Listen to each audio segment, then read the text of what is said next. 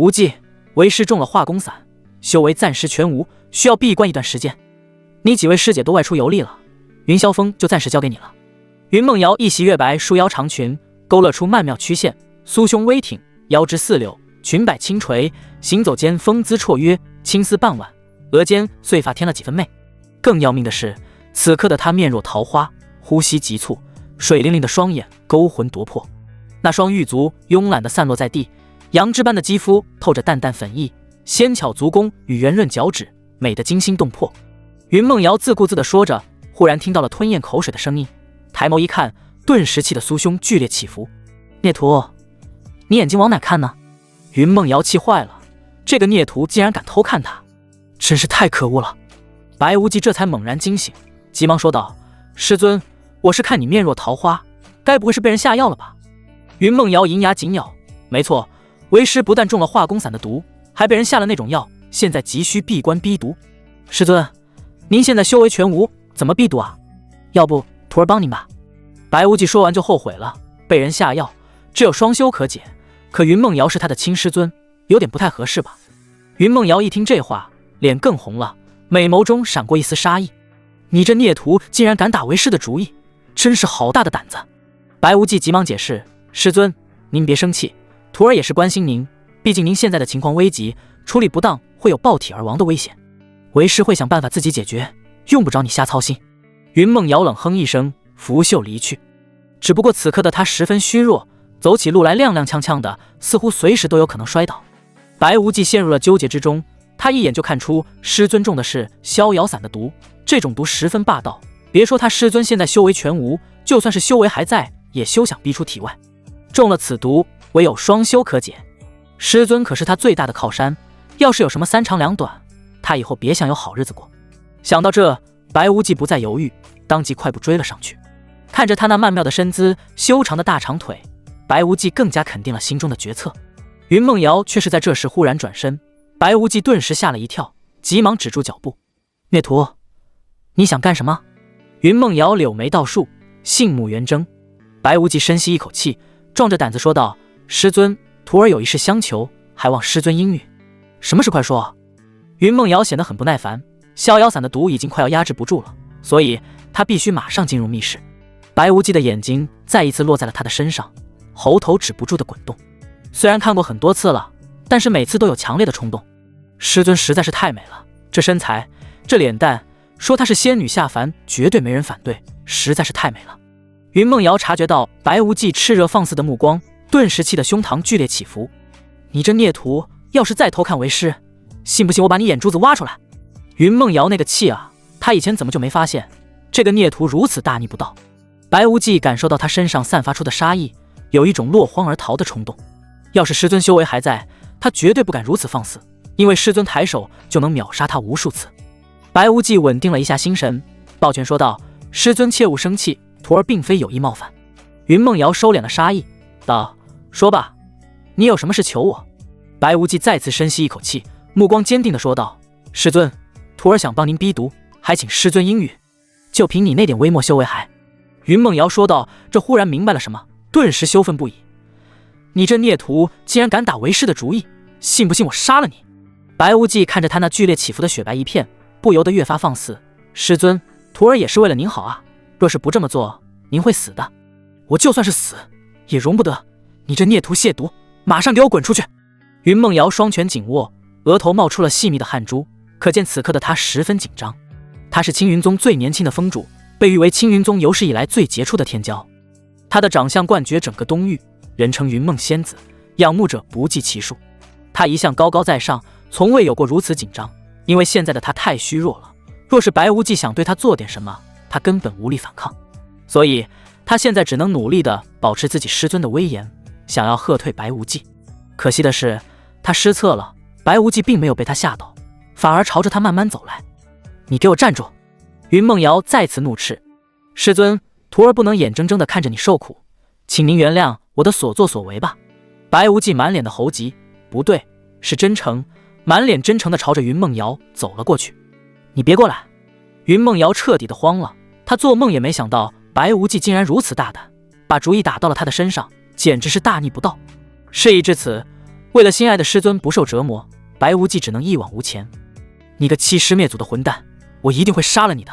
云梦瑶的怒骂声很快就戛然而止，并且睁大了眼睛，满是难以置信。孽徒，你是怎么敢的？我可是你的师尊啊！许久之后，一切才渐渐归于平静。白无忌惊讶地发现，他竟然突破了，从原本的炼气5重提升到了炼气9重，一下子提升了4个小境界。就算是那些天之骄子，想要从炼气5重修炼到炼气9重，起码也得1年半载。而他呢，仅仅只用了2个时辰而已。2个时辰的努力修炼，就抵得上别人1年半载，这种感觉实在是太美妙了。看着还在熟睡的师尊，鼻梁挺翘，小嘴红艳欲滴，恬静的模样当真是可爱极了。看着看着，他就情不自禁地俯身下去。正当他准备吻下去的时候，云梦瑶的睫毛微微颤动了一下，紧接着慢慢睁开了眼睛。白无忌顿时浑身一颤，一股凉气从脚底板直冲天灵盖。啊！云梦瑶刚醒来，就看到近在咫尺白无忌那人畜无害的一张脸，顿时吓了一跳。不久前的记忆如潮水般涌来，这个残酷的事实让他有些难以接受。他保留了几十年的清白之身，就这么没了。不，这不是真的！云梦瑶不愿意相信，但是眼前的景象再加上身体的不适，这一切都在告诉他这不是梦。白无忌，我要杀了你！云梦瑶抬手一掌拍在了白无忌胸口，然而这一掌软绵绵的，更像是抚摸。白无忌一把抓住了他的柔仪，一边把玩一边说道：师尊，您听我给您狡辩，不解释。你给我闭嘴，不准叫我师尊，我没有你这种欺师灭祖的徒弟。云梦瑶将手抽了出来，拉过被子盖在满是痕迹的身子。白无忌一听这话，立马不淡定了。师尊，您说我其实我认了，但是灭族我绝不认，我这么做都是为了救您啊！你给我住口！云梦瑶气愤地说道：你分明就是缠我的身子，还说得这么冠冕堂皇，真是无耻至极！师尊，徒儿说的都是真的，我若是不这么做，您会爆体而亡的。白无忌满脸真诚，他承认自己惦记过师尊，但他这么做最大的目的真的是为了救他。我就算是死也不稀罕你这么救我！云梦瑶咬牙切齿：白无忌，你给我等着，等我恢复修为，第一件事就是杀了你！白无忌顿时脊背发凉，他知道师尊是真的起了杀心，不过他并不后悔这么做，就算是再重来100次也是一样。他是蓝星来的灵魂，穿越到母胎之中，出生没多久就检测出天生废体。3年前他来参加青云门的入门考核，第一个被淘汰。用那些嘲笑他的人的话来说，他就是辣鸡中的辣鸡，一辈子也别想筑基。可是他身负血海深仇，若是不能成为武者，一辈子也别想报仇，所以他长跪不起，试图用真诚感动宗门高层。然而所有人都把他当成一个笑话，对他大骂嘲笑欺凌，最后晕倒在山门前。本以为要去见太奶了，没想到是云梦瑶看他毅力惊人，救了他，并且收他为亲传弟子。可以说没有云梦瑶他早就死了，更不会有今天的成就。所以无论如何他都不能眼睁睁地看着云梦瑶在痛苦中香消玉殒。师尊要杀徒儿，徒儿绝无怨言，不过徒儿看你修为仿佛恢复了一些，应该是刚才的双修起到了作用，不如徒儿再帮帮你吧。白无忌咧嘴笑道：孽徒，你敢！云梦瑶又惊又怒，夺走了他的原因还不够，如今还想没开，欺师灭祖！欺师灭祖啊！师尊，您不是想杀徒儿吗？徒儿这么做也是为了您能早日恢复修为。白无忌说着就抱住了他，云梦瑶顿时浑身酥麻，就像是有一股电流在一遍又一遍地冲刷他的身体。这种陌生又奇特的感觉，竟然让他产生了进一步的期待。该死，我怎么会有期待呢？难道我有受虐倾向？云梦瑶心乱如麻，她之前一心只顾着修炼，连男人的手都没碰过，直到今日她才明白男女之间竟然如此奇妙。可自己是被迫的，而且还是这个孽徒，这怎么可以呢？孽徒，你快住手！云梦瑶想要推开白无忌，但是连他自己都没有意识到，他这点力气估计连猫咪都推不开。白无忌，师尊，请您原谅徒儿，徒儿也是为了您好。混蛋！呜！俗话说一日就是一天，日复一日，时间过得可真快啊！白无忌惊奇地发现，他的修为竟然又有了突破的迹象，已经达到了炼气9重巅峰，只差一点就能筑基了。他师尊其实是太阴之体，男子与其双修，功效应该远不止于此，只能怪他是个天生废材。入门3年，吃了不少丹药，也只是修炼到炼气5重，连外门弟子都比不上。得到师尊的原因，并且日复一日还是未能筑基。白无忌看向了身边的云梦瑶，此刻的他由于修为尽失，又操劳了一日，已经睡着了。恬静的模样当真是可爱极了，让他有一种好好怜惜的冲动。对于师尊，他心中充满了感激，虽说是为了帮他解毒，但他自己也是受益匪浅。亲爱的师尊大人，我知道您现在很恨我，但是我相信日久生情，您迟早也会爱上我的。话虽如此，白无忌心中还是有些担忧的。万一还没等日久生情，师尊就恢复了修为，把他嘎了也不是没有可能。看来我要想办法尽快筑基了，要是到时候情况不妙，就离开宗门闯荡。可是我这废材体质，想要筑基非常困难，不过要是多吃几颗筑基丹，或许还有些机会。白无忌很快就打定了主意，然后他就离开了洞府，乘坐灵鹤来到了主峰。紧接着他就直奔任务堂而去。任务堂就是宗门发布任务的地方，完成任务就可以获得相应的贡献值，而贡献值在宗门之内可是硬通货，可以兑换功法、丹药、法术等等。他身上没几块灵石，想要购买筑基丹就只能接任务了。来到任务堂之后，看着那密密麻麻的任务，他顿感头大。近期流云城出现了一个筑基期采花大盗，击杀采花大盗奖励10贡献值，去万妖林采摘7星花，这些都是最低等的任务，完成任务可以获得5到10几贡献值。然而想要完成这些任务，起码也得筑基修为，否则和找死没区别。白无忌失落地离开了任务堂，接任务这条路是走不通了，看来只能另寻他法了。快点去演武场，圣女要公开招婿了。白无忌正准备回去，却是突然听到这个劲爆消息。对于圣女林若曦，他是只闻其名，未见其人，但是听说长得国色天香，与云梦瑶难分伯仲。而且林若曦能成为圣女，可不是因为容貌，而是她可怕的修炼天赋以及高深的修为，据说其修为比许多长老都厉害。不过圣女一般都是要嫁给圣子的，如今公开招婿是什么鬼？这位师兄，发生什么事了？白无忌拉住一个外门男弟子询问。这名男弟子正急着去演武场，被人拉住很是不爽，刚准备发火，结果看到白无忌身穿亲传弟子的服装，顿时吓了一跳。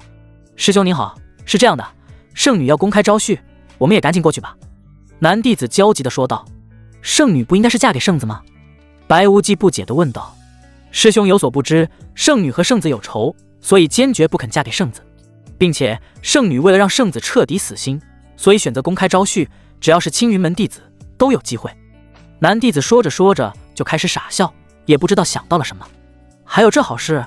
白无忌的眼睛也亮了，他师尊恢复修为就要杀他，很难等到日久生情，要是能成为圣女的夫婿，就算是师尊想要杀他也得顾忌3分。白无忌当即朝着演武场快步走去。林若曦是无数男弟子心目中的女神，她公开招婿的消息传开之后，整个宗门的男弟子都像打了鸡血似的，不到1刻钟的时间，偌大的演武场已经是人满为患。白无忌来到这里之后，一眼就被半空中的一个仙子吸引了。仙子身穿一袭紫色长裙，身姿婀娜，体态轻盈，衣袂飘飘，宛如不食人间烟火的谪仙。她的脸上戴着紫色面纱，让人看不到她的容颜，反而让人有一种一探究竟的冲动。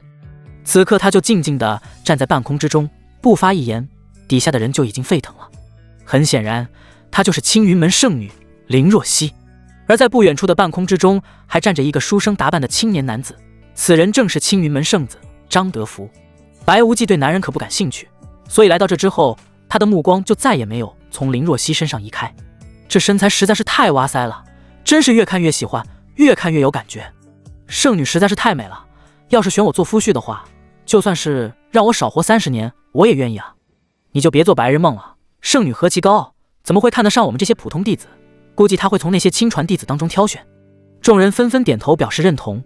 青云门弟子数以万计，共划分5个等级：外门、内门、核心、亲传、圣子、圣女。亲传弟子是仅次于圣子圣女的存在，虽然有些亲传弟子修为不是很高，但是天赋很高，未来成就不可限量。当然了，白无忌这个废材除外。圣女，我劝你还是不要胡闹了。你瞧瞧在场这些人，除了我，还有什么能配得上你？张德福傲气凛然，我就算是随便找一个人嫁了，也不会嫁给你。林若曦冷哼一声，就开始扫视全场，试图找一个看着顺眼的男人。然而他却是失望了，每个人都是那种炽热的眼神，仿佛要把他吃了似的，这让他很是反感。圣女，你选我吧，除了圣子之外，应该没有比我更优秀的了。王腾站到了林若曦面前，他是门主的亲传弟子，是除却圣子和圣女之外最顶尖的弟子之一。王腾，你可真够自恋的，圣子之下当然是我最优秀，你算哪根葱？说话的是一个五短身材的男子，他同样也是门主的亲传弟子，名叫江小白。虽然长得不咋地，但是修为不在王腾之下。王腾立刻火冒三丈，江小白，我劝你有点自知之明，就你这种货色，圣女看了都嫌恶心。你懂个屁！江小白立刻反驳，老子虽然外表一般，但是内在美是你无法体会到的。你有个屁的内在美，满肚子龌龊。两人越吵越激烈，眼看着就要打起来。林若曦不耐烦地吼道，你们两个全都闭嘴，你们哪个我都不选。圣女，除了我们你还能选谁啊？你就选我吧，我一定会对你好的。王腾急了，他惦记林若曦可不是一天两天了，不过之前他只能想想，如今终于有机会了，说什么也要努力争取。江小白也不甘示弱，圣女，你要选我的话，我什么都听你的，就算让我去死，我都不带犹豫的。白无忌听到这话，直接竖起了大拇指，这哥们可真是超级大舔狗，自愧不如啊。原本他还抱有一丝期待的，但是现在他放弃了。他的修为垫底，天赋垫底，长得虽然很帅，但是在修炼界没几个看长相的，所以圣女绝对不可能选他，除非太阳打西边出来。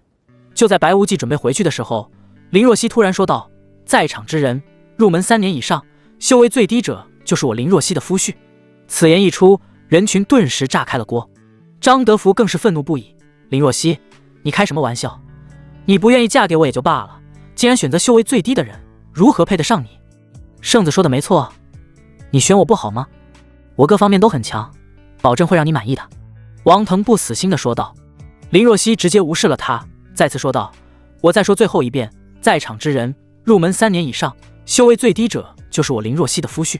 为什么啊？这到底是为什么？在场众人全都想不通。林若曦自然有她的想法，入门3年，修为最低，说明是个十足的废材，这样的人最好控制。我的修为最低，圣女是我的啦！一个内门弟子兴奋的手舞足蹈。之所以是内门弟子，那是因为外门弟子入门3年，若是不能筑基，就得离开宗门，而外门弟子一旦筑基，就会晋升内门弟子。林若曦之所以排除外门弟子，那是因为他知道宗门高层绝不会允许他和外门弟子在一起，而内门弟子勉强说得过去。紧接着又有几十个人站了出来，全部都是筑基初期。张德福看到这乐了，调侃道，圣女，这有几十个人，难道你打算全部当夫婿？那就看谁的年龄最大。林若曦是铁了心选最废的一个人，把张德福的鼻子都气歪了。尽管如此，还是有2个年龄最大的在争吵，因为他们是同一天出生的。林若曦看了一下这2人，长得歪瓜裂枣的，不由得黛眉紧蹙。都别争了，圣女是我的了。白无忌背负双手，昂首阔步，跃众而出。亲传弟子，炼气9重，这怎么可能？还在争吵的2个男弟子看到白无忌后，一下子就傻眼了。人群也在此时炸开了锅。这人是谁啊？亲传弟子怎么才炼气9重？肯定是假的。不对，我想起来了，他是我们青云门千年第一废材白无忌。千年第一废材就是这些人给白无忌的绰号。入门考核是要考核根骨的，根骨分为9品，4品合格，而白无忌却是最差的1品根骨，因此被称为千年第一废材。原来他就是那个靠装可怜被云梦仙子收为亲传弟子的白无忌，怎么把他给忘了？入门3年了，作为亲传弟子竟然还是炼气9重，不愧是千年第一废材。众人嗤之以鼻，但同时又羡慕嫉妒不已，因为他就是最符合圣女条件的人，又怎能不叫人羡慕嫉妒恨？对于众人的鄙夷嘲讽，白无忌早就习惯了。他抬头看向了林若曦，圣女，我入门3年，如今还是炼气9重，没有人比我更低了，不知道你之前说的话还算不算？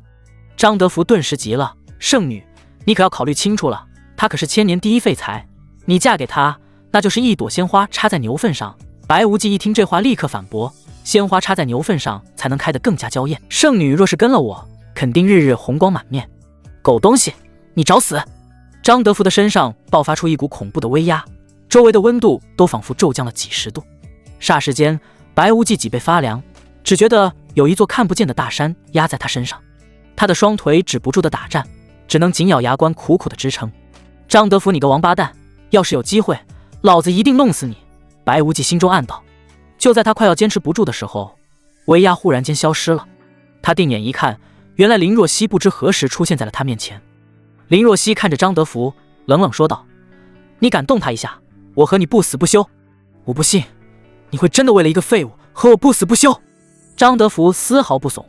林若曦不再搭理他，而是看向全场众人，清冷的声音缓缓而出：“即日起，白无忌就是我林若曦的夫婿，谁想动他，得先问问我林若曦答不答应。”白无忌听着这清脆又霸气的话语，心里那叫一个爽啊！窝囊了这么多年，终于时来运转了，竟然能成为林若曦这种女神的男人，改天非得回去看看，是不是祖坟冒青烟了？林若曦，你玩真的啊？张德福这下是真的急了。他原本以为林若曦这么高傲的女人，公开招婿肯定是开玩笑，但是现在林若曦竟然当众宣布，这下性质就不一样了。修炼界和世俗界不同，无需登记，婚礼可以办也可以不办，只需一句话便可结为道侣。而林若曦这话就是在向众人宣布，她要和白无忌结为道侣。当然是真的，我林若曦从不开玩笑。林若曦霸气十足，然后看着白无忌说道：“跟我回去吧。”好。白无忌那个激动啊，刚在师尊那里体会到什么是真男人，如今又能和圣女体验一番，就算是少活2天他也愿意啊。林若曦当即腾空而起：“等等我，带我一起飞啊！”白无忌焦急地喊道。筑基之前是无法飞行的。林若曦停在了半空之中，紧接着伸手一指，一根紫色绸带如同蛟龙一般飞出，一头在白无忌腰上缠了几圈。下一秒钟，白无忌就被绸带带着飞了起来，来到林若曦身边后，后者抓住他的肩膀，然后朝着远方山峰飞去。圣子，我们现在该怎么办？狗腿子陆明小心翼翼地问道。啪！老子怎么知道怎么办？张德福气的给了他一个响亮的大逼兜。多好的一颗大白菜就要被猪拱了，真是令人惋惜啊！有人痛心疾首。张德福听到这话，气得牙齿都快咬碎了。陆明急忙安慰：“圣子您无需担心，圣女武道双修，肉身强悍，就白无忌那个废材都还没筑基，就算是圣女同意，他都突破不了那层屏障。”去你妈的！张德福抬手又给了他一巴掌，杀气腾腾地说道：“她是老子的女人，别的男人就算是碰碰都不行。圣子您说的对，是我说错话了，圣女肯定不会让那废物碰的，找他做夫婿，无非是找个挡箭牌罢了。”陆明满脸谄媚。张德福这才消了点气，眼神阴霾道：“就算是这样，但名义上他还是给老子戴绿帽子了，看来本圣子要使用点非常手段了。圣子，您该不会是想霸王硬上弓吧？”陆明大胆猜测。老子倒是想，但是那小贱人的修为不在我之下，所以只能用点特殊手段。张德福拿出一个小瓶子递给陆明：“你去一趟神女峰，将这东西偷偷倒入灵泉之眼中。”陆明面色大变：“圣子饶命啊！这要是被圣女发现的话，她肯定会杀了我的。你要是不去，老子现在就杀了你！”张德福恶狠狠说道。陆明吓得脸都白了，只能无奈答应。神女峰就是历任圣女修行的山峰，这里山清水秀，景色宜人，飞泉流瀑，林壑长鸣，惊起一片松涛，实乃人间仙境。洞府之中，灵气氤氲。林若曦端坐于蒲团之上，看着眼前的白无忌说道：“这里就是我修行的洞府，除了我闭关的密室，其他地方你可以随意使用。那我们的卧室在哪？”白无忌很激动，若是得到林若曦的原因，说不定就能筑基成功。更何况林若曦还是一个绝色美人，能和她滚床单本身就是一件美事。没有卧室？什么？连卧室都没有？平时你都不睡觉的吗？白无忌问道。打坐即可，何须睡觉？林若曦淡淡说道。白无忌彻底服了，虽然修炼者可以打坐代替睡觉，但是睡觉可是一种享受啊。更关键的是，没有卧室该怎么洞房呢？难道在地上？好像也不是不行。若曦，我可以这么叫你吗？白无忌试探着问道。可以。林若曦惜字如金。若曦啊，你看这时候也不早了，我们是不是该休息了？白无忌搓着手，心里直痒痒。我还要修炼，你要是想休息就自己找地方，或者你也可以回你原本的地方。林若曦道。这怎么能行呢？今天可是我们结成道侣的日子，必须要一起休息才行。既然没有卧室，那我们就在这里洞房吧。白无忌说着就走向了林若曦，看着她那曼妙的身姿，凝脂般的肌肤，他就迫不及待地想要一亲芳泽了。白无忌来到林若曦面前，就伸手想要抱住她。其实一开始他还是有些顾忌的，但是看到林若曦从始至终都没说什么，以为他是默许了，所以也就大胆了许多。就在他的手即将碰到林若曦的刹那，林若曦的身上忽然爆发出一片刺目的紫光。轰！白无忌还没来得及反应，就被这股紫光弹开了，胸口隐隐作痛。林若曦，你想谋杀亲夫啊？白无忌大声质问。林若曦抬眸看向了他，说道：看来我有必要和你说清楚，虽然我们结成了道侣，但只是名义上的，你不要有什么非分之想。林若曦，就算我见色起意，你也不用下这么重的手吧，我好歹也是你名义上的夫君啊。白无忌揉着胸口说道。林若曦无视了白无忌的话，接着之前的话说道：我知道这对你很不公平，不过我可以在别的方面补偿你。谁稀罕你的补偿？用不着。白无忌满脸不屑，不过说完他就后悔了，他现在急需筑基丹，这么好的机会不应该错过啊。林若曦黛眉微蹙，看着白无忌道：你入门3年都才炼气9重，寿元不过100年，以你的资质，此生都筑基无望，你我还是各自安好为宜。这话分明是在说他是废物，尽管这是不争的事实，心里还是很不舒服。不过修炼界实力为尊，林若曦的修为远远在他之上，也只能忍了。不过他坚信自己只要够努力，迟早有一天会成为强者的，未来某一天一定把他按在地上狠狠地收拾。林若曦似乎看穿了白无忌的心思，露出一抹讽刺的笑容。也别说我不给你机会，若是你能在1个月内筑基，并且在新人大比上获得魁首，我就和你做一对真正的道侣。1个月，白无忌顿时没了底气，他现在一穷二白，连筑基丹都买不起，别说1个月，就算是1年，他也没把握。怎么，你不敢了？林若曦露出一抹讽刺的笑容。谁说我不敢了？1个月就1个月，你就等着我宠幸你吧。白无忌知道他是激将法，但是说到这个份上了，他要是不答应，那就太怂了。反正输了也没什么损失，要是万一赢了，那可就赚大了。白无忌走到一边盘膝坐下修炼，这里的灵气比起云霄峰也是不遑多让，而且由于是核心位置，比起他之前修炼的地方好许多。可惜他现在已经是炼气巅峰了，不筑基根本无法吸收更多的灵气了，于是就靠在石壁上睡觉了。也不知道过了多久，白无忌从燥热中醒来，他感觉心里直痒痒，有一种迫切翻身上马的冲动。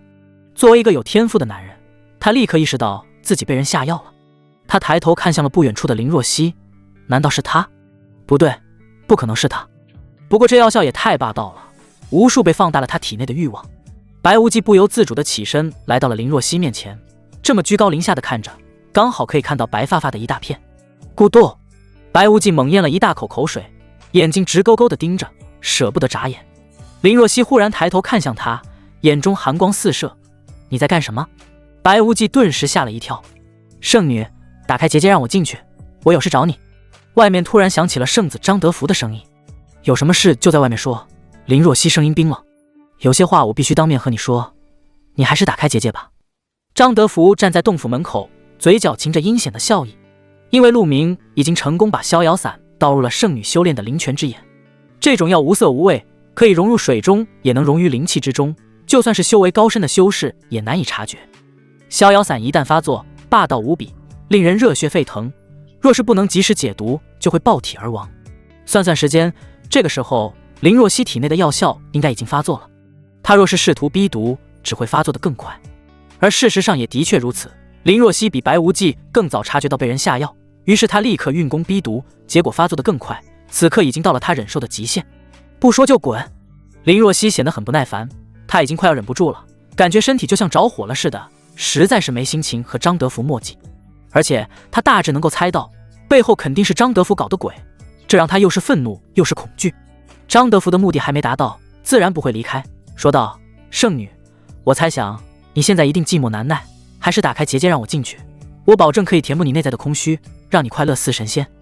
无耻，你给我滚！林若曦气得破口大骂，同时双拳紧握，努力地克制体内那股冲动。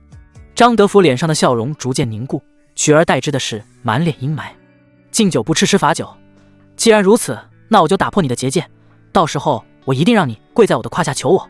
话落，张德福就猛然一拳打在了结界上，只听轰的一声巨响，紫色结界光芒大放，完全挡下了这可怕的一击，还挺结实的。张德福甩了甩手，紧接着取出一把寒光闪烁的长剑，给我破！张德福大吼一声，全身真气疯狂地涌入长剑之中，长剑顿时光芒万丈，然后狠狠地轰击在结界上面。轰！伴随着一道巨大的轰鸣声，结界剧烈晃动，似乎随时都有可能破碎。洞府之中的林若曦看到这一幕之后，急忙咬破手指，然后在空中写了一个神秘符文，紧接着符文打入结界之中，原本即将破碎的结界顿时稳定下来。张德福不死心，继续加大攻击力，然而结界经过神秘符文加持之后，防御力大大提升。尽管张德福的攻击更加猛烈，也仅仅只是让结界溅起一层层涟漪。张德福气的鼻子都歪了，他要都下了，这要是进不去，可就便宜白无忌那家伙了。此时洞府之中，白无忌看到结界稳定下来，不由得长长的松了一口气，紧接着他就再次看向了林若曦。那曼妙的身姿，白里透红的肌肤，每一处都散发着致命的诱惑，再加上药物的作用，他哪里忍得住啊，直接扑了上去。你滚开！林若曦虽然已经很渴了，但还保留最后一丝的理智，一掌拍飞了白无忌。林若曦虽然因为药物影响，这一掌力道不大，但是对于白无忌这个还没筑基的小虾米来说，无异于暴击。只听砰的一声，狠狠地撞在了石壁上，白无忌落在地上就喷出一大口鲜血。林若曦，你要谋杀亲夫啊！白无忌愤怒不已，虽然他现在知道了不是林若曦下的药，但也是因他而起，他也是受害者。更何况已经结为道侣，还下这么重的手，差点要了他的老命。看为夫怎么收拾你！白无忌擦掉嘴角的血液，就再次扑向了林若曦。其实他也知道这么做很危险，要是林若曦再给他两下，非要他的命不可。不过他也受到了药物影响，急需发泄，否则也是爆体而亡的下场。这一次他成功扑到了林若曦身上，那叫一个软。滚开，别碰我！林若曦已经被药物迷失了神智，想要推开白无忌，但是由于身体受到药物驱使，非但没有推开，反而将他抱在了怀里。林若曦的洞府结界并不隔音，张德福听到里面的声音，脑海中已经有了画面，顿时火冒三丈。白无忌，你个王八蛋，你竟敢玩老子的女人，老子要将你千刀万剐，碎尸万段！此刻的白无忌已经听不到外界的声音了，就算是听到了，也不会放在心上。此时此刻，他已经化身成了野兽，只想攻城略地。然而让他万万没想到的是，一道屏障断绝了他所有的念头。林若曦是武道双修，防御力惊人，他的防御又岂是白无忌这种还未筑基的小虾米可以破开的？要是平日里他也就放弃了，但是如今受到药物影响，不可能半途而废。许久之后，大军压境，也未能攻破城门，并且溃不成军。好在逍遥散的毒也散去了，白无忌也逐渐恢复了清醒。白无忌啊，白无忌，你可真是个废物！回想起刚才的事情，他就汗颜无地，恨不得找个地缝钻进去。太丢人了，男人的脸算是被他丢尽了。看着林若曦如同原始人一般躺在那里，当真是诱人无比。但是白无忌却发现他的情况很不对劲，浑身通红发烫，血管高高鼓起，仿佛要爆开似的。这显然是发烧了，而且烧得非常严重。白无忌自然明白发烧的可怕之处，若是不能及时处理，肯定会危及生命。虽然这小娘们刚才想谋杀亲夫，但毕竟是他老婆，不能不管。只不过正常方法是行不通了，只能使用权宜之计。洞府外面，张德福还是没有离开，听着里面林若曦那痛苦哀嚎的声音，气得他肺都快炸了。这原本该给林若曦治病的人应该是他才对，没想到竹篮打水一场空，反倒是给白无忌做了嫁衣。他恨啊，白无忌，我一定会让你死得很惨很惨，我发誓。张德福发下誓言之后，就愤然离去了。他要是再留在这，真的会被气炸的。洞府之中，林若曦在白无忌的帮助之下，终于转危为安，不久之后就彻底康复了。啊！林若曦恢复清醒之后，顿时发出一声刺耳的尖叫。她急忙捡起地上的衣服盖在身上，然后愤怒地看着白无忌：“你竟敢亵渎我，我要杀你！”白无忌顿时感觉到了一阵刺骨的寒意，吓得他急忙后退。林若曦，我可是为了救你，你不敢接也就罢了，竟然还想杀我，真是个白眼狼！白无忌义正言辞，慷慨激昂，但是心里却是慌的一批。以林若曦的修为，一根手指头就能捏死他。他也想逃跑，但是洞口的结界只有林若曦才能打开，所以他现在只能摆出一副大义凛然的样子。就算是为了救我，但也不是你亵渎我的理由。林若曦咬牙切齿，缓缓举起纤纤玉手，掌心之中出现了一个恐怖的紫色能量球。白无忌面色微变，这下要是给他，肯定要去见太奶。林若曦，你别忘了，我可是你的夫君，就算我对你做点什么，那也是天经地义的。当然了，如果你非要谋杀亲夫，那你就动手吧。我要是皱一下眉头，就不是你林若曦的男人。白无忌慷慨激昂，一副大义凛然的模样。实际上，他背在身后的手都冒汗了。林若曦看到他如此姿态，一时间也被镇住了。这个世界遵循的是嫁鸡随鸡，女子出嫁从夫，以夫为天。尽管白无忌非常弱小，但毕竟是他名义上的夫君了，刚才又差点有了夫妻之实。他的杀意逐渐消退，掌心的能量球也随之消失。白无忌长长的松了一口气，刚才他仿佛都看到太奶了。你转过去，我要穿衣服。林若曦声音轻柔，脸颊绯红，满是新媳妇姿态。白无忌看到他这副姿态，顿时猛咽口水。刚才意识不清的时候，就已经摘掉了他的面纱。林若曦比他想象当中的还要漂亮，堪称是国色天香，倾国倾城。就算是与云梦瑶相比，也是毫不逊色。不过他们两个还是很有区别的，云梦瑶成熟妩媚，御姐风，而林若曦清纯可人，犹如邻家少女。这两种都是他喜欢的菜。云梦瑶那只天鹅肉他已经吃到了，可林若曦这只孔雀，他吃到嘴里竟然嚼不烂，真是可气。你看够了没有？林若曦嗔怒道。没有，看一辈子都看不够。白无忌再次咽了口水，他很想将他扑倒，以震夫纲，可是一想到自己根本破不了他的防，只能无奈地叹口气。油嘴滑舌，快点转过去！林若曦嗔怒道。白无忌本想说又不是没看过，但是想了想，还是算了。饭要一口一口的吃，路要一点一点的通，过犹不及。在林若曦穿好衣服之后，白无忌就告辞离开了。他和林若曦还有赌约呢，1个月筑基，并且取得新人大比冠军。虽然希望渺茫，但他还是想争取一下，万一走了狗屎运呢？但是离开神女峰后，他又不知道该去哪了。就在这时，他忽然感觉一阵毛骨悚然，这种感觉就好像是被什么可怕的东西盯上了。他瞬间直冒冷汗，缓缓地回头，下一秒钟他就睁大眼睛，眼中充满了恐惧。圣子，你走路怎么没声音啊？白无忌不由得胆战心惊。之前在洞府里的时候，张德福可是恨不得把他千刀万剐，如今逮到了他，肯定不会轻饶了他的。难道我今天真的要去见太奶了吗？张德福露出一抹微笑，但是这笑容却是让人毛骨悚然。爽吗？爽！白无忌满脸的陶醉，虽然半途而废了，但还是很美妙的。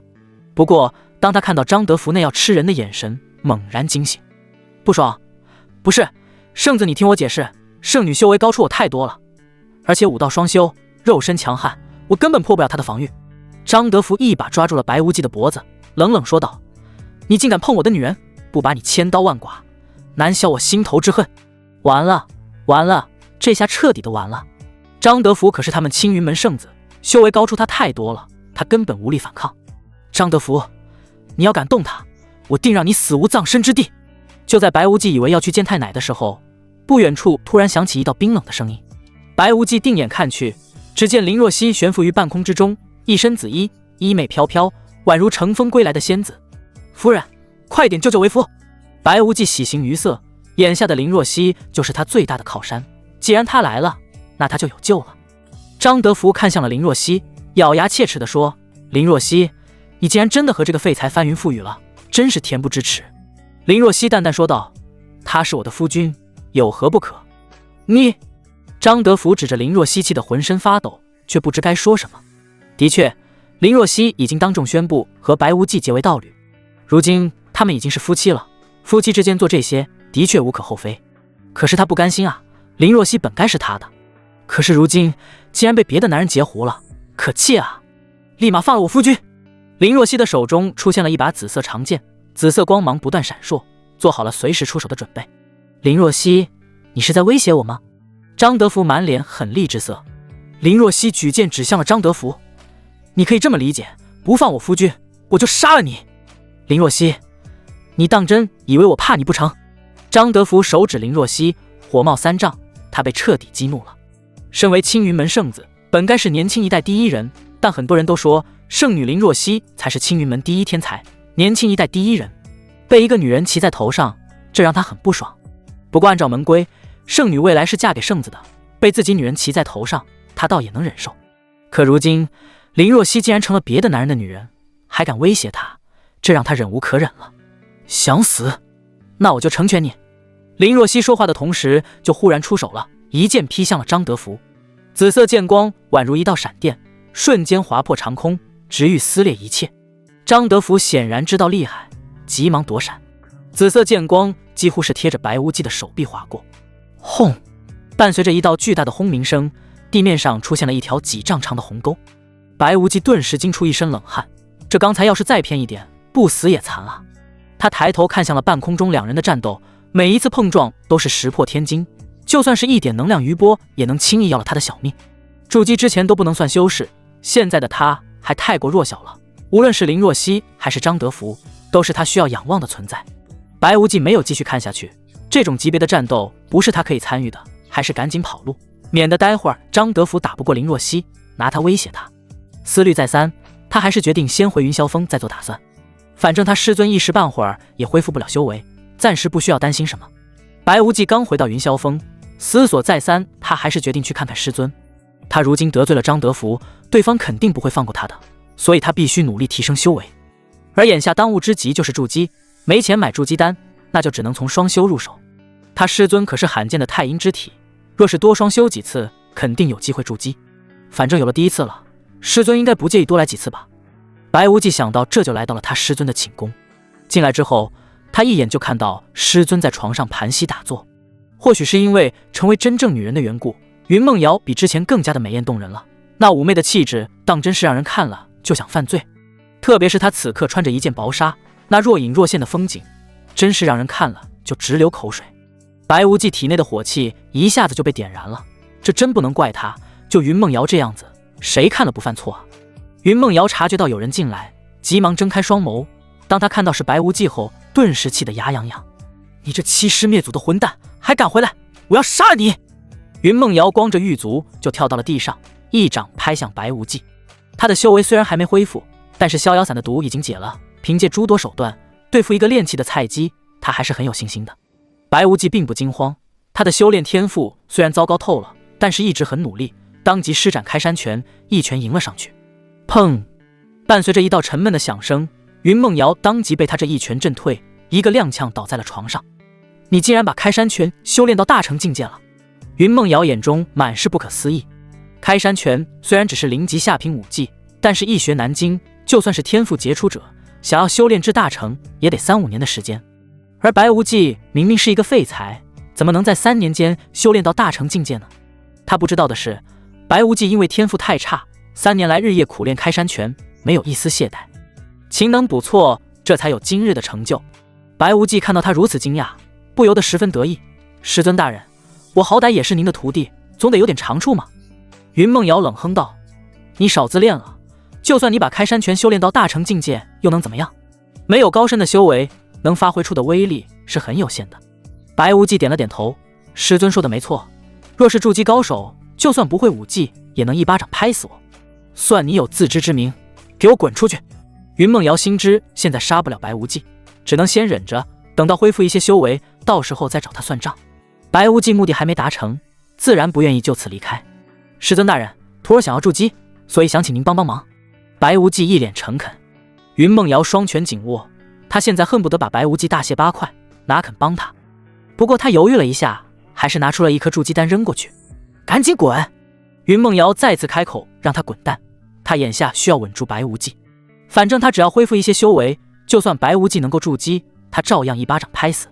更何况就凭白无忌这废材，有了筑基丹也是白费。白无忌自然也知道这些，于是笑眯眯地说道：师尊，徒儿天资不佳，光有筑基丹怕是不够，所以还请师尊帮人帮到底。白无忌说着就坐在了床上，拉住了他的柔仪。你放开我！云梦瑶又惊又怒，想要挣脱，但是白无忌抓得很紧。你这孽徒，我已经把筑基丹给你了，你还想怎么样？徒儿天资太差，需要师尊您贴身指导才行。白无忌说着就将他按倒在了床上。孽徒，你快点放开我！你要是再敢碰我，我一定……为什么我还是不能筑基？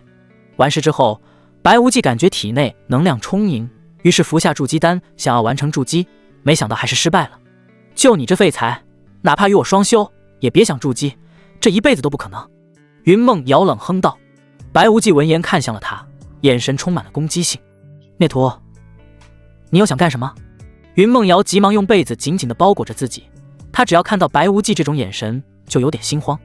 白无忌露出一抹坏笑：“师尊，我还是不想放弃，既然一次不行，那就多来几次，只要有恒心，铁杵磨成针。”“什么？这孽徒还想来？你刚才不是刚刚来过吗？也不怕累死？”云梦瑶又羞又恼：“什么刚才？那分明是昨天。”白无忌纠正道。云梦瑶听了直翻白眼，的确是昨天，可一次就是1日啊。白无忌掀开被子就压了上去。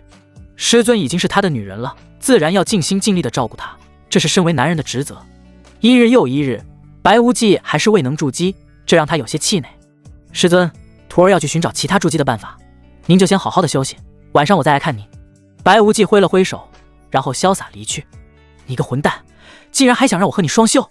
等我恢复修为，一定杀了你！”云梦瑶气得咬牙切齿，却又无可奈何。他中的是化功散的毒，想要恢复修为，绝非易事。在此之前，除了忍没有别的办法。月夜星稀，白无忌躺在山巅，仰望星空，深切地感受到了自己的渺小。与师尊2次双修，还吃了1颗筑基丹，都没能筑基，自己这体质真是废到家了。和圣女的赌约也算是彻底没希望了。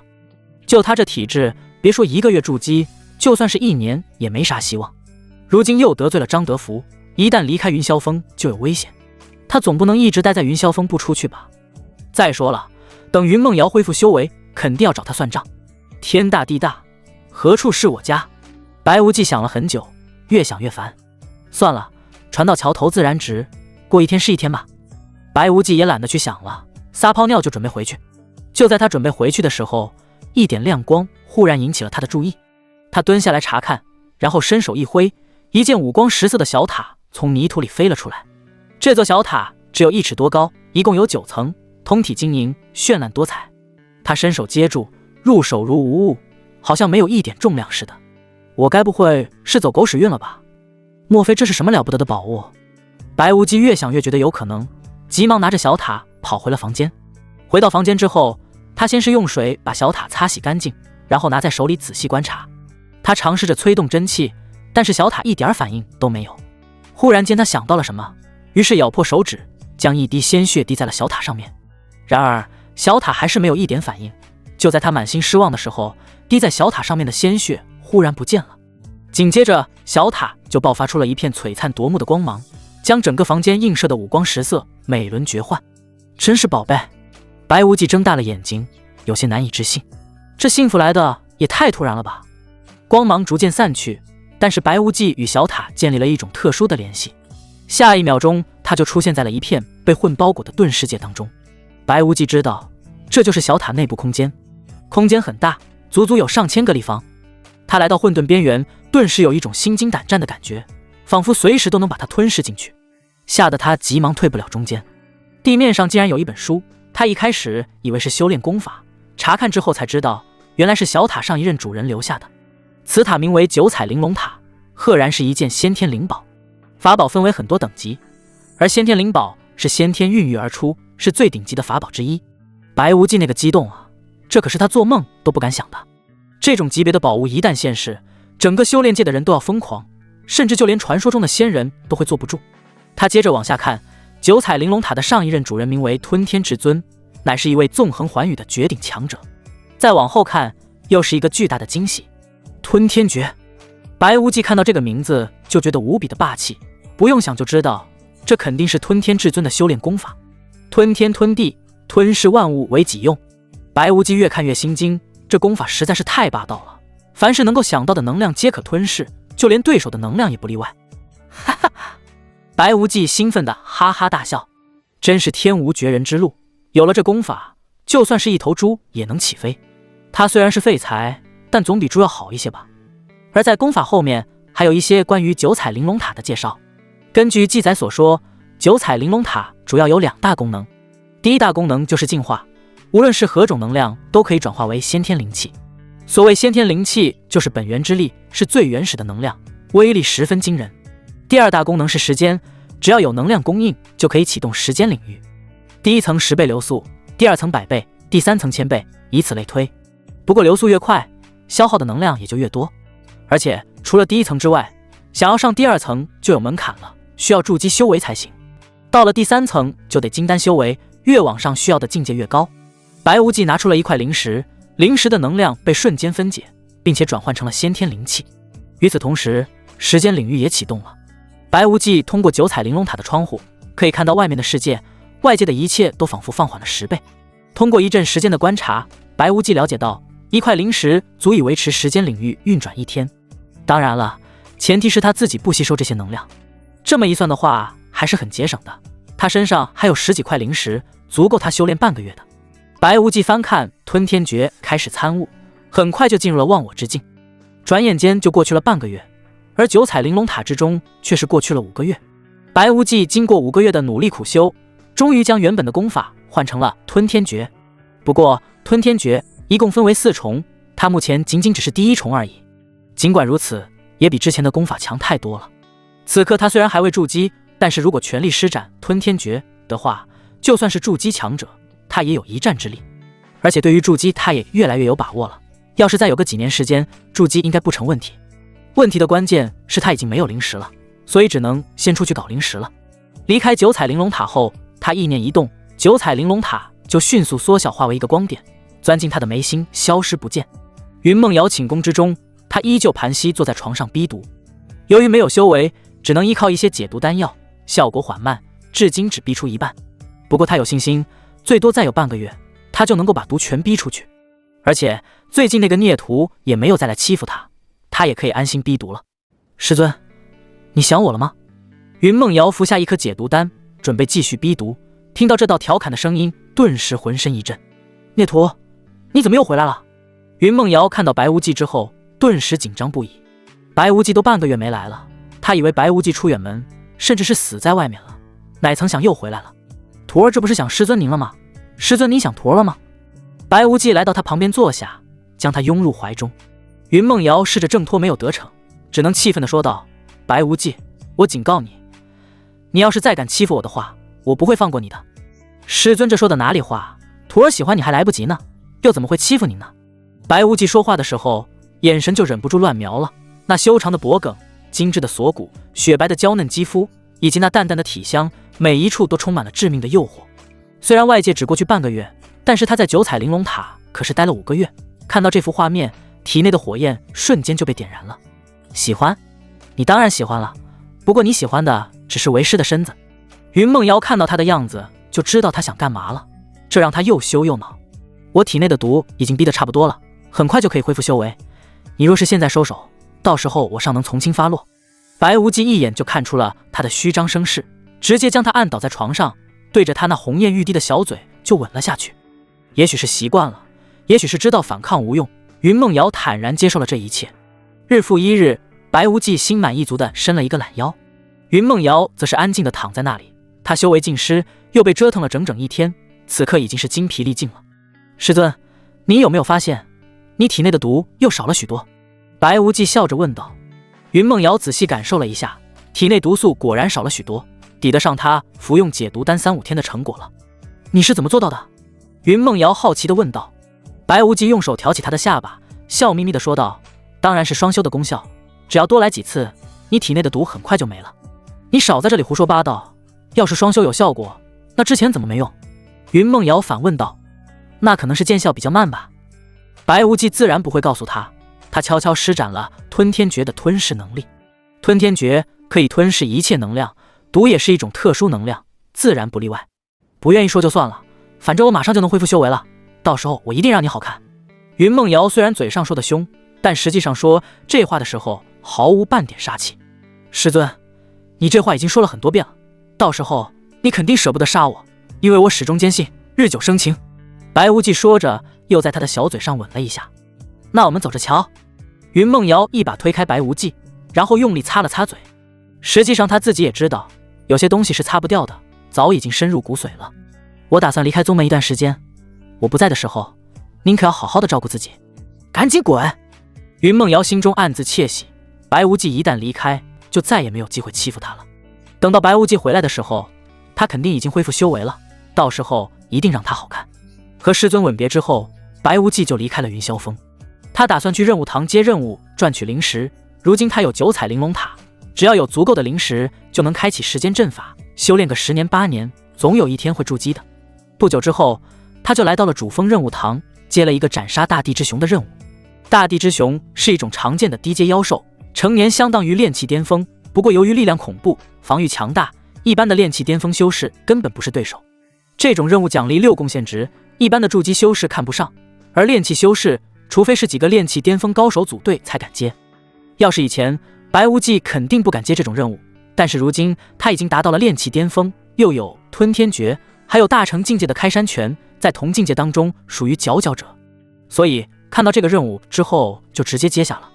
不少人对他指指点点，说他废物，癞蛤蟆吃天鹅肉，不知死活之类的。白无忌也懒得搭理他们，领了任务之后就走。师兄请留步。白无忌刚离开任务堂，就有一个女弟子拦住了他的去路。有事？白无忌问道。师兄，我想请你帮我一个忙，可以吗？女弟子楚楚可怜地说道。什么忙？白无忌淡淡地问道。我在万妖林发现了一株通灵草，但是通灵草附近有一头强大的妖兽，你能帮帮我吗？女弟子眼巴巴地看着白无忌，我见犹怜。你还是去找其他人吧，我这点实力帮不上你什么忙。白无忌婉言拒绝，他可不想自找麻烦。师兄，求求你了，通灵草对我很重要，只要你帮我拿到通灵草，我一定会好好感激你的，好不好吗？女弟子抓着白无忌的衣袖撒娇，再配合他那甜美的长相，当真是可爱极了。那你想怎么感激我？白无忌开门见山地问道。如果有足够的好处，他倒是可以考虑一下，反正他接的任务也是去万妖林。你要是能帮我拿到通灵草，让我做什么都可以，就算是你想要我，也不是不可以。谢玉低着头，满脸娇羞。白无忌不得不承认，他心动了。谢玉虽然长相不及云梦瑶和林若曦，但是身材还是很棒的，特别是那高耸的雪峰，看着就让人直流口水。最关键的是，吞天诀当中记载的双修之法很奇妙，在云梦瑶那里已经做过验证了，效果出奇的好。他想试试，换一个女人会不会有意想不到的效果。那头妖兽实力如何？白无忌谨慎地问道。谢玉看到白无忌松动了，顿时激动不已。师兄你就放心吧，我还找了几个同乡帮忙，再加上师兄你，绝对万无一失。白无忌点了点头，既然如此，那好吧，但是别忘了你答应我的事情，否则可别怪我翻脸无情。师兄尽管放心，我说一不二，答应你的事情绝对不会反悔。谢玉信誓旦旦地保证道。在山门外汇合了另外几人，然后几人就乘坐灵鹤朝着万妖林的方向飞去。通过交谈，白无忌了解到，瘦高男子名叫谢继飞，矮个男子名叫谢灵，还有一个尖嘴猴腮的叫谢磊，女子名叫谢玉。几人都是一个村子里出来的，如今都是内门弟子，筑基初期修为。万妖林距离宗门有几千里，几人直到第2天才到。万妖林广袤无边，到处都是参天大树，一眼望不到尽头。里面生活着各种各样的妖兽，越是往里，妖兽也就越厉害。传说在万妖林深处还有恐怖的妖王，那可是堪比人类大能的可怕存在。每天都有很多人进入万妖林，有的是为了猎杀妖兽，有的是为了寻找灵药。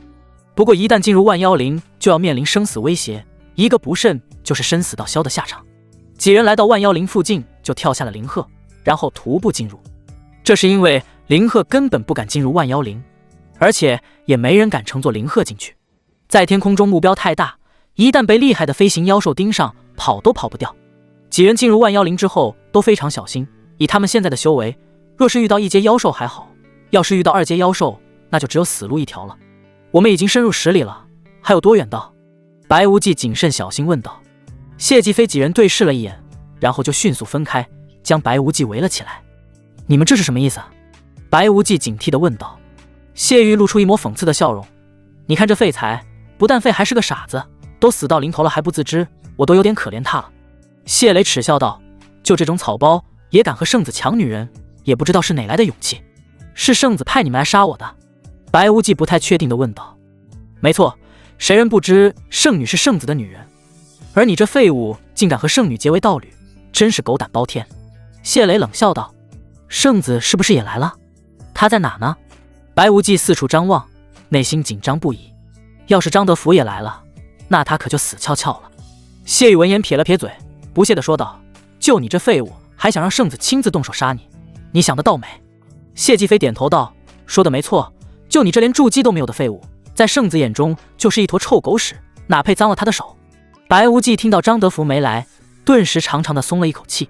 小子，你该不以为圣子没来，我们就杀不了你吧？谢继飞调侃道。难道不是吗？白无忌不答反问。只要张德福没来，他就没什么好怕的。当然了，4个筑基高手也不容小觑，以他目前的修为，对付一个还行，同时对付4个估计还不是对手。但如果他想走的话，就凭这几人还拦不住他。你小子脑子没泡吧？谢继飞嗤笑道。你一个连筑基都没有的废物，而我们4个都是筑基修为，随便一个都能虐你千百遍。我可是炼气巅峰，筑基修士当真这么厉害吗？白无忌故作惊讶地问道。你可真是无知。谢继飞鄙夷地说道。莫说你一个炼气巅峰，就算是3、5个，在筑基修士面前也是土鸡瓦狗，覆手可灭。既然你们这么厉害，能不能让我先出手？白无忌试探着问道。让你先出手又有何妨？我就站在这不动，你也破不了我的防御。谢继飞傲气凌然。炼气巅峰距离筑基虽然只有一步之遥，两者却有天壤之别。如果说筑基修士是成年人，那炼气巅峰就是小学生。白无忌要是真敢全力对他出手，非但破不了他的防，反而会把自己震个半死。那我可要出手了，你可不能躲。白无忌左脚向前半步，举起右手，摆好攻击的架势。赶紧放马过来吧，我绝对不会躲的。谢继飞张开怀抱，肆无忌惮的嘲笑。在他眼中，白无忌就是一个跳梁小丑，杀他之前就好好戏耍他一番。谢磊、谢玉和谢灵几人也没阻止，他们也不介意找点乐子。白无忌的嘴角微微上扬，紧接着他就猛然一步上前，狠狠的一掌拍在了谢继飞的胸口。白无忌改修功法之后，这一掌的力道都快接近筑基修士了。只听砰的一声巨响，谢继飞当场被轰飞出去，还未落地便喷出一大口鲜血。继飞几人大吃一惊。小子，你找死！谢磊大怒一声，就祭出飞剑，伸手一指，飞剑顿时如闪电一般朝着白无忌击射而去。白无忌纵身一跃，避开这一击，然后就朝着秘密深处跑去。快追，别让他跑了！几人当即朝着白无忌追去。谢玉看着重伤的谢继飞，眼中满是心疼。继飞哥哥，你怎么样了？我没事，你不用管我，你快去追那小子，千万别让他跑了。谢继飞咬牙切齿道。继飞哥哥你放心，我一定生擒了他带过来给你出气。谢玉说完也朝着白无忌逃跑的方向追去。而白无忌修炼的是流光步，这是一门0级下品身法，武技等级繁级，0级神通、大神通、无上神通。一般的内门弟子顶多修炼繁级武技，而白无忌身为真传弟子，才能修炼0级武技。虽然他修为低，但是他修炼刻苦，流光步也修炼到大成境界了，很快就将身后的人甩掉了。不过逃跑可不是他的性格，于是他就绕了一个圈，再次回到了之前的地方。果不其然，谢继飞还待在原地，正在盘膝打坐疗伤。白无忌当即露出一抹冷笑，然后就大步走了过去。谢继飞猛然惊醒，当他看到白无忌之后，顿时又惊又怒。小子，你真是狗胆包天，竟然还敢回来！那几个傻帽都被我引走了，我为何不敢回来？白无忌反问道。你想杀我？谢继飞问道。你还不笨？白无忌夸赞道。谢继飞笑了，笑容里充满了讽刺。我承认之前小觑了你，但那是我没有防备才被你打伤，如今我有了防备，尽快受伤了，杀你也犹如土狗。白无忌摆了摆手指，你说错了，是我杀你如土狗，受死吧！白无忌说着就一拳轰了过去。找死！谢继飞低吼一声，然后一拳迎了上去。砰！伴随着一道巨大的撞击声，白无忌站在原地纹丝不动，而谢继飞却如遭雷击，仰面吐血倒飞出去。砰！谢继飞倒飞出去几米远，将地面砸出一个大坑。噗！谢继飞再次喷出一大口鲜血，眼中满是骇然之色。怎么可能？你的实力怎么会这么强？谢继飞眼中满是难以置信。白无忌明明只是炼气巅峰，但是展现出来的实力与筑基修士相比也是不遑多让。白无忌也懒得解释，冷笑着一步步上前。谢继飞顿时吓得面无血色。白无忌，你不能杀我，杀害同门可是要受到门规处置的。这荒郊野岭的，把你杀了，有谁会知道？白无忌丝毫不惧。谢磊、谢玉他们正在到处找你，我若是出事了，他们第一个就会怀疑你。识相的话，你就赶紧跑路，我可以既往不咎。谢继飞色厉内荏，试图吓跑白无忌，但是他显然小看了白无忌的胆量，他连师尊都敢睡，又岂会被吓到？我可是真传弟子，我师尊是云梦仙子，别说没证据，就算有证据又如何？白无忌说话间就抓住了他的脖子。谢继飞眼中充满了死亡的恐惧。白无忌，我可是圣子的人，你杀我就是和圣子过不去，后果你承担得起吗？傻逼！他已经把张德福得罪了，还用张德福来威胁他，真是可笑至极。不等谢继飞再次开口，他就施展吞天诀，手心之中爆发出一股强大的吸力。谢继飞眼中充满了震惊与恐惧，他感觉到自己体内的能量正在迅速流逝，可是他什么也做不了，无法阻止。仅仅只是片刻功夫，白无忌就将谢继飞体内的能量全部吸干净了。正常情况下，吞天诀只能吞噬修为比自己低的人，但谢继飞受了重伤，所以才能吞噬。尽管如此，这股能量还是非常庞大，白无忌感觉自己要被撑爆了似的。他急忙收走谢继飞身上的灵石和法宝，然后迅速进入密林深处，找了一个茂密的大树跳上去。紧接着他取出了九彩玲珑塔，然后意念一动进入其中。紧接着他就将体内多余的能量释放到九彩玲珑塔之中，然后就自动转换成了先天灵气。时间结界自动开启，直到这个时候，白无忌才稍微松了一口气。九彩玲珑塔有隐秘气息的作用，谢磊那些人想要找到它，难如登天。如今能量充足，白无忌决定奢侈一把，直接吸收先天灵气修炼。先天灵气是最为纯净的能量，可以直接吸收，无需炼化。如此一来，修炼速度提升了10倍不止，再加上时间结界，外面1天，它就相当于之前修炼100多天的效果。而且由于先天灵气没有杂质，筑基也相对容易许多。转眼间就是半个月过去了，白无忌先后3次尝试筑基都以失败告终。不过他并不气馁，先天灵气还有很多，足够他再修炼1个月，他坚信自己一定可以成功。白无忌盘膝坐在九彩玲珑塔内，周身环绕的先天灵气如白雾般蒸腾。前3次筑基失败的经脉刺痛尚未消退，他深吸一口气，再次引导那股磅礴能量冲击丹田壁垒。这次他摒弃了蛮力冲撞，而是将吞天诀运转到极致，让先天灵气如细流般渗透进壁垒缝隙。丹田处传来如裂帛般的脆响，细密的裂痕在壁垒上蔓延，剧痛让他额角青筋暴起，汗水浸透衣袍。就是现在！他猛地睁眼，双手结出筑基印诀，那些裂痕突然炸开，汹涌的灵气瞬间涌入丹田，灵气越聚越多，随后开始液化。不多时，丹田之中就汇聚出了一片灵力海洋，散发出的气息比之前强盛数倍。白无忌缓缓收功，感受着体内奔腾的筑基期灵力，嘴角扬起笑意。谢磊、谢林、谢玉，你们找了我这么长时间，是时候给你们一个惊喜了。虽然他在九彩玲珑塔里修炼了将近20天，外界也就2天不到。谢磊几人几次从附近经过，所以白无忌知道他们几个还在到处找他，这样也好，刚好可以把他们解决了。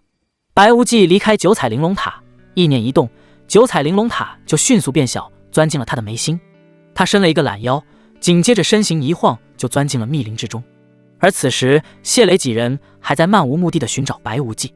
张德福可是给他们下了死命令，要是不能把白无忌的人头带回去，肯定饶不了他们。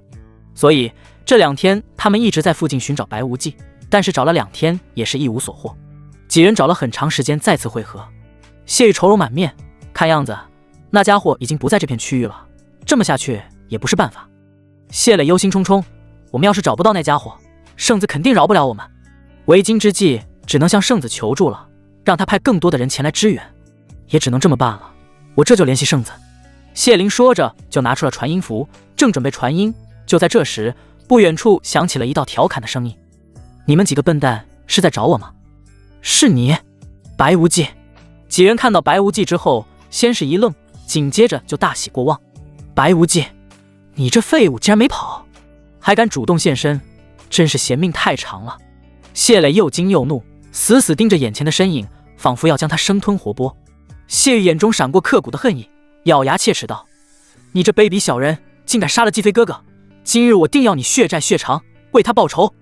白无忌掸了掸衣袍上的尘土，嘴角噙着若有若无的笑意。报仇？就凭你们几个？方才被我耍得团团转，现在还有脸说这话？找死！谢灵怒喝一声，手中长刀骤然出鞘，带着凌厉的劲风劈向白无忌。他早已被怒火冲昏头脑，根本没把这个炼气巅峰放在眼里。小心，这小子有点邪门。谢磊见状心头一跳，急忙出声提醒。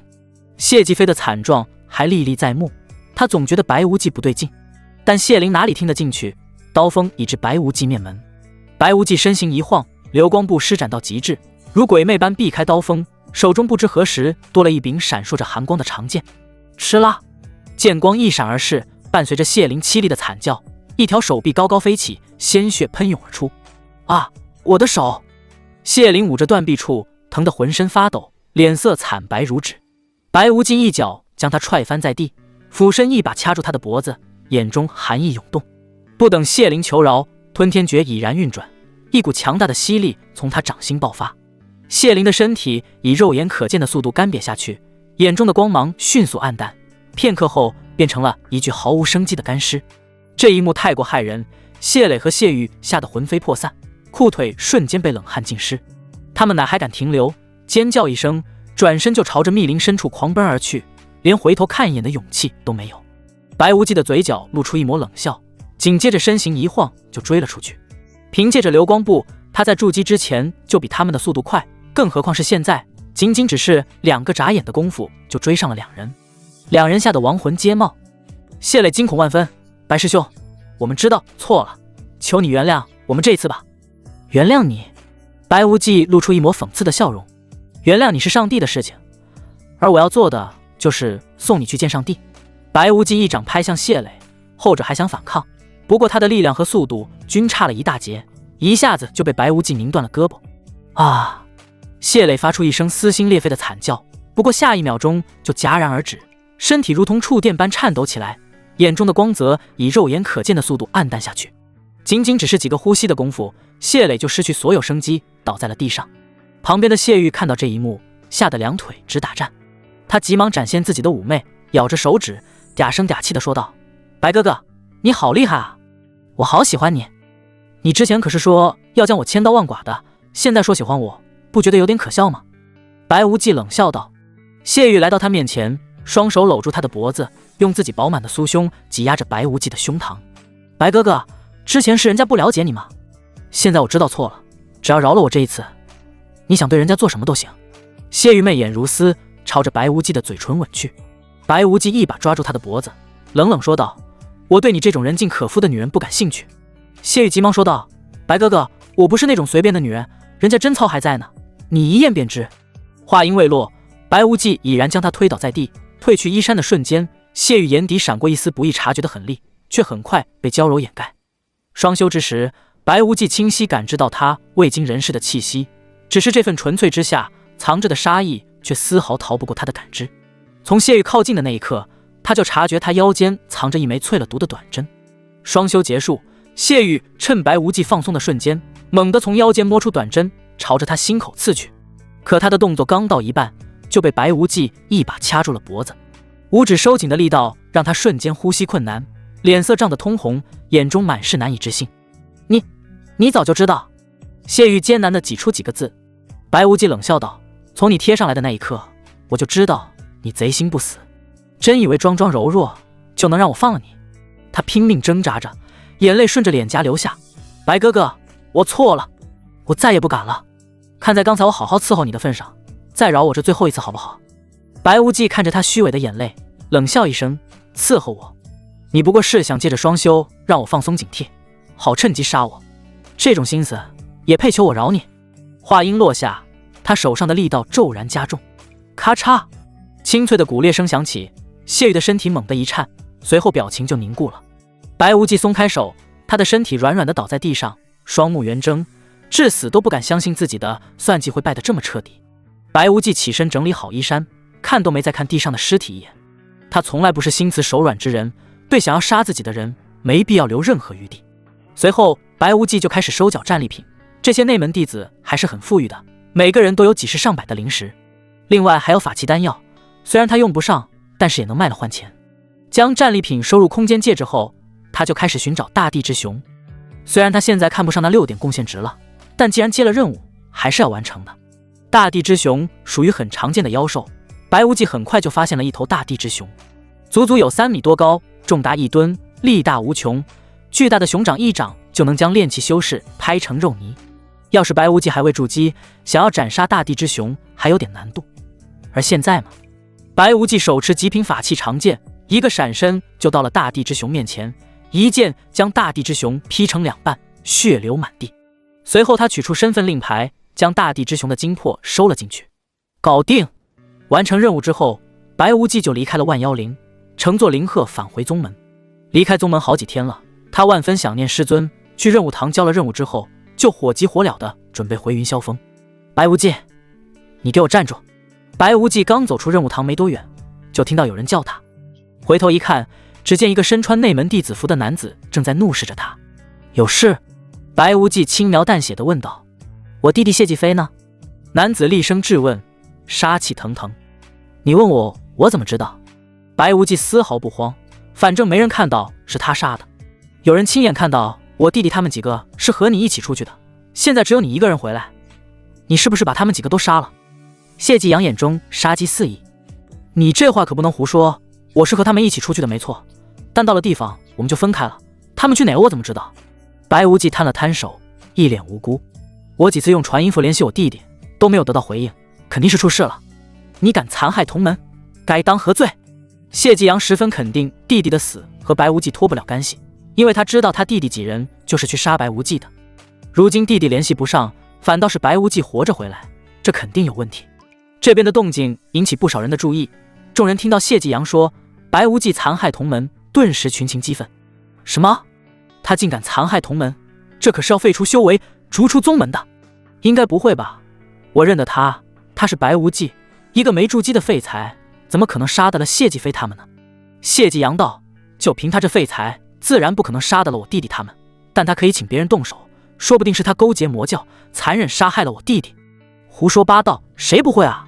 既然你想知道，那我就告诉你，你弟弟偷人家老婆内裤，被人打死了。白无忌反驳道，我弟弟都死了，你还敢诬陷他？你找死！谢继阳勃然大怒，握紧拳头就朝着白无忌面门砸去，筑基初期的修为全面爆发开来。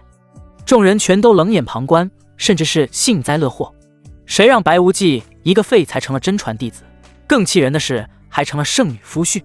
哪怕是圣女找的挡箭牌，但名义上的足够让人羡慕了，巴不得看他倒霉。眼看着这一拳就要打中白无忌，就在这时，一阵香风袭来，一道曼妙的身影出现在白无忌身边，纤纤玉手一挥，一股磅礴的能量奔涌而出。只听轰的一声巨响，谢继阳当场被恐怖的能量轰飞出去10几米远，狠狠地摔在地上，喷出一大口鲜血。这一幕太过惊人了，谢继阳身为内门弟子，筑基修为竟然被人随手拍成了重伤，这实力也太可怕了。是谁？众人定眼瞧去，只见白无忌身边站着一个身穿黄衫的女子。女子身材纤细，皮肤白皙，五官绝美，青丝如墨，清冷中透着高贵，美艳中透着优雅。美，太美了，仅仅只是一眼就让无数男人怦然心动。柳师姐！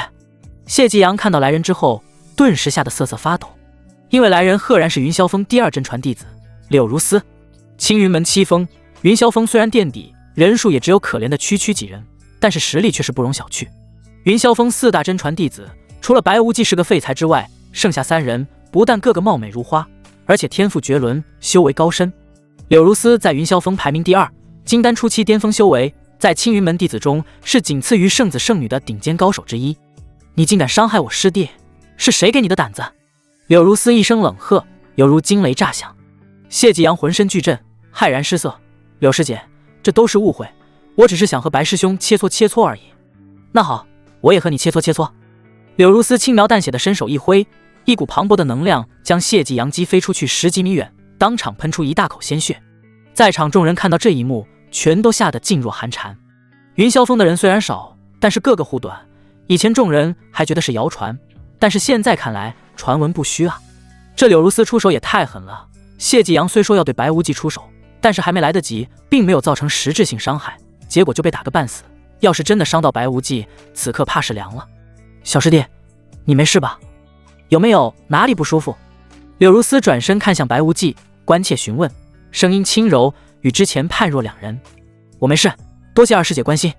白无忌只觉得心里暖暖的，被人呵护的感觉实在是太爽了，被美女时间呵护更是爽歪歪。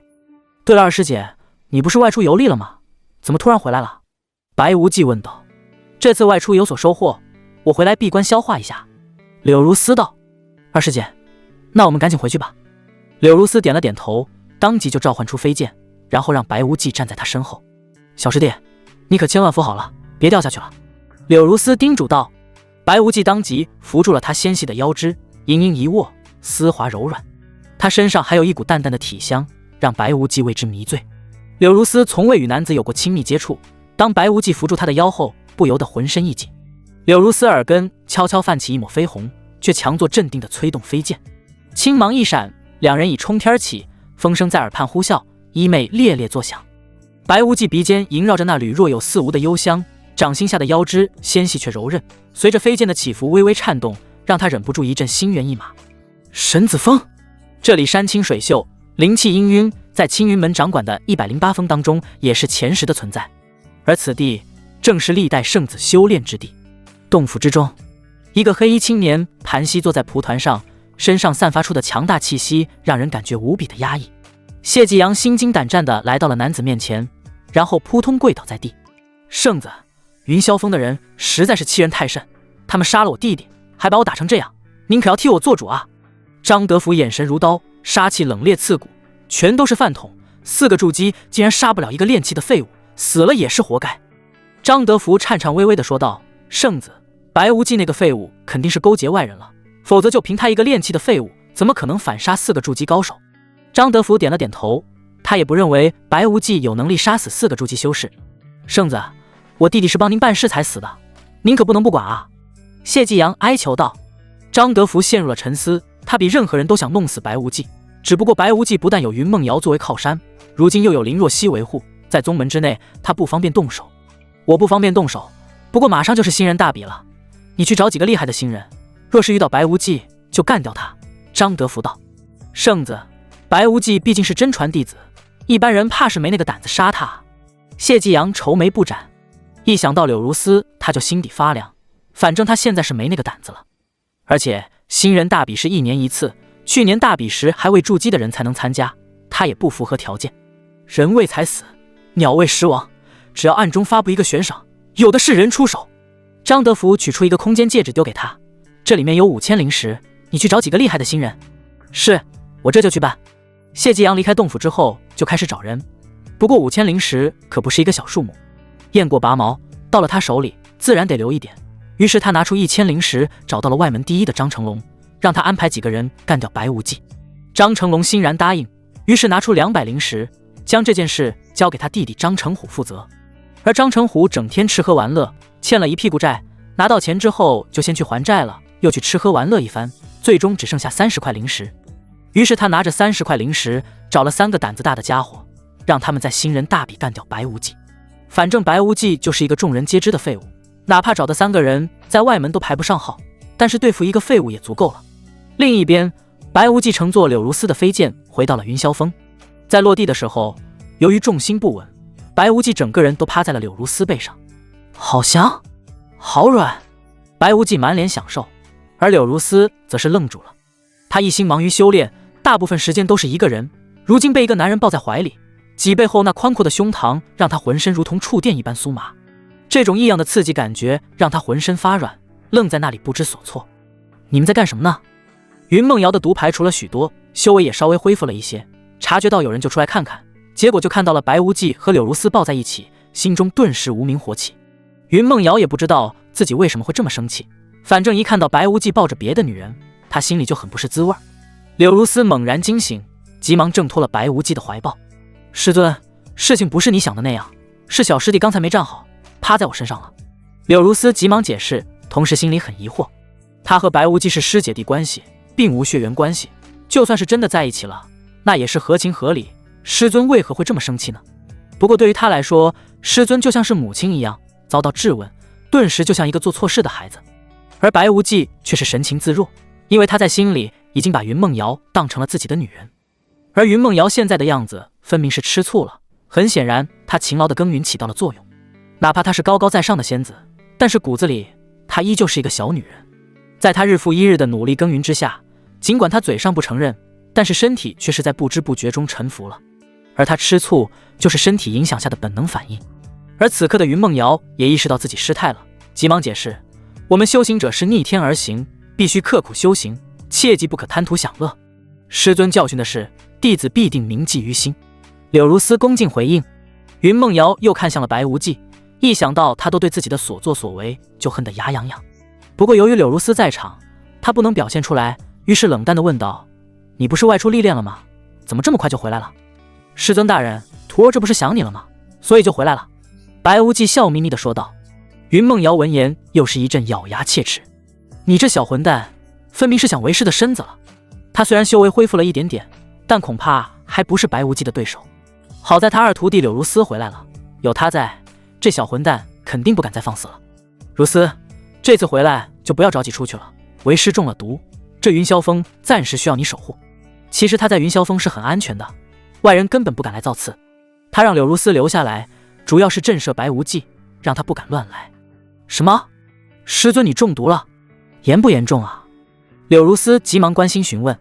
云梦瑶摆了摆手道：“没有什么大碍，只是暂时动用不了修为，所以我要闭关逼毒。师尊放心，我和小师弟一定守护好云霄峰。”柳如丝保证道。白无忌看出了云梦瑶的用意，对此他毫不在意。当天晚上夜深人静的时候，白无忌就蹑手蹑脚地来到了云梦瑶窗外，然后翻窗而入。刚睡着的云梦瑶顿时被惊醒了，当他看到是白无忌之后，顿时又惊又怒：“你这孽徒到底想干什么？”云梦瑶也没想到白无忌的胆子这么大，柳如丝都回来了，他还敢过来。白无忌笑嘻嘻地走向云梦瑶：“亲爱的师尊大人，我一个人睡不着，只能抱着你才睡得香。你给我站住！你要是再敢上前，我可要喊你二师姐了。”云梦瑶满脸惊慌，试图吓住白无忌。可惜的是，白无忌一点也不害怕。“师尊大人，你也不想让二师姐知道我们的事吧？”白无忌笑眯眯地问道。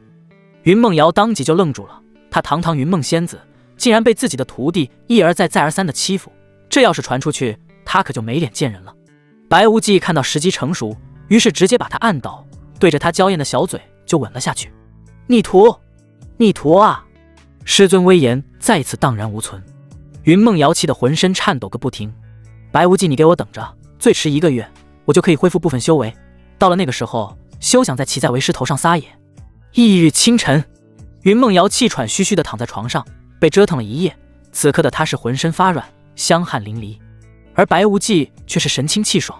虽然这是一个累人的活，但他却能通过双修提升修为，因此一夜忙碌，非但没有半分疲惫，反而精神奕奕。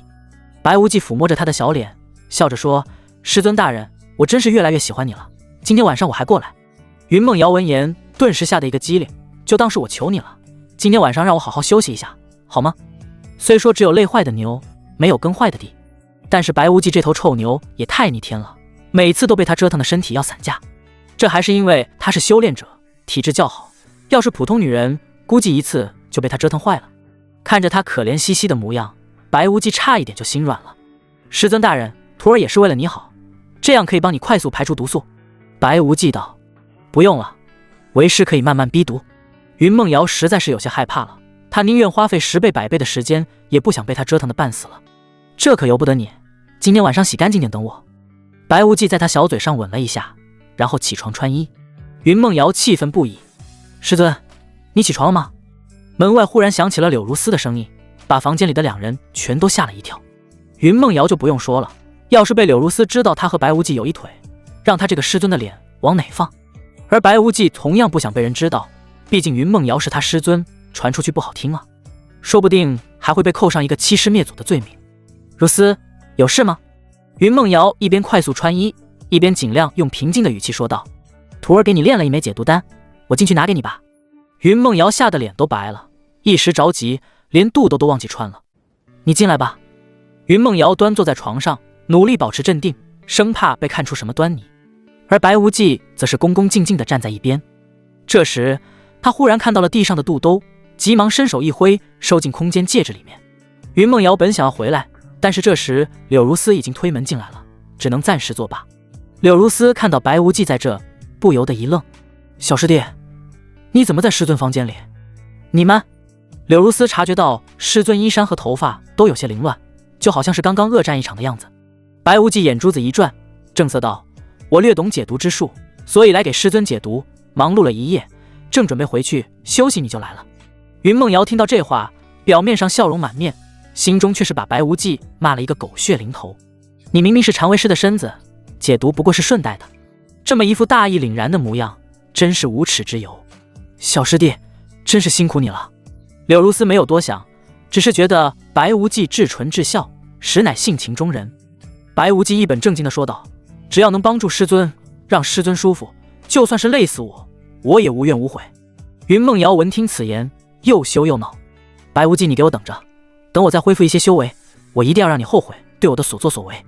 小师弟，那你快点回去休息吧，以后我来照顾师尊。柳如丝满脸心疼。那我先回去休息了。白无忌看着云梦瑶说道：师尊，徒儿晚上再来帮你解毒。不用，晚上你不用过来了。云梦瑶急忙拒绝，她实在是害怕了。被白无忌3天2头的折腾已经让她恼火了，要是再怀了他的孩子，那可就糟糕了。白无忌一脸诚恳地说道：师尊，徒儿知道你是心疼我，怕我累着了，不过我帮你解毒这件事没得商量，你要是不同意，那徒儿可就生气了。云梦瑶顿时气得说不出话来，她哪会听不出白无忌话里的威胁。柳如丝却不知道这些，劝说道：师尊，小师弟也是关心你，心疼你，你就接受小师弟的好意吧。云梦瑶欲哭无泪，话都说到这个份上了，她还能说什么？不过她也想通了，白无忌的确可以帮她解毒，只要再忍一忍，很快就能恢复部分修为，到时候一定要好好的收拾他。白无忌眼见目的已经达到，于是就冲云梦瑶挤了挤眼，然后就回房睡觉了。毕竟是忙碌了一夜，虽然他腰子好，但是也得好好保养不是？当然了，他是进入九彩玲珑塔里睡觉，反正他现在还是比较富裕的。杀了谢继飞那几人，他总共缴获了1000多灵石，足够他用一段时间的。回到房间把门关上，意念一动，九彩玲珑塔就取了出来。再次意念一动，他就进入了九彩玲珑塔之中。白无忌的目光直接落在了通往第2层的楼梯，然后石阶上。来到第2层入口之后，被一层结界挡住了。这一层结界只有筑基或者以上修为才能进入。结界非常奇特，之前他还没筑基的时候，他尝试过施展吞天诀，也无法破开结界。不过如今他已经筑基，结界对于他来说形同虚设，迈步便穿过了结界。第2层和第1层的环境大致一样，不同的是这里的空间稍微小一点，但是当他取出灵石催动阵法之后，浓郁的先天灵气瞬间就将它淹没了。灵气比第1层浓郁了10倍，而且这里的时间结界是100倍的。同样的，消耗能量的速度也是100倍的，只是单纯的维持阵法运转，一天就需要10块灵石。不过他现在有上千灵石，于是就奢侈一把，盘膝坐在地上，运转吞天诀，吸收先天灵气来修炼。如此一来，修炼速度明显提升，但是能量消耗也十分惊人。转眼间就过去了1个多月，而外界只是过去半天，但是他却消耗了上百块灵石，照这样的速度，1000块灵石也不顶用啊。好在不是没有收获，经过1个多月的修炼，他的修为有了明显提升，虽然距离筑基中期还有段距离，但是也不远了。夜幕降临，白无忌如期而至。云梦瑶看到白无忌过来，只是咬了咬牙，然后就闭上了眼睛，一副随你便的样子。无论什么事情做得多了，慢慢也就习惯了。云梦瑶现在就是这种情况，从一开始的强烈抵触到现在的坦然接受，虽属无奈，却也是水到渠成。白无忌自然不会客气，云梦瑶是太阴之体，和他双修对他的修为大有裨益，一次起码抵得上2、3个月苦修。只是可惜他天赋太糟糕了，哪怕他已经很勤奋了，修为提升还是非常有限。一夜奋战，白无忌刚准备躺下喘口气，结果被云梦瑶一脚踹到了地上。白无忌揉了揉屁股，看着云梦瑶，不悦道：师尊，为了给你解毒，我可是鞠躬尽瘁，你这刚恢复一点修为就这么对我，你还有良心吗？你欺师灭祖，还好意思提良心？云梦瑶越想越气，披上衣服就朝着白无忌一步步走去。白无忌从地上爬起来，迅速取出一套衣服，一边穿一边说道：师尊，徒儿也是为了救你，你不能过河拆桥啊！你分明是贪图为师的身子，救我也只是为了更好的享受。云梦瑶气愤说道：冤枉啊，我真的是为了救你，这么做完全是无奈之举。白无忌急忙解释，不过他倒也不怕，因为他并没有感受到杀意，而且他虽然恢复了一些修为，但也顶多练气境，就算想杀他也没那能力。你给我住口！今天无论如何，我也要好好的收拾你。云梦瑶说着就取出了一根黑色鞭子，然后朝着白无忌抽了过去。白无忌面色微变，急忙纵身躲避。这可是他最厉害的法宝之一，名为噬魂鞭，具备物理和灵魂的双重攻击。这要是被抽一下，皮开肉绽不说，还会痛不欲生，灵魂也会受到创伤。云梦瑶一边落空，不禁有些惊讶，于是再次一边抽了过去。这一次白无忌没有再躲，而是握紧拳头一拳轰了过去。只听轰的一声，强大的真气将噬魂鞭弹了出去。筑基！你竟然筑基了！云梦瑶满脸不敢置信，他可是非常清楚白无忌底细的，天生废体，想要筑基难如登天。白无忌背负双手，傲然说道：师尊，我知道你们以前都瞧不起我，觉得我是个废体，但是我想告诉你的是，30年河东，30年河西，莫欺少年穷。云梦瑶一时间有些失神，这一刻他在白无忌身上感受到了一股无敌的自信。不，一定是错觉，他就是一个废体，能够筑基肯定是有了奇遇。白无忌，你天生废体，能够筑基的确出乎我的意料，但也就到此为止了。云梦瑶笃定道。白无忌自信一笑，时间会证明一切，终有一日我会凌驾于9天之上。就你9天之上？云梦瑶嗤之以鼻，想他身具太阴之体，精彩绝艳，也不敢妄言凌驾于9天，何况区区一个废体。师尊，我可以进来吗？柳如丝在门外问道。云梦瑶急忙整理衣衫，进来吧。师尊。柳如丝进来之后，先是行礼，然后看着白无忌道：小师弟，你果然在这，我来给师尊解毒。对了，二师姐，看你神色紧张，是发生了什么事吗？白无忌问道。圣女来了，她指名道姓要见你，你是不是什么地方得罪她了？柳如丝担心地问道。圣女找我？白无忌感到十分惊讶，虽然他和林若曦结为道侣了，但林若曦只是拿他当挡箭牌而已。来找我干什么？白无忌百思不得其解。柳如丝不知原因，只是以为白无忌招惹了圣女，焦急地说道：小师弟，你的胆子也太大了，圣女的修为深不可测，你招惹她干嘛？没有，我没招惹她。白无忌急忙辩解，不过他心中却是有些打鼓。那日张德福派人下药，在那种情况下，他可是把林若曦的衣服扒光了。不但如此，他还想突破屏障，奈何修为太低，费尽9牛2虎之力也未能突破。后来为了帮他解毒，采取了别的办法。难道他是因为这件事怀恨在心，想要杀我灭口？想到这里，白无忌也不淡定了。他可是已经得罪了圣子张德福，要是圣女也想杀他，那他指定完蛋。柳如丝看到白无忌忧心忡忡的模样，更加肯定了自己的猜测，这让他担心不已。师尊，圣女是冲着小师弟来的，现在该怎么办啊？白无忌看到柳如丝如此关心他，心中暖暖的，上前说道：二师姐，无需担心，我出去看看便是。不行，你不能出去。柳如丝拉着白无忌的手说道：圣女喜怒无常，你出去，她肯定会杀了你的。师尊，你快点想想办法吧。柳如丝自知不是圣女的对手，只能向师尊求助。云梦瑶眉头紧锁道：我现在修为尽失，也护不住她，你带她从后山走，我为你们争取一些时间。小师弟，我们快走吧。柳如丝拉着白无忌就准备走，白无忌却是站在原地不动，看着云梦瑶道：你修为尽失，若是我走了，你该怎么办？我好歹也是一phương之主，就算她是圣女，也不敢拿我怎么样。云梦瑶傲气凌然，犹如高高在上的女王。不过她说的也是实话，各封封主无论身份还是地位，都是仅次于门主的存在。圣女的地位虽然也很高，但还没达到凌驾于封主之上的地步，绝不敢贸然对一phương之主动手。白无忌看到云梦瑶的反应，于是笑了。小师弟，这都什么时候了，你还笑得出来？柳如丝不解道。我笑是因为没想到师尊这么关心我。白无忌道：你是我的弟子，岂容他人欺负？要欺负也只有我能欺负。云梦瑶给自己找了一个借口，实际上他得知圣女可能是来找白无忌算账的时候，心里还是很慌的。尽管白无忌大逆不道，3番2次的欺负他，但他也只是想收拾他，从来没有想过杀他。他自己都舍不得杀，更何况别人。柳如丝道：小师弟，师尊说的对，圣女不敢拿师尊怎么样的，只要他找不到你即可，我们还是赶紧从后山走吧。师尊，二师姐，有没有一种可能，他不是来找我算账的？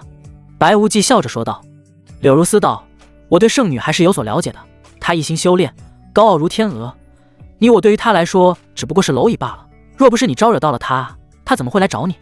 云梦瑶深以为然的点了点头，你二师姐说的对，圣女天赋绝伦，虽然修炼时间不长，但是修为已经不输宗门长老。若是我修为还在，自然可保你无恙。但是眼下，仅凭你二师姐是护不住你的。师尊，二师姐，我真的没有招惹圣女，她来找我应该是有别的事。白无忌胸有成竹，一开始他也以为林若曦是来找他算账的，但是转念一想，又觉得不对。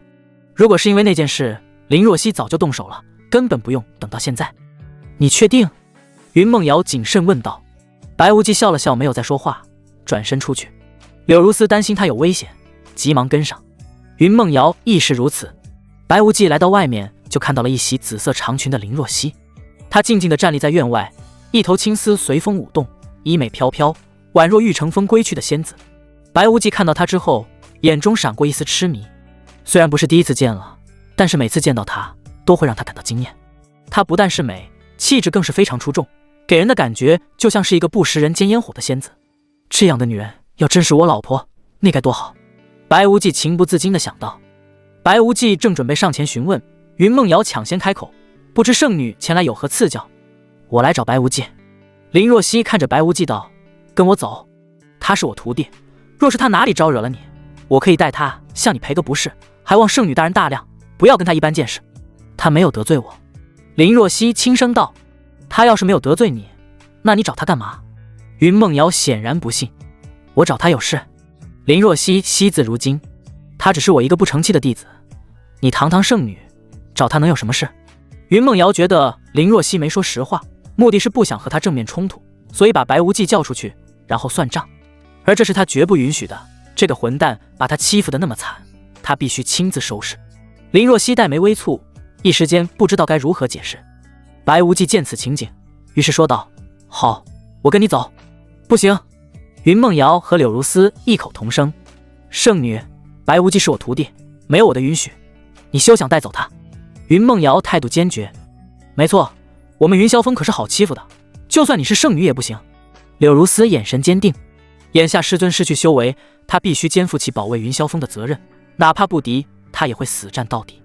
白无忌看到他们如此维护自己，心中感动万分。师尊，二师姐，我真的没有招惹圣女，她找我肯定是别的事。白无忌解释道。你确定没事？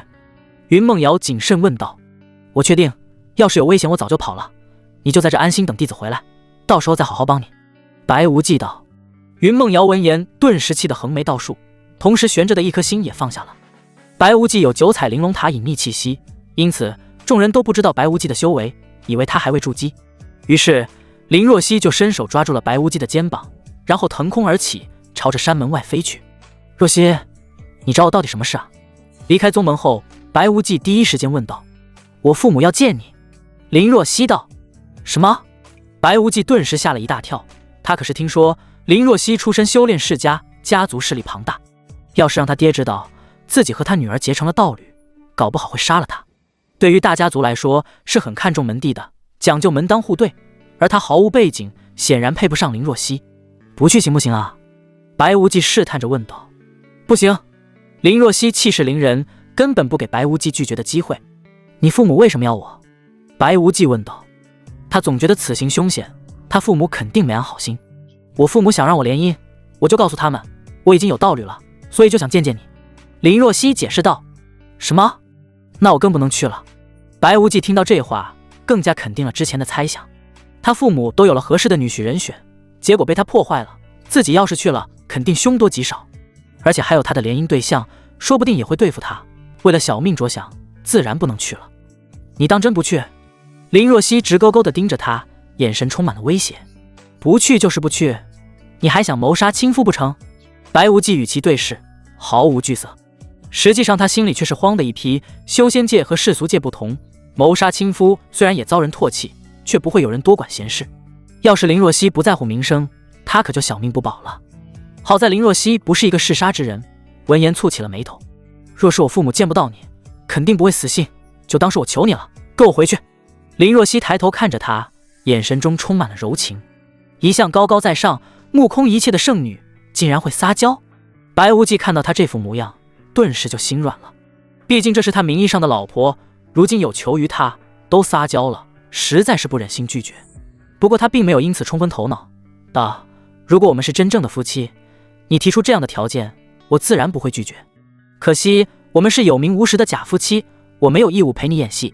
林若曦道：我之前说过，只要你能在1个月内筑基，并且取得新人大比第1名，我就如你所愿。这个约定依然有效。这是之前的约定，和这件事无关。你要想让我和你回去也行，你得亲我一下。白无忌指了指自己的脸，虽然之前接过吻，但那是意识不清的时候，要是能让这个骄傲的圣女主动亲他，意义完全不一样。林若曦犹豫了，不过最终她还是鼓足勇气，在白无忌的脸上亲了一下，一触即收，犹如蜻蜓点水。尽管如此，她也羞得面红耳赤。刹那间的风景令人迷醉，白无忌都看呆了，美，实在是太美了。可惜她实力不够，否则非把她就地正法，强行突破屏障。白无忌也是一个言而有信的人，跟着他回到了皓月城林家。皓月城是楚国南部第1大城池，也是距离青云门最近的一座城池。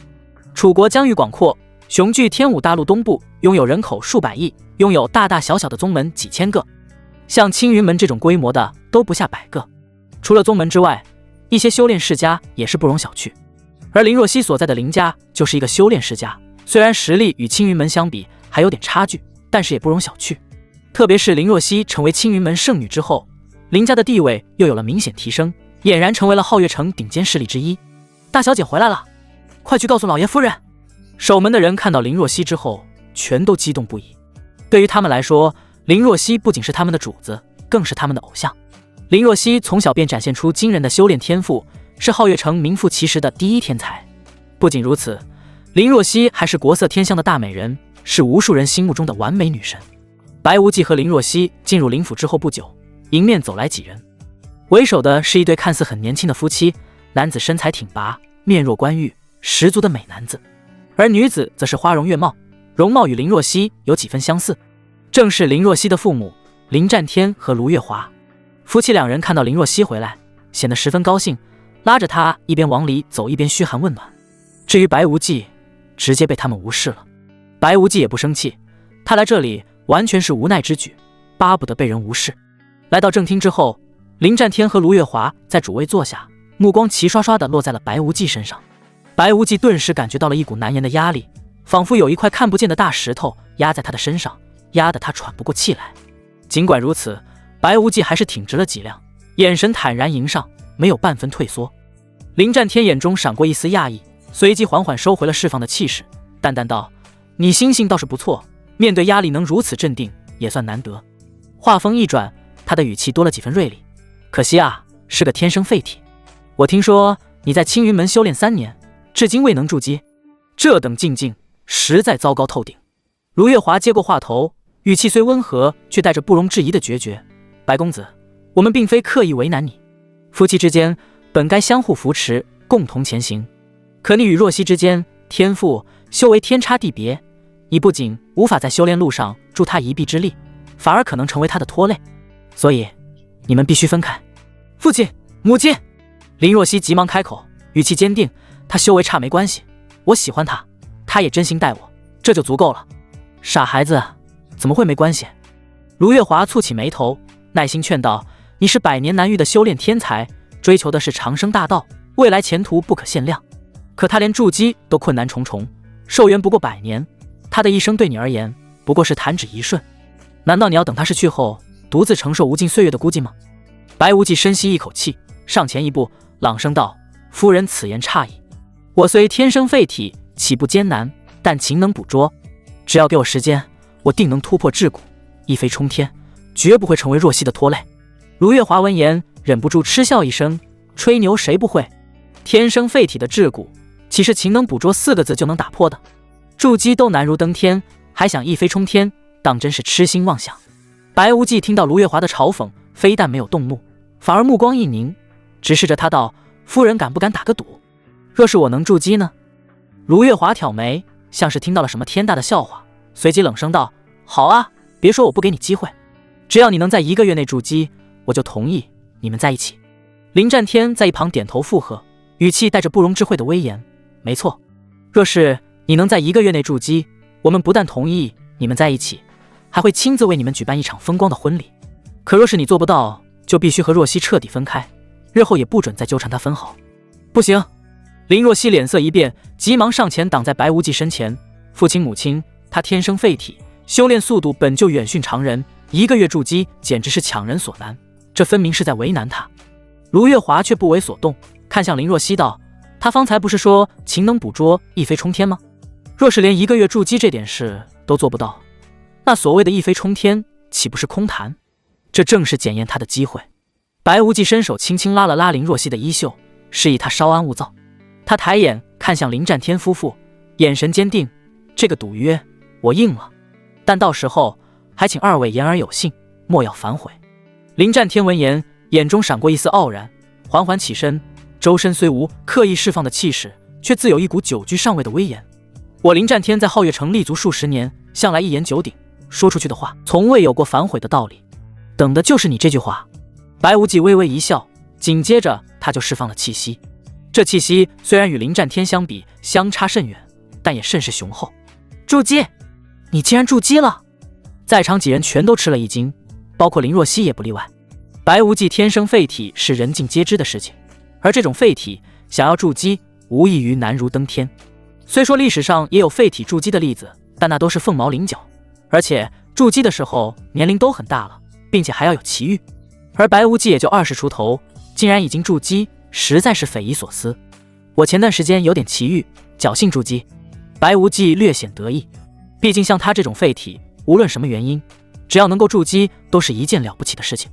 我林战天说话算话，既然您已经筑基了，那我们就不反对你们在一起了，并且明天就为你们举办婚礼。父亲，婚礼只是一个形式，要不算了吧？林若曦不太想办婚礼，她只想安心修炼，找个夫婿也只是为了让那些追求她的人死心。林战天道：形式也很重要，我们林家好歹也是名门望族，你身为林家大小姐，若是连婚礼都不办，岂不是让人笑话？卢月华深以为然地点了点头，你父亲说的没错，这婚礼必须要办，而且要办得风风光光。话都说到这个份上了，林若曦也不好拒绝了。不过她也释然了，办婚礼也好，可以让所有人都知道，她林若曦已经是有夫之妇了，以后就不会有人再骚扰她了。卢月华看着白无忌道：无忌，虽然我们同意你和若曦在一起了，不过必须是你入赘，你能接受吧？白无忌点了点头，他是穿越者，原主父母也都被人害死了，入赘也没什么。白无忌被安排在了客房休息，不过第2天天还没亮，就被人叫醒了。来人是一个妙龄女子，身材姣好，容貌清秀，虽然比不上林若曦和云梦瑶，但也是少见的美人了。我叫小兰，是大小姐的贴身侍女，大小姐让我来侍候你洗漱更衣，不用伺候，我自己来就行。白无忌不习惯被人侍候，这是大小姐吩咐的，还请姑爷不要让我难做。小兰说着就伺候白无忌洗漱，白无忌也只能坦然接受了。随后在小兰的服侍下换上了喜服，整个人瞬间容光焕发。不管怎么说，今天都是他大喜的日子，按照习俗晚上可是要洞房的。之前他修为不足，无法突破屏障，如今他已经成功筑基，就算屏障再坚韧，他也能一枪破之。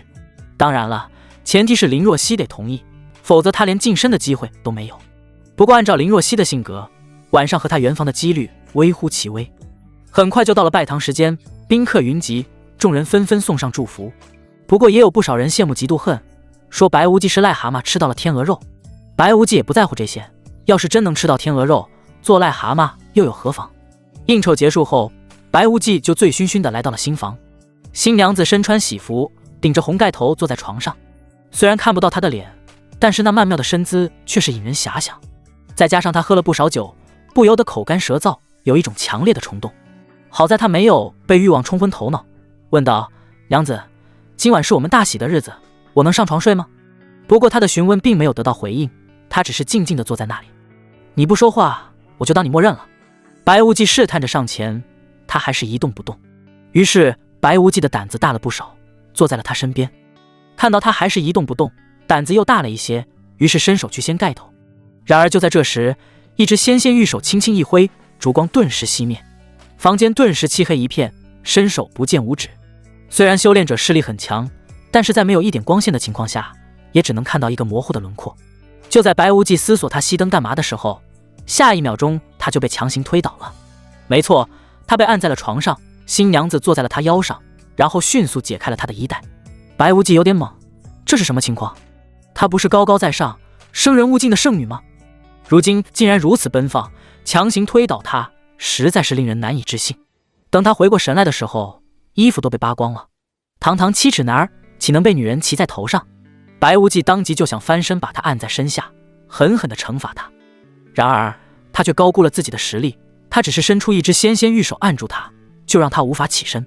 白无忌认命了，既然反抗不了，那就只能好好的享受了。不过无论他多么强势，始终是个女人，而且还是第一次。当他受伤之后，就变得软弱了。白无忌等的就是这个机会，趁此机会急忙夺回了主动权。而接下来就是惩罚时间了。白无忌沉浸其中，忘乎所以。此刻他身心俱爽，能把高高在上的圣女按在床上狠狠的惩罚，这种感觉实在是太美妙了。唯一让他感觉遗憾的是，房间里太黑了，看不到他的表情和美丽的风景，否则就更爽了。直至破晓时分，激情褪去，一切渐渐归于平静。白无忌心满意足地躺在了床上，不久后便沉沉睡去。等到他再次醒来的时候，天已经大亮，身边空无一人。姑爷，该起床了。门外响起一道清脆的声音。白无忌打开房门，只见门外站着一个容貌清秀的女子。你是？我叫小翠，是夫人让我来侍候您的，以后我就是您的侍女了。白无忌感慨万千，这大家族就是好啊，连侍女都这么漂亮。对了，大小姐呢？白无忌问道。大小姐去京都了，昨晚上就走了。小翠道。什么？昨晚上就走了？那昨晚和我洞房的是谁？白无忌当场就傻眼了，要知道他可是决战到破晓时分，这说明昨晚上的女人不是林若曦。这我就不知道了，姑爷，您别纠结这些了，您待会儿还要给老爷夫人敬茶呢。小翠提醒道。唉，白无忌无奈地叹了口气，他就说嘛，林若曦怎么可能那么主动，搞了半天有人替他入洞房了。他现在比较想知道的就是昨晚上的女人到底是谁。就在这时，不远处又走来2个妙龄女子，其中一个长相十分出众，身穿淡青色长裙，个子高挑，青丝如墨，面容与林若曦有几分相似，只不过她的走路姿势有点别扭，就好像哪里受伤了似的。难道是她？白无忌越看越觉得有可能，但是也不能确定。不过他更好奇的是，她是谁？二小姐。小翠看到来人之后急忙行礼。白无忌这才知道，来人原来是林若曦的妹妹林若水。林若水来到白无忌面前，笑盈盈问道：姐夫，昨晚开心吗？白无忌听到这，更加肯定昨晚上的女人就是她。这个林若曦还真是人才，自己成婚竟然让自己的妹妹替他洞房。不过也有可能不是林若曦的意思，而是这个小姨子怕他新婚夜太寂寞，所以主动陪他。无论是哪种原因，反正这个小姨子太仗义了。我昨晚很开心，你呢？你开心吗？白无忌自信满满的反问。对于自己昨晚上的表现，白无忌可是很满意的。我当然也开心啊。林若水心想，我姐姐那个冰山美人总算是开窍了，作为妹妹当然替她高兴。姐夫，我姐姐不在家，我带你去向父亲母亲敬茶吧。白无忌点了点头。新人第2天一早向父母敬茶，这是规矩。姐夫，听说你是天生废体，却成功筑基了，这是真的吗？林若水好奇地问道。是真的。哇塞，姐夫你好厉害啊！林若水由衷地赞道。我只是侥幸筑基而已，而且就算筑基了，与你姐姐相比也差得远。白无忌可是知道林若曦的厉害，年纪轻轻便是金丹后期，而且是5道双修，元婴之下堪称无敌。而他一个小小的筑基修士，实在是不值一提。姐夫，你不要妄自菲薄，我姐姐天赋绝伦，修炼速度快不算什么，可你天生废体，这么年轻就筑基了，真的很了不起。白无忌被他夸的都有点不好意思了，这小姨子也太好了，不但长得漂亮，还善解人意，关键是还替他姐姐和他圆房，真是打着灯笼都难找。2人边走边聊，很快就来到了正厅。林战天和卢月华已经坐在那里等着了。侍女送来茶水，白无忌向2老敬茶。敬茶结束后，白无忌找了个借口就想离开。卢月华叫住了他：你先等一下，虽然你和若曦成婚了，但现在的你根本配不上她。我知道，我会努力修炼的。白无忌道。修炼可不是光努力就行的，你天生废体，就算再怎么努力，成就也十分有限。卢月华道。岳母大人，你到底想说什么？白无忌问道。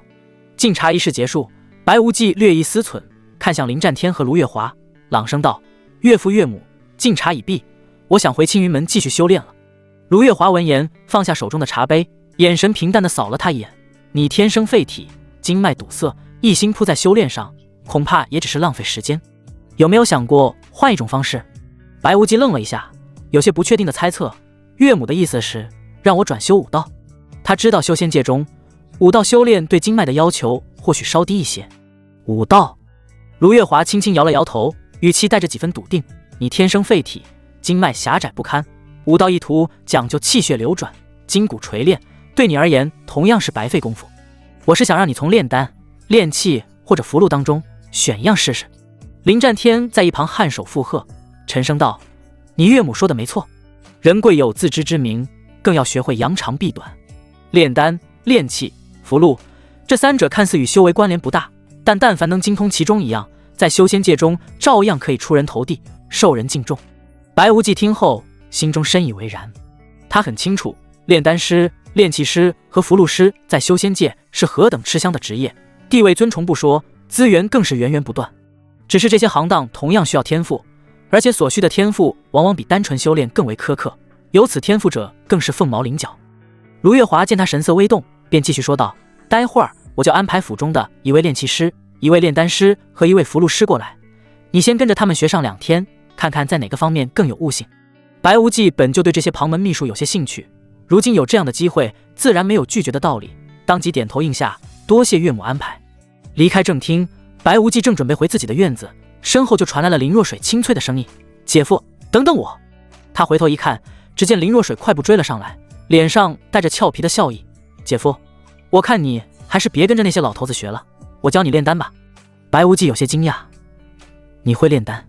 林若水挺了挺胸膛，颇为得意地扬了扬下巴：那是自然，我可是皓月城最年轻的2品炼丹师呢。2品炼丹师？白无忌这下是真的吃了一惊。要知道林若水看起来也就17、18岁的年纪，能达到2品炼丹师的水准，这绝对是天才中的天才了。他忍不住在心里感慨，不愧是林家的女儿，林若曦天赋卓绝，这小姨子同样不简单，真是太厉害了。随后林若水便兴致勃勃地拉着白无忌往炼丹房走去，一边走一边给他讲解炼丹的基础知识，还从自己的储物袋里翻出一大堆关于炼丹的古籍、手札递给了他。到了晚上，用过晚膳，白无忌回到自己的房间，见小翠正在收拾屋子，便随口问道：大小姐还没有回来吗？小翠摇了摇头：回姑爷，还没有消息传来。白无忌听后心里也没什么波澜，林若曦对他冷淡疏离，他早就有所察觉，既然他看不上自己，那也强求不来。相比之下，他现在反而对那个活泼开朗还仗义相助的小姨子更感兴趣些。来到床上盘膝坐下，然后就取出9彩玲珑塔，紧接着他就来到第2层激活时间阵法。一晚上的时间，在百倍流速的加持下，相当于50天左右，他将林若水给他的古籍手札全部熟记于心。姐夫，你起床了吗？外界忽然响起林若水的声音。白无忌急忙离开9彩玲珑塔，然后收起来去开门。一开门就看到林若水站在门口，手里还端着一盘精致的糕点。二小姐，你这么早过来找我有事吗？白无忌问道。这是我亲手做的糕点，特意拿来给你吃的，赶紧尝尝味道怎么样。林若水满脸期待。这些事情让下人去做就行了，二小姐何必亲自动手？白无忌很感动，穿越以来这还是第一次有人做东西给他吃。走进屋子，白无忌坐下吃糕点，林若水就坐在对面，双手托着下巴看着他，眼中充满了柔情。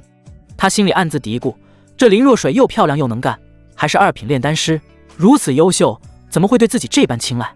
林若水笑着问：糕点好吃吗？好吃，味道很清甜。白无忌由衷地称赞道：这糕点确实做得不错。林若水一听，笑得更开心了。既然你喜欢，那我以后天天做给你吃。这不太合适吧？都是一家人，有什么不合适的？林若水眨了眨眼。白无忌只能无奈地笑了笑。吃过糕点，林若水问：我昨天让你看的那些炼丹古籍和资料，你看了多少了？白无忌淡淡一笑：都已经看完了。什么？林若水不可思议地说：那么多书籍和手札，少说也有几十本了，你一晚上就看完了？这怎么可能？白无忌挑眉：不信的话，你可以考考我。林若水半信半疑，当即挑了几个古籍里比较生僻的知识点问他。谁知白无忌不仅对答如流，还能引申出自己的见解，显然是真的吃透了。这下林若水是彻底相信了，激动地说：“你简直就是个天才！”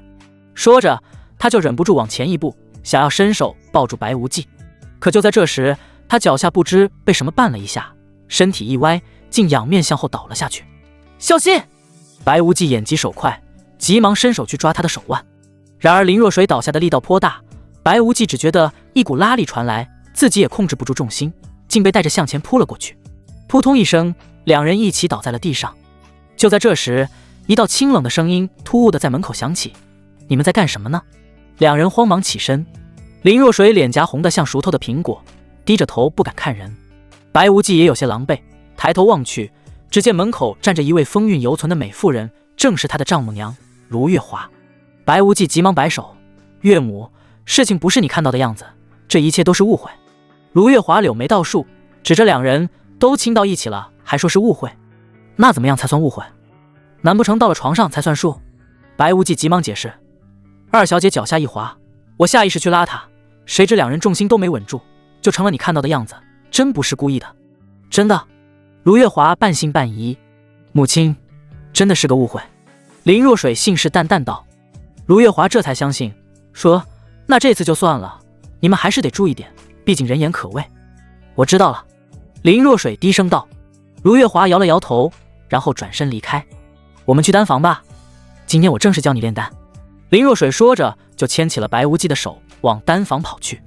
而这一幕恰好被林战天看到，顿时气得吹胡子瞪眼。林战天看到自己的小女儿和白无忌手拉手，气得吹胡子瞪眼。白无忌娶了他大女儿，他就很不爽了，如今还勾搭他小女儿，实在是太可恶了。林战天想要上前制止这一行为，不过就在这个时候，林若曦回来了。如此一来，他非得不能去制止，反而还要打掩护了。毕竟才刚成婚，要是让他知道自己的新婚丈夫和自己的妹妹勾搭在了一起，那该有多伤心啊！白无忌可不知道这些，他现在一门心思就是学好炼丹。不得不说，他还是很有炼丹天赋的。在林若水的演示以及指导下，失败2次之后，第3次就成功了。虽然只是一品聚气丹，但已经是非常了不起了。要知道，炼丹师考核3次机会，只要成功1次就算合格。而他在第3次炼制出一炉聚气丹，说明他已经是一名一品炼丹师了。姐夫，你实在是太厉害了，我好崇拜你啊！林若水满脸崇拜地看着白无忌，眼中柔情似水，含情脉脉。此刻就算白无忌让他现身，他可能都会考虑。只能说白无忌魅力太大了，当然了，他的优秀也是不容忽视的。老天为他关上了一扇门，却给他留了一扇窗。修炼方面，他天生废体，属于废材当中的废材。但是在炼丹方面的天赋，就连一向以天才自诩的林若水也自愧不如。学了一晚上理论知识，然后3次就成功炼制出一品丹药，放眼整个天武大陆，恐怕都很难找到第二个。白无忌看到他这副模样，不由得怦然心动。他咽了口口水，情不自禁地伸出一只手抓住他的下巴，想要亲吻他的樱桃小口。林若水吓了一跳，急忙推开了他：“姐夫，你想干嘛呢？”白无忌看到他娇羞的模样，不由得邪火乱窜，有种把他就地正法的冲动。但是他也知道现在不合适，于是说道：“晚上来我房间吧。”“啊！”林若水惊讶地张大了小口，眼中满是震惊与难以置信。他万万没有想到，姐夫竟然让他晚上去他的房间。晚上去他房间能干嘛？姐夫，你太坏了！林若水说完就一脸娇羞地跑了。这小姨子也太可爱了。白无忌已经开始幻想着晚上的幸福生活了。不过现在时间还早，当务之急是学习炼丹。想要快速提升修为，天赋、时间、努力、资源，每一样都很重要。他的天赋糟糕透顶，就只能从另外几方面入手。至于时间，他有9彩玲珑塔这个 bug， 比任何人都要充足。而他一向努力，眼下唯一欠缺的就是资源。直接购买丹药十分昂贵，若是能够成为炼丹师，不但可以节约成本，甚至还能依靠炼丹获取大量修炼资源。他看了一下炼丹房，有大量的炼丹材料，于是他取出9彩玲珑塔，将炼丹炉以及炼丹材料全部收进去。紧接着他来到9彩玲珑塔第2层，启动时间阵法，然后他就开始炼丹。有了先天灵气的加持，炼丹轻松多了，因此他一次性就炼制成功了。白无忌拿着刚刚炼制成功的聚气丹看了一下，色泽圆润，香气四溢，赫然达到了极品级别。同样的丹药也有高下之分，下品、中品、上品、极品。1颗极品丹药足以兑换3颗上品、5颗中品。这是因为丹药品质越高，杂质越少，而且丹药吃多了是会中毒的，因此丹药品质越高越昂贵。太好了，在这里炼丹不但可以提升炼丹的成功率，还能大幅度提升丹药品质。这样一来，我就可以大量炼制丹药，然后拿去卖钱，再购买更多的材料。说干就干，白无忌当即就再次开炉炼丹。转眼间就过去了10天时间，白无忌总共炼制了82炉聚气丹，每一炉10颗，总共820颗丹药，而且都是极品聚气丹。按照市面价格，1颗极品聚气丹10块零食，820颗那就是8200零食，成本不到100块零食，净赚8100零食。白无忌第一想法就是发财了，以后再也不用为钱发愁了。聚气丹的材料已经全部用完了，于是他又炼制回春丹。回春丹同样是一品丹药，作用是固本培元或者疗伤之用。由于是第一次炼制，失败了。总结失败经验后，他再次开炉炼丹，然后就成功了。有了经验之后，接下来的炼制就很顺利了，越来越得心应手。时间一晃又过去了8天，所有回春丹的材料全部用完，总共炼制了60炉回春丹。和聚气丹一样，每一颗都是极品。由于时间还早，白无忌又把目光投向了2品丹药。在过去的大半个月里，他的炼丹水平稳步提升，就算离开9彩玲珑塔，他也能够轻易炼制出1品丹药。所以他想尝试一下炼制2品丹药，毕竟2品丹药更加昂贵，报酬更高。当然了，前提是能够炼制成功。不过2品和1品看似1品之差，两者相差甚远，难度也是几何倍提升。他选择了聚灵丹，属于聚气丹的进阶版本，同样也是提升修为的。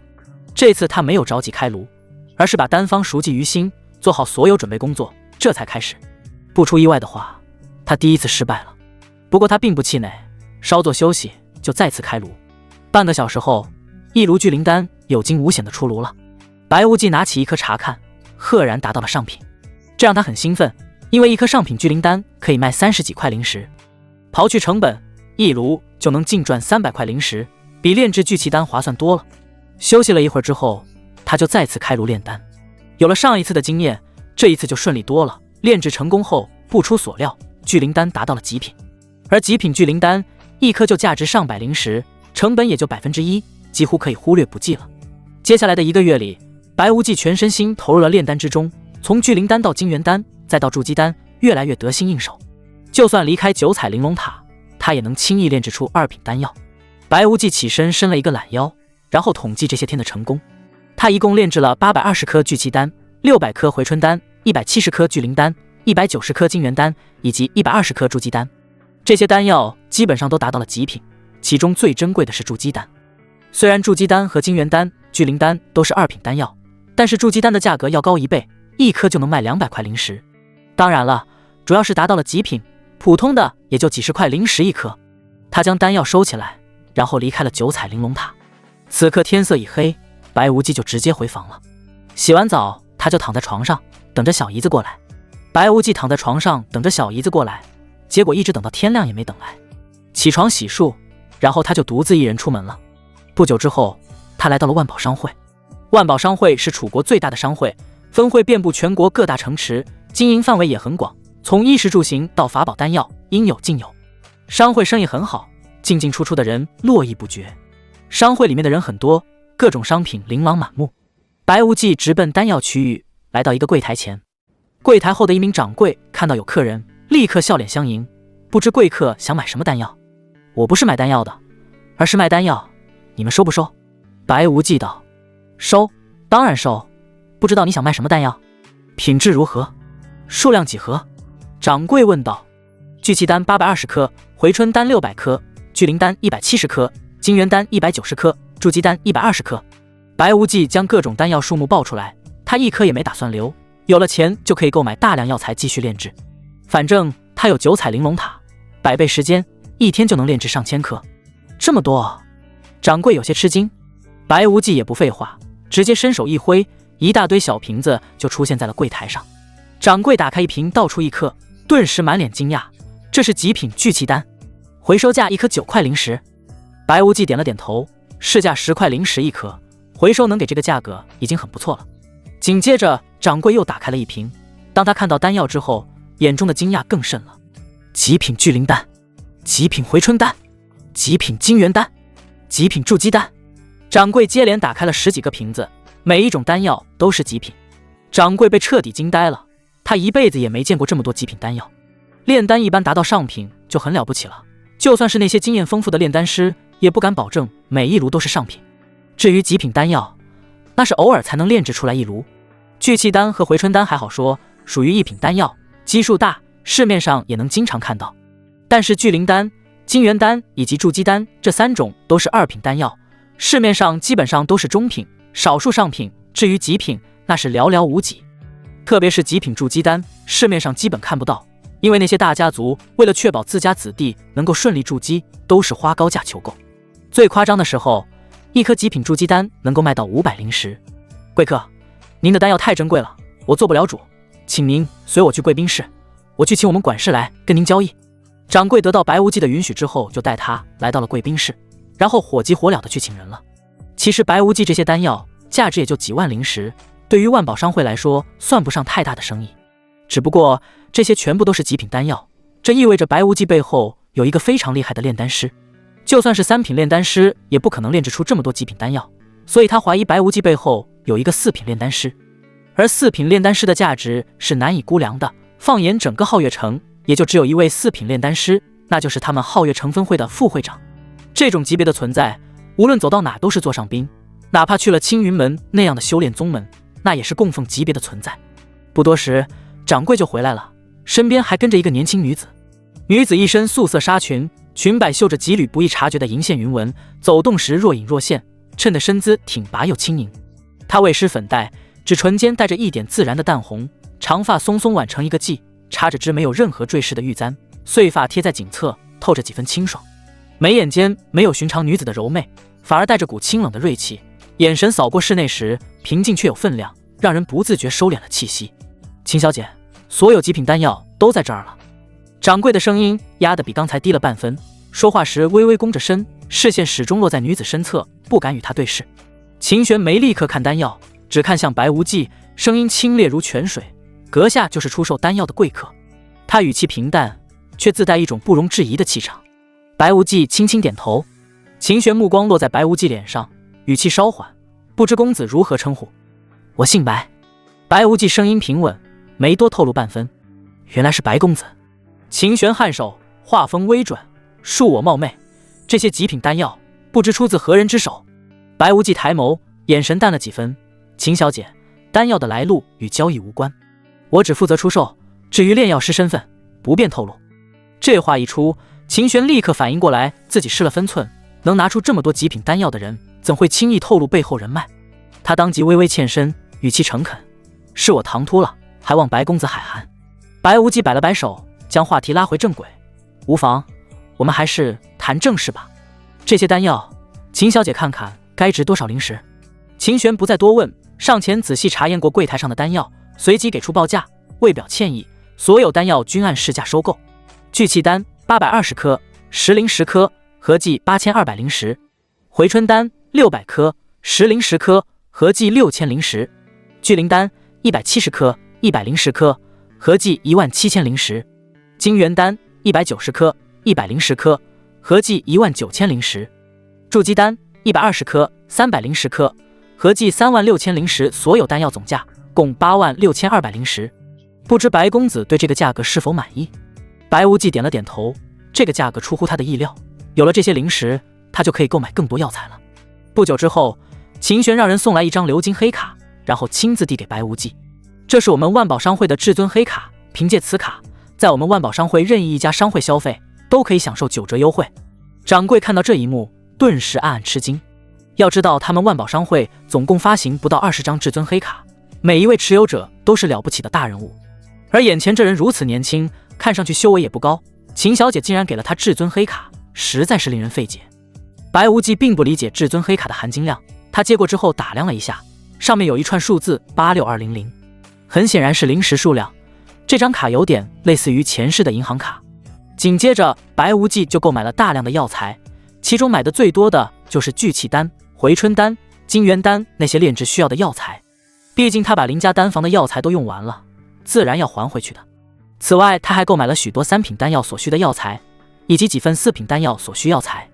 这些药材几乎装满了他的空间戒指，打了9折之后还要12000灵石。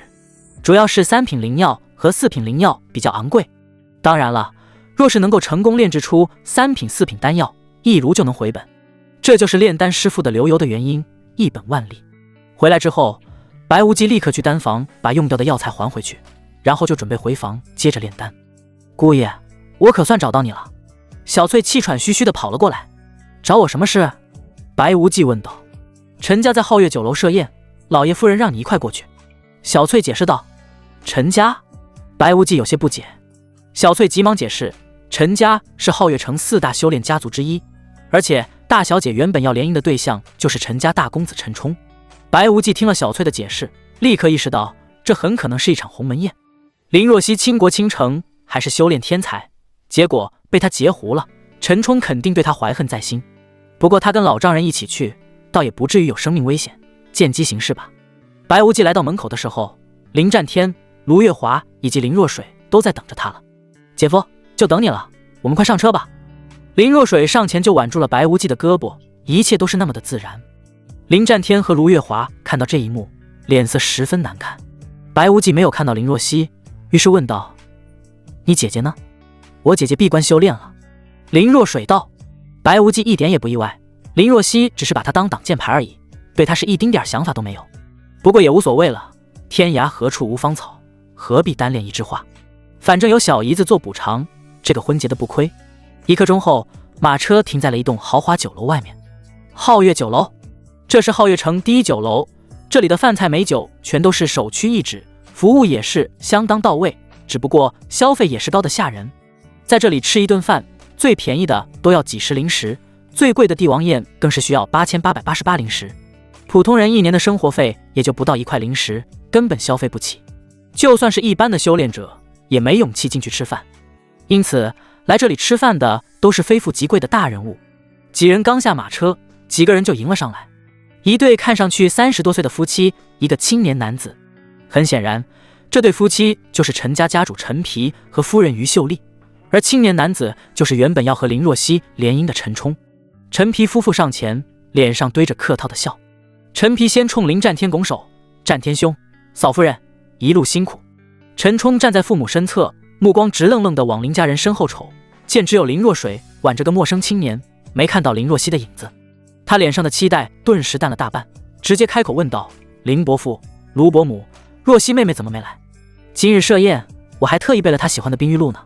卢月华语气平和：若曦这孩子前几日突破在即，今早一早就闭关了，实在没法过来，还望陈公子海涵。闭关？陈冲眉头皱起，眼底的失望藏都藏不住，视线猛地落在白无忌身上，上下打量了一圈，语气里的轻蔑毫不掩饰：你就是若曦妹妹找的挡箭牌夫君？白无忌直接无视了他。陈冲的脸色更加难看了，走到白无忌身边小声说道：小子，我劝你识相一点，若曦不是你可以觊觎的，更不是你能染指的。白无忌闻言故作气愤的大声说道：陈公子，你怎么能这样呢？你打我老婆主意也就罢了，怎么还打我小姨子的主意？难不成你还想姐妹通吃啊？你这也太过分了。此言一出，林战天和卢月华的脸色十分难看。林若水更是气愤地说道：还想打我和我姐姐的主意，真是痴心妄想。陈冲顿时尴尬无比，不过更多的却是气愤，急忙解释：你们别听他胡说八道，我没说过这种话。林若水冷哼道：我姐夫可是老实人，他还能冤枉你不成？你很好。陈冲看向了白无忌，他被白无忌弄得下不来台，不由得怒极反笑，眼中的杀意更是毫不掩饰。此刻他生吃了白无忌的心都有了。白无忌满脸不屑，陈冲想杀他，他又何尝不是在等一个动手的机会？只是现在还不是时候。林战天顿时大怒，上前一步说道：陈冲，你还想当着我的面杀我女婿不成？陈冲吓了一跳，急忙陪笑道：林叔叔您误会了，我没有这个意思。我拿若曦当妹妹，她是若曦的夫君，那就是我的妹夫，我只是提醒对若曦妹妹好点而已。林战天冷哼道：这是他们夫妻自己的事情，还用不着你一个外人瞎操心。陈冲顿时背对的说不出话来。陈皮见状赶紧上前打圆场：好了好了，都是年轻人，开2句玩笑罢了，别站在门口了，我在3楼订了揽月阁，咱们进去边吃边聊。陈冲深吸一口气，压下心头的火气，又转头看向白无忌，语气带着炫耀：这皓月酒楼的3楼不是有钱就能进的，还得有身份地位。今天也让你长长见识。林若水狠狠瞪了陈冲一眼，拉着白无忌就往酒楼里走。姐夫，别理他，装什么装？咱们进去吃好吃的。白无忌笑着点头，脚步从容，仿佛没把陈冲的挑衅放在眼里。陈冲那个气啊，他眼馋林家2姐妹很久了，结果林若曦被白无忌截胡了，这已经很气人了。没想到就连林若水也和白无忌如此亲密。这2姐妹原本都应该属于我，一个废材凭什么坐享其人之福？陈冲越想越气，暗暗发誓一定要让白无忌死无葬身之地。白无忌刚进酒楼就被一个人发现了，这个人就是秦玄。秦玄对于白无忌十分重视，想要拉拢他，看到他来酒楼吃饭，当即就对掌柜吩咐道：那位公子是我的贵客，以我的名义送一坛极品醉仙酿。掌柜接到命令之后，急忙吩咐下去，让人以最高规格接待白无忌一行人。因为秦玄就是皓月酒楼的幕后老板，他的身份贵不可言，能被他称之为贵客的人，那肯定是了不得的大人物。几人刚进酒楼，店小二就迎了上来，态度无比恭敬：几位贵客这边请，掌柜的特意吩咐给您换了更好的雅间。陈皮愣了愣，下意识道：不必麻烦，我在3楼订了揽月阁。掌柜说您几位身份尊贵，揽月阁配不上，特意为您换了君王阁。店小二说着做了个请的手势，目光却不自觉地往白无忌身上扫了一眼。这话一出，林战天和陈皮同时变了脸色。君王阁，他们在皓月城活了大半辈子，只听过这雅间的名号，从未踏足过。上一次君王阁开启，还是1年前青云门门主在此设宴，放眼几百里，能让这雅间破例开启的，此前只有那位门主一人。陈冲满脸疑惑：你没搞错吧？你确定让我们进君王阁？正说着，一名身着月白长裙的侍女端着茶盘走来，她先是对着白无忌微微欠身，才开口解释：这位公子是我们大小姐的贵客，掌柜特意吩咐将雅间换成君王阁，还请几位随我来。侍女说话时视线落在白无忌身上，可陈冲站在白无忌身侧，又向来习惯了众星捧月，竟下意识觉得这话是说给自己的。于秀丽更是眼睛一亮，连忙追问：姑娘，你说的大小姐可是万宝商会的秦大小姐？正是。侍女点头，放下茶盘后又道：菜肴已在加急准备，几位稍后片刻，我先去通报。说罢便转身退下。于秀丽瞬间激动起来，一把拉住陈冲的胳膊，声音都带着颤：儿子，你可真有本事，竟然认识秦大小姐。这君王阁啊，连你爹都没资格进，你却能让秦大小姐特意安排，以后陈家的前途就靠你了。陈冲皱着眉，满脸疑惑的嘀咕：我没认识什么秦大小姐啊。他脑子里过了一遍所有认识的人，根本没有符合秦大小姐身份的人。你这孩子真是糊涂。于秀丽拍了他一下，压低声音：秦大小姐向来神秘，没人见过她的真容，说不定是你认识的哪位朋友，身份没告诉你罢了，不然人家怎么会特意给你换雅间？陈冲琢磨了一下，觉得母亲说的有道理，除了这个他想不出其他原因，当即挺直了腰板，脸上渐渐露出得意的神色。白无忌坐在一旁，看着陈冲母子自导自演，心里已经有了猜测，能让万宝商会如此重视，又姓秦，多半是之前交易丹药时遇到的秦玄。落座后，于秀丽的话匣子彻底打开，一边给陈冲夹菜，一边故意抬高声音：要说我家阿冲从小就有出息，现在连秦大小姐都愿意给面子，以后在皓月城还有谁能比得上他？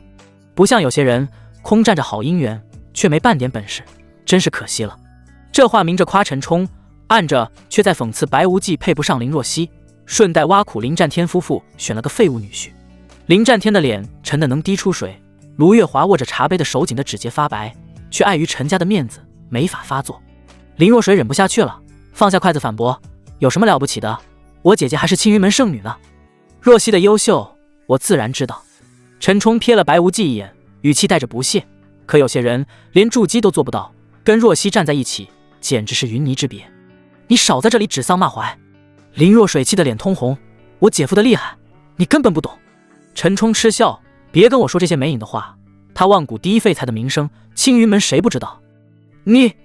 林若水猛地拍案而起，拉起白无忌的手：姐夫，这种人根本不配跟我们吃饭，我们走。于秀丽见状，赶紧起身打圆场：若水，别生气啊，阿冲他就是性子直，说话没个轻重，我让他给你道歉。说着偷偷给陈冲使了个眼色。陈冲慢悠悠地放下筷子，嘴角勾起一抹假笑。对不起啊，若水妹妹，我这人就是太耿直，有什么说什么，不会拐弯抹角，你别往心里去。这话哪里是道歉，分明是在强调自己说的是事实。林若水气得眼睛都红了，撸起袖子就要跟陈冲理论，却被白无忌轻轻按住了肩膀。白无忌冲他摇了摇头，眼神示意他稍安勿躁。林若水看着他平静的样子，心里的火气虽没消，却还是咬着牙坐了回去，只是胸口还载不住起伏。气氛正僵持着，门外忽然传来轻柔的脚步声，一名侍女端着个雕花紫檀木酒坛走进来，酒坛上刻着醉仙酿3个鎏金大字，还没开封，就有淡淡的酒香飘进众人鼻间。各位贵客，这是我们大小姐特意为您送来的极品醉仙酿，祝您用餐愉快。侍女将酒坛轻轻放在桌案中央，欠身行礼后便退了出去。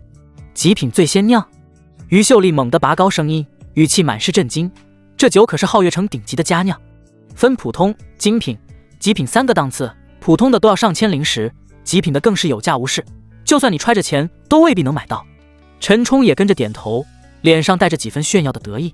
娘说的对，3年前楚都那场拍卖会，一坛极品醉仙酿最终拍了10万灵石，还是抢破头才拿到的。10万灵石，卢月华倒吸一口凉气，手里的茶杯都晃了晃，这都抵得上他们林家3年营收了。白无忌坐在一旁，指尖轻轻摩挲着杯沿，心里也暗暗惊讶，这秦玄出手也太大方了，10万灵石的酒说送就送，看来之前那批丹药的价值比他想的还要高。于秀丽一把抓住陈冲的手，笑得合不拢嘴，儿子，你可太有本事了，秦大小姐连极品醉仙酿都舍得送你，可见你在她心里分量多重，以后咱们陈家说不定还能靠着秦大小姐更上一层楼。陈冲被母亲夸得飘飘然，下意识挺直了腰板，看向林若水的眼神也多了几分志在必得，连秦大小姐都看中他，林若水还有什么理由拒绝？陈皮见状，立刻顺着话茬往下说，目光落在林战天夫妇身上。战天兄，咱们陈林2家世代交好，原本盼着冲儿和若曦能成好事，可惜若曦心有所属，也是缘分使然。不过他话锋一转，看向林若水，你家若水丫头也是个好姑娘，不如就让她和冲儿定下婚约，这样咱们2家的交情也能继续延续下去。不行，我不同意。林若水想都没想就站起来，脸色涨得通红，我才不嫁给他这种自大又阴险的人。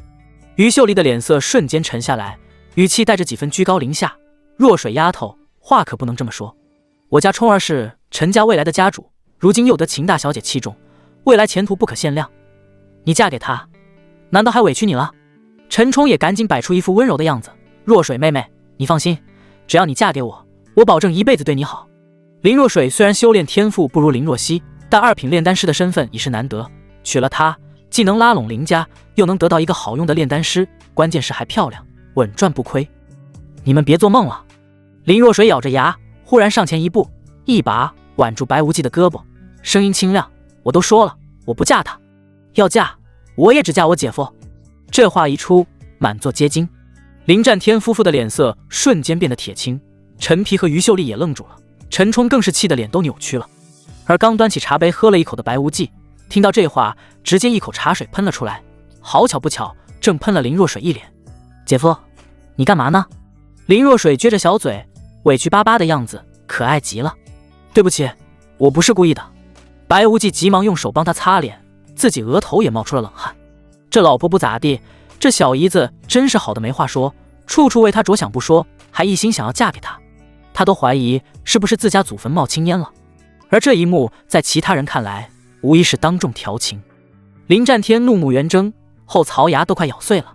祸害了他一个女儿还不够，还想祸害他另外一个女儿，简直是不可饶恕。于秀丽同样气愤不已，但是有外人在场，她也不好说什么，只能干咳2声，提醒他们注意分寸。白无忌这时也感受到了杀意，急忙把手收了回来。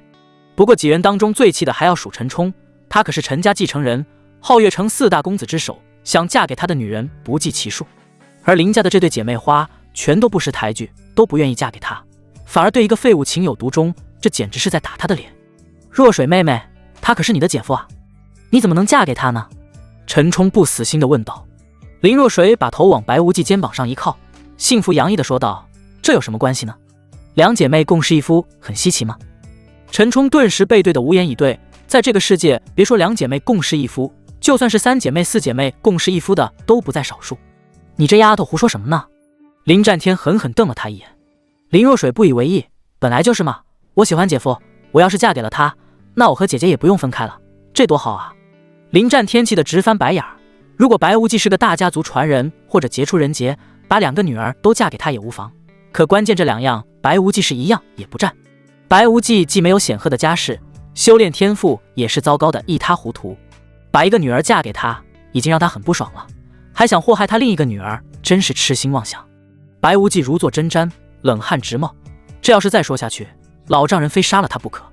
于是他急忙说道：“二小姐给大小姐开玩笑呢，大家别放在心上。”姐夫，我没有开玩笑，我是认真的，我真的想嫁给你。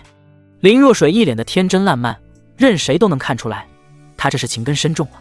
白无忌心头狂跳，他突然感觉这小姨子是要诚心搞死他。就在这气氛越发僵硬的时候，林若水突然扑哧一声笑了出来。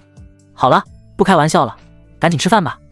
林若水拿起筷子就开始干饭，让人难以判断他之前说的到底是真是假。陈皮见林若水撂下狠话，桌上气氛像结了冰，忙不迭打圆场，冲门外扬声喊：“侍女，快过来给各位贵客倒酒，这几品醉仙酿难得，可得好好品品。”侍女应声上前，提着酒坛刚要开盖，林战天先端起空杯，语气带着几分客套的感慨：“早听闻几品醉仙酿不仅滋味绝，还能温和滋养经脉，注意修为，今日能尝到，真是托了陈家的福。”战天兄这话就见外了。陈皮摆手笑：“咱们2家是老交情，哪用说这些虚话，快尝尝才是正经。”话音刚落，侍女已拧开酒坛封口，清冽的酒香瞬间漫满雅间。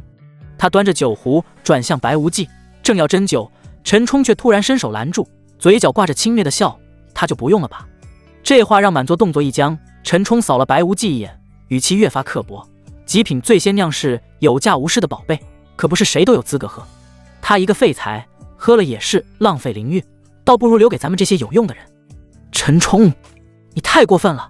林若水啪地拍响桌子，猛地站起来，眼眶泛红，却语气坚定：“你一而再再而三羞辱我姐夫，真当我们林家没人了？”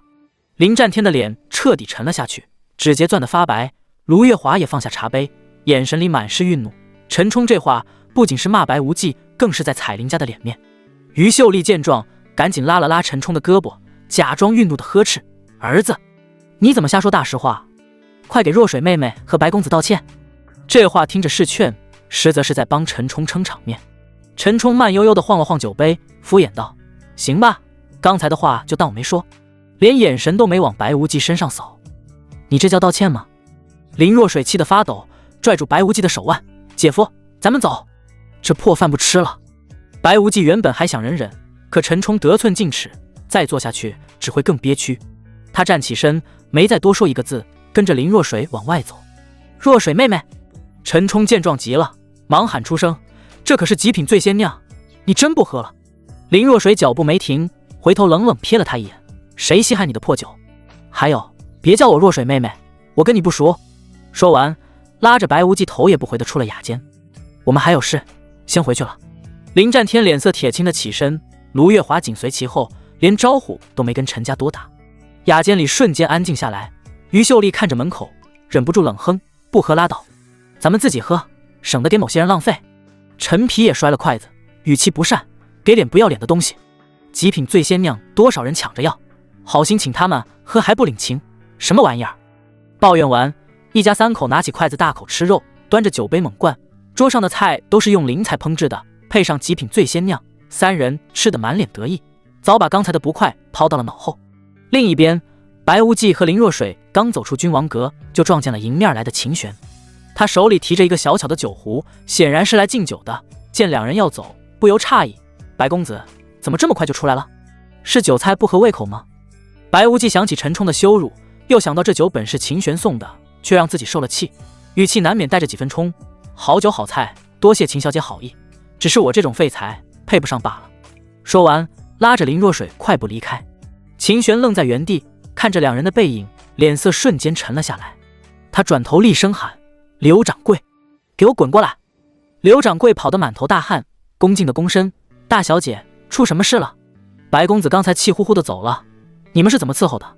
刘掌柜吓得脸都白了，忙道：“大小姐息怒，我马上去查，一定给您一个交代。”他立刻叫来刚才在君王阁伺候的侍女，三两句问清了前因后果。得知陈冲羞辱白无忌的事，秦玄当场勃然大怒，把手里的酒壶狠狠摔在地上。我分明是给白公子送的酒，陈家那几个算什么东西，也敢羞辱我的贵客，真是好大的狗胆！是属下失职。刘掌柜赶紧磕头认错，我这就去让他们付出代价。说完，他带着几个护卫快步冲进君王阁。此时陈皮一家3口正吃得满嘴流油，刘掌柜强压着怒火，冷冷开口：“几位，先把账结一下吧。”陈冲嚼着菜，疑惑地抬头：“结什么账？不是秦大小姐安排的吗？你们来这里吃饭，自然要结账，难不成想白吃白喝？”刘掌柜的语气带着嘲讽。于秀丽瞬间炸了，拍着桌子站起来：“你知道我们是谁吗？这是秦大小姐看在我儿子的面子安排的，你敢让我们结账，是谁给你的胆子？”陈冲也放下筷子，得意地仰着头：“我和你们秦大小姐是好朋友，她特意让我来君王阁，还送了我极品醉仙酿，你敢这么跟我说话，就不怕秦大小姐找你麻烦？”刘掌柜嗤笑一声，眼神里满是鄙夷：“你算什么东西，也配当我们大小姐的朋友？不是看我的面子，你们凭什么让我们进君王阁，还送醉仙酿？”陈冲气得脸红脖子粗。刘掌柜冷冷瞥了他一眼，一字一句道：“一群蠢货，安排你们进君王阁，送醉仙酿，全是看在白公子的面子上，你们连提鞋都不配。白公子，你说白无忌？”于秀丽尖叫起来，满脸不信：“他就是个废物，你们怎么可能看他的面子？就是一个废材能有什么脸面？肯定是看在我儿子的面子。”陈冲也跟着喊。刘掌柜听到废物2个字，彻底没了耐心，怒喝一声：“你们一而再再而三羞辱我们的贵客，真是活腻了，给我往死里打！”话音刚落，身后的护卫立刻冲了上去，雅间里瞬间响起桌椅碰撞和惨叫声。刚才还得意洋洋的陈家3口，转眼就被打得抱头求饶：“别打了，我们副长还不行吗？”陈皮都快哭了，身为4大家族之一的家主，金丹强者，如今却是被人打得鼻青脸肿。他根本不敢反抗，甚至不敢真气护体，否则要是伤了这些人，他可就吃不了兜着走了。皓月酒楼背后可是楚都秦家，他们陈家与之相比，无异于萤火与皓月。刘掌柜听到副长2个字，抬手示意护卫停手，看着鼻青脸肿的陈皮，语气里满是嘲讽：“早说要副长不就完了，非要挨顿揍才肯老实，何必呢？”陈皮捂着发肿的脸颊，疼得龇牙咧嘴，却不敢有半分不满，只能强撑着问道：“刘掌柜，这总共要多少零食？急什么？”刘掌柜慢条斯理的开口，指尖在桌案上敲了敲，先算最金贵的那坛极品醉仙酿，楚都拍卖会之前拍过10万零食一坛，咱们大小姐仁慈，给你们便宜1块，算99999零食。什么？陈皮猛地瞪大眼，声音都变了调：“刘掌柜，这也太贵了，就算是极品醉仙酿，也没这么漫天要价的。”于秀丽也顾不上脸上的疼，尖声附和：“就是，你们这跟抢有什么区别？抢！”刘掌柜脸色瞬间沉下来，指着酒坛怒喝：“楚都拍卖会的记录摆在那儿，10万零食一分不少，我们收99999，还让了1块零食，你们倒嫌贵，是觉得我们皓月酒楼好欺负，还是觉得秦大小姐的东西不值钱？”这话对的陈皮夫妇哑口无言。陈皮咽了口唾沫，语气软了下来：“刘掌柜，不是嫌贵，是我们真没这么多鲜零食啊，没零食。”刘掌柜冷笑一声，眼神骤然变得冰冷：“可以啊，不过话说在前头，今天这账要是结不了，你们陈家在皓月城也就没必要存在了。”“别，千万别！”陈皮吓得脸都白了，连忙摆手，冷汗顺着额头往下淌。他比谁都清楚，秦家要捏死陈家，跟捏死一只蚂蚁一样容易。我给，我现在就凑，一定给！刘掌柜却没打算就此打住，又掏出一本账册，翻了2页，念道：“对了，还有桌上的菜，帝王蟹、林参炖雪莲，这些都是用高阶灵材做的，合计83002零食。”他合上册子，瞥了眼浑身发颤的陈家3口，醉仙酿99999，饭菜83002，加起来是183001零食。零头给你们抹了，凑个整，183000零食，一分都不能少。183000。陈皮嘴里喃喃重复着这个数字，双腿一软，差点瘫坐在地。陈冲和于秀丽也面如死灰，浑身止不住的颤抖。陈家几代人攒下的家底，总共也就100万零食出头，还大多是店铺、田产这些不动产，能动用的现灵石本就不多，这183000灵石一掏，陈家至少要元气大伤，短时间内根本缓不过来。回去的路上，林若水犹豫了很久，还是忍不住问道：“姐夫，刚才那人是不是秦大小姐？”白无忌点了点头：“姐夫，你好厉害啊！你竟然认识秦大小姐！”林若水满脸崇拜：“哪个秦大小姐？”林战天好奇地问道：“就是万宝商会大小姐秦璇。”林若水道：“什么？你认识秦大小姐？这怎么可能？”林战天满脸难以置信，在他看来，白无忌就是社会底层的小喽啰，而秦璇却是高高在上的世家千金，两人不应该有任何交集。这是真的，刚才在酒楼里，秦大小姐还向姐夫道歉了呢。林若水道：“你真是越说越离谱了，秦大小姐是何许人也，怎么可能向她道歉？”林战天撇了撇嘴，在他看来，他肯定是害怕他反对他和白无忌在一起，编造一个谎言来抬高白无忌，实在是幼稚。林若水看他不相信，顿时急了，刚想解释，却是被白无忌用眼神制止了。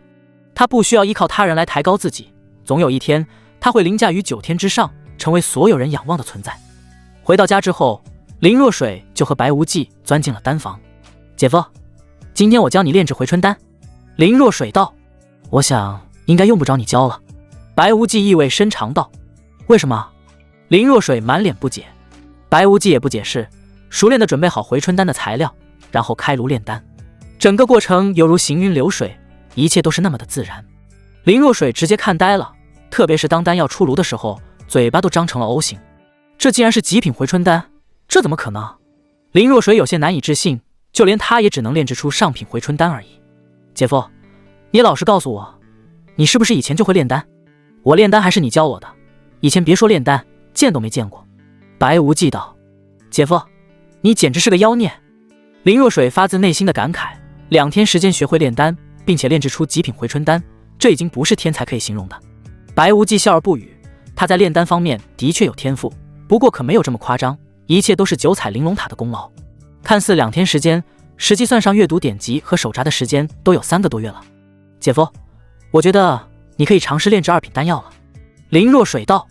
白无忌摸了摸鼻子，我想也不用学了。林若水顿时意识到了什么：“姐夫，你不要告诉我你连2品丹药都能炼制了。”白无忌也不解释，直接准备好聚灵丹的材料，然后熟练的开炉炼丹。林若水看着白无忌那行云流水的操作，整个人都被惊呆了。炼丹可是一个技术活，首先就是要控制火候，不同的药材需要不同的火候，放入顺序也有着严格的要求，容不得半点纰漏。而白无忌的手法哪像是一个新人，就算是他来炼制，也不可能做得更好了。直到丹药出炉，林若水都感觉自己像是在做梦一样。他拿起丹药查看一下，色泽圆润，丹香扑鼻，品质赫然达到了上品。“姐夫，你不要告诉我这是你第一次炼制聚灵丹？”“的确不是第一次。”白无忌道。林若水顿时露出一副果然如此的表情，在他想来，白无忌之前就是在逗他，肯定是早就会炼丹了。然而白无忌接下来的一句话再次把他震惊得无以复加：“昨天你离开之后，我就尝试着炼制，没想到一下子就成功了。”白无忌笑容满面，看着林若水震惊的模样，心中也是充满了自豪。林若水可是一个炼丹天才，还是小姨子，能让他感动震惊，别提有多美了。“姐夫，你当真是最近才学会炼丹的？”林若水再次提出质疑，因为白无忌的表现太逆天了，短短2天时间，从一个毫无根基的人成为一个2品炼丹师，这绝对是一个奇迹。“当然是真的，姐夫什么时候骗过你？”白无忌实话实说，外界的确就2天。至于9彩玲珑塔，那是他最大的秘密，就算是小姨子也不能告诉他。“姐夫，你真是太厉害了！”林若水崇拜到无以复加。他一向以炼丹天才自诩，但是与白无忌一比，就黯然失色了。“对了，姐夫，既然你已经可以炼制2品丹药了，不如去炼丹师协会参加考核吧。一旦考核成功，就可以获得炼丹师勋章，并且进行身份认证登记。获得炼丹师身份认证的好处可是很多的，2品炼丹师每个月都可以领取100灵石，而且什么都不用干。”白无忌有些惊讶，怪不得都说炼丹师傅的流油，什么都不干就可以每个月领取灵石，躺平都行了。还是算了吧，我现在不缺灵石。要是以前他肯定心动，但是现在他赚钱容易得很，就没必要了。“别呀，姐夫，好处还有很多呢，就比如半个月后的青年炼丹师大赛，只有获得炼丹师协会认证的炼丹师才可以参加。白无忌将一颗极品聚灵丹收入玉瓶，抬眸看向林若水，青年炼丹师大赛具体怎么比？能有什么真好处？林若水立刻凑上前，语气满是兴奋，是炼丹师协会主办的分预选、初选、决赛3阶段。预选就是筛掉滥竽充数的，初选得在皓月城赛区拿前3才能进决赛。最关键的是，初选冠军奖励1万灵石不算啥，真正金贵的是极品洗髓灵液。他盯着白无忌，眼神发亮，这灵液能洗精伐髓，你天生废体，经脉窄堵，要是能用上，绝对能脱胎换骨，往后修炼再也不受体质拖累。极品洗髓灵液，白无忌心头一震。他有9彩玲珑塔，塔内是外界1天，塔内100天的时间流速，更充盈着滋养丹术与修为的先天灵气。可天生废体始终是道枷锁，哪怕塔内苦修，修为进展也慢得揪心。若能解开这枷锁，修炼速度何止翻倍？见他心动，林若水接着说，比赛还有半个月，2品炼丹师身份才能报名。如果你确定参赛的话，需要提前去参加2品炼丹师考核认证。白无忌点了点头。等林若水离开，白无忌立刻抱着炼丹炉踏入9彩玲珑塔第2层。先天灵气扑面而来，他激活时间阵法，炉火稳稳燃起。有着先天灵气加持，低阶丹药的炼制本就事半功倍，如今对他更是易如反掌。他先从1品丹药练手，聚气丹、回春丹的药材入炉，控温、投药、凝丹的动作行云流水，先天灵气顺着指尖融入炉中，精准调和每味药材的药性。塔内1月过去，所有1品药材尽数炼完，产出的全是极品丹药，成丹率100%，丹体莹润，丹香醇厚，药效远超寻常水准。接着是2品丹药，聚灵丹、金元丹、筑基丹的炼制难度虽比1品高上不少，可在先天灵气的助力下，白无忌依旧得心应手。无论是控制火候的精度，还是把握药性融合的时机，都随着炼制次数愈发娴熟。塔内再耗2月，所有2品药材也炼完了，每一炉都是极品，没有一炉失手。至此，他对1品、2品丹药的炼制已彻底炉火纯青，闭着眼都能稳定成丹。看着剩下的3品洗髓丹药材，白无忌深吸一口气，是时候挑战高阶丹药了。3品丹药的药性远比低阶丹药复杂，哪怕有先天灵气加持，第1次炼制仍因药性冲突炸了炉，第2次调整灵气输入节奏，却在凝丹时灵力不稳，只成了一堆废丹。他没气馁，反复在脑海推演药性配比，调整灵气与火候的配合。又过10日，终于炼出第1炉下品洗髓丹，再炼半月，成功炼出上品。直到塔内第30日，炉顶突然迸发霞光，一炉通透莹润的极品洗髓丹赫然成型，药香萦绕在塔内，久久不散。最终，他将所有3品洗髓丹药材炼完，收获了3炉下品、7炉中品、5炉上品、3炉极品。盘膝坐下，白无忌捏碎一颗极品洗髓丹，吞入腹中。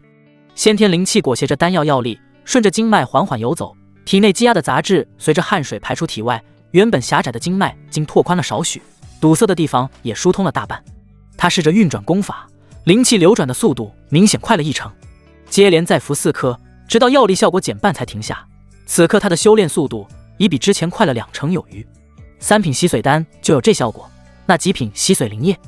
白无忌眼底闪过期待，又取出3品大还丹的药材，借助先天灵气，他在塔内20日内炼完了所有药材，收获了5炉极品、2炉上品。随后他服下极品聚灵丹与筑基丹，配合塔内浓郁的先天灵气苦修。塔内半年过去，修为终于稳步突破到筑基中期，体内真气比之前浑厚3倍，运转起来也更流畅自如。收工时，白无忌看着满室堆放的极品丹药，嘴角勾起一抹笑意。塔内前后共耗1年，他的丹术与修为都有了质的飞跃。而此时外界才过去不过才3-4天。白无忌离开9彩玲珑塔后，就离开了丹房，然后直奔炼丹师协会。炼丹师协会坐落在皓月城最繁华的中央大街，门楣悬挂的炼丹师协会鎏金牌匾在阳光下泛着耀目的光泽。这里不仅是皓月城炼丹师的聚集地，更是整个区域的灵财枢纽。无论是高阶药材交易，还是丹术技艺交流，都需经协会统筹。哪怕是4大家族，也得对协会的长老们客客气气，地位超然的无人敢轻撼。白无忌戴着银色面具，刚走到大门前，就被2名身着青色制服的守卫拦下。守卫双手按在腰间的长刀上，眼神锐利地扫过他。协会乃丹道重地，非在册炼丹师不得入内。我来参加炼丹师考核认证。白无忌声音平稳，面具遮住了他的表情，也避开了日后被人认出的麻烦。他若真在青年炼丹师大赛上崭露头角，少不得要引来各方关注。如今低调些总没错。守卫的态度稍缓，却仍带着几分审视。寄来考核，你的推荐信呢？须有在册炼丹师署名举荐，方可报名。推荐信？白无忌愣了一下，林若水只提了考核认证，倒没说还要这东西。他正琢磨着要不要回去找小姨子补一封，身后突然传来一道带着戾气的冷喝：挡路的废物，赶紧让开！白无忌回头，只见陈冲正陪着一个少女走来。那少女17、18岁的模样，身着鹅黄衣裙，身材高挑玲珑，胸前曲线尤为惹眼，眉宇间却带着一股生人勿近的高傲，气质丝毫不输邻家姐妹。守卫见了陈冲，立刻换上谄媚的笑容，腰都弯了几分。陈公子大驾光临，是有什么要事？快里面请。陈冲得意地扬了扬下巴，故意瞥了白无忌一眼，语气炫耀：没看见我身边这位李璐小姐吗？她可是难得一见的炼丹天才，今天我带她来是参加炼丹师考核的。原来是李小姐，失敬失敬。守卫连忙侧身让开，连推荐信提都没提，殷勤地引着两人往里走。陈冲伸手想牵李璐的手，却被他不着痕迹地躲开，脸色微沉，眼底却闪过一丝势在必得。虽然他是今天才认识的，但是他有信心，今天晚上就把他搞到床上去，到时候一定让他感受胯下之辱，让他有苦难言。两人刚要进门，白无忌上前一步，目光落在守卫身上。刚才你们说考核需推荐信，为何他们没有，却能进去？守卫脸上的笑容瞬间消失，不耐烦地挥手：陈公子是4大家族的少主，李小姐是他引荐的天才，你一个戴面具的无名之辈，也配和他们比？赶紧滚，别在这儿耽误事。白无忌没动，只是从储物袋里取出2颗莹润的丹药，递了过去。丹药刚一拿出，浓郁的药香就飘了开来。守卫瞳孔骤缩，这是极品金元丹。极品丹药本就稀缺，1颗就能卖到100块零食，还尝试有价无市。两人对视一眼，立刻眉开眼笑地接过丹药，态度来了个180度大转弯。刚才是我们眼拙，没看出先生的不凡。您快请进，考核大厅就在前面左转。白无忌收回手，径直走进大门。大厅内人来人往，大多是身着炼丹师长袍的人。他刚进门，就看到陈冲和李璐正站在登记处前。李璐察觉到他的目光，只是淡淡瞥了一眼，便收回视线。等两人登记完离开，白无忌才走到柜台前。负责登记的女子穿着淡紫衣裙，笑容温婉：先生也是来参加考核认证的。白无忌点头。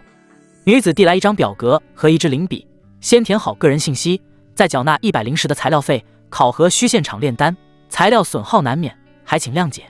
白无忌接过表格，忽然问道：你们这里的登记信息会对外泄露吗？先生放心。女子笑得更柔和了，无论考核成败，所有报名者的信息都会严格保密，绝不会外传。白无忌这才放下心，提笔写下白无忌3个字，年龄一栏填了23，随后递上100零食。跟着女子的指引，他很快来到考核大厅。这里摆放着3个炼丹炉，炉前围着几名考官。此刻最显眼的正是李璐所在的那处。李璐正站在青铜炼丹炉前，手法娴熟地投放聚气丹药材，火候控制得恰到好处，动作流畅的没有半分滞涩。白无忌扫了一眼，就知道这炉丹药必成。果然，不过半炷香的时间，炉顶飘出淡青色的丹烟。李璐打开炉盖，10颗圆润银白的丹药飞了出来，药香浓郁醇厚。负责考核的是个白发老者，拿起1颗丹药仔细查看后，忍不住点头称赞：不错，竟是极品聚气丹。李小姐，恭喜你考核通过，从今日起你就是1品炼丹师了。恭喜李小姐。陈冲立刻凑上前，语气谄媚，眼神却不自觉地往李璐的腰间瞟。李璐只是淡淡嗯了一声，神色平静的仿佛这是理所当然。两人正要转身去登记勋章，老者的目光落在了刚进来的白无忌身上。小伙子，你也是来考核的，把你的号码牌给我看看。白无忌递过号码牌，老者扫了一眼，问道：你想炼制什么丹药？1品丹药可选聚气丹、回春丹，2品可选聚灵丹。我要炼制3品大还丹。白无忌打断了老者的话，语气坚定。这话一出，正要离开的李璐脚步猛地一顿，转头看向白无忌，眼中第一次露出了惊讶。老者更是以为自己听错了，连忙追问：你确定要炼制大还丹？那可是最低3品的丹药，炼制难度远非低阶丹药可比。我确定就炼3品大还丹。白无忌重复道。陈冲像是听到了天大的笑话，指着白无忌哈哈大笑，语气满是嘲讽：“你知道自己在说什么胡话吗？整个皓月城的3品炼丹师加起来都不超过5个，年纪最小的都快60了。你一个毛头小子，戴个面具装神秘，还想炼3品丹药，真是哗众取宠，不自量力。”白无忌仿佛没听见陈冲的嘲讽，只是静静看着金老，眼神平静的没有一丝波澜，仿佛炼制3品大还丹只是件再寻常不过的事。金老沉吟片刻，对着身旁的侍女点了点头，去取一份3品大还丹的材料来。侍女应声快步离开，很快捧着一个红木托盘返回，托盘里整齐摆放着千年紫芝、凝露草等几味高阶药材，每一样都泛着淡淡的灵光，显然是品质上佳的灵材。金老，您还真给他材料啊？陈冲嘲讽道：“这小子分明是哗众取宠，给了材料也是白白浪费。他既交了材料费，按规矩便有一次尝试的机会，试试又何妨？”金老摆了摆手，语气淡然。其实他心里也没底，3品炼丹师的门槛极高，眼前这年轻人连面具都不敢摘，怎么看都不像是能炼出3品丹药的人。可话又说回来，万一真成了呢？能亲眼见证一个年纪轻轻的3品炼丹师诞生，对他而言也是一桩幸事。陈冲还想争辩，转头看向李璐，语气立刻软了下来：“李小姐，这小子就是故意拖延时间博眼球，没什么好看的，不如我们去庆祝一下吧。”陈冲已经有了计划，待会儿庆祝的时候找机会下药，等到药效发作，肯定求着他宠幸，想想都爽。谁知李璐却轻轻摇了摇头，目光落在白无忌身上，语气平静：“再看一会儿吧。”白无忌的镇定太过反常，寻常人被质疑时要么辩解，要么慌乱，可他却像快捂不热的冰，这种深不可测的感觉让他忍不住想留下来，看看他到底是真有本事，还是装腔作势。陈冲脸色瞬间沉了下来，心头的火气直往上冒。他强压着怒意，冲白无忌吼道：“要练就赶紧开始，别磨磨蹭蹭的。”白无忌终于抬眼，目光冷冷扫过陈冲，那眼神没有半分情绪，却像寒冬里的冰刃，带着一股莫名的压迫感，仿佛在看一个早已注定结局的将死之人。陈冲被这眼神看得心头一寒，随即恼羞成怒，撸起袖子就要冲上前：“小子，你他妈什么眼神？真以为戴个面具就没人敢动你了？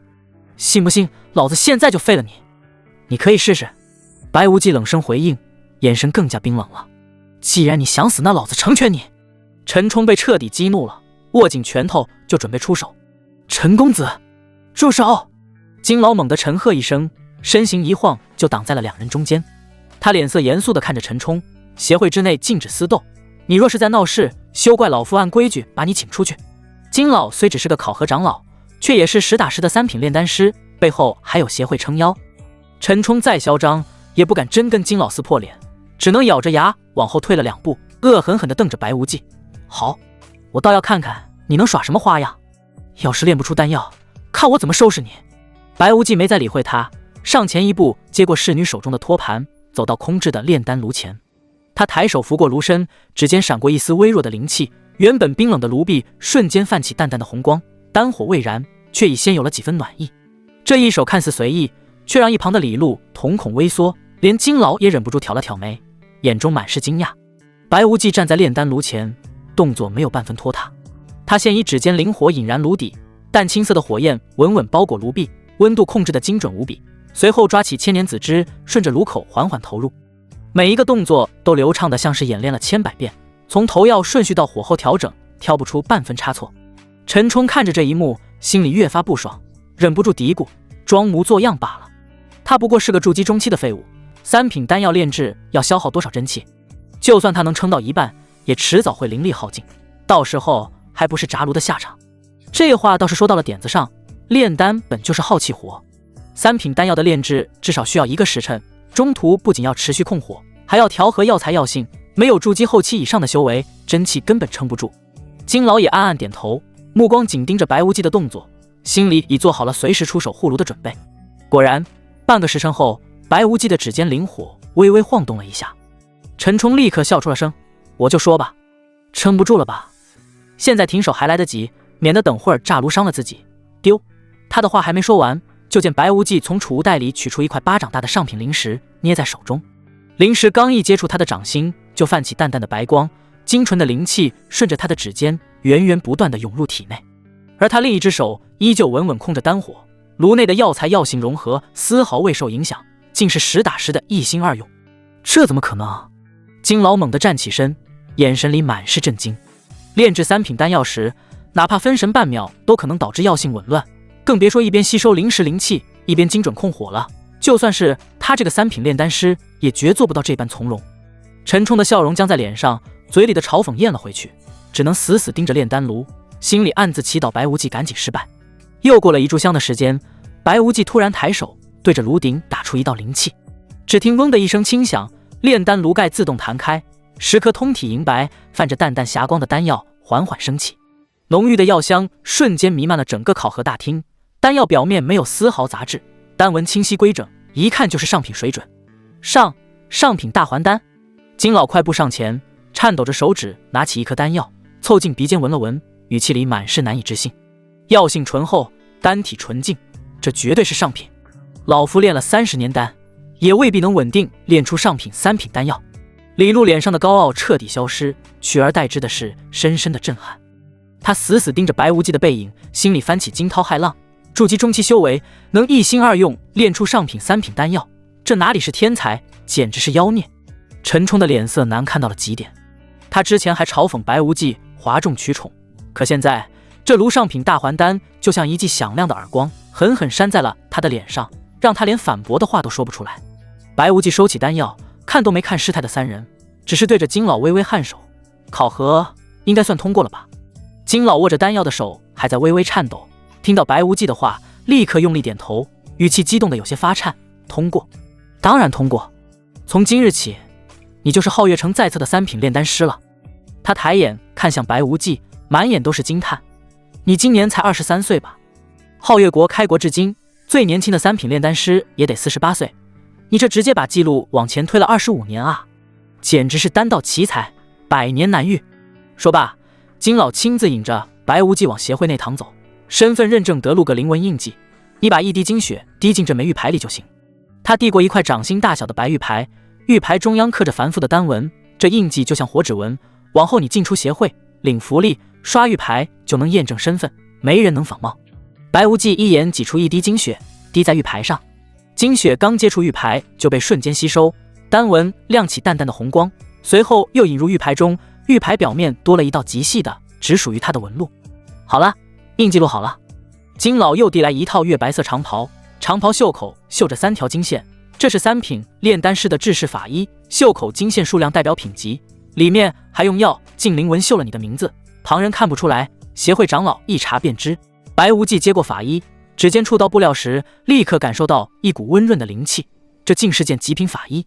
他略一感知便明白，法衣用千年灵蚕丝混着金刚玉线织成，防御能力堪比极品法器，寻常筑基期修士的攻击根本破不开。还有这张灵卡，金老在地上一张泛着荧光的卡片，协会每月会往卡里打1000灵石，只要你还是在册炼丹师，这福利就一直有。对了，你刚才滴的精血还有个用，灵卡和玉牌会感应你的气息，要是哪天气息消失，协会就知道。总之，这是保障你权益的规矩。一路上，金老几次旁敲侧击，白小友，你这丹术造诣是从哪位高人啊？皓月城的炼丹大师我都熟，没听过有你这么厉害的弟子。白无忌只是淡淡回应，家师不喜张扬，让我别透露他的名号，还请金老见谅。离开炼丹师协会，他没直接回家，而是拐进了不远处的望仙楼。刚突破丹术，又拿到身份，总得好好吃一顿犒劳自己。刚上2楼，就瞥见一间包间的门没关严，里面赫然是陈冲和李璐。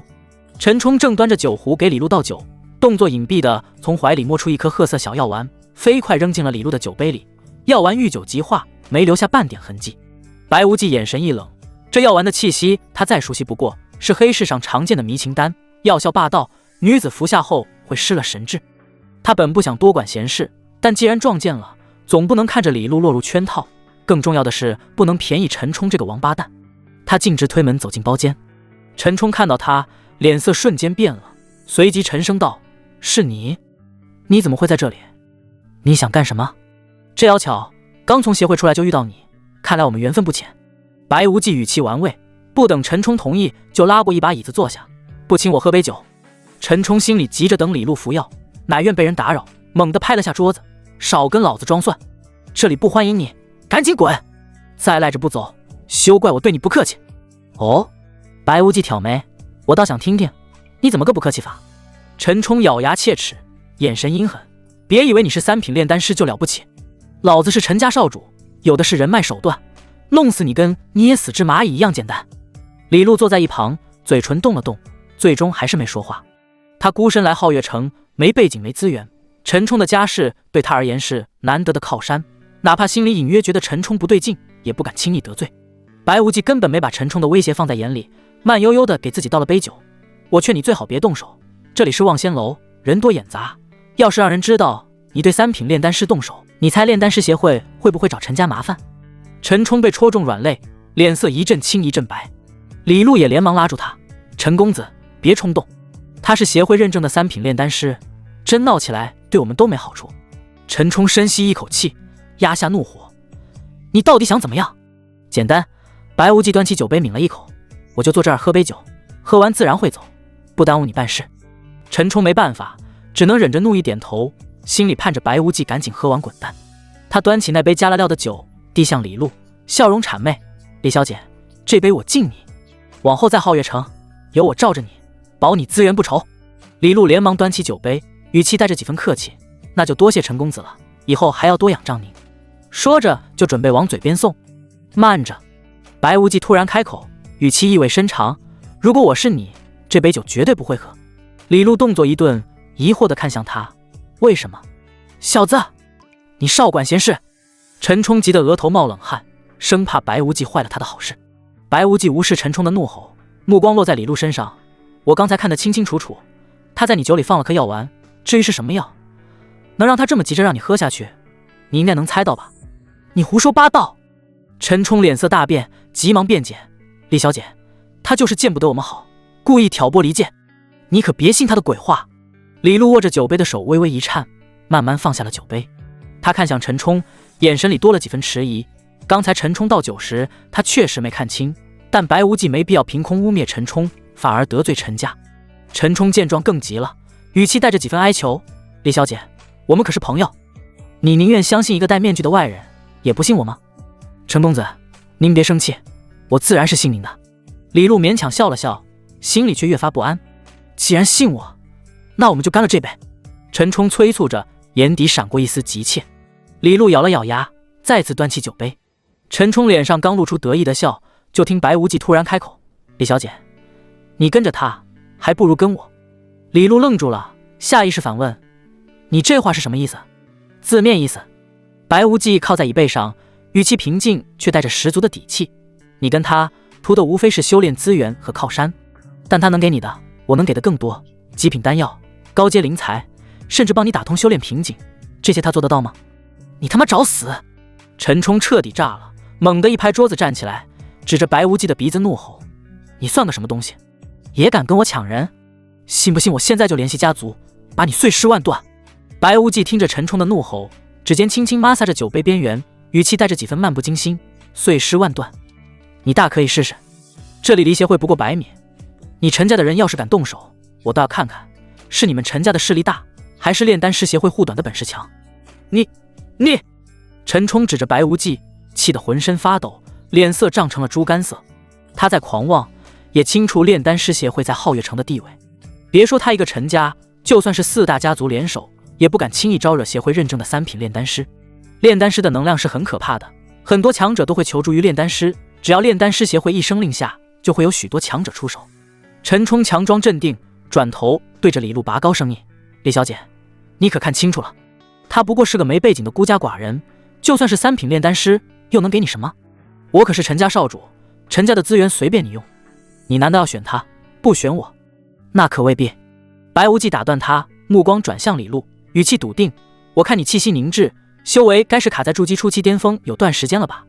只要你跟我走，我现在就能帮你突破瓶颈。哈哈！陈冲像是听到了天大的笑话，笑得前仰后合，突破瓶颈？你也不看看自己几斤几两，筑基期突破哪有那么容易？他卡在这一步小半年，连上品丹药都没用，你拿什么帮他？吹牛皮也不怕闪了舌头。李璐也轻轻点头，语气带着几分失落，陈公子说得对，我试过不少方法，连上品大还丹都服过3颗，还是没能突破，短时间内怕是没希望了。要是我能呢？白无忌追问，眼神里没有半分玩笑。李璐猛地抬头，眼中闪过一丝希冀，随即又沉了下去。可转念一想，白无忌连3品上品大还丹都能练出，或许真有办法。他咬了咬牙，语气郑重：如果你真能帮我突破瓶颈，从今往后我就跟你走，替你差遣。这话一出，陈冲脸色骤变，李璐却眼神坚定，突破修为是他眼下最迫切的事。而且白无忌是23岁的3品炼丹师，前途远非陈冲可比，跟着他只会有更多好处。好，我倒要看看你怎么装下去。陈冲咬着牙，要是你办不到，看我怎么收拾你。白无忌没理会他，从储物袋里取出一个玉瓶，倒出一颗通体莹润、泛着淡淡霞光的丹药，递向李璐。很简单，1颗丹药就够了。这是大还丹。李璐接过丹药，指尖刚触到，就感受到一股远超寻常的精纯灵气。他瞳孔骤缩，不对，这是极品大还丹。大还丹作为3品丹药，市面上大多是下品、中品、上品已是稀缺，极品更是有钱都难买。他之前服的3颗也不过是上品而已。陈冲的笑容也僵住了，眼神里多了几分忌惮，可他嘴上依旧强硬，就算是极品又怎样？上午我给他的3颗上品大还丹，药效加起来比1颗极品还强，不照样没用？你以为1颗破丹药就能让他突破？一般的极品大还丹自然不行。白无忌语气平静，但我这颗不一样，里面掺了先天灵气，对冲击瓶颈有奇效，你服下便知。先天灵气？李璐和陈冲同时愣住，那可是传说中能滋养修士根基的灵气，寻常人连见都见不到，白无忌竟然能将它融入丹药里。陈冲回过神，立刻嘲讽：先天灵气？你怎么不说你能练出仙丹？我看你就是拿颗普通极品大还丹糊弄人，等会儿他突破不了，我看你怎么收场。多说无益，试过就知道。白无忌不再废话，示意李璐服下丹药。李璐深吸一口气，将极品大还丹送入口中，丹药刚入腹，就化作一股温热的灵气，顺着经脉游走。与之前不同的是，这股灵气里还裹着一丝极淡却异常精纯的气息，正是先天灵气。他立刻盘膝坐下，运转功法炼化灵气。先天灵气像是一把钥匙，顺着经脉一路疏通，原本凝滞的气息瞬间活泛起来，卡在瓶颈处的壁垒竟开始缓缓松动。不过半炷香的时间，李璐体内突然爆发出一股筑基中期的气息。他猛地睁开眼，眼中满是狂喜：我突破了，我真的突破到筑基中期了。这不可能！陈冲僵在原地，脸色惨白如纸，3颗上品大还丹都没用，1颗极品大还丹竟然真的做到了。白无忌站起身，对着李璐伸出手，语气温和：李小姐，现在可以跟我走了吗？李璐没有半分犹豫，将手放在白无忌掌心，眼神里满是感激与敬畏：多谢大人相助，从今往后我任凭大人差遣。李小姐，你不能跟他走！陈冲急得上前一步，想要拉住他，他就是个没根基的外人，我可是陈家少主。你再想想，跟着我，你能得到更多。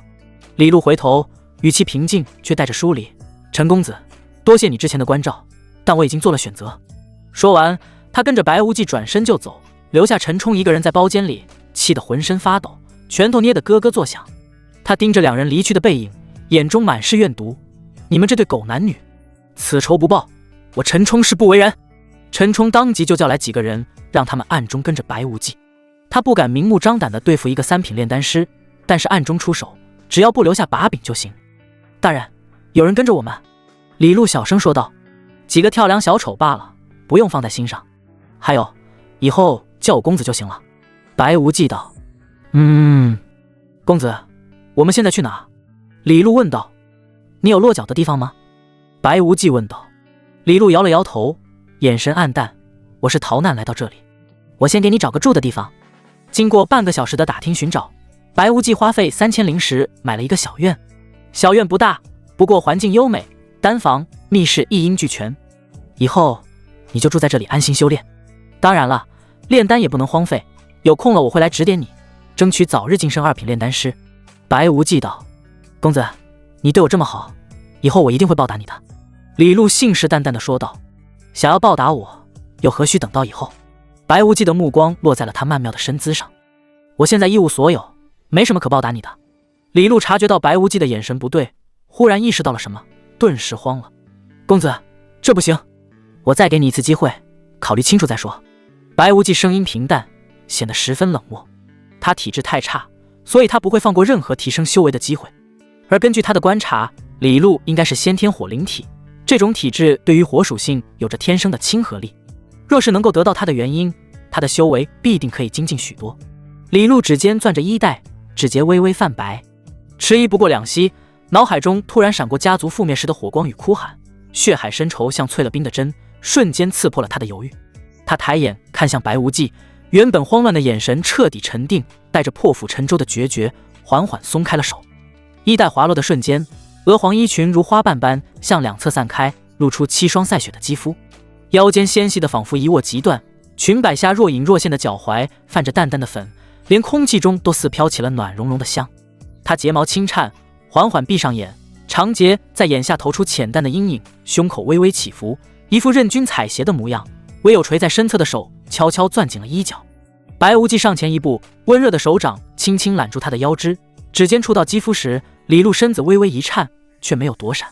他打横将他抱起，步履平稳地走向床边，衣料摩擦的细碎声响在安静的小院里格外清晰。窗外日光渐斜，转眼便被夜幕吞没。小院外突然传来衣袂破风的轻响，10几个黑衣人如鬼魅般聚拢在院墙下。为首的陈冲眼神阴鸷，压低声音问：“两人都在里面？”回少主，灯还亮着，没见他们出来过。身旁的黑衣人恭敬回话：“好。”陈冲嘴角勾起狠厉的笑：“给我冲进去，记住别伤了李璐，那小子抓活的。”话音未落，他掌心凝聚灵气，猛地拍向院门。砰的一声巨响，实木门板瞬间碎裂，木屑飞溅中，黑衣人鱼贯而入，直扑卧房。屋内的动静骤然惊醒了相拥的两人。白无忌眼神瞬间冷厉，翻身坐起时，随手扯过床幔上的轻纱，飞快蒙住李璐的眼睛。别慌，他声音沉稳，掌心光芒一闪，古朴的9彩玲珑塔凭空出现，塔身流转的霞光裹住两人，下一秒便消失在原地。公子，这是……李璐被蒙住视线，只能攥着白无忌的衣袖，声音带着一丝茫然：“一个安全的地方，接下来什么都别问，跟着我就好。”白无忌的声音从头顶传来，带着让人安心的力量。下一刻，两人已置身9彩玲珑塔第2层，这里弥漫着肉眼可见的淡金色灵气，空气中漂浮着细碎的光尘。白无忌指尖掐诀，地面瞬间亮起繁复的阵纹，嗡的一声轻响，周围的灵气流速骤然变慢，100倍时间阵法已启动。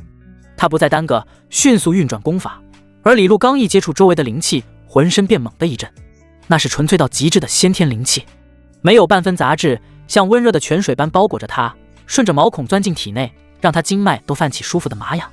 他下意识想扯下蒙眼的轻纱，却猛地想起白无忌的叮嘱，硬生生忍住，急忙收敛心神，运转功法炼化体内残留的纯阳之气。先天灵气源源不断涌入，配合着那缕精纯的纯阳之气，李璐体内的灵气瞬间沸腾起来。他本是先天火灵体，对灵气的吸收速度远超常人，此刻如同久旱逢甘霖，丹田内的灵气以肉眼可见的速度暴涨。不过短短1炷香的时间，原本卡在筑基中期的壁垒便咔嚓作响，紧接着一股更浑厚的气息猛地爆发，他竟直接突破到了筑基后期。而另一侧的白无忌正炼化着从李璐体内得到的元阴与火灵气，精纯的能量顺着经脉游走，他能清晰感觉到修为在稳步精进，真气中多了一缕跳动的火灵气，与之前从云梦瑶那里得到的纯阴之气相互呼应，运转间竟带着淡淡的暖意。可即便如此，距离突破筑基后期仍差了一截，他忍不住暗叹：天生废体，果然还是拖了后腿。看着李璐周身萦绕的灵气渐渐收敛，白无忌眼底的不爽稍退，好歹他已是自己人，修为提升，日后也能多一分助力。他起身将他抱起，指尖一弹，9彩玲珑塔的霞光散去，两人瞬间回到卧房。而此时陈冲正带着黑衣人冲到卧房门外，他看着紧闭的房门，嘴角勾起残忍的笑，抬手就要再次拍门。白无忌，你给老子出来受死！陈冲的手掌刚要触到门板，吱呀一声，房门竟主动向内拉开。白无忌搂着李璐的腰走了出来，他衣衫虽略显凌乱，眼神却依旧冰冷锐利，指尖还轻轻摩挲着李璐的腰侧，姿态亲昵的刺眼。李璐依偎在他身侧，蒙眼的轻纱已被取下，脸颊上未退的红晕与眼底残留的柔媚像针一样扎进陈冲的眼里。好你个李璐！陈冲指着他，气的声音都在发颤，在老子面前装什么冰清玉洁的清高样，转头就跟别的男人厮混，真是个不知廉耻的贱货。李璐被骂得脸色煞白，刚要反驳，白无忌却先一步开口，语气带着几分玩味的嘲讽：陈少主这话就错了，他不是不知廉耻，只是看不上你而已。而我不过随口一句话，他便心甘情愿主动现身。这话像一把淬了毒的匕首，精准刺穿了陈冲的自尊心。他身为陈家少主，追女人向来手到擒来，如今却被人当众戳穿不如人，连自己看上的女人都对别人趋之若鹜，这让他的脸面往哪儿搁？王八蛋！陈冲怒极攻心，胸口剧烈起伏。你敢劫胡老子看上的女人，今日不把你千刀万剐，难解我心头之恨。他转头瞪向李璐，眼神阴毒的能滴出水。还有你这个小贱人，不是喜欢让男人打桩吗？待会儿老子不仅要狠狠蹂躏你，还要让我身后这些兄弟排好队，一个个满足你。多谢少主。身后的黑衣人们顿时眼睛发亮，纷纷谄媚道谢，看向李璐的目光充满了猥琐与期待，仿佛他已是囊中之物。李璐气得浑身发抖，双手攥紧成拳，指甲几乎嵌进掌心，眼底满是屈辱与怒意。白无忌轻轻拍了拍他的肩膀，犯不着和一个将死之人生气，死到临头还敢嘴硬。陈冲被彻底激怒，指着白无忌厉声喝道：你真以为自己是3品炼丹师就了不起？老子告诉你，修为才是硬道理。你不过筑基中期，而我也是筑基中期，身后还有6个筑基初期，3个筑基中期，更有1个筑基后期的供奉。这般实力，杀你就像碾死一只蚂蚁。他以为爆出实力会让白无忌恐惧，可白无忌只是嗤笑一声，眼神里满是不屑。不过是一群土鸡瓦狗罢了，也敢在这里叫嚣？今天你们所有人都别想走，一个个都得死在这儿。此刻的白无忌犹如君临天下的王者，目空一切，狂妄，简直太狂妄了。陈冲气的鼻子都快冒烟，再也忍不住怒吼：给我上！先废了这小子的修为，再把那女人抓起来。谁要是能亲手废了他，老子赏他100块灵石。重赏之下，黑衣人们瞬间红了眼。那名筑基后期的供奉率先迈出一步，掌心凝聚起浓郁的灵气，朝着白无忌猛扑过去，速度快如闪电。小子，受死吧！那名筑基后期的供奉刚扑到近前，李璐突然身形一晃，挡在了白无忌身前。他身上筑基后期的气息骤然爆发，掌心腾起一团烈焰，竟比寻常火属性修士的灵火炽热数倍，正是先天火灵体的威能。不知死活！供奉见状狞笑一声，掌风裹挟着灵气拍向李璐面门。可他的手掌刚触到那团烈焰，就像投入熔炉的冰块，瞬间发出滋滋的灼烧声，灵气溃散如烟。啊！供奉惨叫着后退，掌心已被烧得焦黑。李璐却不给他喘息的机会，身形如鬼魅般追上，只见烈焰暴涨，只一招便洞穿了他的丹田。这变故快得让人反应不及，陈冲带来的黑衣人们还没看清怎么回事，领头的供奉就已倒地不起。李璐眼神冰冷，火焰在他指尖跳跃，面对蜂拥而上的黑衣人，竟如虎入羊群般碾压。他时而化作一道火红残影，避开围攻的同时，指尖烈焰总能精准击中敌人要害，时而抬手照出火墙，将几名黑衣人困在其中，任凭他们如何冲击都无法突围，最终被烈焰吞噬。筑基中期的修士在他手下撑不过2招，筑基初期更是一碰就倒。不过片刻功夫，院子里便只剩下满地尸体和刺鼻的焦糊味。陈冲看得目瞪口呆，双腿不受控制的发抖，裤裆竟隐隐有些湿润。他带来的10几人竟被李璐一人全灭了，这不可能！他失声尖叫，眼神里满是惊恐。你上午明明才突破筑基中期，怎么会这么快就到筑基后期了？李璐收了灵火，瞥了他一眼，语气平淡，却带着一丝不易察觉的羞赧。这自然是公子的功劳。说到公子2字，他脑海中闪过那些羞人的画面，脸颊不由自主地泛起红晕。那抹娇羞落在陈冲眼里，瞬间让他明白了什么，怒火如火山般喷发。和他双修的本该是自己。他死死盯着白无忌脸上的面具，眼中充满了无穷的怒火。眼看李璐步步逼近，陈冲突然换上一副痛心疾首的表情：李小姐，你怎能如此恩将仇报？我给你上品大还丹，带你去协会考核，处处关照你，你现在却要杀我，你的良心就不会痛吗？恩将仇报！李璐冷笑一声，眼中满是嘲讽：陈冲，你那点龌龊心思，以为能瞒多久？在望仙楼给我下迷情丹，若非公子揭穿，我早已落入你的圈套。你今日之死，纯属咎由自取。陈冲脸色一白，知道求饶无用，眼珠一转，突然转向白无忌，高声道：小子，有本事别躲在女人身后，敢不敢跟我一对一决胜负？你要是怕了，我可以让你3招。公子别中计，他是在激你。李璐急忙劝阻，他虽不知白无忌真实战力，但炼丹师战力偏弱是共识，陈冲好歹是筑基中期，硬碰硬太危险。哼，李小姐竟委身于这种窝囊废，真是可惜了。陈冲见状越发嚣张，语气充满鄙夷。白无忌却抬手制止了李璐，淡淡道：无妨，一个跳梁小丑而已。既然你想让我亲手送你上路，我便成全你。陈冲心头暗喜，只要白无忌出手，他就有胜算。炼丹师精力都在丹药上，同阶战力往往垫底，只要生擒白无忌，李璐必然投鼠忌器。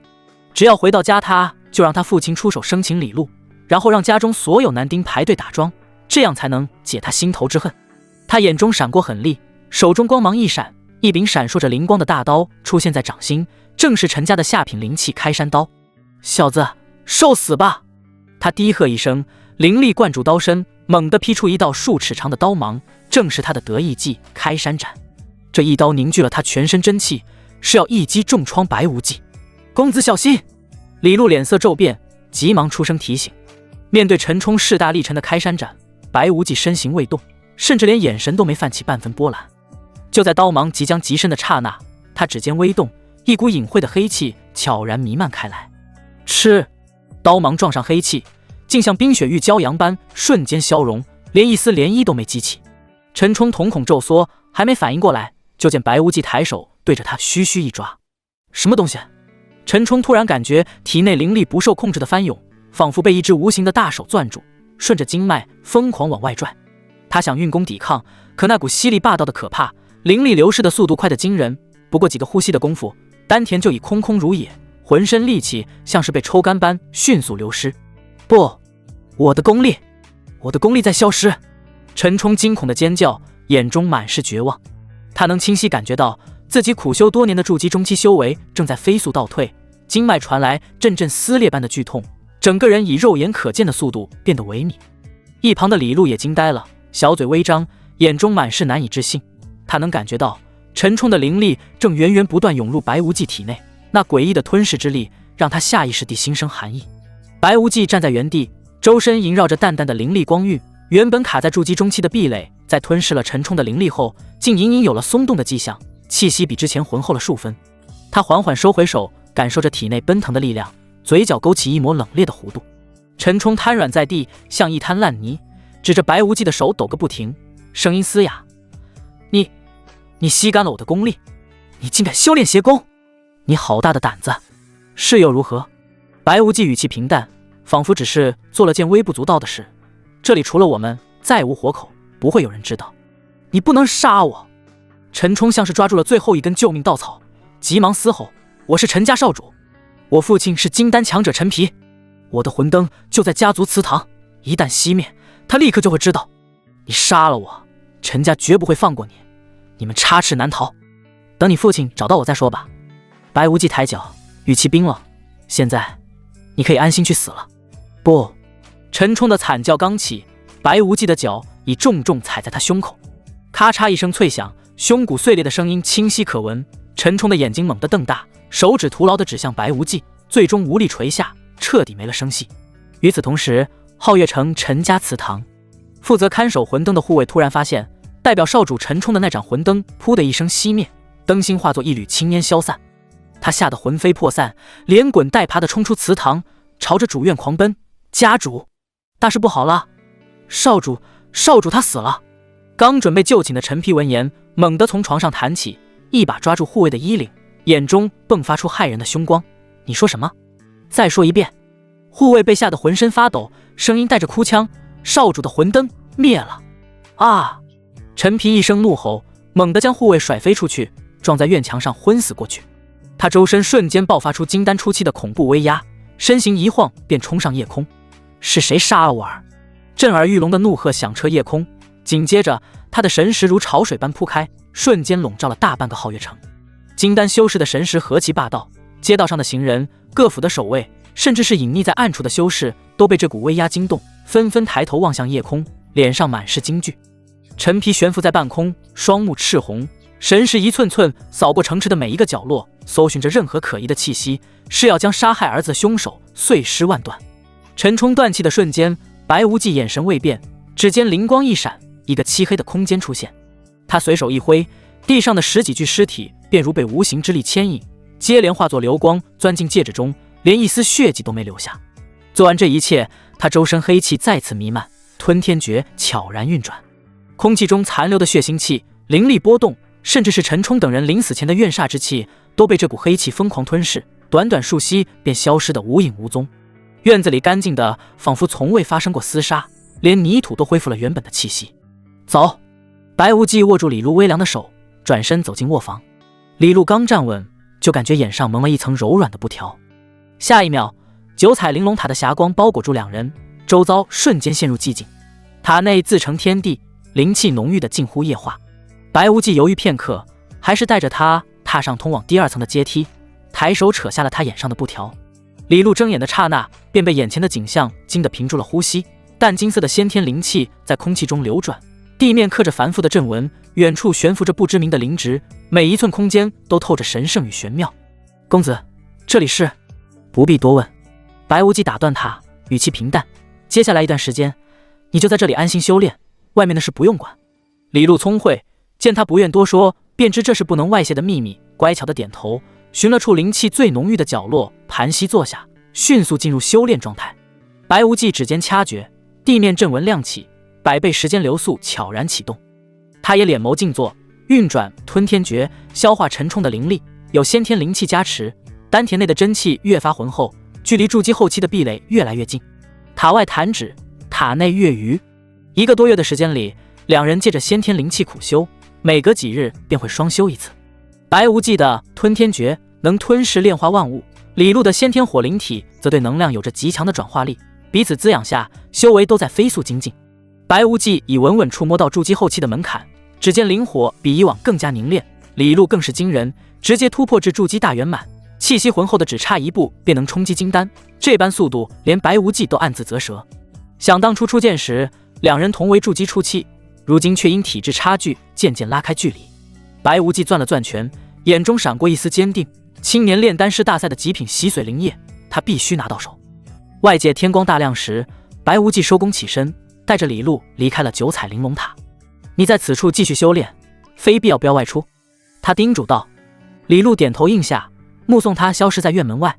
白无忌刚回到林家，就见林若水一脸焦急地迎上来：姐夫，你可算回来了，我还以为你出事了呢。出什么事了？白无忌挑眉：陈冲死了。林若水压低声音，语气带着后怕：昨天半夜，陈家家主陈皮疯了一样，全城搜捕凶手，你一夜没归，我差点就去找你了。对了，你昨晚去哪了？闭关修炼了。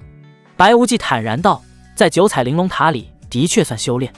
林若水恍然，随即担忧道：姐夫，陈冲之前处处针对你，陈家肯定会怀疑到你头上，他们明着不敢动你，但暗地里指不定耍什么阴招。你最近还是别出门了，安心打磨丹术，争取在炼丹师大赛上拿个好名次，也好让他们忌惮。若水说得对。林战天和卢月华从院里走出，前者沉声道：你有丹道天赋，就该静下心来专攻此道，莫要分心旁骛。白无忌却摇了摇头：岳父岳母放心，我有分寸，只是最近炼丹遇到瓶颈，想试试炼气或阵法，或许能触类旁通。胡闹！林战天皱眉：术业有专攻，你在丹道上已有如此造诣，何必分散精力？卢月华也劝道：无忌，听你岳父的，别贪多嚼不烂。林若水更是拉着他的袖子：姐夫，炼丹多好啊，炼气又累又脏，我只是尝试一番，若行不通便罢。白无忌坚持道。林战天见状，沉吟片刻：也罢，若是能从中得到启发也不错。我林家有位2品炼气师林战强，按辈分你该喊他三叔，你去跟着学学吧。白无忌谢过岳父，在林若水的带领下找到林战强。这位三叔身材魁梧，手掌布满老茧，听闻白无忌来意，倒也爽快，当即带着他熟悉炼气流程。接下来的日子，白无忌白天跟着林战强学习，晚上便进入九彩玲珑塔钻研。他还让小翠帮他买了一个炼气炉，以及大量的炼气材料。他3天便掌握下品法器炼制，10天精通中品，2个月进阶2品炼气师，能炼上品法器。半年后，连极品法器都信手拈来，稳稳踏入3品炼气师之列。再往上便是灵气，需金丹修士的本命之火才能炼制。白无忌暂时只能止步。不过炼气过程中对真气的消耗极大，倒也变相磨砺了修为。他距离筑基后期只剩临门一脚。随后几日，白无忌又转头钻研阵法。有先天灵气滋养神魂，加上100倍时间加持，他在阵法上的天赋同样惊人，短短数日便进阶3品阵法师。距离青年炼丹师大赛只剩1日时，林若水兴冲冲地跑来：“姐夫，预选赛马上开始了，我们快走。”白无忌却摇了摇头：“我不打算参加了。”“为什么？”林若水愣住：“大赛高手如云，我去了也难夺冠，何必凑这个热闹？”白无忌语气平淡：“姐夫你太妄自菲薄了。”林若水急道：“你的丹术不比我差，肯定有机会的。有你在，我自然争不过。”白无忌笑了笑：“我打算趁这段时间闭关，争取突破筑基后期。”林若水虽失望，却也只能点头：“那好吧，祝你突破成功。你放心，我一定帮你把吸髓灵液拿回来。”待林若水离开，白无忌眼中闪过一丝金光，也悄然离开了林家。极品吸髓灵液他势在必得，只是不愿以白无忌的身份过早暴露实力。这大赛他要以另一个身份悄悄夺魁。白无忌取来一面通体莹润的银色面具戴上，换上那身绣着3条金线的3品炼丹师制式法衣，缓步走向炼丹师协会。刚到门口，2名护卫便掩路敬畏，齐齐躬身行礼，声音恭敬的近乎谦卑：“见过银面公子。”银面公子。白无忌脚步微顿，眼中闪过一丝诧异。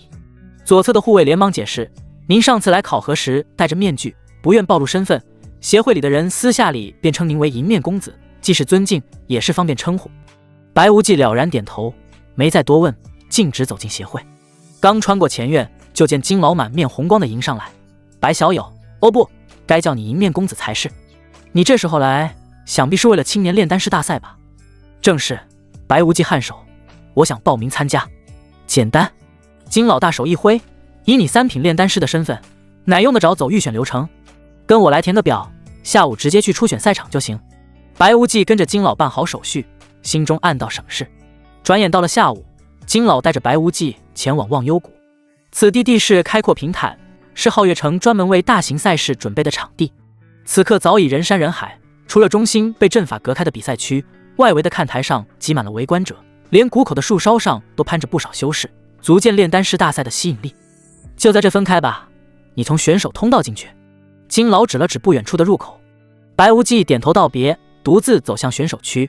他身上的3品法衣太过惹眼，袖口3条金线在阳光下熠熠生辉，刚一出现就引来了满场瞩目。那是谁？年纪轻轻就是3品炼丹师？没见过啊，看面具像是刻意低调。难道是哪个隐世家族的天才？皓月城的3品炼丹师就那么几位，这位银面公子怕是来者不善。议论声中，白无忌走进选手区，目光扫过全场。参赛选手足有上百人，三三两两的聚在一起交流，其中不少人都朝他投来好奇或警惕的目光。他很快在人群中看到了林若水，而顺着他的视线望去，林战天和卢月华正站在不远处的观赛区，身旁还站着一道熟悉的身影，竟是许久未曾露面的林若曦。白无忌微微一怔，更让他意外的是，距离林若曦几步之外，站着一个身着青衫、气度雍容的男子，眉眼间带着几分傲然，正是青云门圣子张德福。他怎么会在这里？难道是为了林若曦而来？白无忌也没多想，这时他又忽然看到了另外2个老熟人，是一对青年男女，男子锦衣华服，手拿一把折扇，脸上带着一股痞气，而他旁边的女人身穿一袭淡蓝色长裙，容貌清秀，秀发如瀑，虽然算不上倾国倾城，但也是少见的美人。白无忌的眼中闪过一丝寒光，双拳也不自觉地攥紧了。如果让他挑选出2个最恨的人，那非这对狗男女莫属。一个是他堂弟白无非，一个是他未婚妻柳飘飘。本该是他的亲人，却伤他最深。他原本是西洋镇一个小家族的少主，却因为天生废体，时常被人嘲笑，甚至是欺辱。幸好有他父母护着，日子倒也安逸。一开始白无非对他也是很好的，当然了，是表面上对他好，实际上背地里经常指使人欺辱打骂他。柳飘飘也是，整天把无忌哥哥挂在嘴边，实则就是想从他身上得到好处。因为那个时候他太喜欢柳飘飘了，他的修炼资源大半都给了他。这种情况一直持续到3年前，那一天柳飘飘给他一盒点心，说是亲手做的，带来孝敬他未来公公婆婆的。由于害羞，让他转交，于是他亲手把点心给了他父母，结果悲剧发生了。他父母吃了点心之后就中毒了，是化汞散，虽然不致命，却能让人修为尽失。他二叔，也就是白无非的父亲白长河，在他父母中毒后第一时间出现了，同行的还有白无非和柳飘飘。原来他们早就勾搭在一起了，目的就是夺取他父亲的家主之位。白长河不顾手足之情，残忍杀害了他的父亲，并且还要欺负他的母亲。他母亲不堪受辱自杀了，他哭得撕心裂肺，却无力阻止，还被白无非和柳飘飘打成重伤。那群人渣并没有杀他，而是把他关在笼子里，每天都折磨他。如果不是一股报仇的信念，他早就坚持不下去了。后来是管家福伯偷偷把他放了，他历尽艰辛才进入青云门。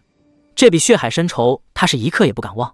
原本他就是打算参加完炼丹师大赛后就回去报仇的，没想到在这碰到了。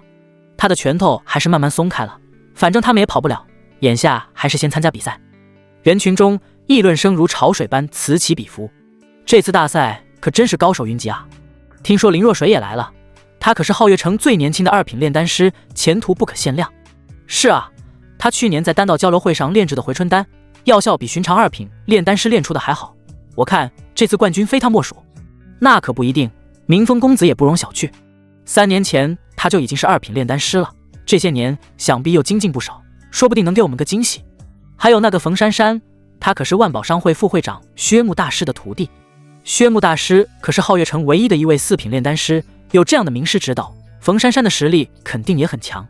你们别忘了张德福，他除了是青云门圣子，还是炼丹师协会在册的2品炼丹师，这等天赋实在让人佩服。是啊，张圣子不仅修炼天赋绝佳，炼丹天赋也这么高，真是让人望尘莫及。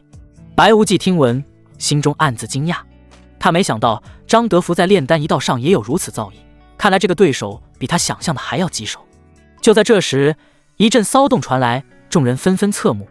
只见一群大佬鱼贯入场，为首的正是万宝商会副会长4品炼丹师薛木大师，金老也在其中。众人见状，纷纷行礼。薛木大师微微颔首，示意众人免礼。金老向前一步，清了清嗓子，高声道：“各位，本次青年炼丹师大赛马上开始。我先来讲一下比赛规则。本次比赛分为3个阶段，第一阶段，各位需炼制1品聚气丹，炼制出几品聚气丹才算合格，每人有3次机会。第二阶段，炼制2品聚灵丹，炼制出上品聚灵丹合格，同样3次机会。第3阶段则是自由发挥，根据各位炼制丹药的价值排名。大家都听明白了吗？”众人齐声应是，眼神中充满了期待与斗志。随着金老一声令下，忘忧谷中央的比赛区瞬间忙碌起来。每个参赛者面前的石台上都立着一尊青铜炼丹炉，炉身刻着简单的聚火阵纹，旁边整齐摆放着3份炼制1品聚气丹的材料。白无忌走到石台旁，指尖轻触丹炉，感受着阵纹传来的微弱灵力。他并未急于动手，而是先闭目凝神，将聚气丹丹方在脑海中过了一遍，确认每个细节都清晰无误。周围的参赛者早已按捺不住，纷纷催动真气，引动丹炉下的聚火阵纹，赤红、幽蓝、淡紫的火焰升腾而起，开始处理药材。动作快的已经将第一批药材投入炉中，火焰噼啪作响，引得场边观众屏息观望。白无忌这时才缓缓抬手，体内真气流转，引动丹炉火焰。他的火焰呈淡黄色，是筑基修士常见的真气火焰，却被他控得稳如净水。整套动作行云流水，没有半分冗余。观赛区的薛木大师微微点头，这控火手法倒是比不少老手还稳，不愧是3品炼丹师。场边很快响起议论，处理药材的火候和时机拿捏得太准了，可别太早下结论。有人反驳，聚气丹虽是1品，但极品的门槛高得很。去年有个2品炼丹师能炼2品上品回春丹，结果连极品聚气丹都没炼出来。青云门的弟子更是失笑，品级高又怎样？真要是连极品聚气丹都炼不出，这3品称号怕是掺了水。场上的情况渐渐分化，有人急于求成，真气注入过急，火焰骤然暴涨，砰的一声炸炉，焦黑的药渣混着烟尘喷了满脸，引得一阵哄笑。有人控火不稳，药材在炉中焦化，一股苦涩味弥漫开来，只能懊恼地倒炉重炼。1刻钟后，冯珊珊的丹炉率先飘出清新药香，她玉手轻挥，炉盖飞起，10颗淡绿色的聚气丹悬浮而出，丹体圆润，表面泛着一层光晕，正是极品。冯小姐厉害，一次就成了。观赛区响起喝彩，冯珊珊嘴角扬起骄傲的弧度，瞥了周围一眼，将丹药收入玉瓶。紧接着林若水那边也传出丹香，她的聚气丹色泽稍浅，却颗颗均匀，10颗皆是极品。林战天夫妇在观赛区连连点头。张圣子也成了。众人看向张德福，他体内真气流转，青云门特有的淡青色火焰收敛，时刻带着青色流光的聚气丹飘出，丹纹细密，同样是极品。青云门弟子顿时欢呼，圣子威武。随后明风、谢俊等10几人陆续成功，只是大半用了2次机会才练出合格的极品聚气丹。此时全场目光都集中在白无忌身上，他的丹炉依旧安静，只有淡淡的药香若有若无的飘散，既没炸炉也没出丹，仿佛被遗忘了一般。这迎面公子怎么回事？都快半个时辰了还没好。我就说吧，3品炼丹师又怎样？怕是练不出极品聚气丹。这一声正盛时，白无忌体内真气微微一收，丹炉发出轻响，炉盖弹开，10颗银白色的聚气丹缓缓飘出，通体无杂色，丹纹宛如活物流转，刚出现就引得周围灵气微动，竟是极品中的上佳之品。刚才议论的人瞬间闭了嘴，宣木大师眼中金光一闪，好一手净火凝丹，这小子的丹道底子比我想的还扎实。半个时辰后，金老高声宣布第1阶段结束，37人成功炼出极品聚气丹，晋级第2阶段，其他人请退场。休息片刻，金老再次宣布第2阶段开始，请炼制2品聚灵丹，须达上品，每人3次机会，材料已备好。石台上的材料换成了凝气草、云脂粉、玄水石，每份材料对应1炉10颗丹药。聚灵丹比聚气丹多了玄水石，此物性阴寒，需以温和的真气火焰慢慢煨烤，才能中和寒气，与其他药材融合，稍不留神就会药性失衡。白无忌看着材料，体内真气缓缓运转，他先以火焰将玄水石烤至半透明，再将凝气草与云脂粉按比例混合，揉成均匀的药团，动作依旧从容不迫。林若水深吸一口气，专注控火。聚灵丹是他最擅长的2品丹，但消耗真气极大，片刻后额角便渗出细汗。他偶尔抬眼看向白无忌的方向，见他始终沉稳，心里不禁生出一丝好奇，这人到底是谁？明明是3品炼丹师，却一点也不急躁。张德福真气流转更快，青云火升腾间，药材已尽数入炉，火焰时强时弱，显然对火候把控极有心得。冯珊珊的手法带着薛木大师的严谨，每一步都精准无比，丹炉药香浓郁却不躁进，显然在追求更高品质。明风与谢俊也各自施展手段，前者以折扇辅助控火，后者则以指诀快速调配药材，都显露出不俗的功底。时间比第1阶段漫长许多，炸炉声更频繁了。有的修士真气耗尽，脸色苍白的退出；有的因玄水时处理不当，炼出的丹药带着黑斑，只能倒炉重来。成了！冯珊珊第一个收火，10颗淡蓝色聚灵丹飘出，丹体有3层丹纹，赫然是极品。他扬了扬下巴，眼神带着炫耀。紧接着，张德福的丹炉有了动静，他炼出的聚灵丹呈青色，丹纹凝练如丝，灵力波动远超上品标准，竟是极品。青云门弟子的欢呼声响彻赛场。林若水随后收火，他的聚灵丹色泽温润，丹纹虽不如冯珊珊细密，却胜在药性纯粹，同样达到极品。他自己都有些意外，惊喜地眨了眨眼。明风与谢俊几乎同时完成，2人的聚灵丹丹体莹亮，丹纹流转，皆是极品。此时众人再次看向白无忌，他的丹炉安静异常，直到其他5人都确认结果后，才见他真气一收，10颗聚灵丹缓缓飞出，通体澄澈如水晶，丹纹细密如蛛网，隐隐有流光转动，无疑是极品。6个人都练出了极品，观赛区一片哗然，这届大赛的水准也太高了。最终金老钦点后宣布第2阶段结束，15人晋级，其中冯珊珊、张德福、林若水、明风、谢俊及迎面公子6人炼出极品聚灵丹，其余9人炼出上品，符合要求。15人站在赛场中央，神色各异。冯珊珊的骄傲，张德福傲气凌然，目空一切，白无忌则是平静如常。所有人都知道，待会儿的第3阶段必定更加精彩，注定是一场龙争虎斗。休息片刻，金老走上赛场中央，声音传遍山谷，决赛开始。诸位可从3品丹方中任选一种炼制，以品质定胜负。材料已备齐，限时3个时辰。石台上的材料瞬间更换，各种珍稀药材琳琅满目，炼制大还丹的千年雪莲、血灵参，炼制洗髓丹的洗髓草、紫星木，还有其他3品丹药的材料，每一样都散发着浓郁的灵气。张德福几乎没有犹豫，直接选了大还丹的材料。大还丹是3品丹药中提升修为的珍品，他有10足把握炼出极品。之前由于大意炼制的聚灵丹已经输给白无忌半分，这次必须以绝对优势拿下冠军。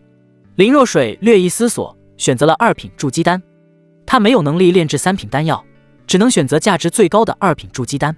筑基丹是最珍贵的2品丹药，若是能炼制出极品筑基丹，价值比一般的3品丹药还高。冯珊珊和另外几人也选择了筑基丹，显然都是2品炼丹师。白无忌目光在材料上扫过，最终落在洗髓丹和大还丹的材料上。最终他选择了大还丹，这样比较稳妥。随着金老一声令下，4人同时开炉。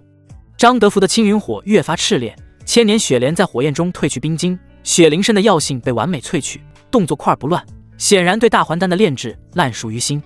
林若水则稳扎稳打，他的真气火焰温和绵长，将药材的药性一点点逼出，虽慢却精，丹炉上方的药香越来越醇厚。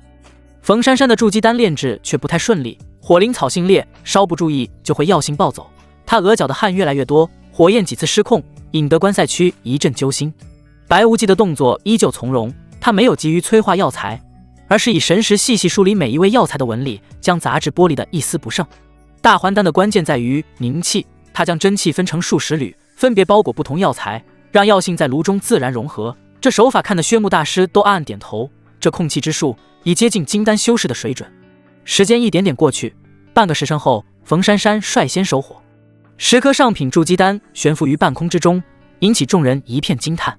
紧接着林若水炼制成功，人群再次惊呼：极品，是极品筑基丹！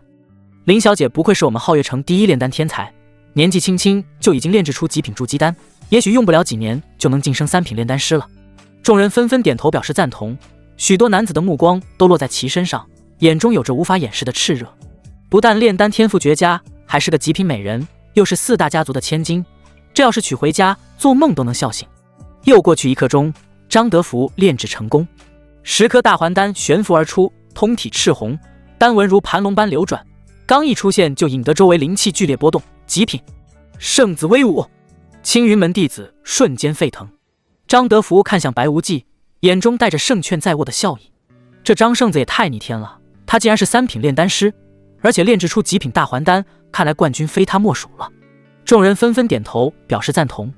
此时全场的目光都集中在白无忌身上，他的丹炉依旧安静，直到1刻钟后才见他真气一收，10颗大还丹缓缓飘出，通体莹润，丹纹细密如锦，灵力波动比张德福的更显柔和，却后劲十足，竟是极品。又是极品！观赛区一片哗然，2人都是极品大还丹，这可怎么算？金老上前仔细查看，沉吟片刻后宣布，张德福与银面公子所炼大还丹皆是极品，难分高下，并列第一。林若水炼出上品大还丹，位列第3。结果一出，张德福脸色微沉，并列冠军奖励只有1份极品洗髓灵液，总不能分着拿。金老点头，确实如此，那就加赛一场，一局定胜负。加赛规则简单，依旧是自选3品丹药，以品质定输赢。张德福毫不犹豫，我还炼大还丹。他不信白无忌能连续炼出极品大还丹，只要自己保持水准，必胜无疑。所有人都以为白无忌会选择同样的丹药，没想到他却走向了洗髓丹的材料区，拿起了洗髓草和紫心木。他要炼洗髓丹，观赛区一片惊呼：疯了吗？洗髓丹比大还丹难上数倍，就算是3品炼丹师，能炼出上品就不错了。而且洗髓丹太过珍贵，改善体质的功效是大还丹比不了的，但难度也高得吓人。极品洗髓丹多少年没见过了？林若水也急得攥紧了拳头，他虽不知迎面公子是谁，却莫名希望他能赢，怎么偏选洗髓丹？老老实实炼大还丹不好吗？白无忌自然知道风险，洗髓丹需将洗髓草的烈与紫心木的柔完美融合，稍有不慎就会药性相冲，别说极品，能成丹都难。但他没有选择，为了极品洗髓灵液，只能拼一把，炼出极品洗髓丹，才能彻底压过张德福的大还丹。随着金老一声令下，加赛开始。张德福的动作更快，青云火几乎要将丹炉烧红，显然是想速战速决，用速度扰乱白无忌的心神。1个时辰后，他的大还丹再次炼成，依旧是极品。成了！张圣子又炼出极品大还丹，青云门弟子欢呼雀跃。此时白无忌的洗髓丹才刚到融合药性的关键步骤，洗髓草的烈气在炉中翻涌，紫心木的柔劲几次被冲散，他额头渗出细汗，真气运转到极致，神识紧紧包裹着丹炉，一点点引导两种药性交融。我就说他托大了。观赛区有人摇头，这都快2个时辰了，还没成单，怕是要失败了。可惜了，要是选大还丹，说不定还能再加赛。就在众人以为白无忌必输无疑时，他忽然双眼一睁，只见真气骤然收敛，丹炉发出一声清越的轻响，炉盖自动弹开，10颗吸水丹缓缓飘出，它们通体银白，没有丝毫杂色，丹纹宛如流水般在表面流淌。刚一出现，一股清冽的香气便弥漫开来，闻之让人浑身经脉都舒泰无比。这是极品吸水丹。薛木大师猛地站起身，满脸不敢置信，不可能，洗髓草与紫心木的药性相冲，根本无法完美融合，怎么可能炼出极品？观赛区死寂片刻，随即爆发出震耳欲聋的惊呼，连张德福都呆立当场，看着那些银白的洗髓丹，脸色一阵青一阵白。这个结果让他难以接受。极品大还丹虽珍贵，却远不及极品洗髓丹的价值，这一点在场的炼丹师都心知肚明。金老颤抖着伸出手，仔细检查完丹药，声音都带着激动，极品却是极品洗髓丹。银面公子胜！白无忌顿时松了一口气。虽然他在9彩玲珑塔当中炼制过极品洗髓丹，但是那里面有先天灵气为他源源不断的补充消耗，在外界炼制还要吸收灵石的能量，分心二用。另外在里面炼制丹药可以吸收大量的先天灵气，而在外界虽然也能加一些，但由于是比赛不能额外添加，因此能够炼制出极品洗髓丹也是万幸。在场所有人看向白无忌的眼神都变了，特别是一些女性修士，眼睛都亮了，那模样仿佛要把白无忌吃了似的。毕竟他炼制出了极品洗髓丹，这意味着他在3品炼丹师当中都是顶尖的，也许用不了几年就会成为4品炼丹师。而4品炼丹师的地位是毋庸置疑的，看看薛木大师就知道了，城主见了都得礼让3分，青云门门主见了也是平辈论交。更关键的是还年轻，能参加比赛说明不到30岁，如此天赋，放眼整个楚国都很难找到第二个。未来有冲击5品甚至6品炼丹师的希望，若是能够成为他的女人，未来必定可以跟着水涨船高。其实不只是女性修士，就算是男性修士，若是白无忌有需要，都会有不少人考虑现身。白无忌成功领取到了极品洗髓灵液，这可是相当于5品洗髓丹的好东西，如果拿去拍卖，价值10万灵石以上。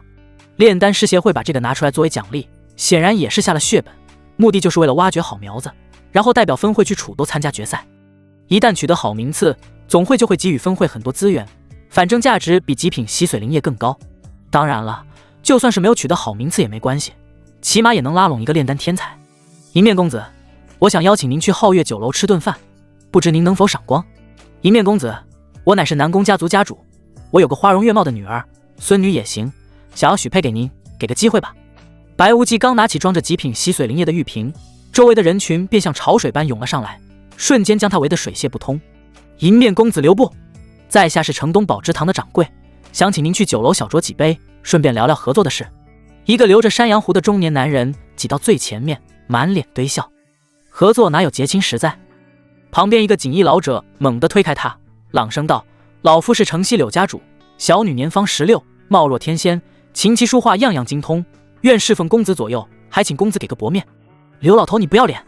又一个富太夫人插了进来，我家侄女是烈火宗的内门弟子，修炼天赋出众，与公子正是天造地设的一对。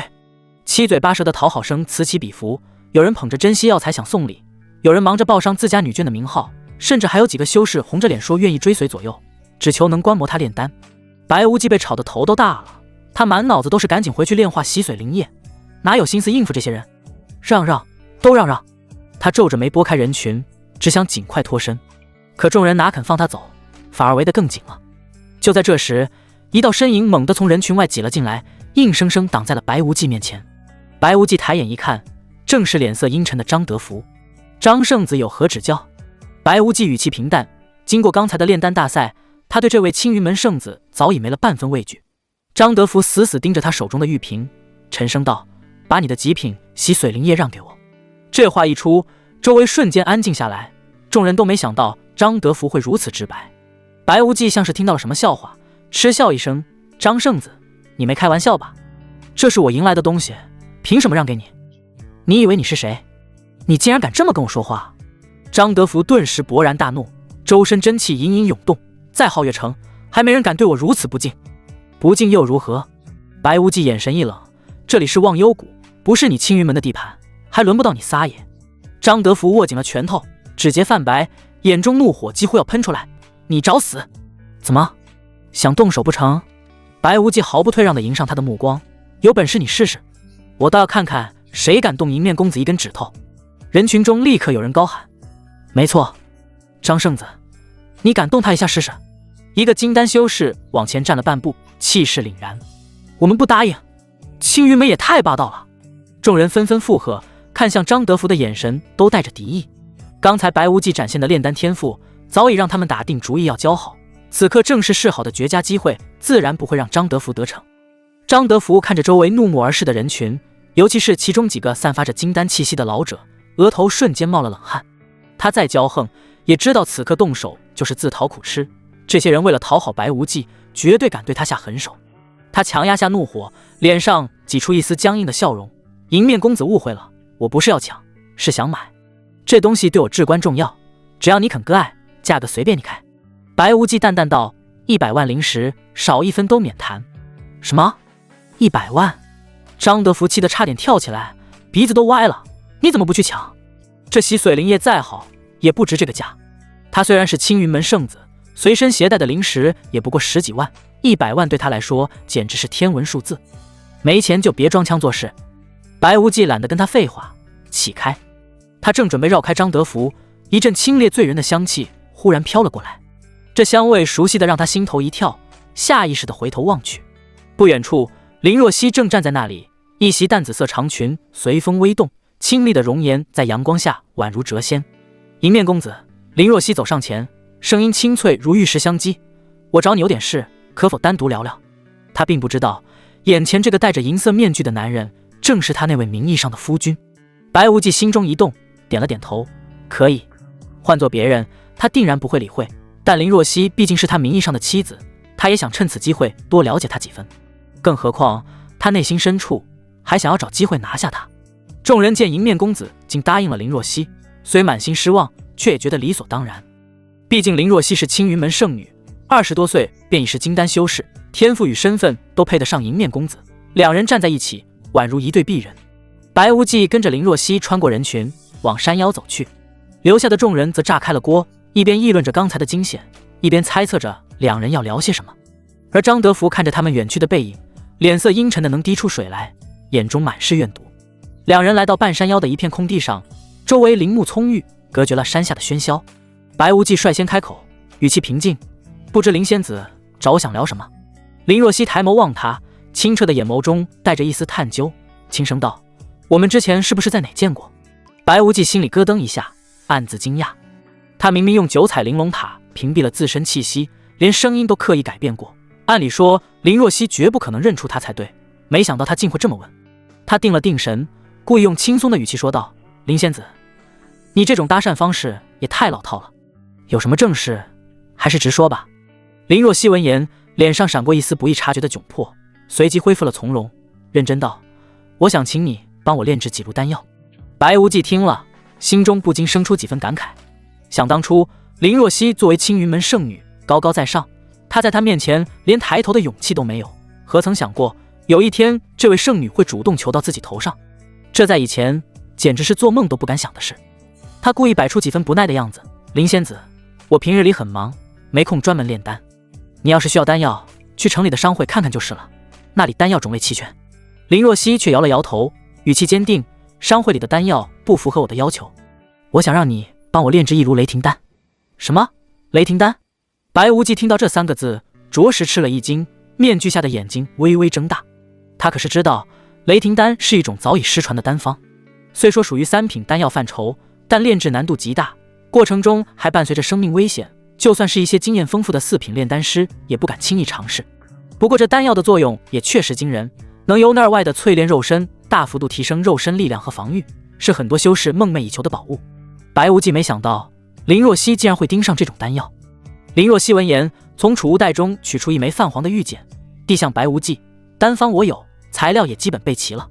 白无忌接过玉简，神识一扫，果然是雷霆丹的完整丹方，连每种药材的配比和火候控制都标注得极为详尽，心中更是惊讶，这等失传的珍品他竟能寻到。但他很快将玉简还回去，语气坚决：林仙子，这个忙我帮不了，你还是另找他人吧。若是寻常丹药，看在他是自己名义上妻子的份上，他或许还会应下。可雷霆丹不同，炼制时引动的雷霆之力霸道无比，稍有不慎就是生死道消的下场，他没必要拿性命去赌。林若曦却没有放弃，看着他认真道：雷霆丹虽属三品，却已是三品丹药中最顶尖的存在，放眼皓月城方圆500里，有能力尝试炼制的只有你和薛木大师。白无忌挑眉，那你为何不去找薛木大师？他是4品炼丹师，论经验和修为都在我之上，把握自然更大。薛木大师虽是4品炼丹师，但在3品丹药的精细把控上，他未必比得上你。林若曦语气坦诚，你炼出的极品洗髓丹，火候之精准，连薛木大师都赞不绝口，这正是炼制雷霆丹最需要的。他的话虽直白，却句句在理。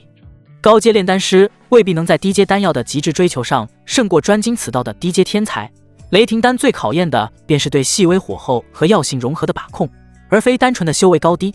白无忌看着林若曦，语气里添了几分郑重，林仙子，你该清楚，炼制雷霆丹可不是闹着玩的，稍有差池便会万劫不复，我凭什么要冒这个险帮你？林若曦咬了咬唇，像是下定了极大的决心，只要你肯出手，无论成败，我都会奉上丰厚报酬。若是侥幸炼成，你有任何条件，只要在我能力范围之内，我都答应你。白无忌沉默片刻，目光在他脸上流转，忽然轻笑一声，如果我要你呢？林若曦脸色瞬间微变，后退半步，语气带着疏离，迎面公子，请自重，我已经有了道侣，这个条件我绝不可能答应，你还是换一个吧。道侣？白无忌挑眉，语气里带着几分玩味，你说的是你们宗门那个声名在外的废柴吧？大家都心知肚明，你找他做道侣，不过是想用他当挡箭牌，挡住那些追求者。我敢断言，你们之间不过是有名无实。林若曦愣了一下，随即坦然道，你猜的没错，我与他确实只是名义上的夫妻，但即便如此，他终究是我名义上的夫君，我不能做对不起他的事。听到这话，白无忌心里暗喜，这老婆虽然一直对自己冷冰冰的，不肯让他靠近，可至少坚守底线，没给他戴绿帽子。这么好的女人，必须牢牢抓在手里。等这边的事了结，他就回宗门参加新人大比，拿下魁首，到时候看他还怎么推脱那个赌约。白无忌收敛心神，点头道，好，这忙我帮了，至于条件，我暂时还没想好，不过日后我提出来时，你可不能耍赖。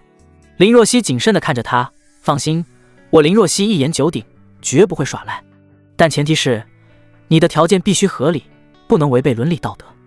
白无忌嘴角勾起一抹不易察觉的笑，心想，你本来就是我老婆，就算将来让你给我生个孩子，那也合情合理得很。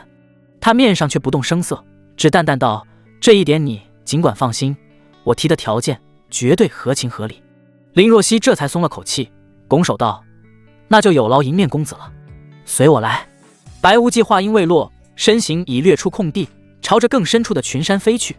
林若曦足尖一点，淡紫色裙裾如蝶一般展开，紧随其后。两人一前一后，专挑人迹罕至的山路穿行，约莫半个时辰后，一座孤峰映入眼帘。此峰陡峭异常，峰顶怪石嶙峋，周遭云雾缭绕，寻常修士绝难抵达，正是炼制雷霆丹的绝佳之地。就这里了。白无忌落在峰顶一块平整的巨石上，环顾四周，眼中闪过一丝满意。此地地势开阔，便于引动天雷，又足够偏僻，可隔绝外界干扰。林若曦收起身形，从储物戒指中取出早已备好的材料，在石台上一一排开。霹雳果表皮的雷纹在山峰中微微闪烁，导电藤的断口处似有电流窜动，每一味药材都透着不寻常的气息。白无忌凝视着这些材料，心中再一次掂量起此行的利弊。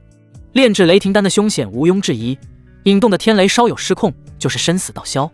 但风险背后是旁人难以想象的机遇。那失传的雷霆丹丹方，光是踏印一份流入黑市，便能轻松换得10万灵石。更妙的是，天雷之力狂暴至阳，既是炼丹的关键，亦是淬体的至宝。只要操作得当，便是一场大机缘。白无忌指尖一弹，一团火焰跃然于掌心，随即稳稳落在早已备好的丹炉之下。开始吧。话音刚落，他便抬手结印，神识如蛛网般散开，直冲天穹。原本还算晴朗的天空，竟以肉眼可见的速度暗沉下来，云层翻滚间，隐隐有雷光闪烁。引雷入炉，第一步便是借天地雷霆之力淬炼药材。白无忌一边解说，一边将霹雳果置入丹炉。那果实欲火急爆，化作无数细小的电蛇，在炉内疯狂窜动。他眼神一凝，真气骤然收紧，将那些电蛇牢牢锁在炉中，同时控制火焰温度，逼出果实深处的雷霆本源。林若曦屏息凝神，手中紧捏着数张防御符箓，目光紧紧盯着丹炉，不敢有丝毫松懈。紧接着，导电藤被投入炉中，这藤蔓仿佛天生便是雷电的导体，瞬间将四散的电蛇汇聚成一道手臂粗细的雷柱，在炉内盘旋嘶吼。白无忌趁机将柔水藻置入，以神识引导着藻叶缓缓包裹雷柱。这一步最是考验控火之术，需以柔水藻的阴柔中和雷柱的爆裂，稍有差池，雷柱便会冲破丹炉，反噬其主。就在雷柱与柔水藻即将相融的刹那，异变陡生，那雷柱中竟猛地窜出一缕漆黑的电光，带着一股蛮荒的凶戾之气，竟是潜藏在导电藤中的上古雷煞。不好！林若曦失声惊呼，符箓瞬间激发，一道淡金色的光照将两人笼罩其中。白无忌却在此时眼中金光一闪，他非但没有退避，反而猛地撤去部分对雷煞的束缚，同时运转功法，主动引导着那缕雷煞冲破丹炉，朝着自己席卷而来，正好用他淬炼肉身。雷煞如同一道黑色闪电，瞬间贯穿他的身体，剧痛如潮水般涌来，仿佛有无数把小刀在撕裂他的经脉与骨骼，皮肤瞬间变得焦黑。但白无忌牙关紧咬，强忍着剧痛，将体内真气运转到极致，引导着雷煞之力冲刷四肢百骸。每一次冲刷，他的肉身都在发出细微的嗡鸣，仿佛在进行一场脱胎换骨的蜕变。与此同时，他的神识始终牢牢锁定丹炉，趁着雷煞离体的间隙，将剩余药材尽数投入，以雷霆万钧之势催化药性融合。炉内光芒大盛，丹纹在雷光中缓缓浮现，细密如网，却带着一股令人心悸的力量。天空中的雷声愈发密集，一道水桶粗的天雷轰然劈下，正中丹炉。炉身剧烈震动，却在白无忌的真气加持下纹丝不动，将天雷之力尽数导入炉内，与药材精华相融。宁！白无忌一声低喝，双手猛地结一，丹炉猛地一沉，10颗通体泛着雷光的丹药破炉而出，悬浮于半空。丹药表面的雷纹如活物般游走，散发出的气息让整座山峰都在微微震颤。极品雷霆丹，几乎在丹药炼成的瞬间，白无忌体内突然爆发出一股强横的气息，原本卡在筑基中期巅峰的瓶颈应声而破，真气在经脉中奔腾如江河，修为赫然踏入了筑基后期。他缓缓睁开眼，感受着体内澎湃的力量，以及被雷煞淬炼的坚韧无比的肉身，嘴角勾起一抹笑意。虽浑身浴血，衣衫焦黑，却难掩那份脱胎换骨的畅快。林若曦走上前来，看着那些悬浮的雷霆丹，又看了看气息暴涨的白无忌，眼中满是震撼。境界天雷之力一举突破了。白无忌拿起一颗雷霆丹，感受着其中蕴含的狂暴力量，笑道：“算是意外之喜。”他知道这一趟孤峰之行，不仅收获了失传丹方，淬炼了肉身，更突破了修为瓶颈，这险冒得值了。白无忌将悬浮的10颗雷霆丹拢入掌心，递向林若曦，语气平淡，却难掩一丝疲惫，幸不辱命。林若曦连忙接过，指尖触及丹药的刹那，能清晰感受到其中蕴含的狂暴雷霆之力，眼中满是感激，多谢公子出手，这份恩情林某记下了。说罢，他从10颗丹药中取出2颗，郑重地递向白无忌，按规矩，这颗请公子收下。这是修行界不成文的惯例，委托炼丹师炼丹，无论成败都需支付报酬，而一旦成功，无论炼制的是何种丹药，都要分与炼丹师2颗，以示尊重与感谢，除非双方另有约定。白无忌没有推辞，伸手接过。以他如今筑基后期的修为，还无法驾驭雷霆丹的霸道力量，但这丹药潜力惊人，等将来结丹之后再服用，定能让肉身强度更上一层楼，正好作为日后的抵御。收好雷霆丹，白无忌便准备告辞。丹药已成，我先行一步，公子留步。林若曦连忙开口，眼中带着几分恳切。此地山脚下有一处清泉，景致尚可，我备了些薄酒，公子若是有时间，可否赏光小酌一杯？白无忌心中了然，林若曦这是摆明了想结交迎面公子。一个能炼制极品洗髓丹、雷霆丹的顶尖炼丹师，走到哪里都是各方势力争抢的香饽饽，哪怕是他这般青云门圣女级别的天之娇女，也需主动示好。修行之路，丹药几乎是刚需，一颗对症的极品丹药，往往能节省数月甚至数年苦修，而顶尖炼丹师本就凤毛麟角，提前结交便是为日后铺路。但白无忌此刻心思早已不在此处，他摇了摇头，好意心领了，只是我还有要紧事处理，改日再聚吧。说这话时，他眼中掠过一丝不易察觉的寒光。等炼化了那瓶极品洗髓灵液，他便该回白家算算那些旧账了。林若曦何等敏锐，瞬间捕捉到他眼中的杀意，略一沉吟，问道：“公子需不需要帮忙？”“不必了。”白无忌语气坚决，转身便掠下孤峰，身影很快消失在云雾之中。他寻了一处隐蔽的山涧，确认四周无人后，取出9彩玲珑塔进入其中，然后取出装着极品洗髓灵液的玉瓶，拔开瓶塞，一股清冽的灵气瞬间弥漫开来，闻之让人心神一清。没有丝毫犹豫，他将灵液一饮而尽。刹那间，一股霸道却又温润的力量从丹田炸开，顺着经脉疯狂游走。所过之处，经脉仿佛被无数细针穿刺，又似有烈火灼烧，剧痛让他浑身肌肉紧绷，冷汗瞬间浸透了衣衫。但他紧咬牙关，一声不吭，强忍着痛楚运转功法，引导着灵液之力冲刷拓宽经脉。不知过了多久，当最后一丝灵液被炼化，那撕心裂肺的疼痛终于退去。白无忌缓缓睁开眼，感受着体内的变化，经脉比之前粗壮了近1倍，真气运转时再无滞涩之感，流畅如江河奔涌。虽然比起那些天生道骨的天才仍有差距，但如今的他总算真正踏入了普通修士的行列。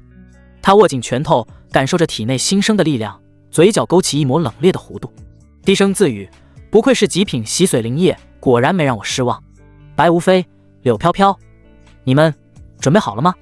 山风掠过涧水，带着一丝寒意，仿佛预示着一场即将来临的风暴。西阳镇坐落在皓月城以南300里处，四周被连绵大山环抱，土地贫瘠，民风却格外彪悍。虽说市镇规模却只比寻常村落大上些许，唯一的主街还算热闹，叫卖声、吆喝声此起彼伏，混杂着牲畜的嘶鸣，透着一股乡土的喧嚣。白无忌踏入镇口时，几乎立刻成了焦点。那张遮去大半面容的银色面具，在这偏僻小镇里显得格格不入，行人纷纷侧目，眼神里带着好奇与探究，还有几分不易察觉的警惕。他望着眼前熟悉又陌生的街道，仿佛看到了多年前在巷口追逐嬉闹的自己。那时的西阳镇是他无忧无虑的童年，可如今只剩物是人非的刺痛。就在这时，一阵急促的马蹄声由远及近，伴随着行人的惊呼声，一道绿影如疾风般冲来。让开，都给我滚开！清脆却带着蛮横的女声响起。只见一名绿衣少女策马扬鞭，胯下黑马性子爆裂，不断人力而起，吓得两旁行人纷纷躲闪，摊位被撞翻了好几个。哇！一个约莫4、5岁的小女孩没来得及躲开，被马蹄带起的风扫倒在地，手里的糖人摔成了碎片，顿时放声大哭。绿衣少女柳飘飘非但没有减速，反而柳眉一挑，扬手就将鞭子抽了过去，语气刻薄：“哭什么哭？丧门星，挡了本小姐的路，打死你都活该！”鞭子带着破空声落下，眼看就要抽在小女孩脸上，一只手突然凭空出现，稳稳抓住了鞭梢。柳飘飘用力拽了拽，鞭子却纹丝不动。她怒目看去，只见一个男人不知何时站在面前。“你敢拦我！”柳飘飘怒喝，手腕猛地发力，想甩开对方，可那只手却像铁钳一般，纹丝不动。下一秒，一股巨力传来，他只觉身子一轻，竟被硬生生从马背上拽了下来，扑通一声摔在地上，裙摆沾满了尘土。是谁这么大胆子？柳飘飘又疼又怒，刚要破口大骂，抬眼看清对方的面具，剩下的话瞬间卡在了喉咙里，脸色骤变：“银面公子，怎么是您？”他和白无非去观看了炼丹师大赛，他是亲眼看到眼前的男子夺冠，因此一眼就认出来了。只是他万万没想到，这等大人物会出现在西阳镇，还被自己撞上了。白无忌握着鞭梢的手微微用力，柳飘飘顿时疼得龇牙咧嘴。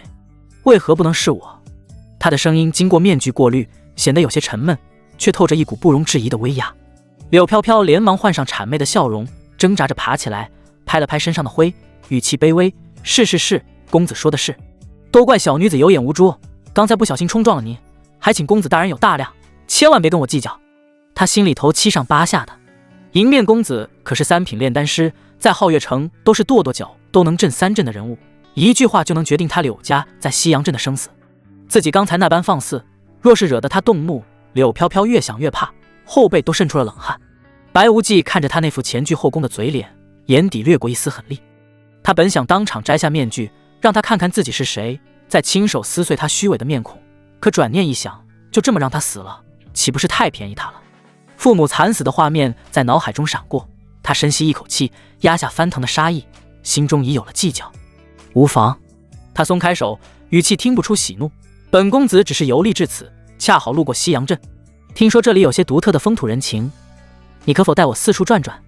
柳飘飘一愣，随即脸上爆发出狂喜，连忙点头哈腰。能为公子效劳，是小女子的荣幸。公子想看什么，小女子都熟得很，保证让你满意。他心里乐开了花。迎面公子主动让自己陪同，这可是天大的机缘，只要能讨得他的欢心，哪怕只是随便赏点丹药，都足够他受用无穷。若是能攀上这根高枝，别说西洋镇，就算是皓月城的大家族，也得对他柳家另眼相看。接下来的半天，柳飘飘殷勤的像只哈巴狗，鞍前马后的伺候着，将西洋镇那点拿得出手的景致都指给白无忌看，嘴里滔滔不绝地说着镇上的趣闻，时不时还插几句自家的风光，暗示柳家在西洋镇也是有头有脸的人物。白无忌只是偶尔嗯一声，大多数时候都沉默着，面具后的目光像在审视一件待处理的垃圾。傍晚时分，柳飘飘热情地将白无忌带回了柳家。柳家在西洋镇确实算得上富户，一栋不算小的宅院，青砖黛瓦，比周围的木屋气派不少。柳父柳母听说女儿带回来的竟是大名鼎鼎的迎面公子，顿时激动的手脚都不知道往哪放，忙前忙后的张罗着，把家里最好的东西都拿了出来，脸上的笑容堆得像朵菊花。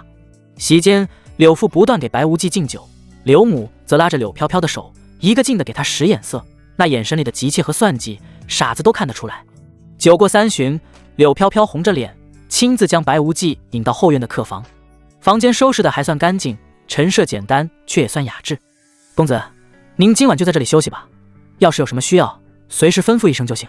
白无忌坐在桌边，把玩着桌上的茶杯，忽然开口，语气平淡：我想让你留下来陪我，你可愿意？啊！柳飘飘猛地抬头，脸上的红晕瞬间褪去，取而代之的是错愕和慌乱。他万万没想到迎面公子会提出这种要求，一时间有些手足无措。他虽爱慕虚荣，却也知道自己过几天就要嫁给白无非了。虽然他打心底里瞧不上那个据说在宗门里混得一塌糊涂的未婚夫，但至少明面上他还是白家的准媳妇。迎面公子，他定了定神，勉强挤出笑容，语气带着几分为难：不瞒您说，小女子已经有未婚夫了，过几日就要成婚了，要不我去给您安排2个镇上最标致的侍女，保证让您满意。白无忌放下茶杯，抬眼看向他，眼神骤然变冷：小小侍女也配及本公子侍寝？他缓缓站起身，一步步逼近，强大的气场让柳飘飘忍不住后退。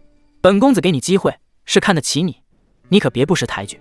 感受到对方身上的寒意，柳飘飘吓得花容失色，连忙摆手：公子息怒，是小女子不对，我陪就是了。他心里飞快地盘算着，迎面公子这样的大人物，能看上自己是自己的福气，不过是陪他一晚，只要能让他高兴，随便给点好处，都比嫁给白无非那个废物强多了。至于白无非，哼，他算什么东西？给他戴顶绿帽子又如何？新婚之夜自己略施小计，还怕他发现不成？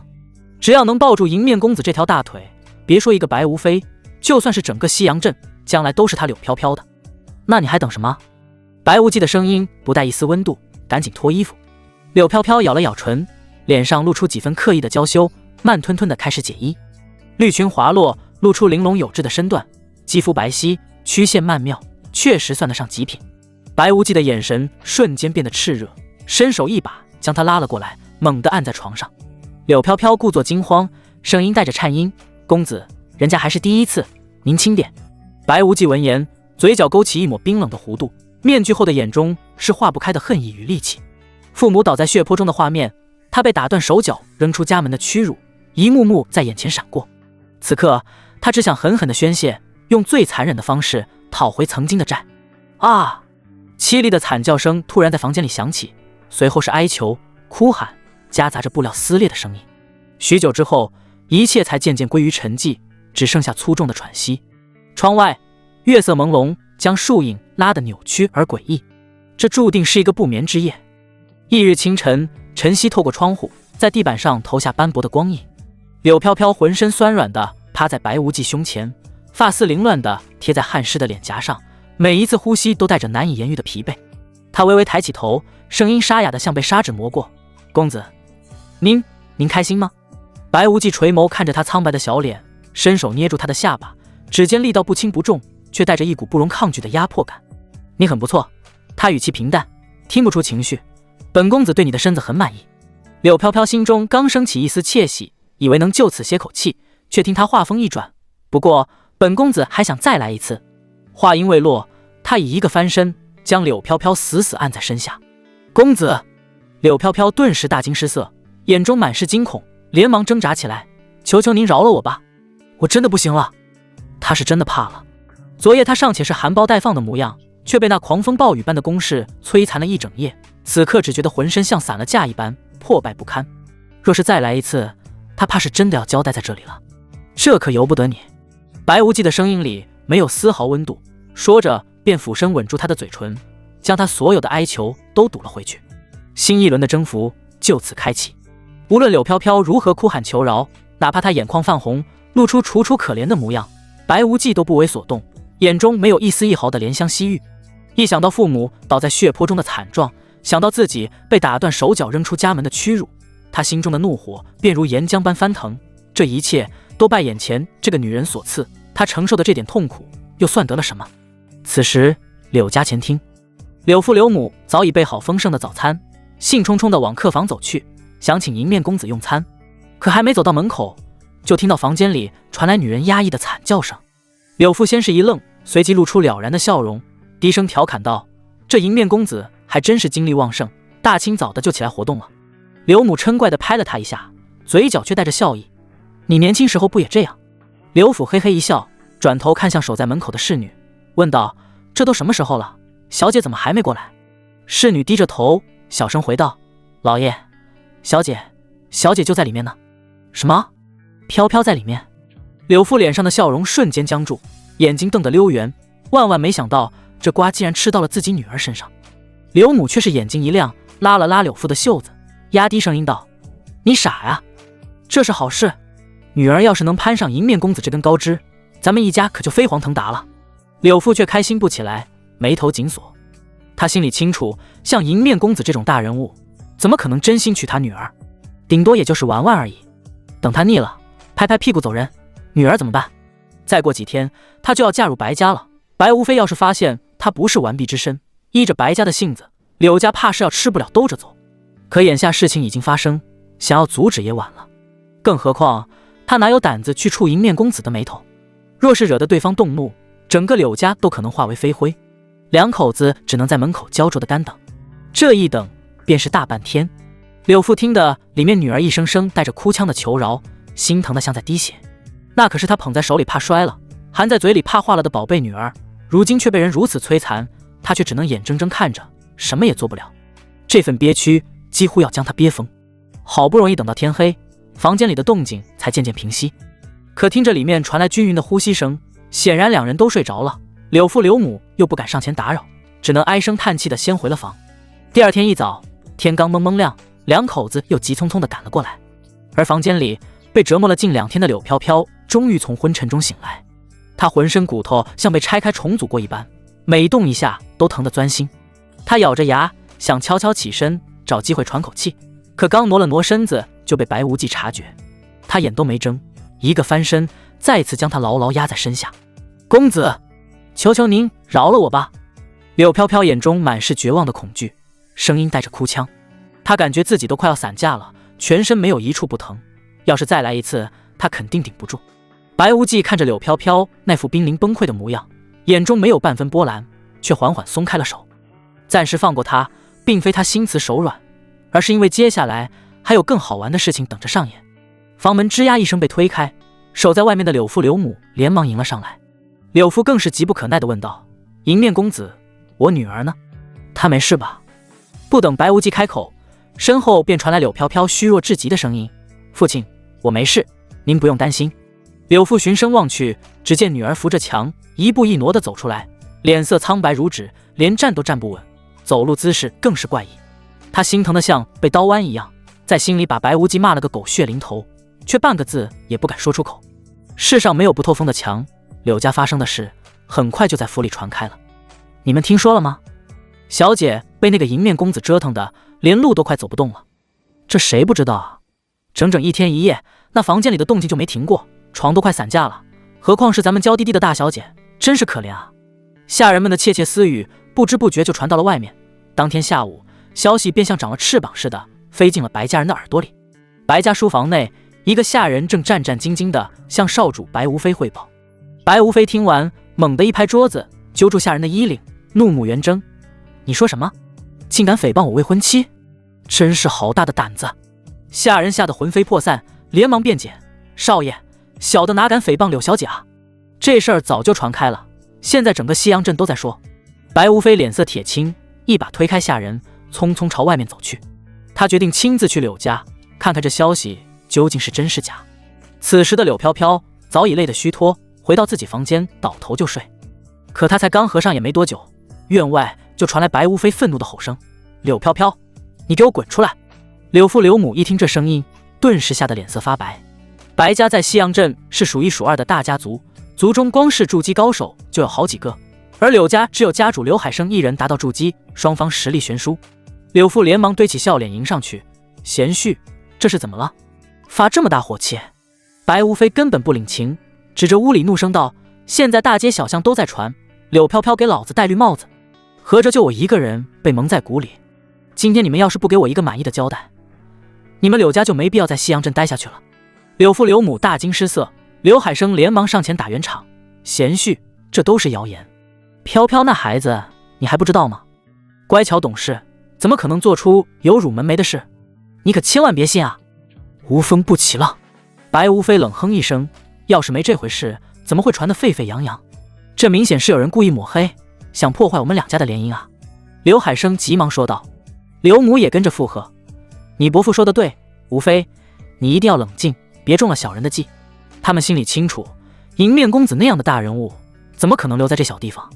说不定哪天就走了，根本指望不上。如今得罪了白家，才是灭顶之灾。”白无非被劝得冷静了几分，沉声道：“好，那你们把飘飘叫出来，我要当面问他。”刘海生心里一紧，生怕女儿露出破绽，连忙说：“贤婿，飘飘他有点不舒服，正在休息呢，我去看他。”白无非说着，径直就往柳飘飘的房间走去。柳父柳母想拦，却哪里拦得住？房间里，柳飘飘听到动静，只能强撑着虚弱的身子躺在床上装病。见白无非进来，他有气无力地问：“无非哥哥，你怎么来了？”白无非盯着他，开门见山：“外面都在传，你给我戴绿帽子，被人折腾的连路都走不动了，这是不是真的？”柳飘飘眼神闪烁了一下，随即落下泪来，委屈地说：“无非哥哥，你怎么能信那些谣言？我这几天偶感风寒，浑身酸痛，连下床都费劲，哪有力气做别的事？那些人就是见不得我们好，故意编造这些污秽的话来污蔑我。”他说着，眼泪掉得更凶，一副受了天大委屈的模样。白无非看着他苍白的脸和虚弱的样子，再听他哭得情真意切，心里的疑虑顿时消了大半，反而觉得是自己太冲动，错怪了他，连忙道歉：“飘飘，对不起，是我不好，不该轻信谣言冤枉你。”柳飘飘和门外偷听的柳父柳母刚松了一口气，一个淡漠的声音突然从门口传来：“哦，是吗？”众人循声望去，只见白无忌不知何时出现在了门口，正似笑非笑地看着屋里。白无非大吃一惊，连忙行礼：“迎面公子，您怎么会在这里？”白无忌淡淡瞥了他一眼：“本公子在哪？需要向你报备吗？”白无非吓得一哆嗦，连忙摆手：“不敢不敢，小的不是这个意思，只是没想到会在这里遇见您。你到这来做什么？”白无忌问道。我是来看我未婚妻的。”白无非指了指柳飘飘。“未婚妻？”白无忌的目光落在柳飘飘脸上，似笑非笑地问：“他就是你说的那个未婚夫？”柳飘飘的脸色瞬间变得惨白，心沉到了谷底。他最担心的事情终究还是发生了，他咬着唇，只能僵硬地点了点头。白无忌收回目光，看向白无非，语气平淡却带着十足的嘲讽：“你这未婚妻确实很不错，这2天把本公子侍候的很舒服。”白无非闻言顿时脸色大变，刚才还以为是谣言，没想到竟然是真的。他被戴绿帽子了。迎面公子，她是我的未婚妻，您怎么能做出这种令人不齿的事情？白无非双拳紧握，愤怒不已，如果不是眼前的人惹不起，他早就一拳打过去了。白无忌走到了白无非面前，然后抬手就是一个响亮的耳光：“你算什么东西？老子玩你的女人是给你面子，你别给脸不要脸！白无忌杀机四溢，冷冽的杀气仿佛要冻结一切，在场众人顿时如坠冰窖，就连刘海生这位筑基高手都不例外，不由得心中骇然。他们本以为银面公子只是炼丹厉害，没想到修为也是深不可测。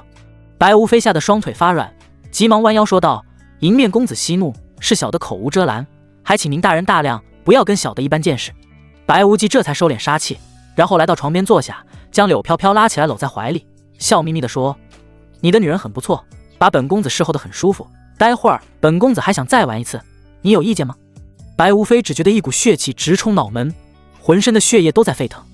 白无忌玩了他的未婚妻还不够，竟当着他的面说要再玩一次，甚至还假惺惺地询问他的意见。这哪里是询问，分明是把他的脸扒下来，在地上反复摩擦，还要逼着他说擦得好。滔天的愤怒几乎要将他吞噬，可对上白无忌那双冰冷刺骨的眼睛，所有的怒火都像被冰水浇灭，只剩下深入骨髓的恐惧。他捏紧拳头，指甲深深嵌进掌心，渗出血丝，却半个不字也不敢说。小的没有意见。白无非的声音干涩发颤，脸上挤出比哭还难看的谄媚笑容，转头看向柳飘飘，咬着牙道：“飘飘，你可要好好侍候公子，务必让公子满意。”柳飘飘被白无忌搂在怀里，听到这话，眼底瞬间掠过一丝鄙夷，心想：真是个窝囊废，人家都骑到你头上玩弄你的未婚妻了，你连个屁都不敢放，还帮着外人说话，算什么男人？白无忌轻笑一声，拍了拍柳飘飘的脸颊，语气慵懒：“既然没意见，就滚出去吧，本公子已经等不及了。”“是，祝您玩得愉快。”白无非躬身应着，几乎是逃一般退出了房间。刚一出门，他脸上的谄媚便瞬间消失，取而代之的是狰狞的怒意。双拳紧握，指节泛白，牙齿咬得咯咯作响，胸腔里的憋屈和愤怒几乎要炸开。这笔账他记下了。刘海生和刘母也连忙退了出来，见白无非这副要吃人的模样，赶紧上前打圆场：“贤婿，你也看到了，那可是银面公子啊，咱们惹不起的。飘飘他也是没办法，你能理解吧？”“理解个屁！”白无非猛地甩开刘海生的手，怒吼道：“别人玩过的女人，我白无非不要，这婚约就此解除。”说完，他再也不想多待，怒气冲冲地转身就走。刘海生和刘母大惊失色，连忙追上去：“贤婿，有话好好说啊，别冲动。”可白无非早已被愤怒冲昏了头脑，哪里听得进劝？他心里清楚，这事已经传遍了西阳镇，要是还把柳飘飘娶回去，他这辈子都得被人戳着脊梁骨骂，永远抬不起头来。房间内，白无忌将柳飘飘扔回床上，新一轮的征服再次开始。他这般折腾，固然是为了报复柳飘飘和白无非曾经的所作所为，却也不止于此。吞天诀中记载的双修之术，此刻正随着他的动作运转，每一次交融都有精纯的能量涌入体内，抵得上10天半月的苦修。如今他体质已大幅改善，双修的效果愈发显著，修为正稳步朝着筑基大圆满逼近。柳飘飘昨夜才出城人事，便遭此接连暴击，早已身心俱疲。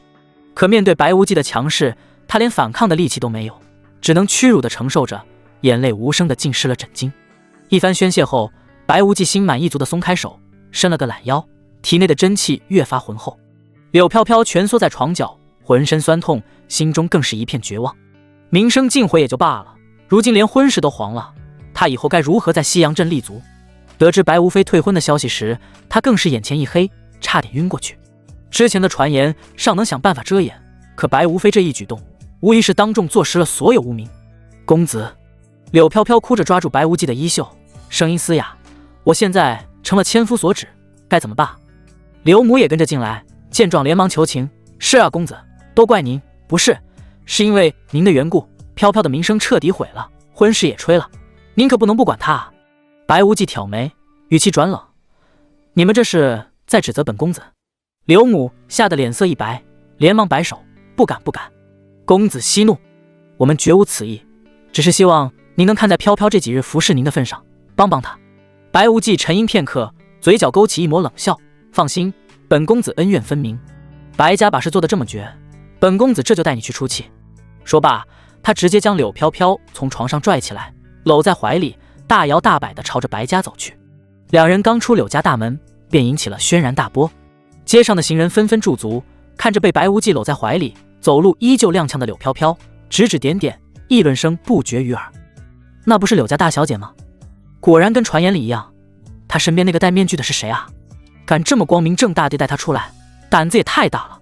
白无忌充耳不闻，径直来到白家大门前，看着这熟悉的宅院，他心中五味杂陈。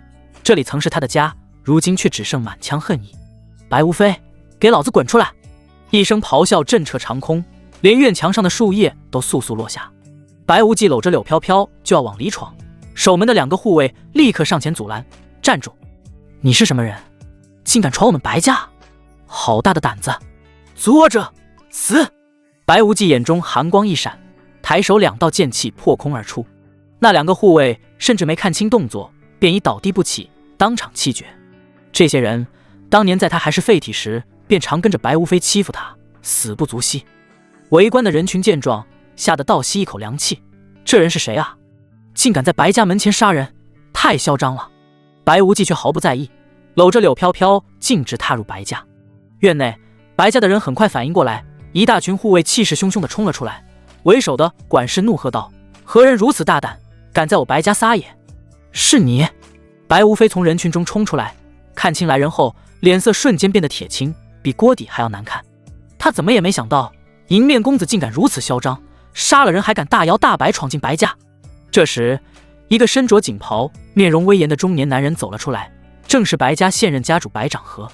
他目光沉沉地盯着白无忌，强压着怒火问道：“你就是迎面公子？”“没错。”白无忌点头，语气平淡，仿佛只是在说一件微不足道的小事。白长河攥紧了拳头，指节泛白：“阁下抢了我白家未来的儿媳妇还不够，为何还要跑到我白家杀人行凶？真当我白家是好欺负的不成？”“哥！”一个娇蛮的女声响起，只见一名红衣少女快步走出，指着白无忌怒声道：“你抢我哥的未婚妻也就罢了，还敢来我们白家撒野，真是欺人太甚！真当我们白家没人了吗？”说话的正是白无雪。白无忌的眼中瞬间闪过一丝寒光。这个白无雪当年没少跟着白无非欺负他，有一次就因为他不小心碰掉了白无雪的发簪，便被他指使下人打得半死，扔在后山喂狼。若不是他命大，早已成了野狗的口粮。旧恨新仇涌上心头，白无忌的声音冷得像冰：“你过来！”白无雪被他的眼神看得心里发毛，却仗着白家势大，硬着头皮走上前，梗着脖子道：“就算你是迎面公子又怎么样？3品炼丹师很了不起吗？别人怕你，我白无雪可不怕。有本事你动我一根手指头试试，我爹和我哥绝不会放过你。”他说着还故意挺了挺胸，一副有恃无恐的模样。白无忌看着他这副不知死活的样子，嘴角勾起一抹残忍的笑意：“动你一根手指头？”他缓缓抬起手，真气在指尖凝聚，那也太便宜你了。话音未落，白无忌指尖的真气已化作一道凌厉的剑气，快如闪电般劈出。啊！一声撕心裂肺的惨叫骤然响起，令人头皮发麻。众人定睛看去，只见白无雪的右臂齐肩而断，鲜血如喷泉般涌出，溅得满地都是。断手掉落在地，手指甚至还抽搐了几下。白无雪低头看着自己空荡荡的肩膀，剧痛如同潮水般将他淹没，眼前一黑，差点栽倒在地，脸上血色尽退，只剩下极致的恐惧和痛苦，眼泪混合着冷汗滚落。我的手，我的手！全场死寂，所有人都被这突如其来的血腥一幕惊呆了，大气都不敢喘一口。柳飘飘被吓得浑身发抖，下意识地往白无忌怀里缩了缩。他怎么也没想到，迎面公子竟然如此狠辣。白长和瞳孔骤缩，浑身气势暴涨，脸色铁青的几乎要滴出水来，指着白无忌怒喝：“你竟敢断我女儿手臂，我杀了你！”他是真的怒了，白无雪是他最疼爱的小女儿，如今竟被人当众废去一臂，这不仅是打白无雪的脸，更是在抽他白长河的脸。白无非也懵了，看着妹妹惨叫的模样，他心中又惊又怒，却被白无忌身上散发出的冰冷杀气射住，脚步像灌了铅一样，竟不敢上前。围观的人群更是炸开了锅，纷纷后退，脸上写满了惊恐。疯了，他真的疯了，竟敢伤白家大小姐，这迎面公子也太狠了吧！一言不合就断人手臂，就不怕白家报复吗？完了完了，这下彻底没法善了。白无忌却仿佛没听到周围的动静，搂着瑟瑟发抖的柳飘飘，眼神冰冷，语气平淡的像在说一件无关紧要的事：“我断你一臂，你又待如何？”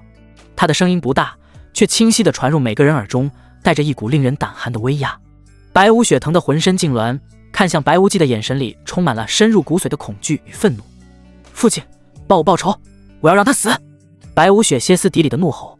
白掌和气得浑身发抖，周身灵力疯狂涌动，显然已到了爆发的边缘。迎面小儿，今日不将你碎尸万段，难消我心头之恨！白无忌嘴角勾起一抹嘲讽的弧度，眼神扫过暴怒的白掌和，语气不屑：就凭你们，也配说杀我？真是不知天高地厚！你找死！白掌和被这轻蔑的态度彻底激怒，周身灵力翻涌，就要亲自出手。家主，不可！一道苍老的声音骤然响起，只见大长老快步上前，死死拉住白掌和的手臂：您可要冷静啊！他是银面公子，3品炼丹师，我们白家招惹不起啊！另一位须发皆白的长老也连忙附和：大长老说得对，他背后可是炼丹师协会，那等庞然大物，我们若是杀了他，整个白家都要陪葬，协会绝不会放过我们的。白掌和胸口剧烈起伏，被2位长老一劝，翻腾的怒火渐渐压下。他看着白无忌，眼中仍满是怨毒：银面公子，我们往日无怨，近日无仇，你强占我白家未来的儿媳妇也就罢了，为何还要闯我白家，伤我女儿，杀我护卫？真要赶尽杀绝吗？赶尽杀绝！白无忌猛地提高了声音，眼中杀意沸腾：你们全都该死！3年前你们残忍杀害我的父母，这笔血海深仇我一刻不敢忘。今天我就要用你们的鲜血祭奠我父母的在天之灵！白掌和脸色一变，皱眉喝道：你胡说八道什么？我们根本不认识你，何来杀你父母一说？不认识？白无忌冷笑一声，缓缓抬手将脸上的银色面具摘了下来，一张坚毅帅气的面孔暴露在众人眼前，眉眼间带着几分冷冽，正是消失3年的白无忌。白无忌，怎么是你？白无非看清那张脸，如同被惊雷劈中，失声惊呼，满脸的难以置信。柳飘飘更是惊得张大了嘴巴，下意识地后退一步，眼中写满了震惊与慌乱。他怎么也想不到，这2天与自己缠绵，让他以为能攀上高枝的银面公子，竟然是他打心底里瞧不起的前未婚夫，那个他从未正眼看过的废物。白无忌的目光如利剑般射向白掌和白无非，声音冰冷如刀：3年前，你们为了夺取我父亲的家主之位，残忍将他们杀害，还对我百般折磨。今日我回来，就是要让你们血债血偿。原来是你这个小畜生！白掌和看清他的脸，先是一愣，随即眼中闪过狠厉：当年让你侥幸逃过一劫，已是便宜你了，既然自寻死路，今天定要将你碎尸万段！家主，不可啊！大长老再次阻拦，急声道：他现在是银面公子，3品炼丹师，我们真的惹不起！惹不起！白无非怒声打断，指着白无忌一脸鄙夷：大长老，您怎么还不明白？他就是个彻头彻尾的废物，怎么可能突然变成3品炼丹师？这绝对是假的，他一定是冒充银面公子！大长老闻言，先是一愣，随即恍然大悟，看向白无忌的眼神多了几分审视：你们是说他是假冒的银面公子？这还用说？白无非笃定道：整个西洋镇谁不知道他白无忌是出了名的废材，短短3年就有这般成就，简直是天方夜谭！周围的人群顿时炸开了锅。假的？他不是银面公子？对啊，白无忌当年可是出了名的废物，怎么可能突然这么厉害？可他刚才露的那手剑气，还有柳家那事，不像是假的，说不定是走了狗屎运，捡到了什么秘宝，故意装成银面公子来报仇的。众人议论纷纷，看向白无忌的眼神从敬畏变成了怀疑，毕竟废物白无忌的名头在西洋镇实在太深入人心了。柳飘飘又惊又怒，想到自己这2天的屈辱和对银面公子的谄媚，竟全是拜这个他鄙夷的废物所赐，只觉得一股气血直冲头顶。白无忌，你个王八蛋，竟然敢骗我！我杀了你！柳飘飘恼羞成怒，一掌拍向白无忌的胸口。柳飘飘虽然天赋一般，但是前些年从白无忌手里获得不少的资源，再加上白家的资源，修为亦是达到了炼气7重，这一掌的威力足以将从前的白无忌打成重伤。白无非等人露出了阴狠的笑容，他们仿佛已经看到白无忌吐血倒地的场景。白无忌眼神一冷，手腕轻翻，如同铁钳般精准抓住他的手腕。柳飘飘只觉一股巨力传来，浑身力气瞬间被卸去，下一秒已被他紧紧搂在怀里，双臂如同钢箍，任他如何挣扎都纹丝不动。放开我！你这个废物！放开我！柳飘飘奋力挣扎，这废物什么时候变得这么厉害了？白无非很是吃惊，这白无忌不是出了名的废材吗？怎么会这么厉害？白小姐可是炼气7重的高手，却被白无忌轻易制服，这起码也得炼气8重以上才能做到。真是士别3日当刮目相看，怪不得他敢回来报仇，果然有几分本事。当初任人欺凌的废材突然变成了高手，这让在场众人都很吃惊。白无忌紧紧地搂着柳飘飘，无论他如何挣扎都无济于事。白无忌捏住他的下巴，强迫他抬起头，目光冰冷如霜。当初我对你一片真心，省吃俭用攒下的修炼资源，自己半分舍不得用，全给了你。可你呢？恩将仇报，伙同这些人给我父母下毒，真是猪狗不如。他语气陡然加重，带着彻骨的寒意。如今我不过是玩了你2天，就当是先收点利息，你的账待会儿再慢慢算。说完，他猛地松开手，柳飘飘踉跄着后退几步，摔坐在地，发髻散乱，狼狈不堪。白无忌不再看他，转头看向脸色铁青的白无非，嘴角勾起一抹戏谑：怎么样，未婚妻被抢的滋味不错吧？白无忌，你找死！白无非被这句话彻底点燃了怒火，双目赤红，指着白无忌嘶吼：你个废物，不过是走了狗屎运提升了一点修为，竟敢冒充迎面公子耍我，还敢染指飘飘，今日我定要将你挫骨扬灰，让你知道我们白家的厉害。话落，他就攥着拳头就朝白无忌冲了过来。白无非号称西洋镇第一天才，2年前被离火宗一位长老带去宗门修行，如今修为已经达到了炼气巅峰，这一拳蕴含千斤之力，直欲摧毁一切。白无忌侧身轻易避开，眼神里的嘲讽更浓，这就生气了。他看着白无非气急败坏的模样，声音陡然转冷，带着血海深仇的沉重：我不过是抢了你的未婚妻，你就恨不得杀了我，可我还没杀你父母，没断你手脚，没把你扔去喂野狗呢。这句话如同重锤，狠狠砸在白无非心上，也让周围的人瞬间安静下来。当年白家对这位前少主的所作所为，不少人虽不敢明说，却也隐约知晓。此刻被白无忌当众道出，气氛顿时变得压抑起来。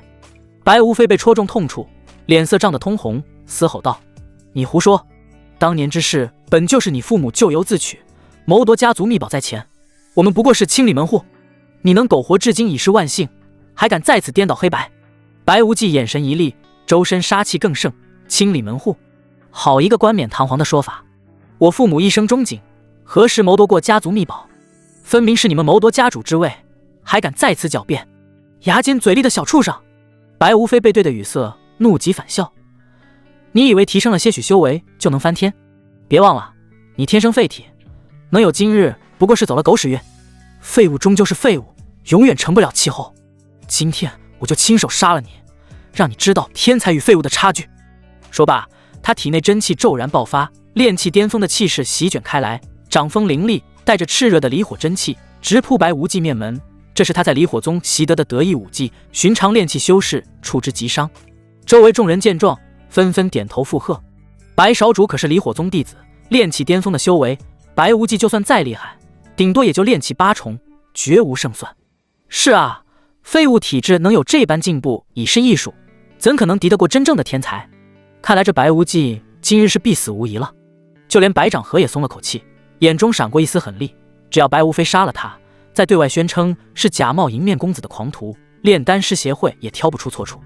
然而就在掌风即将集体的刹那，白无忌动了。他身形未退反进，右手成拳，看似平平无奇的一拳轰出，没有惊天动地的气势，却带着一股摧枯拉朽的霸道力量。砰！2拳相交，一声闷响震耳欲聋。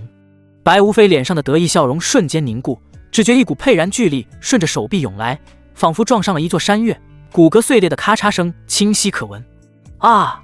他惨叫一声，整个人如同断线的风筝般倒飞出去，狠狠撞在院墙上，喉头一甜，喷出一大口鲜血，气息瞬间萎靡下去，显然已是重伤。全场死寂，所有人都目瞪口呆，难以置信地看着眼前一幕：炼气巅峰的白无非竟然被白无忌一拳打成重伤。这怎么可能？这怎么可能？白少主怎么会输得这么快？一拳，仅仅一拳，他到底是什么修为？天啊，我们都错了，这白无忌哪里是什么废物，分明是隐藏的大佬啊！惊呼声此起彼伏，众人看向白无忌的眼神彻底变了，从最初的怀疑、鄙夷变成了深深的敬畏与恐惧。白长河脸色煞白，踉跄着后退一步，心中掀起惊涛骇浪。他比任何人都清楚白无非的实力，可就这样竟挡不住白无忌一拳。这3年，这小畜生到底经历了什么？白无忌缓缓收回拳头，看着瘫在地上挣扎不起的白无非，眼神冰冷如旧。废物！现在看来，谁才是真正的废物？白无非趴在地上，胸口剧烈起伏，看着白无忌的眼神里充满了难以置信的惊骇。他挣扎着嘶吼：“不可能！你天生废体，怎么可能有这么强的实力？这绝对不可能！”他到现在都无法接受这个事实，自己苦修多年，还是离火宗的弟子，竟然被当年那个任他欺凌的废物一拳打成重伤。白无忌居高临下的看着他，语气平淡却带着极致的嘲讽：“不是我强，是你太垃圾了，连我一拳都接不住，真是垃圾中的垃圾。”你噗！白无非被这句话狠狠刺激，怒火攻心，猛地又喷出一口鲜血，眼前阵阵发黑，差点晕死过去。无非！白长河脸色巨变，连忙冲上前扶住儿子，探查他的伤势后，眼中杀意几乎要凝成实质。他缓缓抬头，死死盯着白无忌，声音冰冷得像淬了毒：“好一个狠毒的小畜生！家族把你养这么大，你竟敢忘恩负义，以下犯上，将我儿打成重伤！今日我定要你血债血偿，饶你不得！”说着，他身上筑基期的威压毫无保留地释放出来，狂风骤起，地面都微微震颤。周围的白家护卫和围观者顿时被这股气势压得喘不过气，纷纷后退。筑基强者出手，这白无忌插翅难飞。炼气碰瓷筑基，简直是茅厕里点灯，找死！众人看向白无忌的眼神，就好像在看一个死人似的。白长河缓缓挺直脊背，衣袍猎猎作响如鼓风，每一步踏在青石板上，都震得地面泛起细密裂纹。筑基威压如同山岳压顶，朝着白无忌碾压而去。孽种！念你体内流着白家血脉，自裁吧，留你全尸！白无忌眼底寒光暴涨，冷冷说道：“今日我要让白家上下血债血偿，死到临头还敢嘴硬！”白无非面目狰狞嘶吼：“我父亲一根手指就能碾死你，你这废物，今日必死无疑！死的只会是你们，你们所有人都得死！”白无忌杀气冲天，狂妄至极，疯了！这小子绝对是被胜利冲昏了头，找死！白长河双目赤红如血，体内筑基真气疯狂运转，双掌猛然合十，浑厚凌厉，化作一条数丈长的青色巨蟒，带着开山裂石的恐怖威势，朝着白无忌悍然扑去。巨蟒所过之处，地面崩裂，碎石飞溅，凌厉的气劲将围观人群掀得连连后退，惊呼声一片。这就是筑基强者的力量，太恐怖了！就在青色巨蟒即将吞噬白无忌的瞬间，白无忌动了，没有花里胡哨的招式，只有简简单单一拳轰出。拳风朴实无华，却蕴含着毁天灭地的霸道之力。轰！震耳欲聋的巨响炸开，气浪如同海啸般席卷全场，整个白家大院都在剧烈震颤。众人惊骇欲绝的目光中，青色巨蟒竟在这一拳之下，如同纸糊的一般，寸寸碎裂，化作漫天凌厉光点消散。拳势未止，余威如奔雷贯日，狠狠轰在了白长河的胸口。噗！白长河瞳孔骤然收缩，猛地喷出一大口鲜血，整个人像断线的风筝般倒飞出去，重重撞在身后的青砖瓦房上。轰隆一声巨响，房屋轰然坍塌，烟尘弥漫中再无半点动静。全场死寂，落针可闻。众人目瞪口呆，脸上写满了无法置信的骇然。筑基强者被他一拳轰飞了，他到底是什么修为？难道他早就突破筑基了？可他是天生废体啊！惊呼声、倒吸冷气声此起彼伏，众人看向白无忌的眼神，从最初的同情、不屑，瞬间变成了如同看待怪物般的震撼与恐惧。白无非满脸不敢置信：“不可能，这绝对不可能！”白无忌嘴角露出一抹冷笑，身形一晃，如同鬼魅般冲入弥漫的烟尘之中。紧接着，白无忌提着一个血淋淋的身影从烟尘中走了出来，正是奄奄一息的白长河。此刻的白长河哪还有半分家主的威严？衣衫破碎不堪，浑身是血，胸口塌陷了一大片，显然受了致命的内伤。住手！白无忌，你敢！大长老愤怒地冲出人群，身后几位长老也齐齐上前，形成合围之势，眼神狠厉如刀，立刻放了家主，否则今日便让你尸骨无存。二长老厉声呵斥：“念在你年幼无知，速速松手认罪，或许还能留你一条性命。”白长河愤怒地吼道：“孽种，快放开我！”白无忌冷笑一声，右手微微用力，白掌河立刻发出一声痛哼，胸口他现出的伤势愈发严重，嘴角不断溢出鲜血。大胆狂徒！大长老见状，顿时勃然大怒，马上放了家主，否则我们便联手将你镇压。联手？白无忌挑眉，眼神骤然一厉，杀气如风暴般席卷开来。正好，省得我一个个去找你们算账。今日便让你们这群助纣为虐的老东西，一同为我父母陪葬。白无非又惊又怒，长老们，别跟他废话，他就是个疯子，快动手杀了他，救我父亲！大长老死死盯着白无忌，冷冷说道：白无忌，念在你年幼无知，被仇恨冲昏了头脑，若你现在放开家主，束手就擒，老夫尚可饶你一命，不然让你死无全尸。他猛地将白掌盒扔在地上，杀意沸腾。你们一起上吧，我何惧之有？疯了！这白无忌绝对是疯了，这可是5位筑基长老啊，他就算能打赢一个，难道还能以1敌5？5位筑基初期高手联手，就算筑基中期强者来了，也只有饮恨的份。狂妄小儿，今日便让你知道什么叫天外有天！一众长老纷纷取出武器，杀气冲天。白无忌却毫无惧色，一群老狗，你们废话太多了，找死！大长老怒喝一声，手持长剑朝着白无忌劈了下去。另外几位长老也不含糊，纷纷出手，将白无忌周身所有退路封死。众人仿佛已经看到白无忌被撕碎的惨状，然而下一秒，预想中的血腥场面并未出现。只见白无忌身形一晃，如同鬼魅般在漫天攻击中穿梭，速度快到留下道道残影。他赤手空拳，不闪不避，一拳轰在锤面上，只听当的一声巨响，大锤竟被震得倒飞而回。4长老虎口崩裂，鲜血直流。怎么可能？4长老失声惊呼。更令人惊骇的还在后面，白无忌避开大长老的剑气，身影陡然出现在5长老身后，五指成爪，带着撕裂空气的锐啸，径直抓向他的后心。5长老察觉不对，连忙转身催动法轮防御，可那看似坚不可摧的法轮，在白无忌这一爪之下，竟如同纸糊般碎裂。噗嗤，利爪入肉的声音清晰可闻。5长老瞪大双眼，口中喷出鲜血，身体软软的倒了下去。一招，仅仅一招便斩杀1位筑基长老，全场死寂。所有人都被这惊悚的一幕吓傻了，连呼吸都忘了。老5，大长老目眦欲裂，攻势更加狂暴。可白无忌的速度实在太快，如同风过无痕。他避开飞剑，欺进2长老身前，手肘一撞，正中对方胸口。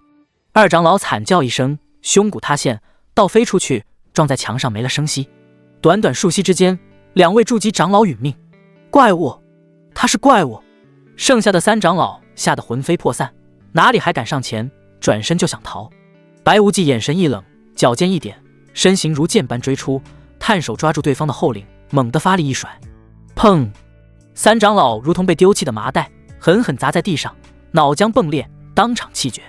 转瞬间，5位长老已去其三，大长老和6长老吓得亡魂皆冒，瑟瑟发抖。这哪里是人，分明是从地狱爬出来的修罗。围观的人群更是鸦雀无声，不少人张大了嘴巴，脸上写满了无法置信的骇然。以1敌5，赤手空拳，转瞬斩杀3位筑基长老，这等战绩简直颠覆了他们的认知。大长老连忙收剑后退，脸上挤出比哭还难看的笑容，对着白无忌拱手道：贤侄，不，少主，是我们有眼无珠，之前多有得罪，还请少主大人有大量，千万别跟我们这些老家伙一般见识。6长老也连忙附和，语气谄媚：是啊，家主，您本就是白家正统，这白家主之位本就该是您的，我们愿意拥戴您成为白家新家主，统领整个家族，重现白家辉煌。一旁的白无非彻底傻了，他看着卑躬屈膝的2位长老，像是第一次认识他们似的，失声尖叫：大长老，6长老，你们疯了吗？他废了我父亲，杀了3位长老啊！你们怎么能认他当新家主？住口！大长老猛地回头，厉声呵斥：若非你父亲当年心狠手辣，残杀兄嫂，又怎会有今日之祸？这一切都是你们一家咎由自取。为了活命，他毫不犹豫地将所有罪责推到了白掌河一家身上，活脱脱一副墙头草的嘴脸。呵斥完白无非，他又转向白无忌，腰弯得更低了：家主，白掌河一家该如何处置？全凭您一句话。白无忌眼神冰冷：我父母当年是怎么被他们害死的？你们这些老家伙心里比谁都清楚。我说过，要让他们双倍奉还。明白，明白。大长老连忙点头，转身对着护卫厉声道：“还愣着干什么？把白长河的婆娘给我抓来，还有白无雪一并带过来。”护卫们早已被白无忌的手段吓破了胆，哪敢违抗？没多久，就把哭哭啼啼的白夫人和疼得只剩半条命的白无雪拖了过来。大长老看向白无忌，见他没有反对，便狞笑着对手下道：“给我好好伺候他们，让他们尝尝当年家主夫妇受过的苦，不要让他们尝双倍的。”凄厉的惨叫声再次在白家大院响起。白无忌站在一旁，面无表情地看着这一切，眼中没有丝毫怜悯。许久之后，惨叫声渐渐平息。大长老小心翼翼地走上前，躬身道：“启禀家主，白长和他们都已经死了，现在就只剩下白无非了，该如何处置，还请家主示下。”白无非早已被吓得魂飞魄散，裤子湿了一大片，一股骚臭味弥漫开来。他连滚带爬地跪在白无忌面前，不停地磕头：“无忌，不，家主，我错了，我真的错了，求求您饶了我吧，我以后一定给您做牛做马，任您差遣，求求您了。”白无忌缓缓蹲下身，冷冷说道：“做错事就要付出代价，原谅你，那是上帝该做的事，而我要做的是送你去见他。”说罢，他抬手便要一掌拍下。就在这时，异变突生，一道炽热的红光如同流星般从天际射来，带着毁天灭地的威势，直扑白无忌后心。“谁敢伤我徒儿！”一声怒喝响彻云霄，只见一位身着红袍的老者踏空而来，周身散发着金丹强者特有的恐怖威压。白无忌顿时感觉到一股强烈的死亡威胁，猛地侧身躲避，险之又险地避开这致命一击。轰！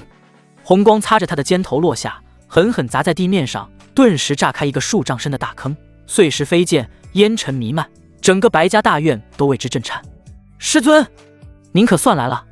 白无非看到来人，像是抓住了救命稻草，欣喜若狂。来者正是离火宗长老吴海波，他落在白无非身边，扫了一眼周遭的惨状，眉头微皱，沉声道：“徒儿别怕，有为师在，谁也伤不了你。”“师尊！”白无非哭得涕泪横流，指着白无忌控诉：“就是这个王八蛋，他不仅打伤了我，还杀了我爹娘和妹妹。您一定要为我做主啊！放心，为师定会为你讨回公道。”吴海波话音刚落，目光便如利箭般射向白无忌，金丹强者的威压毫无保留地释放开来。在场众人感觉无比的压抑，不由自主地瑟瑟发抖。怪不得白无非这么嚣张，原来背后有金丹强者撑腰。众人惊骇不已：“你竟敢伤我徒儿，杀他家人，好大的胆子！”吴海波声如惊雷，气势再次攀升，空气仿佛都被这股威压凝固。白无忌暗暗吃惊，不愧是金丹强者，果然恐怖。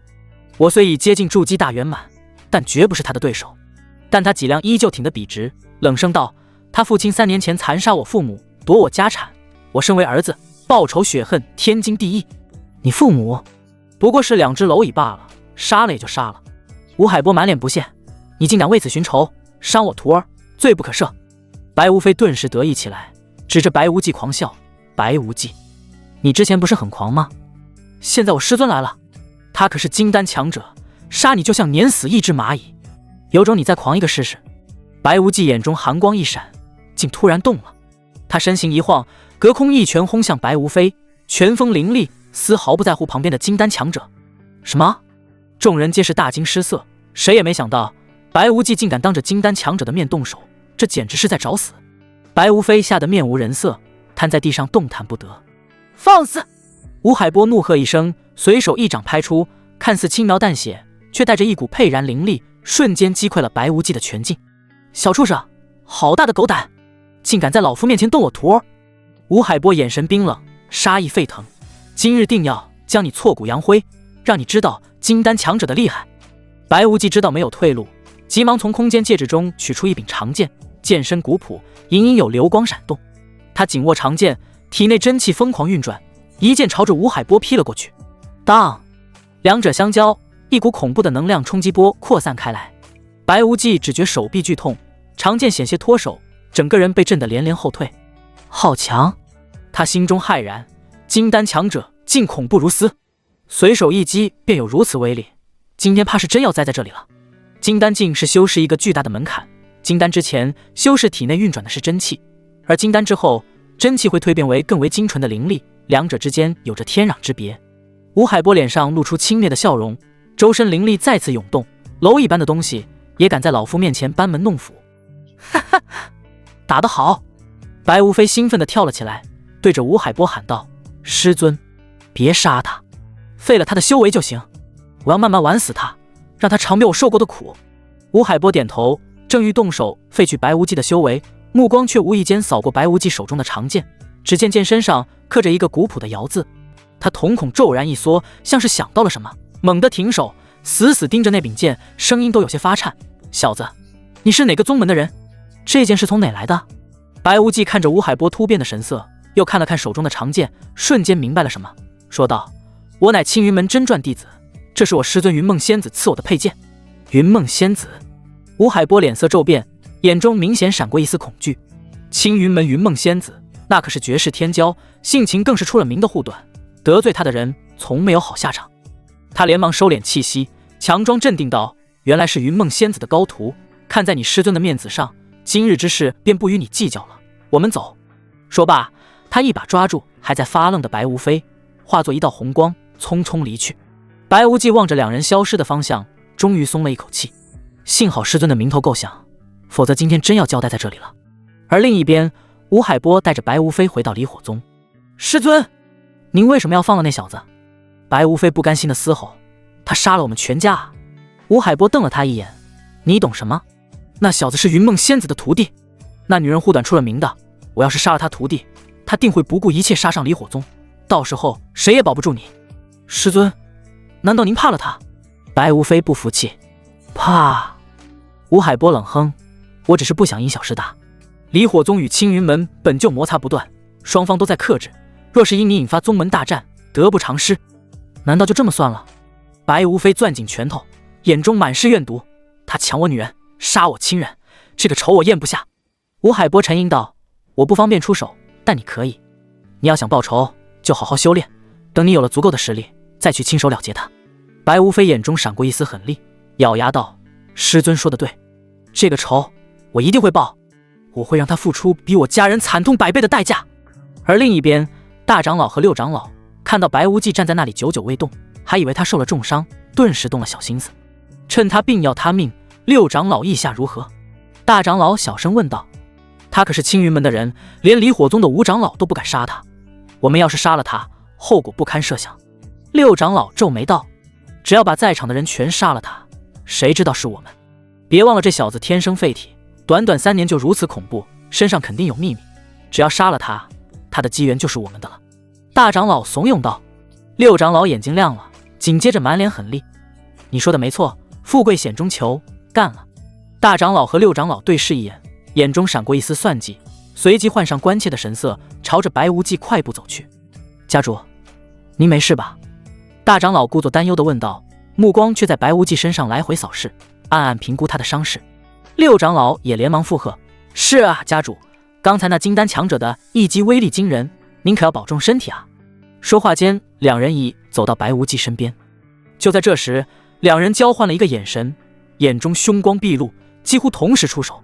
大长老一掌拍向白无忌后心，六长老则祭出一柄短刀刺向他的小腹，招式很辣，显然是要一击毙命。他们自以为得计，却没料到，就在两人招式即将集体的刹那，白无忌的身影突然一晃，如同鬼魅般避开要害。紧接着，他手中长剑闪电般劈出，寒光一闪而过，扑哧扑哧，两颗人头冲天起，鲜血喷溅满地。大长老和六长老的眼神定格在难以置信的惊恐之中，他们到死都想不明白，明明受了重伤的白无忌，怎么还能爆发出如此惊人的速度和力量？白无忌的确受伤了，不过只是轻伤。嗨嗨，白无忌感觉一阵胸闷，干咳了2声，但是这落在别人眼中，都以为他受了重伤。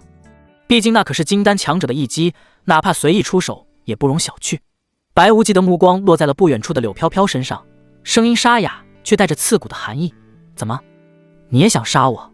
柳飘飘被他看得浑身一颤，下意识地后退一步，咬着牙道：“我不杀你，但你伤好之后会放过我吗？”“不会。”白无忌的声音没有丝毫犹豫，杀机四溢：“你当年给我父母下毒，间接害死他们，此仇不共戴天，伤好之后我必杀你。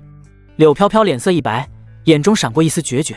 既然你不肯放过我，那我就只能先杀了你。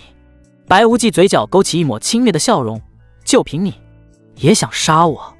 蚍蜉撼树，不自量力。哼，若是你没受伤，我自然杀不了你。但现在的你连站着都费劲吧？趁你病要你命。柳飘飘冷哼道。白无忌不屑地瞥了他一眼，你大可上前试试。柳飘飘被他眼中的狠厉震慑，下意识地停住了脚步，心中打起了退堂鼓。就在这时，身后传来刘海生的声音，他在虚张声势。飘飘，杀了他！父亲！柳飘飘回头一看，见刘海生带着几名柳家护卫赶来，顿时心中大定，像是找到了主心骨。飘飘，这到底是怎么回事？刘海生快步走到女儿身边，皱眉看向院中惨状，沉声问道。柳飘飘连忙将事情的来龙去脉快速说了一遍。刘海生听完，眼神阴鸷地看向白无忌，看来我们所有人都小看了你这小畜生。既然已经彻底得罪了你，那便只能将你扼杀在摇篮里，绝不能留下后患。想杀我，恐怕你还没那个本事。你要是急着找死，尽管过来试试。虚张声势！刘海生冷哼一声，右手一扬，一柄飞剑瞬间出鞘，带着尖锐的破空声，直刺白无忌心口。白无忌露出一抹轻蔑的笑容，一剑劈了过去。当！伴随着一道刺耳的金铁交鸣声，飞剑被击飞出去几丈远。什么？刘海生大惊失色，他没想到白无忌竟然还这么厉害，哪里有一点受伤的样子？你没受伤？这怎么可能呢？谁告诉你我受伤了？白无忌嗤笑道。刘海生满脸惊恐地说道：你不过筑基境界，硬接了金丹强者一击，怎么可能没有受伤？我不相信，你一定是在虚张声势。就在他愣神之际，白无忌一个闪身就来到了他面前，一掌拍了过去。刘海生反应极快，连忙也抬起手掌，与白无忌的手掌狠狠撞在一起。砰！刘海生顿时面色大变，他惊恐地发现白无忌的手心竟爆发出一股难以抗拒的强大吸力，自己体内的真气竟不受控制地朝着对方掌心涌去。这是什么邪术？刘海生又惊又怒，想要抽回手掌，却发现自己的手掌像是被磁铁吸住一般，根本动弹不得。白无忌嘴角露出一抹冷笑，他施展的自然是吞天诀。这部霸道的功法此刻正疯狂吞噬着刘海生的真气。白无忌贪婪地吞噬着吸来的能量，吞天诀将这些能量提纯炼化后，竟助他一举冲破瓶颈，筑基大圆满。体内真气奔腾如潮，举手投足间都带着筑基大圆满的威压。白无忌能清晰感觉到丹田内的真气已凝练到极致，只差一步便能凝结金丹。反观刘海生，他体内的真气如同开闸泄洪般飞速流逝，从最初还能咬牙挣扎，到后来连指尖都动弹不得，只能眼睁睁看着自己的力量被吞噬，眼中满是绝望。父亲，您怎么了？柳飘飘见父亲浑身剧烈颤抖，脸色惨白如纸，忍不住出声询问，却迟迟没有回应。他以为两人正在比拼功力，无法分神，便悄悄绕到白无忌身后，眼中闪过一丝狠厉，猛地一掌拍向白无忌后心。柳飘飘的手掌刚一碰到他的衣衫，便像被磁石吸住般再也无法收回。一股比刘海生那里更狂暴的吸力传来，他体内的能量如同决堤的江河，疯狂涌向白无忌体内。啊！放开我！柳飘飘眼中充满了极致的恐惧，拼命想要撤回手掌，却无能为力，只能眼睁睁看着自己的力量被一点点抽干，身体迅速变得虚弱。短短片刻功夫，刘海生和柳飘飘两人的能量便被白无忌吞噬得一干二净。白无忌猛地撤回手掌，不等刘海生反应，反手一掌拍在他的脑袋上。噗！刘海生连哼都没哼一声，便直挺挺地倒了下去，当场气绝。柳飘飘吓得魂飞魄散，瘫软在地，涕泪横流的哀求：别杀我，求求你别杀我，我知道错了，真的知道错了。白无忌居高临下地看着他，眼神冰冷如霜。当初我对你掏心掏肺，省吃俭用把修炼资源全给你，你却恩将仇报，伙同白家人给我父母下毒，如今落到这般田地，还想我放过你，真是异想天开。我真的知道错了。柳飘飘死死抓住白无忌的裤脚，哭喊道：只要你肯放过我，我以后一定好好服侍你，做牛做马，为奴为婢都行，求你给我一次机会。白无忌缓缓抬脚，甩开他的手，语气没有一丝波澜：下辈子吧。话音未落，一掌落下，柳飘飘的声音戛然而止。解决了柳家妇女，白无忌转身看向周围围观的人群，众人早已吓得魂飞魄散，见状纷纷尖叫着转身就跑，生怕跑慢一步就成了他的刀下亡魂。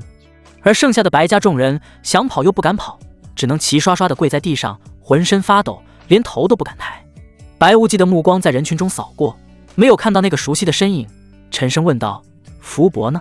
人群中一个老者颤颤巍巍地开口：福伯在您离开之后就被家主被白长和那个畜生杀了。什么？白无忌如遭雷击，胸口像是被巨石砸中，一阵剧痛传来。当初要不是福伯，他肯定会被折磨死，没想到竟因自己而死。一股难以遏制的怒火与心痛涌上心头，他攥紧拳头，指节泛白，深吸一口气，压下翻涌的情绪。他又问：我父母还有福伯的尸骨在哪？在后山。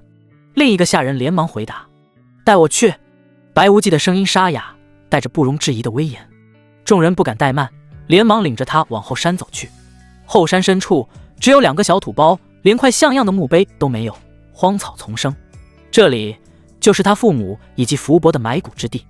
白无忌一步步走上前，缓缓跪下，双手抚上冰冷的泥土，喉咙像是被堵住一般，千言万语却一个字也说不出来。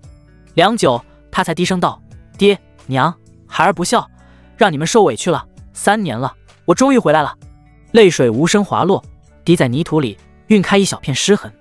他回头看向身后的白家众人，冷冷道：给我父母还有福伯重新修建墓碑，用最好的材料，天黑之前我要看到2座像样的墓穴。是，我们这就去办。众人连忙应道，不敢有丝毫懈怠。不到1天的功夫，2座崭新的墓碑便立了起来。他跪在墓碑前，深深叩首：爹娘，福伯，害你们的人我已经杀了大半，剩下的白无非我一定会亲手宰了他，到时候再到你们坟前告慰你们的在天之灵。处理完父母的后事，白无忌回到白家，取走了父母生前的一些遗物，又问跪在地上的众人：福伯可有后人？一个中年汉子连忙回答：福伯的儿子儿媳前几年就病逝了，只剩下一个孙女。不过在福伯死后，他就被白无非卖到皓月城的陈家当丫鬟了。白无非！白无忌眼中杀机暴涨，周身的空气仿佛都要冻结。福伯因他而死，唯一的后人竟还被如此对待。白无忌当即腾空而起，朝着皓月城的方向飞去。他必须尽快救出福伯的孙女，绝不能让他再受半分委屈。白无非，你最好祈祷福伯的孙女安然无恙，否则我定要让你求生不得，求死不能。还有皓月城陈家，若你们敢虐待他分毫，我必灭你满门。陈家后厨13、14岁的谢蓉儿正蹲在地上，用冻得发紫的小手搓洗着堆积如山的碗筷。她身形瘦弱得像根细柴，洗得发白的粗布衣衫套在身上，露出的胳膊细得仿佛一折就断。死丫头，磨什么呢？一个管事婆子抬脚就踹在她后腰上：夫人的点心快好了，盘子还没备好，想挨鞭子是不是？谢蓉儿疼得闷哼一声，赶紧加快了动作。这时主母于秀丽带着一群人怒气冲冲地闯进来：我的玉坠不见了，谁偷的？给我站出来！人群里偷了玉坠的丫鬟秋红眼珠一转，指着谢蓉儿尖叫：夫人，是她！我刚才看见她捡了块亮晶晶的东西塞怀里，肯定是她偷的。谢蓉儿猛地抬头，小脸煞白：我没有，我一直在洗碗，还敢狡辩！秋红扑上来就想搜身，搜出来看你还怎么说。不必搜了，被她碰过的东西我嫌恶心。于秀丽看着谢蓉儿那副怯懦样，认定了就是她，厉声喝道：给我打，让她知道手脚不干净的下场。几个家丁狞笑着围上来，拳脚像雨点般落在谢蓉儿身上。她蜷缩在地上，瘦弱的身子被打得不停颤抖，却死死咬着唇，直到一口血沫从嘴角溢出，才疼得闷哼出声。拖去柴房。于秀丽嫌恶的别过脸，别脏了我的地，谁能救救我？谢蓉儿气若游丝，奄奄一息，可怜兮兮的模样让人心疼。柴房里，谢蓉儿的意识已经开始模糊。就在她以为自己要彻底坠入黑暗时，外面忽然传来轰的一声巨响，震得整个柴房都在发抖，尘土簌簌往下掉。陈家大门外，黑衣青年白无忌手持长剑，剑身还残留着凛冽的剑气。方才他一剑挥出，厚重的朱漆大门连带门楣、门柱被齐齐劈成2半，断口光滑如镜，木屑混着碎石散了一地。这一幕让街上的路人瞬间僵住，随即爆发出倒吸冷气的声音。我的天，这人疯了不成？敢砸陈家的门？陈家可是皓月城4大家族之一，家主陈皮是货真价实的金丹强者啊！这年轻人怕不是活腻了？太冲动了，这是把自己往死路上逼。不远处，卢月华正拉着女儿林若水逛街，见状也是一惊，皱眉道：“这年轻人也太不知天高地厚了，陈家岂会善罢甘休？算了，咱们别凑这热闹，回去吧。”林若水却盯着那黑衣青年的背影，眼神一阵恍惚，忽然拉住母亲的手：“娘，你看，那人是不是姐夫？”卢月华闻言定睛望去，那青年身形挺拔，虽看不清面容，但那股凌厉的气势竟真有几分像白无忌。他摇摇头：“别胡说，你姐夫怎么敢招惹陈家？许是长得像罢了。”“不，一定是他。”林若水语气笃定，挣脱母亲的手就朝着陈家大门跑去。“姐夫，姐夫！”卢月华无奈，只得急忙跟了上去。与此同时，陈家院内已炸开了锅，一群家丁护院手持兵器冲了出来，为首的是个留着山羊胡的中年汉子，正是大管家陈德发。他看到门口站着的白无忌，怒喝道：“哪里来的野小子，敢在陈家撒野？活腻了不成？”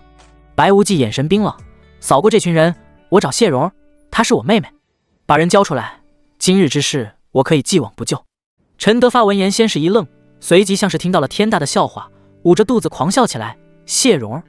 哪个谢蓉？我陈家的下人多了去了，凭你也敢来要人？小子，我看你是脑子被门夹了吧？”他身后的家丁们也跟着哄笑起来，一个个眼神轻蔑地打量着白无忌。陈德发收住笑，脸色一沉：“我看你是故意来找茬的，知道这是什么地方吗？这是陈家，别说你要找的人不在，就算在，你也带不走。我劝你趁早磕头认错，或许还能留你一条全尸，那我就杀到你们鲛人为止。”白无忌的声音平静无波，却带着刺骨的寒意。他缓缓朝前迈步，周身的杀气如同实质般弥漫开来，让空气都仿佛凝固了。刚才还在哄笑的陈家护卫脸上的戏谑瞬间僵住，只觉得一股寒意从脚底直窜头顶。陈德发脸色巨变，色厉内荏地吼道：“你找死！给我上，杀了他！”护卫们强压下心头的不安，握紧兵器朝着白无忌围拢过去，嘴里还硬撑着调侃：“这小子怕不是吓傻了，真以为自己能翻天？等会儿打断他的腿，看他还怎么嚣张！”就在双方剑拔弩张之际，林若水气喘吁吁地冲了过来，扬声喊道：“住手！都给我住手！”陈家众人见是林若水，纷纷停下动作。林家虽不如陈家势大，但也是皓月城有头有脸的家族，没人愿意轻易得罪。林若水跑到白无忌面前，又惊又急：“姐夫，真的是你？你这是干什么？知不知道这是陈家？你怎么敢在这里动手？”卢月华也快步跟上来，眉头紧锁：“无忌，你太胡闹了！这可是陈家，家主陈皮是金丹强者，你就算有天大的事，也不能用这种方式解决。”陈德发见状，疑惑地看向卢月华：“林夫人，林二小姐，你们认识这小子？”“废话！”林若水瞪了他一眼，语气带着不容置疑的维护：“他是我姐夫，林家的姑爷，你们想动他，得先问问我同不同意。”陈德发恍然，随即露出不屑的笑：“原来他就是你们林家那位大名鼎鼎的废柴姑爷，就算是林家的人，也没道理在我们陈家撒野吧？你才是废柴，你全家都是废柴！”林若水梗着脖子，气势丝毫不弱：“今天有我在这，你要是敢动我姐夫一根手指头，我让你吃不了兜着走！”“若水，别胡说！”卢月华连忙呵斥，转头对陈德发陪笑道：“陈管家，抱歉，是我们的人鲁莽了，稍后我立刻派人来修缮大门。今日之事，走，我们回去。”他拉了拉林若水，又看向白无忌，语气带着不容置疑的强硬。可白无忌却像定在原地一般，纹丝不动。林若水凑到他身边，小声劝道：“姐夫，陈家真的不好惹，有什么事咱们先回去从长计议，别硬碰硬啊。”白无忌眼神未动，目光直直锁定陈德发，一字一句道：“我再说最后一遍，把谢蓉交出来，否则今天我血洗陈家。”话音落下，那股冲天的杀气再次暴涨，连卢月华和林若水都被这股气势震慑的后退了半步，更别提那些陈家护卫，早已吓得脸色发白，握着兵器的手都在微微颤抖。“无忌，你别胡闹，赶紧跟我回去！”卢月华厉声呵斥，生怕白无忌冲动惹了大祸，毕竟陈家不好惹。“姐夫，有什么事我们回去再说吧。”林若水近乎哀求道。“岳母，若水，你们不必再说了，今天我必须把人带走，就算是天王老子也阻止不了我。”白无忌说的斩钉截铁，他亏欠福伯太多了，若是连他唯一的后人都保护不了，那他还有什么颜面活在这个世上？陈德发冷笑道：原本看在林家的面子上，只要你道个歉，认个错也就罢了，可你非要找死，那就怨不得我了。众人听令，胆敢上前一步者，格杀勿论。随着陈德发一声令下，一群护卫顿时排成一排，手持刀剑指向白无忌，杀气冲天。林若水看着眼前剑拔弩张的局势，急得眼圈都红了，拉着卢月华的衣袖跺脚道：娘，现在该怎么办？姐夫他这是要把天捅破啊！卢月华眉头紧锁，脸色凝重的能滴出水来，重重叹了口气，这孩子也太冲动了。陈家哪是能随便招惹的？现在只能叫你父亲过来了，可他今天去城外处理矿脉的事，能不能及时赶回来还不一定。我现在就联系父亲。林若水急中生智，连忙从储物袋里掏出一块传音玉，急切地呼喊起来：爹，你快回来！陈家门口出事了，姐夫他……然而一旁的白无忌根本没打算等任何人，他眼神冷冽如冰，握着长剑的手缓缓抬起，剑身在阳光下折射出森寒的光芒。不等众人反应，他猛地一剑横扫而出，唰！一道刺目的剑光骤然爆发，如同劈炼般席卷向前。前方那排护卫甚至没看清剑光的轨迹，连惨叫都来不及发出，十几颗头颅便齐刷刷地冲天起，鲜血如同喷泉般喷涌而出，染红了陈家门前的青石板。时间仿佛在这一刻静止，所有人都被这血腥到极致的一幕惊呆了，街上的路人吓得连连后退，不少人捂住了嘴，脸色惨白。卢月华和林若水更是浑身一颤，难以置信地看着白无忌，眼前这个杀伐果断如同地狱修罗般的青年，和他们印象中那个温文尔雅的白无忌简直判若两人。你小子真是好大的狗胆！陈德发又惊又怒，指着白无忌的手都在发抖，光天化日之下竟敢在陈家门口行凶，今日定让你横尸当场，挫骨扬灰。话落，他猛地击出一柄3寸飞剑，周身真气激荡，筑基初期的修为毫无保留地爆发开来，气势比起之前的白家长老还要强盛几分。快看，陈管家要出手了！有围观者惊呼，他虽是管家，却已是筑基高手，而且卡在筑基初期多年，底蕴深厚，怕是离中期只有一步之遥了。另一人附和道：这小子看着年轻，撑死了筑基初期，绝对不是陈管家的对手，我赌10个回合他就得跪地求饶。林若水听得心都揪紧了，抓着卢月华的胳膊哀求：娘，你快想想办法，姐夫他怎么打得过陈管家？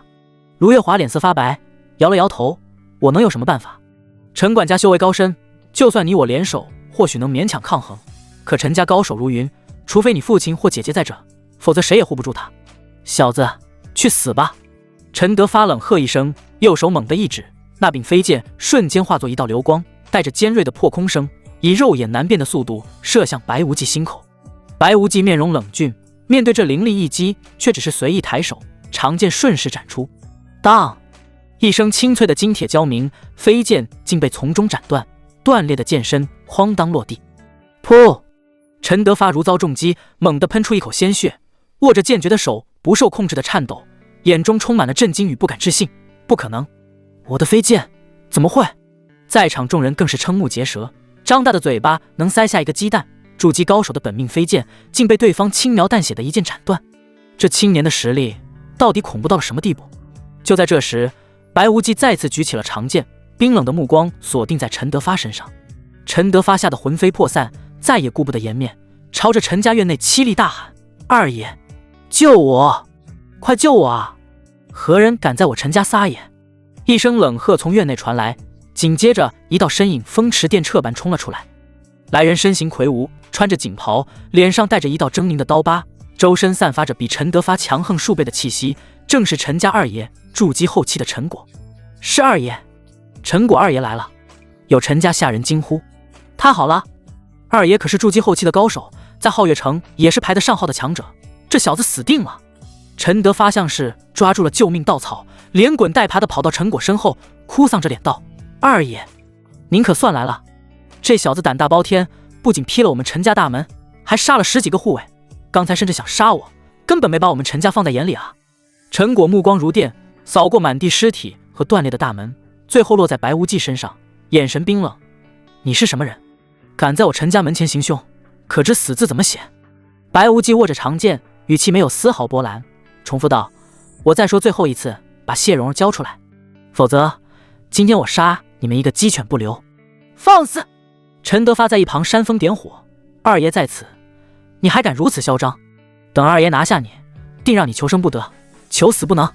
白无忌懒得再废话，他眼神一凝，手中长剑再次挥出，寒光一闪而逝，噗嗤！还在叫嚣的陈德发人头瞬间冲天起，鲜血喷溅在陈果的锦袍上，显得格外刺眼。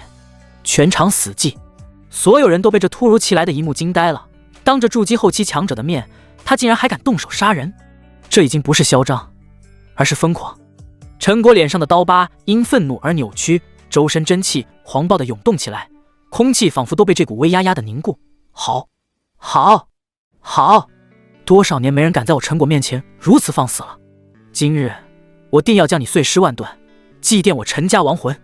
眼看着陈果周身真气翻涌，杀意几乎凝成实质，卢月华心头一紧，连忙上前一步，对着陈果拱手道：“陈二爷息怒，这年轻人是我们林家的姑爷，今日之事或许有误会，可否给我们林家一个面子，放他一条生路？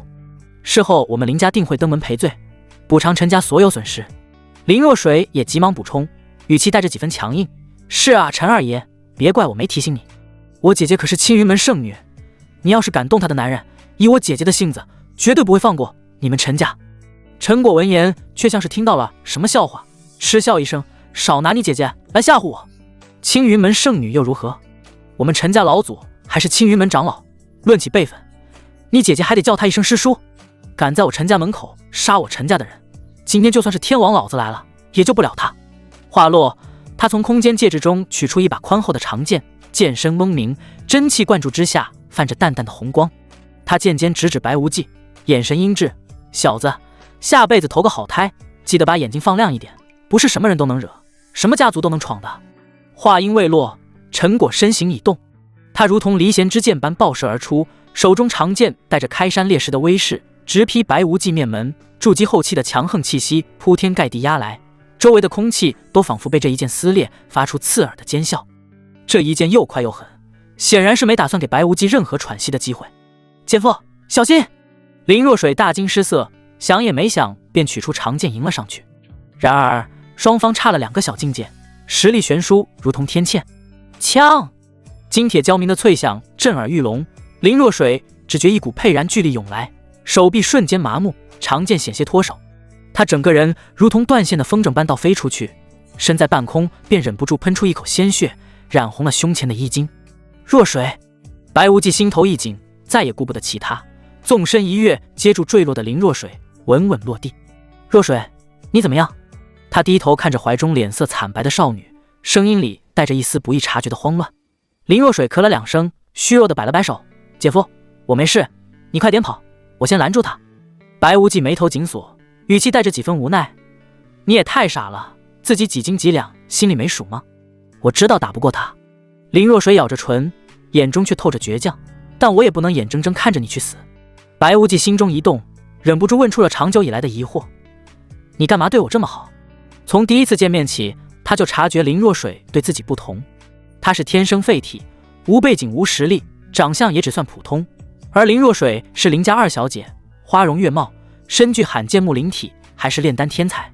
这样优秀的她到底图什么？林若水脸颊微红，避开他的目光，小声道：“你是我姐夫，我当然要对你好啊。”这个解释显然站不住脚。白无忌知道他不愿多说，便不再追问，只是轻轻将他递给赶来的卢月华，抬头看向陈果时，眼中已只剩冰冷的杀机。陈果满脸不屑，嗤笑道：“林2小姐，刀剑无眼，你若再强出头，老夫不小心伤了你，可别后悔。还有你这臭小子，躲在女人身后算什么本事？有胆量就站出来！”姐夫，别去！林若水躺在卢月华怀里，急得直摇头。白无忌回头对他露出一抹自信的笑容：“放心，我不会有事的。”说罢，他提着长剑一步步走向陈果，周身的真气如同暗流般涌动。陈果脸上泛起戏谑之色：“小子，刚才林2小姐替你挡了一劫，这次我看还有谁能救你？”话音未落，他身形骤动，宽厚的长剑带着撕裂空气的锐啸，再次朝着白无忌劈来，剑锋比之前更加凌厉，显然是动了真怒。卢月华抱着林若水，心都提到了嗓子眼，围观的人群更是屏息凝神，几乎所有人都认定白无忌这次必死无疑。就在这千钧一发之际，白无忌动了，他不再压制修为，筑基大圆满的气势骤然爆发，如同沉睡的巨龙苏醒，瞬间席卷全场。什么？筑基大圆满？惊呼声此起彼伏，所有人都被这突如其来的威压震慑。这年轻人竟是筑基大圆满，难怪敢如此嚣张。陈果的剑士也因这股威压微微一滞，眼中闪过一丝惊疑，但剑已出鞘，再难收回。白无忌眼中寒光一闪，长剑横斩而出，没有惊天动地的异象，只有快到极致的速度与凝练到巅峰的真气。当，两剑相交，一声脆响过后，陈果只觉一股沛然巨力从剑身传来，震得他虎口崩裂，长剑险些脱手。噗！他如遭重锤，整个人不受控制的倒飞出去，在空中喷出一道血箭，重重砸在地上，划出数丈远才停下。所有人都被这一幕惊呆了。卢月华抱着林若水的手微微颤抖，林若水更是忘了疼痛，小嘴张得能塞下一颗鸡蛋。全场彻底沸腾了。筑基大圆满，他竟然是筑基大圆满，难怪能一剑击溃陈二爷。这等实力，在皓月城年轻一辈里，怕是无人能及了。之前真是看走眼了，这哪是什么不知天高地厚的小子，分明是位隐藏的高手。怎么可能？陈果挣扎着抬头，看着缓步走来的白无忌，眼中充满了惊骇与不解。你明明刚才为何要藏拙？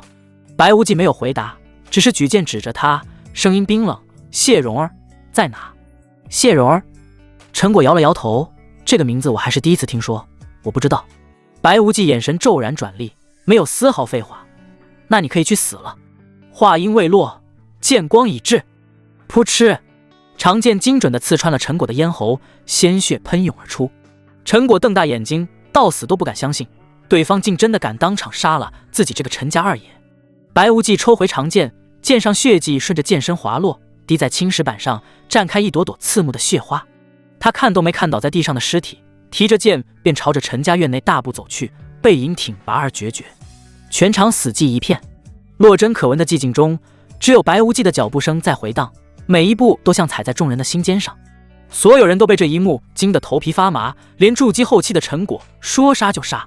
这年轻人不仅实力强横的可怕，心性更是狠辣果决到了极致。疯了，他是真要和陈家死磕到底啊！完了完了，这下彻底没法收场了。陈家家主可是金丹强者，陈家老祖更是青云门长老，实力深不可测，他难道就不怕吗？这家伙简直就是一个疯子，一旦陈家主回来，绝对会让他死得很惨很惨。卢月华和林若水母女也是被震惊的说不出话来，他们怎么也没想到，白无忌一个天生废体，修为竟然如此高深，这藏的可真够深的。不过更让他们震惊的还是他的胆子，这是要把天捅一个窟窿啊！没人知道，此刻的白无忌心中只有一个念头，找到谢蓉，护他周全。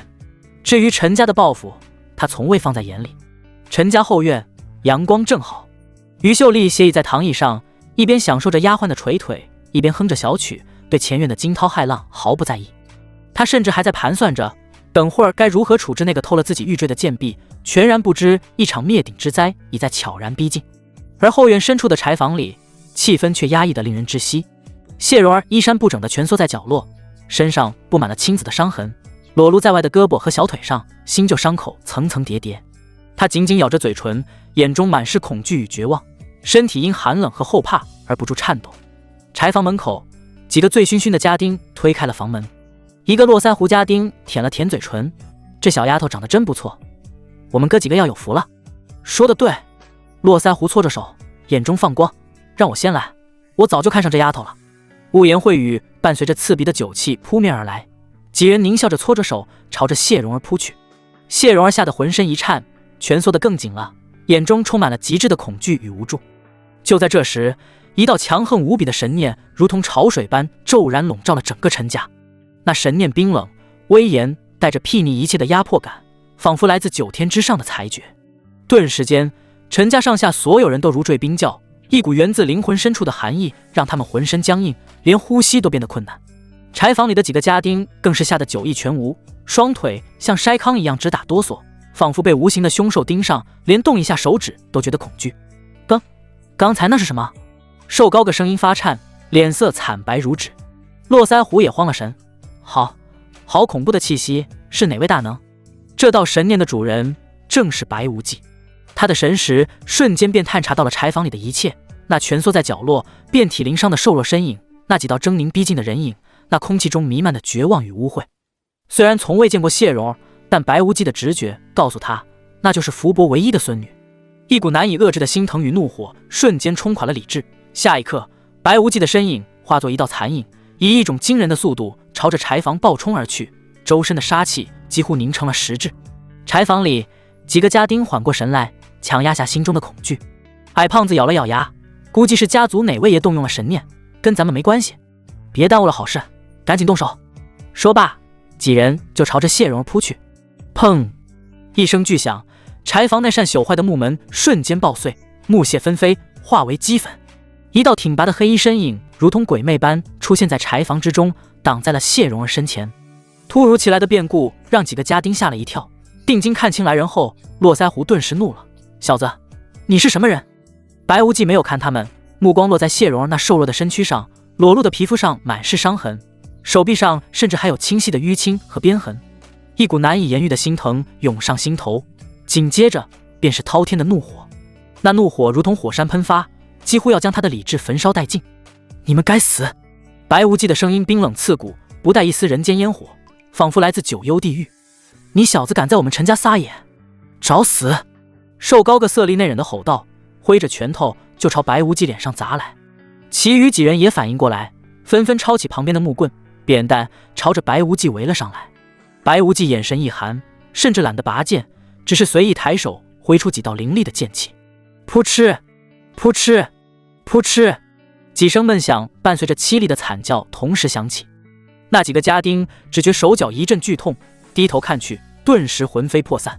他们的手脚竟被剑气齐齐斩断，连带着那羞耻之处也被一并削去，鲜血如泉涌般喷出，染红了柴房的地面。几人倒在地上，抱着残肢疯狂翻滚，发出杀猪般的凄厉惨叫，声音撕心裂肺，却只让人觉得恶心。白无忌看都没再看他们一眼，缓缓转过身，朝着蜷缩在角落的谢蓉儿走去。他的脚步很慢，尽量放轻，生怕吓到他。可谢蓉儿还是吓得浑身剧烈颤抖，眼中充满了惊恐，连连往后缩，声音沙哑破碎：“你不要过来，别碰我！”白无忌停下脚步，看着他惊恐的眼神，心中一痛，放柔了声音，一字一句道：“蓉儿，别怕，我是来救你的。”谢蓉儿愣住了，眼中的恐惧稍减，多了几分迟疑与打量，显然是半信半疑。白无忌见状，温声道：“我是白无忌，你爷爷福伯应该跟你提起过我吧？您是无忌少爷？”谢蓉儿的眼睛倏地睁大，声音里带着难以置信的颤抖。福伯生前的确常跟他提起这位少爷，说他是个重情义的好孩子，只是当年遭了大难，不知去向。白无忌点了点头，眼中闪过一丝暖意：“是我，无忌少爷，您怎么会来这儿？”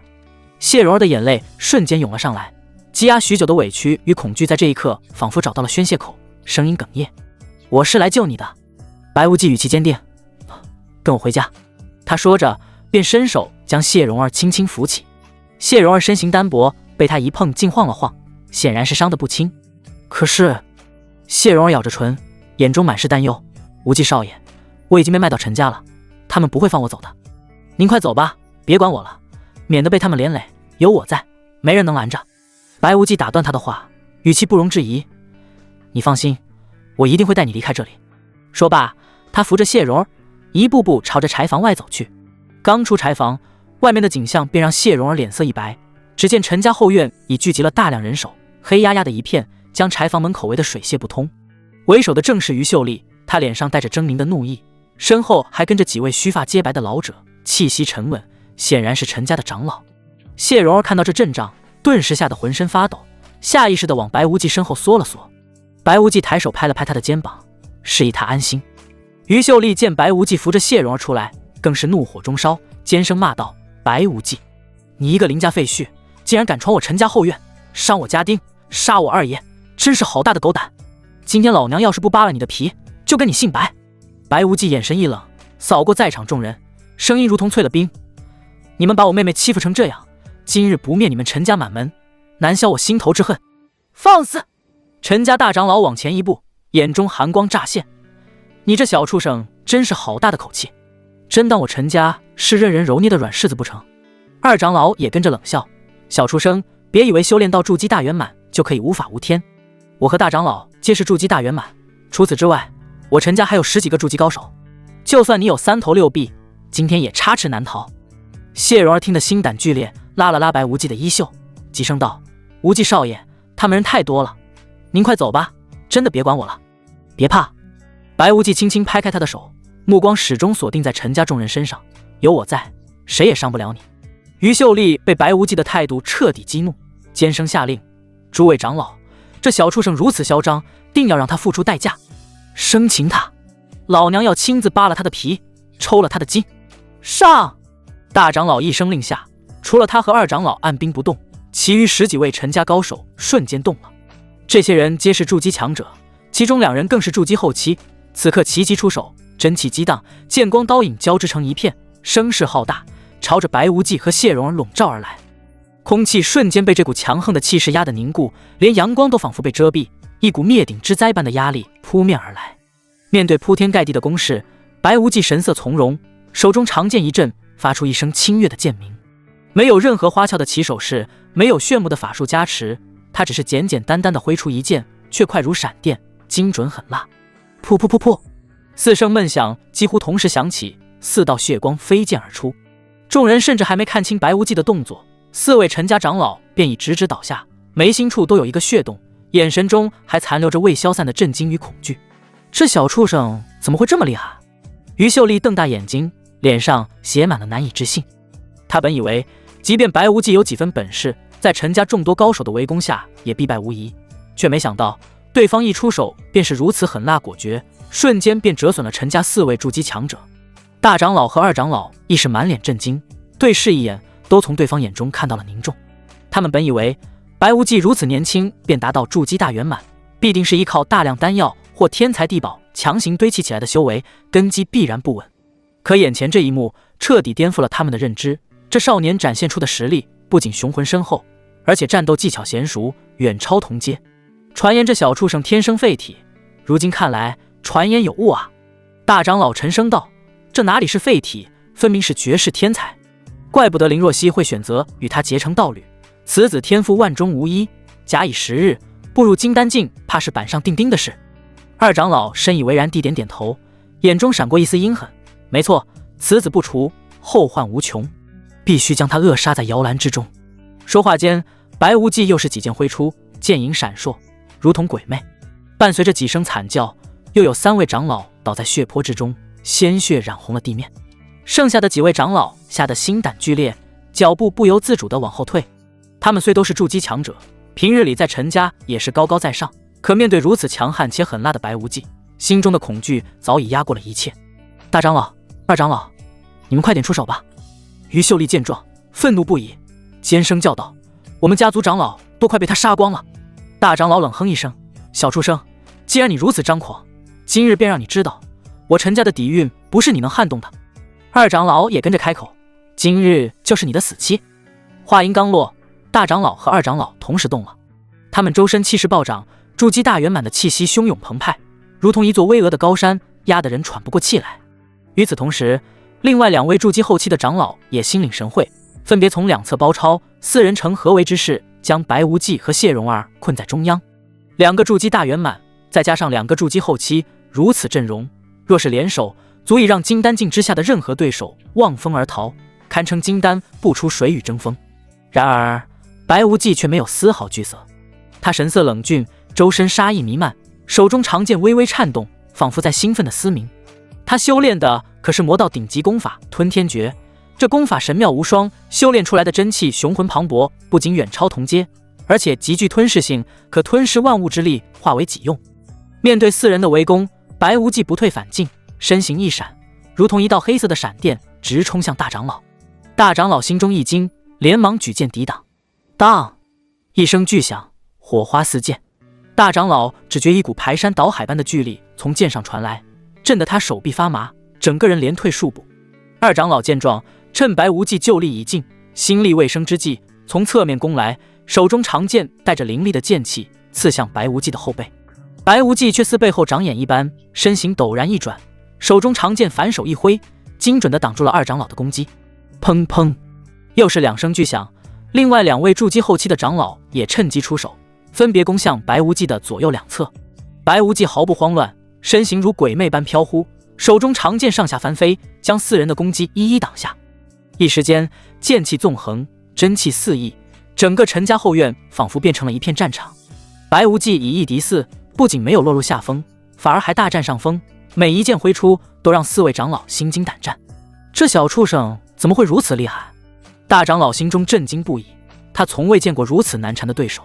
白无忌的实力远远超出了他的想象，即便是他和2长老联手，竟也不是对手。4大长老越打越是心惊，白无忌的剑招不仅快如鬼魅，每一剑的力道更是雄浑的让他们手臂发麻。原本以为稳操胜券的何为，竟渐渐被白无忌压得喘不过气。一旁的于秀丽看着自家长老节节败退，脸色从狰狞转为慌乱。他眼珠一转，目光落在了躲在白无忌身后的谢蓉儿身上，眼中闪过一丝狠厉。都愣着干什么？抓住那个小贱蹄子，用他牵制住白无忌。周围的陈家护卫本就被白无忌的凶威吓住，此刻听到主母下令，只能硬着头皮朝着谢蓉儿扑去。谢蓉儿本就惊魂未定，见数人朝自己冲来，顿时吓得花容失色，下意识地往后缩。你们找死！白无忌怒喝一声，眼中杀意暴涨。他猛地旋身，长剑划出一道寒光，冲在最前面的3个护卫连惨叫都没来得及发出，便已伸手一触，鲜血溅了一地。剩下的护卫吓得双腿发软，连连后退，再也不敢上前。废物，都是废物！于秀丽见状勃然大怒，尖声嘶吼：全都给我上！谁敢后退一步，我立刻打断他的腿，逐出陈家！护卫们面面相觑，一边是白无忌的恐怖，一边是于秀丽的威胁，最终还是恐惧压过了犹豫，硬着头皮再次冲了上来。白无忌杀心大起，脚下骤然施展流光步，这是一门0级下品的身法武技，施展起来身形如流光般飘忽不定。他轻松避开4大长老的联手攻击，瞬间闪到谢蓉儿面前，手中长剑上下翻飞，寒光闪烁间，冲上来的护卫纷纷倒在血泊中。不过片刻，柴房门口便已尸横遍野。4大长老见牵制之计奏效，对视一眼，心中同时生出歹念：谢蓉儿果然是白无忌的软肋。他们不再与白无忌硬拼，转而齐齐朝着谢蓉儿发动攻击。4道雄浑的真气带着凌厉的杀意，直逼谢蓉儿面门。卑鄙！白无忌怒骂一声，毫不犹豫地挡在谢蓉儿身前，手中长剑猛地高举，裂天斩。这同样是一门0级下品武技，剑招刚猛霸道，一剑劈出，仿佛能撕裂空气，一道巨大的青色剑气呼啸而出，迎向4大长老的攻击。4大长老大惊失色，他们没想到白无忌竟还掌握着0级武技，慌忙各自施展武技抗衡。可他们修炼的不过是凡级武技，威力与裂天斩相差甚远。砰！一声震耳欲聋的巨响，青色剑气势如破竹，瞬间击溃4大长老的攻击，余威不减地轰在他们身上。4大长老如遭重击，口喷鲜血，齐齐倒飞出去，重重摔在地上，挣扎着半天爬不起来。杀！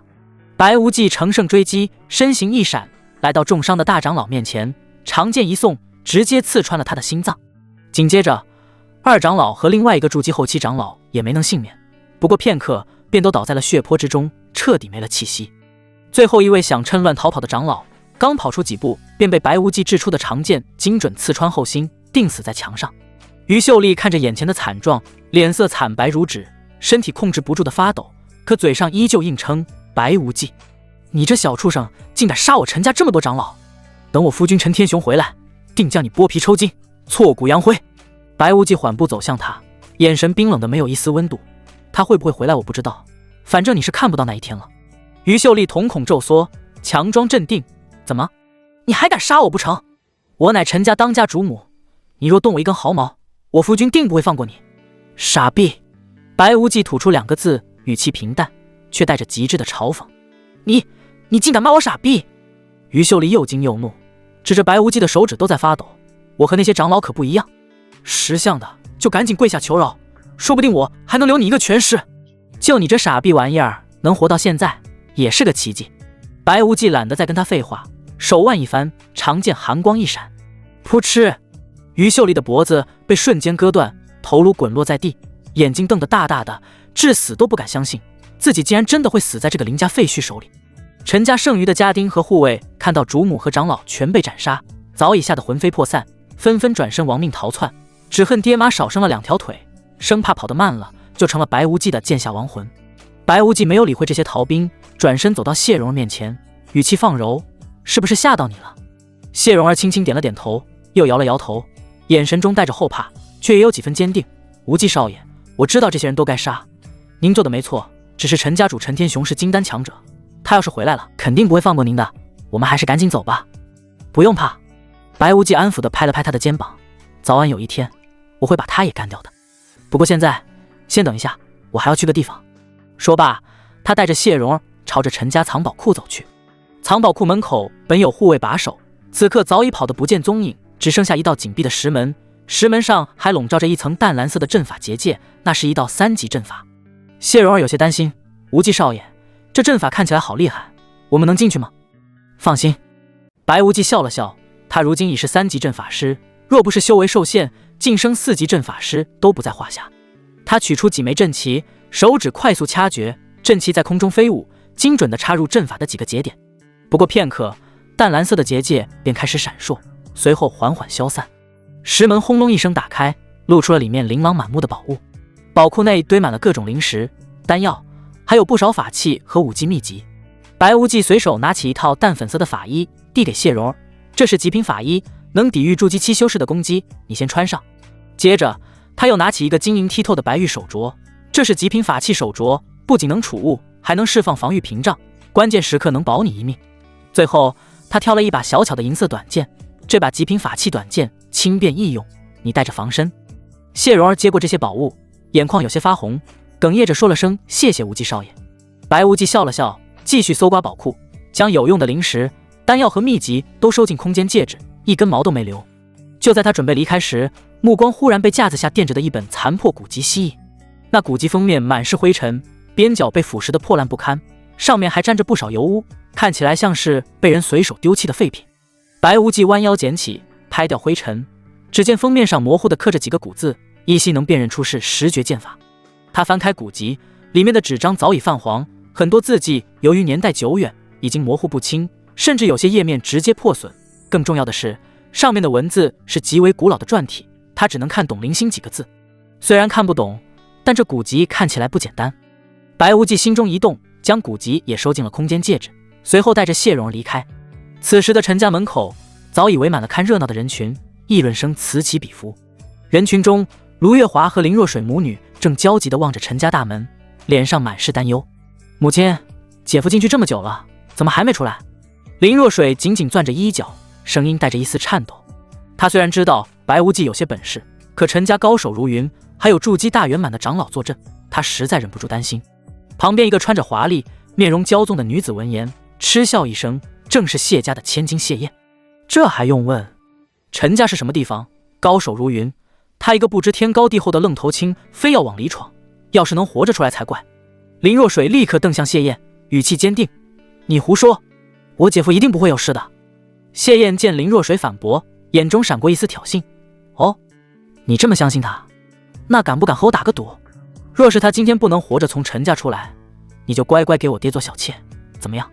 林若水脸色一白，随即咬牙道：“那你要是输了呢？”谢燕不屑地哼了一声：“我怎么可能输？陈家那么多高手，他早就成了剑下亡魂了。不过要是我真输了，我就随你处置，你想怎么样就怎么样，你敢赌吗？”“有什么不敢的？赌就赌，我姐夫一定会活着出来的。”林若水挺直脊背，语气掷地有声：“若水，你胡说什么呢？这赌约不算。”卢月华急忙拉住林若水，满脸焦急，他怎么能让女儿用自己的终身幸福打赌？谢燕却不肯罢休，立刻高声道：“现在反悔晚了，刚才他可是亲口答应的，大家伙儿都听到了吧？”周围看热闹的人纷纷附和，尤其是一些嫉妒林若水容貌和家世的女子，更是大声起哄：“听到了，答应了可不能反悔。林小姐，愿赌就要服输啊！”卢月华又气又急，对着林若水道：“你这丫头也太胡闹了，怎么能打这样的赌？”林若水低下头，声音清确坚定：“娘，我不会输的。”其实她也知道白无忌能活着出来的几率很小很小，但是她依旧坚信有奇迹发生。如果万一出不来，那她宁愿随他而去。快看，有人出来了！人群传来一道惊呼，众人纷纷抬头看去，一个家丁跌跌撞撞地从里面跑出来，衣衫凌乱，脸上满是惊恐，像是身后有索命厉鬼在追。紧接着，更多陈家下人蜂拥而出，每个人都慌不择路，让门口围观的人都愣住了。这些好像都是陈家的人吧？有人指着逃跑的家丁，满脸疑惑，里面到底发生了什么事？怎么吓成这样？难道是陈家内讧了？不对啊，刚才白无忌才进去，该不会是他？议论声越来越大，众人脸上满是好奇与惊疑，纷纷伸长脖子往陈家里面望，想看清里面的情况。就在这时，一道挺拔的身影出现在门口，白无忌一手提着长剑，一手牵着谢蓉，缓步走了出来。他身上沾了些血迹，却依旧身姿挺拔，眼神平静，仿佛刚才在里面经历的不是一场厮杀，只是一场寻常散步。哗！人群瞬间炸开了锅，眼中满是难以置信。他竟然真的活着出来了！天哪，陈家那么多高手，他怎么做到的？你们看他身上的血，该不会陈家的人被他杀了？姐夫，是姐夫出来了！林若水看到白无忌的身影，眼眶瞬间红了，喜极而泣，激动地朝着他跑去。卢月华也长长松了一口气，悬在心头的巨石终于落下。而一旁的谢燕早已惊得目瞪口呆，嘴里喃喃道：“这怎么可能？他怎么会活着出来？陈家的长老呢？难道都没拦住他？”他死死盯着白无忌，眼神里满是震惊与不甘。他怎么也没想到自己竟然输了。姐夫，你没事真是太好了。林若水跑到白无忌身边，拉着他的胳膊，上下打量着他，生怕他受了伤。卢月华也走了过来，语气带着一丝后怕：“好了，没事就好，有什么话我们回去再说，这里人多眼杂。”谢燕见状，悄悄往后退了2步，想趁着人群混乱偷偷溜走，他可不想履行赌约。谢小姐，你跑什么啊？林若水眼尖，一下子就发现了他的小动作，立刻开口叫住了他。谢燕脚步一顿，硬着头皮转过身，强装镇定：“谁跑了？我只是突然想起家里有点事，要先回去。”少来这一套！林若水走到他面前，嘴角勾起一抹笑意：“你输了，该履行赌约了吧？”谢燕咬了咬牙，她虽然不甘心，但当着这么多人的面，也只能硬撑着：“本小姐愿赌服输。说吧，你想怎么样？”林若水歪着头想了一下，原本想说让你给我爹做小妾，可话到嘴边，忽然感受到卢月华严厉的目光，她顿时反应过来，急忙改口：“你之前想让我给你爹做小妾，现在你输了，那你就给我姐夫做小妾。”什么？谢燕瞬间炸了，气得脸都红了。我堂堂谢家大小姐，你竟然让我给一个邻家废墟做小妾？你做梦！废墟？林若水挑眉：“我姐夫可比你爹优秀多了，让你给他做小妾，你就偷着乐吧。”他说着还抱着白无忌的胳膊，笑着问：“姐夫，你看我给你找的小妾怎么样？”谢燕气得脸都绿了，狠狠瞪了白无忌一眼，咬牙道：“他杀了陈家那么多人，能不能活过明天还不一定呢，还想让我做他小妾？做梦！”说完，他再也待不下去，气呼呼地转身跑了。白无忌看着谢燕的背影，又看了看一脸得意的林若水，有些哭笑不得：“什么小妾？到底怎么回事？”林若水便把刚才和谢燕打赌的事简单说了一遍。白无忌听完，无奈地摇了摇头，这小姨子还真是时时刻刻都想着为他谋福利。几人很快回到了林家，刚进门，卢月华就迫不及待地看向谢蓉，问道：“无忌，她就是你要救的妹妹？”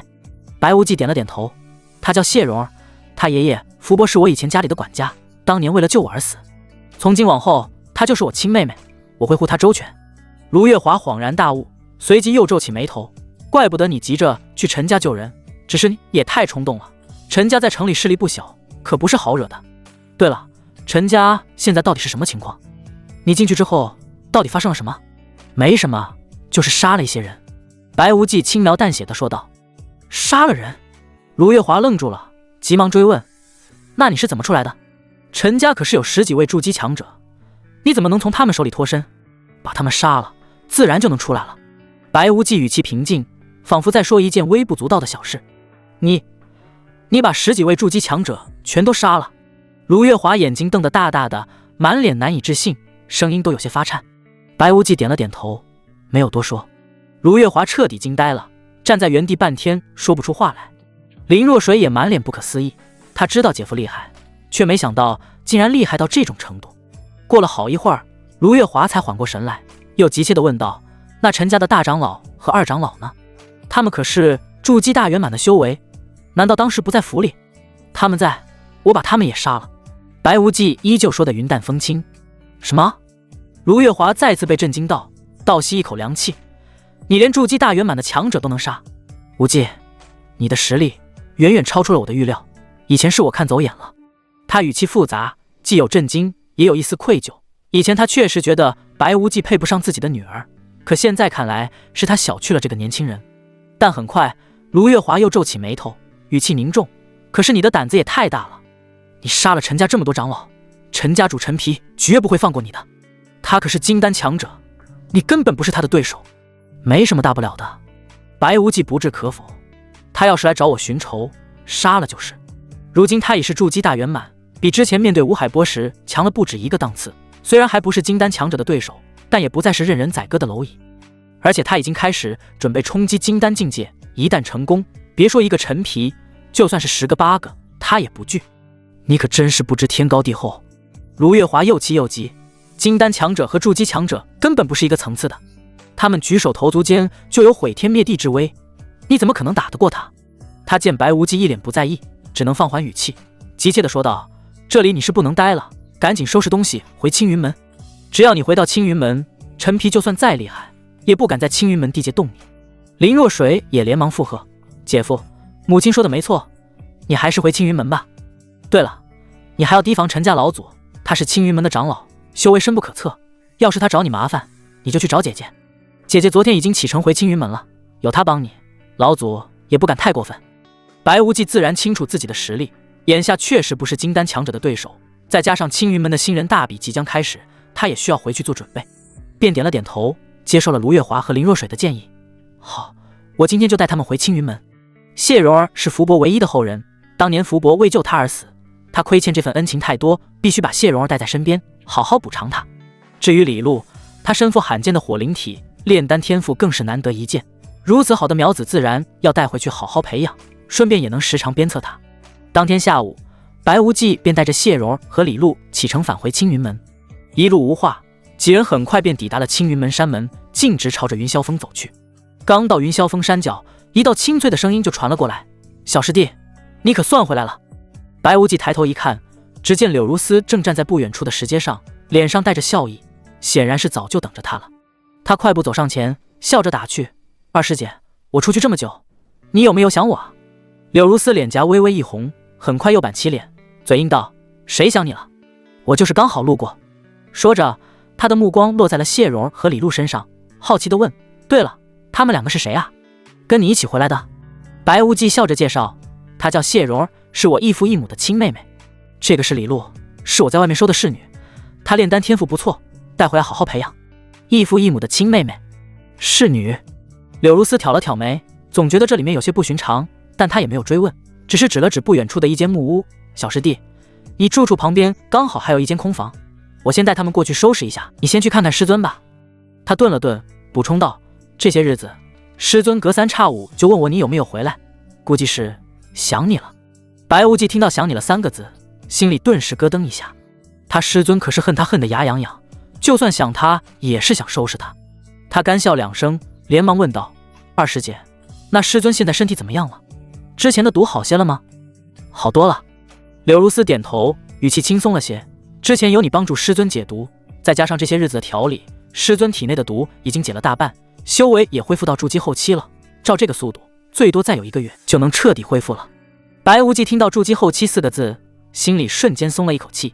师尊如今是筑基后期，而他已是筑基大圆满，谁收拾谁还不一定呢。想到这里，他嘴角勾起一抹意味深长的坏笑，对着柳如丝道：好，那就劳烦二师姐带他们去休息，我这就去看看师尊。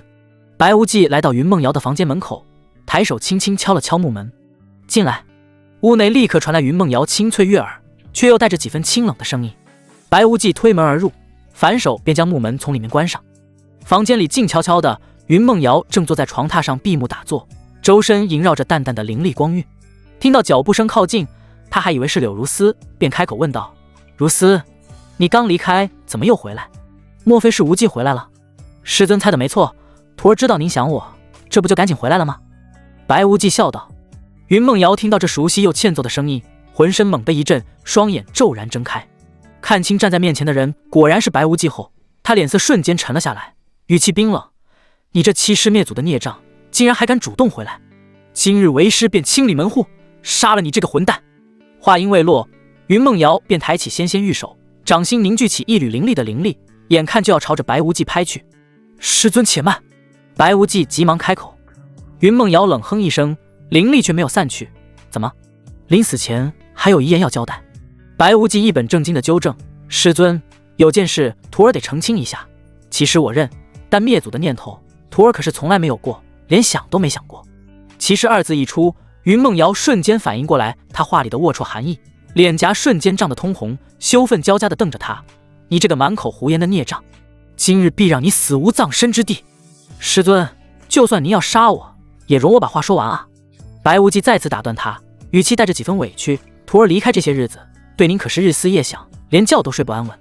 一回到云霄峰，连口水都没喝，第一时间就来看您，结果您一见面就要杀我，实在让徒儿心寒。”他说着，索性闭上了眼睛，摆出一副任人宰割的模样。罢了，您要杀就杀吧，能死在心爱的女人手里，我也算是死而无憾了。动手吧。可暗地里，白无忌早已凝神戒备，做好了随时溜之大吉的准备。云梦瑶看着他这副深情流露的模样，心里竟真的动摇了。他表面是高高在上的云霄峰首座，可实际上比白无忌也大不了几十岁，在感情里依旧带着少女的柔软。白无忌是他的徒弟，也是他的第一个男人。当初若非为了让他帮忙解毒，也不会有后来的纠葛。即便知道他后来是缠自己的身子，可相处下来，哪里还能真的毫无波澜？可一想到白无忌之前那些欺负他的荒唐日子，怒火又瞬间涌了上来。他咬了咬牙，抬手就朝着白无忌的胸口拍去。你个孽徒，以为装可怜我就会心软？痴心妄想，去死吧！白无忌见他真的动手，心里也是一惊，正准备侧身躲闪，却见云梦瑶的手掌在离他胸口寸许的地方突然停住，灵力也瞬间散去。说到底，他还是不忍心。云梦瑶收回手，别过脸，声音带着几分沙哑：“你给我滚！从今往后，你不再是我云梦瑶的徒弟，也不许再出现在我面前。”白无忌心里一松，立刻顺着他的话往下说：“师尊，若是日后见不到您，那我还不如死了算了。您还是杀了我吧，省得我日日思念，备受煎熬。”你这个混蛋！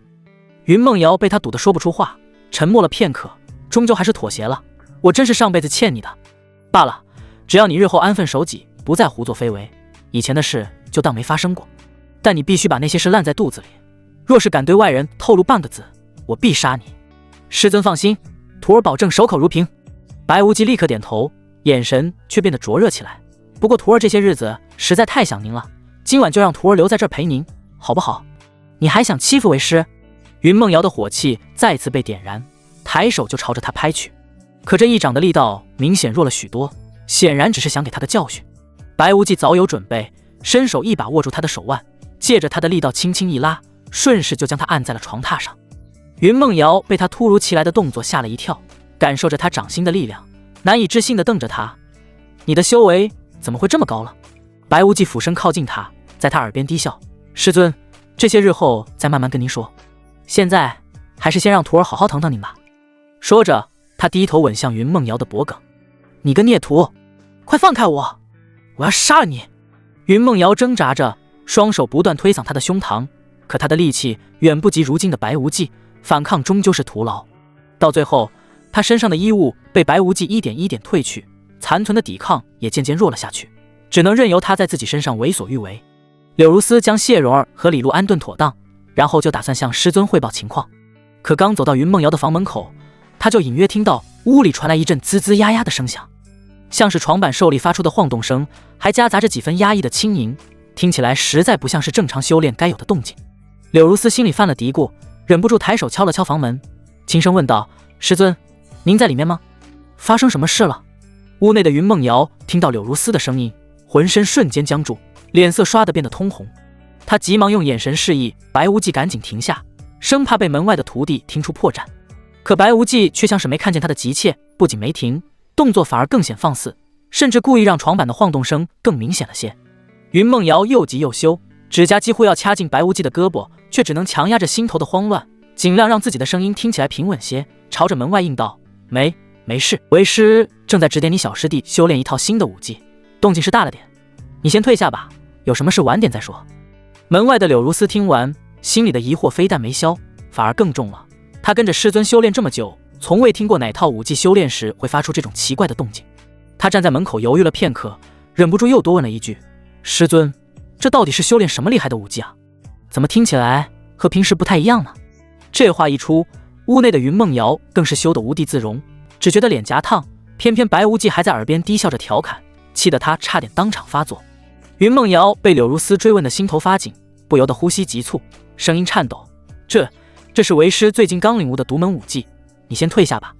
好的，师尊。柳如丝没听出异常，只当是修炼耗费了师尊心神，乖乖应了一声，便转身离开。走时他还在心里盘算，既然师尊教了小师弟，过些日子肯定也会教我，这新武技听着就厉害，真期待啊。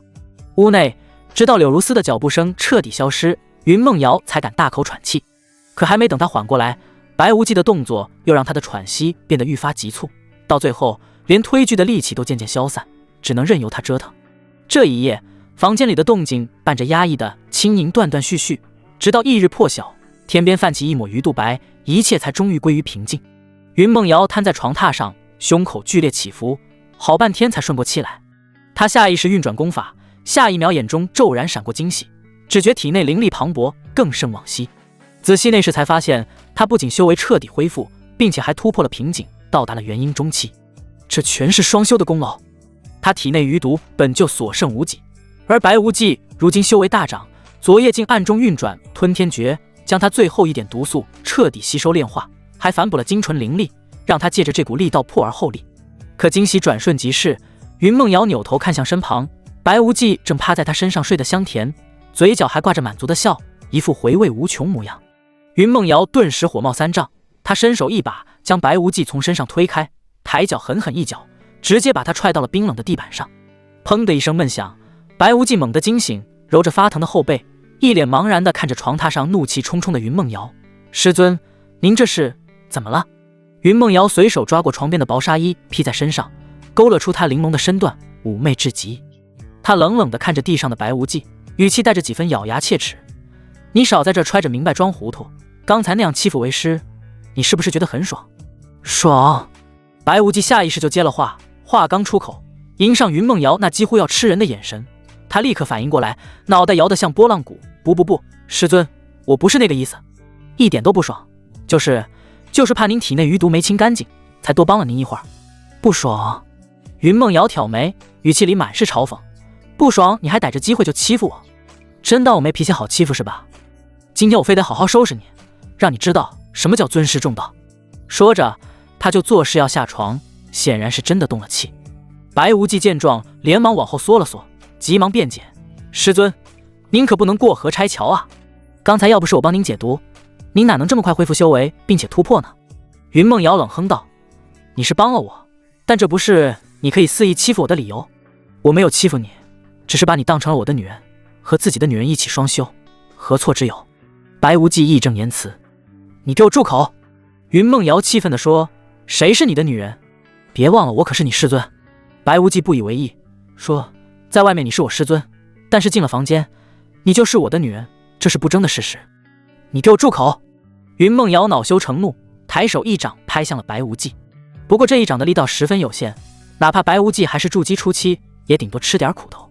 显然他是嘴硬心软，不舍得真的下手。而白无忌面对这一掌，直接一掌迎了上去。两掌相触，云梦瑶只觉掌心传来一股柔和却不容抗拒的力道。他本没打算真伤白无忌，收了大半灵力，可下一秒就见白无忌脸色骤变，闷哼一声后竟直倒飞出去，摔落在地，蜷缩着身子，看起来痛苦万分。无忌，你怎么样？云梦瑶心头一紧，所有怒气瞬间消散，慌慌张张地爬下床，赤着脚就跑了过去，蹲在他身边急切地查看是不是伤得很重。我刚才没用力啊，他只是想小小惩戒一下，让他别再没大没小，哪料到会是这个结果。看着白无忌如此痛苦，他的声音都带上了颤音，满心都是自责：对不起，我不是故意的，早知道我就不跟你置气了。俗话说日久生情，虽然每次他都是被迫的，但是内心深处早已经不知不觉地沦陷了。白无忌咳了两声，声音虚弱的像随时会断气。师尊，你是在担心我吗？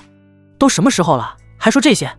云梦瑶又气又急，连忙摸出一颗银白的疗伤丹药，递到他嘴边，快把药吃了，我帮你运功疗伤，很快就会好的。可白无忌却没张嘴，反而伸手轻轻抓住了他的手腕，深情款款地说：瑶瑶，我以后可以这么叫你吗？云梦瑶被这声瑶瑶叫得心头一颤，脸颊瞬间发烫，刚想拒绝，可看着他虚弱又期待的眼神，实在是不忍心，只能轻轻点了点头。只要你能好起来，你想怎么叫就怎么叫。那白无忌喉结动了动，目光落在他的唇上，你能亲我一下吗？云梦瑶愣住了，脸颊更烫了。虽然他们接吻不是一次两次了，但他都是被迫的。可是主动亲他，自己师尊的威严将会彻底荡然无存。可看他这副模样，他哪忍心拒绝？犹豫了片刻，他还是俯身下去，飞快地在他唇上碰了一下，就想直起身。可就在这时，白无忌突然伸手抓住他的后脑勺，猛地用力将他的唇重新按了回来，同时腰身一挺，一个翻身就将他压在了身下。云梦瑶惊得瞪大了眼睛，瞬间反应过来自己上当了，他根本没受伤。你竟然敢骗我！云梦瑶又气又羞，伸手想推开他。我不这么做，怎么能看清你的心意？白无忌说着就把头埋了下去，贪婪的品味。与此同时，他的手也开始不安分地游走，温热的气息拂过他的耳畔，带着灼热的温度。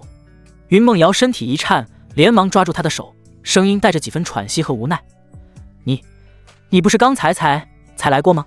怎么还要？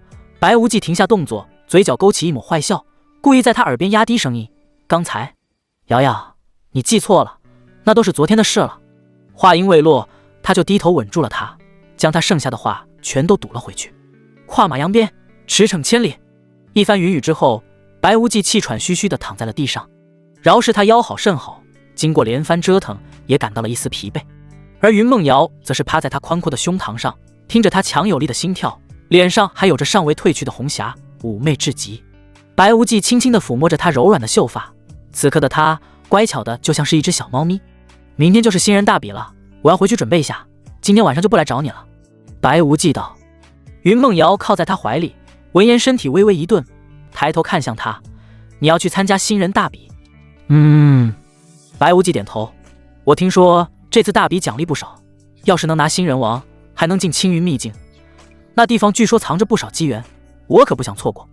云梦瑶却皱起眉，语气带着几分担忧：你虽然筑基了，但新人大比藏龙卧虎，不少弟子都是宗门重点培养的天才，还有些家族子弟带着秘宝，想拿新人王太难了，搞不好还会受伤。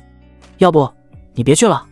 白无忌低头看着他蹙起的眉，嘴角勾起一抹笑，故意逗他：瑶瑶，你这是在担心我？云梦瑶立刻别开脸，耳尖却悄悄泛红，嘴硬道：谁担心你了？我就是怕你技不如人，到时候输得太难看，丢了我云霄峰的脸，毕竟你是我教出来的徒弟。原来如此。白无忌捏了捏他的下巴，可我不只是你徒弟，还是你男人，若是连这点本事都没有，日后怎么护着你，又怎么配得上你？这话让云梦瑶心头一跳，脸颊更烫了几分。她沉默片刻，摘下空间戒指递到他面前：既然你执意要去，我给你些东西防身，里面宝贝不少，你自己挑吧。白无忌眼睛一亮，云梦瑶可是元婴大佬，云霄峰的家底全在他这戒指里。他接过戒指，神念探进去的瞬间，当即被里面的景象惊到。堆积如山的灵石，各种瓶瓶罐罐里装着极品疗伤丹、淬体丹，还有数本泛黄的古籍，其中竟有2本标注着神通字样，法器更是数不胜数，光是灵器就有10几件。我就要这个了。白无忌没贪心，从众多宝物里挑出一杆银白长枪，枪身刻着细密的纹路，隐隐有灵气流转，这是一件极品法器，刚好适合他如今的修为。若是选灵器，以他筑基大圆满的灵力，催动起来只会吃力，反而发挥不出威力。云梦瑶看着他手里的长枪，有些无语，里面那么多好东西，你就挑个极品法器？那我再挑一件。白无忌挑眉，眼底闪过一丝狡黠，说了让你随便挑，别说1件，20件都成。云梦瑶摆了摆手，一副无所谓的模样。这可是你说的，待会儿别心疼。白无忌笑着，神念一动，手里突然多了件白色绣花肚兜，布料轻薄，还带着淡淡的属于云梦瑶的馨香。云梦瑶当场愣住，下一秒脸颊瞬间红透，连耳根都烧了起来，伸手就要去抢，还给我！刚还说让我随便挑，现在可不能反悔。白无忌把肚兜揣进怀里，紧紧按住，笑得一脸得意。我瞧着这肚兜是极品法器吧，还带着你的香味，正好贴身收藏。云梦瑶又气又羞，伸手捶了他一下，却也没真的硬抢。他沉默片刻，重新拿过空间戒指，从中取出一件暗金色的软甲，递到他面前。这是金刚甲，防御灵气，就算是金丹强者的攻击，也能抵消30%伤害。你穿上。白无忌看着软甲，却没接，反而凑到他耳边，声音带着几分蛊惑：想让我穿也行，你叫我一声夫君。云梦瑶身体一僵，嘴唇动了动，犹豫了好一会儿，才红着脸，细若文瑞地叫了一声夫君。哎，白无忌立刻应下，笑得眉眼都弯了。谁能想到高高在上的云梦仙子，如今会乖乖叫他夫君？他接过金刚甲，快速穿上，软甲贴合身形，瞬间引入一下，毫无痕迹。白无忌收拾好东西，跟云梦瑶道别后，刚走出房门，就撞见了迎面走来的柳如丝。小师弟，你可算出来了！柳如丝眼睛一亮，快步走过来，好奇地问：师尊昨天教你的那门新武技是不是特别厉害？我昨天就听见动静了。白无忌想起昨夜的荒唐，干咳一声，一本正经地说：厉害，当然厉害，那可是能创造生命的武技，谁敢说不厉害？柳如丝眼睛更亮了，拉着他的胳膊，满脸期待：那小师弟，你能不能展示一下，或者教教我，我们一起修炼好不好？这……白无忌噎了一下，这武技怎么展示，怎么教？他只能找借口推脱：二师姐，这门武技有点特殊，得2个人配合才能施展，而且我明天要参加新人大比，现在得回去准备，日后有机会再教你。柳如丝脸上露出失望的神色，随即又皱起眉，语气带着几分担忧：新人大比，小师弟，我听说今年有不少厉害的对手，还有几个是筑基中期的天才，你要是去了，万一受伤怎么办？要不还是别去了吧。没事，重在参与。白无忌拍了拍他的肩，他可不是为了参与，而是为了新人王的青云秘境名额，还有和林若曦的赌约。等他赢了，倒要看看那位高高在上的圣女到底是什么滋味。回到房间之后，白无忌就取出了9彩玲珑塔，然后进入其中，来到第2层，启动时间阵法。紧接着他拿出了几个空间戒指和一些储物袋，然后将里面的东西全部倒出来，灵石堆积如山，丹药灵药一大堆，还有功法武技之类的，这些就是从陈家藏宝库搜刮来的。单只是灵石就有10多万块，接着是法器、丹药、法宝之类的一大堆。这次陈家之行，他的总收益至少在25万灵石以上，收获颇丰。白无忌的目光最后落在了一本泛黄的古籍上，这本古籍被陈家人用来垫桌角，封面破损，书页上满是油污，字迹更是模糊不清，还全是古篆，寻常人根本不会多看一眼。但白无忌总觉得这古籍不简单，便顺手带了回来。为了方便辨认那些模糊不清的字迹，他炼制了一件放大镜。这放大镜虽然只是随手炼制，却也能将细微之处放大数10倍。辨认古篆本就是个繁琐的活，加上字迹模糊，每一个字都要反复比对痕迹才能勉强还原。好在有100倍时间阵法，花了1个月才将所有字全部还原，然后又花费1个月时间翻译成现代文字。他迫不及待地开始查看，只见首页赫然写着4个大字：十绝剑法。他快速往下翻，越看越是心惊，这十绝剑法竟是以手指发射剑气。但更逆天的是，他要求修炼者用10根手指分别掌控一种属性的剑气：金、木、水、火、土、风、雷、阴、阳、精神力10种属性。一个人怎么可能修炼10种属性？白无忌喃喃自语，心中满是震撼。要知道，灵根属性越多，资质越差，单一属性最强，被称之为灵体。好比云梦瑶的太阴之体，李璐的火灵体。不过灵体极为稀有，说是凤毛麟角都不为过。其次是双属性灵根，这种也算天才。而3属性灵根就很普通了，4属性就很差了。而白无忌身具金木水火土5灵根，因此才被称之为废材。而5灵根甚至比单一灵根更加稀少，但却是2个相反的极端。而十绝剑法需要10种属性，简直不是人能办到的。他接着往下看，才发现这剑法的创始人十绝老人也只修炼到第6剑。在冲击第7剑时，因体内属性冲突，走火入魔，陷入疯癫，直到临死前才恢复清醒，留下这本古籍，并在末尾再三告诫：此剑法逆天，修炼需慎之又慎，切勿贪多冒进。看到这里，白无忌忽然眼前一亮，我体内有金木水火土五行灵根，之前和云梦瑶双修时又吸收了大量阴属性能量，如今算下来已有6种属性，是不是意味着我能练成6剑，达到和石觉老人比肩的水平？他再往下翻，看到剑法注解中写道，剑法修得越多，威力越强。这是因为凝聚单道剑气虚耗时，若能同时掌控多道属性剑气，可无缝衔接发射，甚至叠加释放，威力呈几何倍增长。这句话让白无忌越发激动，当即决定开始修炼。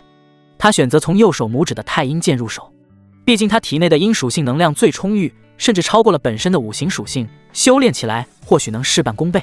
按照古籍中的方法，他盘膝而坐，运转灵力。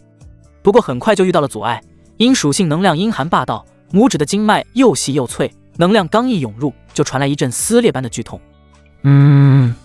白无忌闷哼一声，额头上瞬间布满冷汗，经脉中的刺痛越来越强烈，仿佛有无数根细针在扎。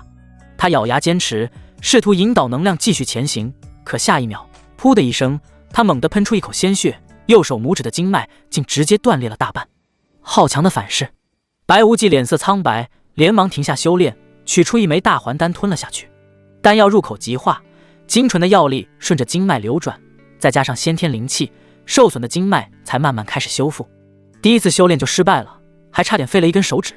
但白无忌没有放弃，等经脉修复后再次尝试。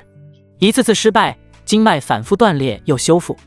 就这样，他反复尝试，直到第17天，当他再次将阴属性能量导入右手拇指时，能量终于顺利在指尖凝聚，一道细微却冰冷的白色剑气缓缓浮现。成了！白无忌眼中闪过狂喜，指尖的剑气虽弱，却带着刺骨的寒意，正是太阴剑的雏形。他看着这道剑气，心中激动不已。有了第一剑的基础，后续的修炼或许就会顺利很多。白无忌看了一下外面的天色，已经是第2天早上了，新人大比即将开始。白无忌离开了九彩玲珑塔，不过他并没有着急前往主峰，而是悄悄地来到了云梦瑶的住处。房间之中，柳如丝正坐在浴桶里沐浴。昨天晚上，在师尊的帮助下，他进行了一次洗精法髓，体内排出许多杂质，于是就在这里沐个浴。而由于今天是新人大比，云梦瑶一大早就被门主叫去商议事情了。白无忌进来之后，就立马把门反锁了。透过屏风，他看到了一具曼妙的身姿正在沐浴。白无忌的血液一下子就沸腾了，虽然和师尊有过多次深入交流了，但是还从来没有试过鸳鸯浴，想想多刺激。于是他蹑手蹑脚地走了过去。而柳如丝察觉到有人进来了，不过他还以为是师尊回来了，因此并没有在意。白无忌绕过屏风，就看到了一幅绝美的画面。那挺直的脊背，雪白细腻，脖颈修长，玉臂轻扬，水珠顺着玉臂缓缓滑落。白无忌只觉得口干舌燥，想都没想就从背后一把抱住了他。柳如丝整个人都被吓傻了，他怎么也没想到会有这种事情发生。正在他愣神之际，白无忌的一只大手已经抓住了他，一种前所未有的酥麻感瞬间席卷全身。白无忌根本不知道怀里的女人是柳如丝，张口就咬住了她的耳垂。直到这个时候，柳如丝才猛然惊醒，她急忙挣脱白无忌的怀抱，回头看去，两人四目相对，全都傻眼了。二师姐，怎么是你？白无忌一下子就慌了，这个乌龙闹得太大了，他刚才可是又抓又咬，这下糟糕了。柳如丝又羞又恼，小师弟，你怎么能这么对我？二师姐对不起，我不知道是你。白无忌急忙道歉，心思电转，思索着该怎么解释。还不赶紧出去！柳如丝气愤不已。白无忌这才反应过来，急忙落荒而逃。来到门外之后，白无忌就抽了自己一巴掌，但是掌心的那股香味让他为之陶醉。不过他很快就回过神来了，待会儿二师姐出来肯定饶不了他。想来想去，他觉得还是先暂避锋芒，于是急忙骑着灵鹤前往主峰。主峰广场上人声鼎沸，乌泱泱的人群正围着报名台排队，空气中满是兴奋与紧张的气息。青云门新人大比1年仅一次，规矩严苛，唯有去年此时未筑基者方可参加。这般限制本是为了保证公平，却也催生出不少心机。比如去年本可筑基的弟子故意推迟突破，等检验过后再晋升，如此便能多1年时间打磨境界，在大比中抢占先机。因此每届大比都会出现不少筑基高手，有时甚至出现筑基中期的高手，竞争十分激烈。白无忌顺着人流走向报名台，刚站到队尾，几道戏谑的声音就传了过来：哎呦，这不是圣绪大人吗？怎么也来凑新人大比的热闹？就是啊，圣绪大人可是圣女的道侣，身份尊贵，来参加我们这种小比试，不怕掉价？周围弟子纷纷侧目，哄笑之声此起彼伏。白无忌眉头微蹙，圣绪，什么意思啊？你还不知道？你是圣女的夫婿，可不就是圣绪吗？白无忌了然，却懒得理会这些调侃。可他越是平静，旁人越是得寸进尺。这时，3个穿着外门弟子服饰的男子挤了过来，为首的正是炼气8重的秦黑。他指着白无忌的鼻子骂道：“小子，叫你一声圣绪，你还真飘了！你也不撒泡尿照照自己，圣女本就该是圣子大人的人，你不过是个抢别人道侣的小人，也配站在这里？”这话一出，周围顿时安静了几分。谁都知道，圣子张德福一直是圣女林若曦为囊中之物，白无忌横插一脚，自然成了张德福的眼中钉。不远处的看台，张德福正冷眼看着这一幕。这几人就是你安排的人吧？应该是吧？谢继阳有些底气不足，他把钱给了张成龙，所以并不确定这几人是不是张成龙安排的。什么叫应该？张德福眼神一凛，谢继阳顿时吓得直打哆嗦。圣子，我把事情交代给张成龙了，这些人是他安排的。谢继阳急忙解释。张德福眼神一冷，废物，要是把事情办砸了，小心你的脑袋。谢继阳连忙点头保证，圣子您放心，白无忌就是一个废物，这几人对付他足够了。台下秦黑见白无忌没反应，以为他怕了，伸手就去揪白无忌的衣领。小子，哑巴了？刚才不是挺拽吗？现在给老子跪下道歉，否则我今天就让你知道花儿为什么这样红。说着，他身后2个跟班也围了上来，伸手就要推搡白无忌。周围弟子纷纷起哄，有人甚至拿出了瓜子，等着看白无忌出丑。就在秦黑的手即将碰到白无忌衣领的瞬间，白无忌动了，他手腕一翻，精准扣住秦黑的手腕，指尖微微用力，咔嚓，清脆的骨裂声响起，秦黑的惨叫瞬间刺破广场。啊！我的手断了！白无忌松开手，秦黑像断了线的风筝般往后倒去，重重摔在地上。他还没爬起来，白无忌已经走到他面前，居高临下的看着他：“你刚才说要让我知道花儿为什么这样红。”秦黑疼得眼泪直流，却还嘴硬：“你竟然敢废我的手，我有何不敢？”白无忌嗤笑一声，抬脚踩在秦黑的背上，就能这种跳梁小丑也敢在我面前放肆？那2个跟班见秦黑被打，对视一眼，举着拳头就冲了上来：“敢打我们大哥，找死！”白无忌侧身避开，反手一巴掌扇在左边跟班脸上，那跟班像陀螺似的转了3圈，嘴角瞬间飙血，牙齿都掉了2颗。右边跟班还没反应过来，就被白无忌一脚踹在膝盖上，扑通一声跪倒在地，膝盖骨直接碎了。不过瞬息之间，3个人就全倒在了地上，哀嚎不止。白无忌居高临下看着满地打滚的3人，声音冷得像冰：“现在你们来告诉我，花儿到底为什么这样红？”秦黑3人疼得说不出话，只能拼命摇头，眼里满是恐惧。他们怎么也没想到，这个被传成废体的圣绪竟然这么能打。全场瞬间寂静，刚才起哄的弟子全都闭上了嘴。谁也没料到，本该是以多欺少的戏码，最后变成了白无忌的单方面碾压。白无忌拍了拍衣摆上的灰尘，转身走向报名台，递上自己的弟子令牌，报名。负责报名的长老也看呆了，连忙接过令牌登记，递给他一块编号牌：“你的编号是37号，第1场比试半个时辰后开始，到东边的3号擂台候场。”白无忌接过编号牌，径直走向3号擂台，直到他的身影走远，广场上才炸开了锅。我的天，刚才那是什么速度？一拳一个，也太爽了吧！秦黑可是炼气8重，竟然被一招废了，这白无忌到底是什么修为啊？这实力怕是能进大比前10吧。看台之上，张德福的脸色彻底黑了，他狠狠瞪了谢继阳一眼：“废物，5000灵石就找了3个垃圾，你给我滚下去，自己去收拾烂摊子！”谢继阳吓得魂都飞了，连忙跑下台，心里把张成龙骂了一个狗血淋头。他可是给了200灵石，就找了这么3个废物，真是可恶至极。裁判席上，云梦瑶目睹了这一切，对此他并不觉得奇怪。以白无忌如今的修为，进入大比前10都没问题，难就难在夺冠。而站在云梦瑶身边的柳如丝却是盯着白无忌一阵咬牙切齿。他一直把白无忌当成弟弟，结果白无忌竟然对他做出那种事情，实在是不可原谅。白无忌若有所觉，回头对上了柳如丝那充满怒火的眼神：“心里顿时咯噔一下，凉了半截。谢继阳在人群中找到了外门第一的张成龙。张成龙，你搞什么鬼？老子给了你200灵石，你就找了这么几个垃圾，连一个废物都收拾不了，必须给我一个说法。张成龙急忙陪笑，谢师兄请息怒，我也没想到白无忌这个废物竟然还有点实力，不过请你放心，我一定会给你一个满意的交代。最好如此，别怪我没警告你，这可是圣子大人交代的，要是事情搞砸了，就等着迎接圣子的怒火吧。谢继阳冷哼离开。紧接着张成龙就把他弟弟张成虎叫过来，质问他找的什么垃圾。张成虎委屈地说，大哥，这也不能怪我呀，你就给了我100灵石，对付的还是圣女的夫婿云霄峰真传弟子，能找到那3个蠢货就很不错了。张成龙也有点心虚，毕竟他贪了一半，于是说道，待会儿我会想办法让你对上白无忌，你找机会废了他。大哥，白无忌虽然是个废物，但他毕竟是圣女夫婿云霄峰真传弟子，我要是废了他，圣女或者云霄峰找我麻烦该怎么办？张成虎有些担心。张成龙满脸鄙夷，瞧你这怂样，他就是个废物，圣女岂会看上他，不过是拿他当挡箭牌罢了。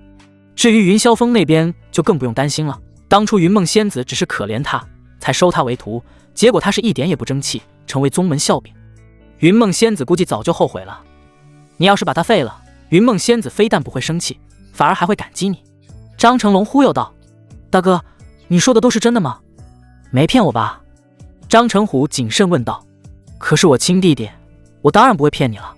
张成龙语重心长，但实际上他也是心里没底，不过这是圣子交代的任务，必须完成，所以真假不重要。三长老身形一晃，足尖踏在一柄悬浮的长剑上，缓缓升至广场半空。他目光扫过下方乌泱泱的人群，浑厚的声音包裹着灵力传遍全场，诸位弟子静一静，我来宣布一下比赛规则。广场瞬间安静下来，所有弟子的目光都汇聚在半空。本次大比采取单败淘汰制，胜者晋级，败者淘汰。广场共设8个擂台，同时进行比试，最终各擂台胜者即为前8名，之后再进行捉对厮杀，决出新人王。比试期间禁止服用丹药，使用禁术，若一方主动认输，另一方不得继续攻击。一旦对手认输，倒地不起或掉下擂台，比赛即刻结束。若有违反规则者，直接取消资格并重罚。三长老话音刚落，广场上顿时响起一阵激动的议论声，各弟子纷纷摩拳擦掌，目光紧紧盯着8个擂台。很快，第一轮比试的对阵名单被弟子们张贴在各擂台旁。3号擂台前，白无忌的名字旁赫然写着斗旭2字。是斗旭，他可是宗门重点培养的双灵根天才，据说已经踏入炼气9重。完了完了，白无忌这下要倒霉了。之前赢秦黑算什么？秦黑才炼气8重，斗旭可是炼气9重的狠角色。可不是嘛，5灵根废材对上双灵根天才，同等级下根本没得打，傻子都知道谁会赢。斗旭缓步走上擂台，他身材高壮，眼神倨傲地看向白无忌。你小子胆敢和圣子抢女人，无论是谁废了你，都会得到圣子好感，遇到我算你倒霉。白无忌站在擂台另一侧，连眼皮都没抬一下，仿佛没听见他的话。你敢无视我？斗旭脸色一沉，待会儿我定要打断你的四肢，让你再也没法嚣张。恰在此时，三老宣布比赛开始。几乎是在同一时间里，白无忌突然动了，只见他身形一闪，几乎是瞬间就冲到斗旭面前，在众人还没反应过来时，抬手就是一巴掌。啪！清脆的巴掌声响彻广场，斗旭整个人像被重锤击中，身体横飞出去，咚的一声砸在擂台外的地面上，直接昏迷过去，嘴角还溢着鲜血。全场死寂。下一秒，广场彻底炸开了锅。卧槽，这就结束了？偷袭！他竟然偷袭，太卑鄙了！他都不打招呼，怎么能直接动手？负责3号擂台的17长老也皱起眉，语气带着几分不满。白无忌，同门切磋，你招呼都不打，你此举未免。长老，白无忌打断他，语气平淡，请问遇到敌人会不会打招呼再动手？17长老顿时语塞。罢了，比赛已宣布开始，斗旭自身警惕不足，怨不得他人。本轮比试，白无忌胜。裁判席上，柳如丝满脸吃惊，师尊，小师弟什么时候变得这么厉害了？云梦瑶闻言一阵咬牙切齿，白无忌的实力提升这么快，他可是功不可没。白无忌夺走了他的原因，因此修为暴涨，后面又多次和他双修，否则哪会这么厉害？可白无忌竟然背着他和圣女结为道侣了，真是可恨至极。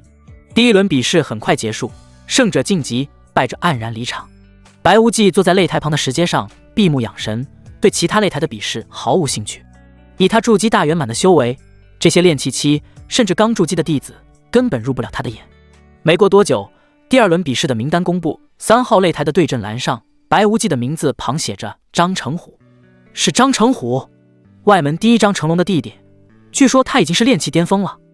这下有好戏看了。张成虎的实力可比窦旭强多了，据说他早就触摸到了筑基的门槛，手里还有件极品法器。看台之上，谢继阳凑到张德福身边，谄媚地笑道：“圣子，您看，张成虎可是炼气巅峰，手里还有张成龙给的极品法器，这次肯定能废了白无忌。”张德福冷着脸，眼神阴鸷：“最好如此，要是再出意外，你就自刎谢罪吧。”谢继阳连忙点头，心里却捏了把汗。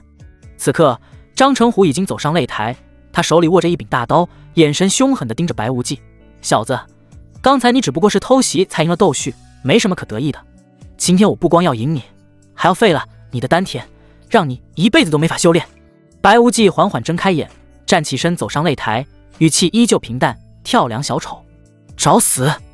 张成虎怒吼一声，提着大刀就冲了上来，刀身带着凌厉的风声，直劈白无忌的胸口。这一刀又快又狠，显然是想直接重创白无忌。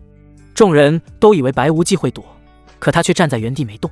就在大刀即将碰到他的瞬间，白无忌突然抬脚，精准地踹在张成虎的小腹上。噗！张成虎像断线的风筝般倒飞出去，重重摔在擂台上，口中喷出一大口鲜血，脸色瞬间惨白。更可怕的是，他的丹田位置凹陷下去，显然是被踹碎了。我的丹田碎了！张成虎瘫在地上，声音嘶哑，眼神里满是绝望。广场再次陷入死寂，随即爆发出更激烈的议论：“我的天，他竟然直接废了张成虎的丹田，也太狠了吧！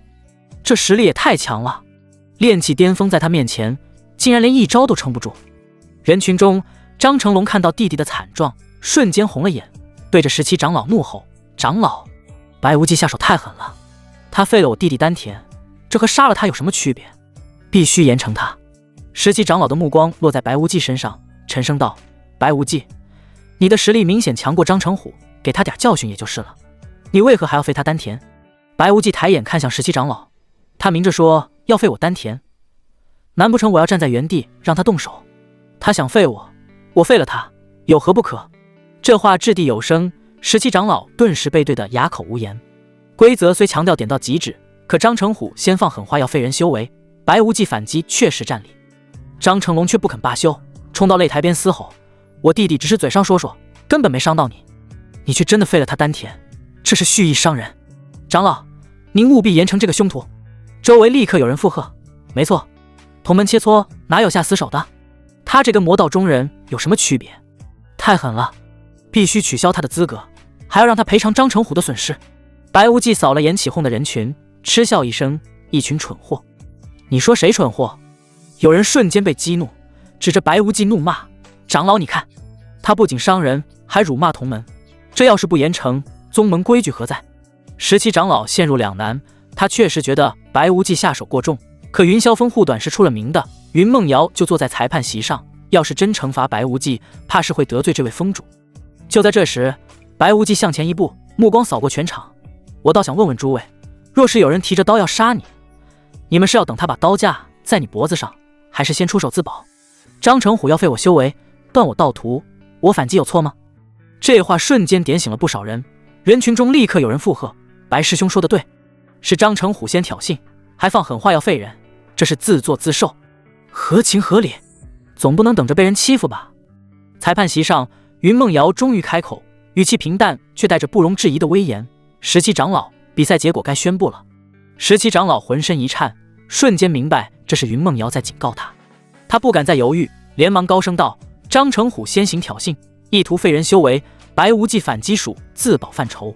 本轮比试，白无忌胜。”张成龙还想争辩，却被17长老一个冷眼制止，他可不敢再触云梦瑶的眉头。经此一役，全场弟子都彻底明白，曾经那个被嘲笑为武林根废材的白无忌，早已不是任人拿捏的软柿子，而是一颗正在崛起的新星。可仍有不少人抱着怀疑态度，私下议论：就算他现在厉害，天生废体的桎梏摆在这里，想筑基比登天还难。只要他一日不筑基，迟早还是个废物。没错，炼气境再强又如何？筑基才是修士的分水岭，他这辈子怕是都跨不过去。这些嘲讽传入白无忌耳中，他却毫不在意，毕竟他都已经是筑基大圆满了。接下来的几轮比试，白无忌更是展现出碾压性的实力。面对炼气巅峰的对手，他始终将修为压制在炼气境，却依旧一招制敌，要么将人扇飞擂台，要么逼得对手当场认输。众人只当他是炼气境的怪物，压根没往筑基修士的方向想。很快，3号擂台的最终胜者诞生，白无忌以全胜战绩晋级8强，成为本届大比最大的黑马。看台之上，张德福的脸色黑得能滴出水来，看向谢继阳的眼神如同要吃人。谢继阳吓得浑身发抖，连忙凑上前，声音带着哭腔：“圣子，您再给我一次机会。”接下来是8进4，白无忌很大概率会遇到张成龙，张成龙肯定会替他弟弟报仇，一定能废了白无忌。张德福声音冰冷：“最后一次机会，若是他今天不死，死的就是你。”“是，我保证，这次绝对不会出意外。”谢继阳连连点头，后背早已被冷汗浸湿。休息片刻后，3长老飞身至广场中央，高声宣布8进4决赛现在开始。第一场，白无忌对阵冯小冉。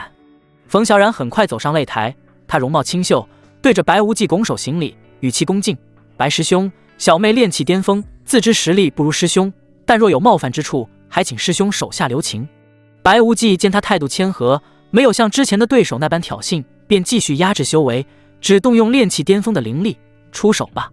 冯小冉不再客气，手持长剑刺向白无忌，剑招灵动却不刁钻。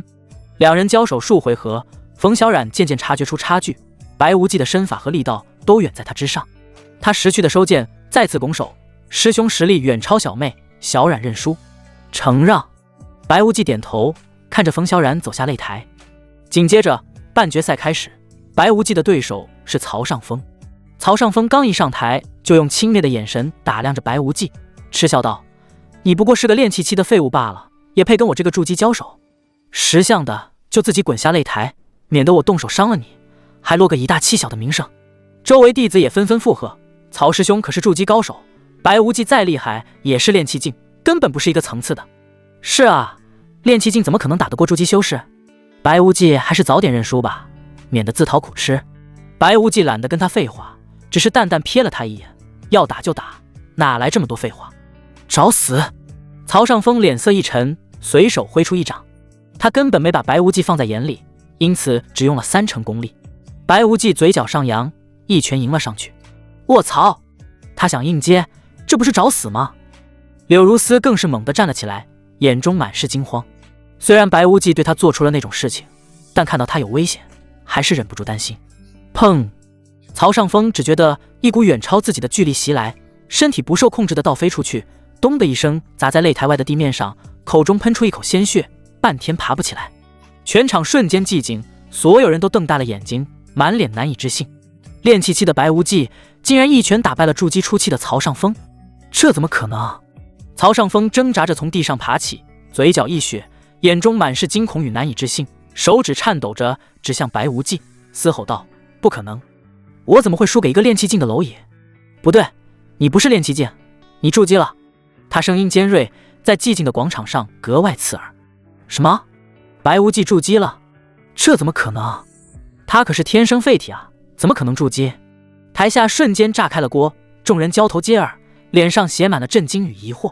一些人张大了嘴巴，半天合不拢，另一些人则皱紧眉头，不断摇头，似乎怎么也无法接受这个事实。这时3长老站起身，神色复杂，声音传遍全场：“大家不用猜了，白无忌刚才展现出来的的确是筑基修为。”此言一出，人群像被投入巨石的湖面，哗然一片。天哪，他一个天生废体竟然筑基成功了，这也太不可思议了！我记得上一个天生废体筑基的还是1000年前吧？这家伙到底走了什么狗屎运？不但筑基，而且还是这么年轻的时候。各种惊叹、质疑的声音此起彼伏。柳如丝满脸不可思议，没想到小师弟这么优秀，天生废体却能在20多岁筑基，不说后无来者，那也绝对是前无古人啊！反观张德福，脸色黑得如同锅底，阴沉的能滴出水来，那表情仿佛下一秒就要吃人。他紧紧攥着拳头，手背上青筋暴起，心中的愤怒与不甘达到了顶点。谢继阳站在张德福身后，吓得冷汗直冒，后背早已被汗水湿透。他双腿微微颤抖，暗自祈祷，待会儿张成龙一定要废了白无忌，不然我可就惨了。三长老清了清嗓子，高声宣布决赛一炷香后开始，请双方选手做好准备。这短暂的间隙，广场上却热闹非凡。一些心思活络的弟子开始做起了生意，做起了庄，吆喝着让大家下注谁能夺取新人王。而最大的庄家便是张德福。下注张成龙赢的是5赔1，下注5块零食可以赚1块，而下注白无忌的是1赔3，买定离手，错过可就没机会了。一个弟子扯着嗓子喊道。从赔率来看，显然大家更看好张成龙。在他们心中，即便白无忌筑基了，可张成龙身为老牌筑基修士，又一心为弟弟报仇，气势正盛，获胜的可能性更大。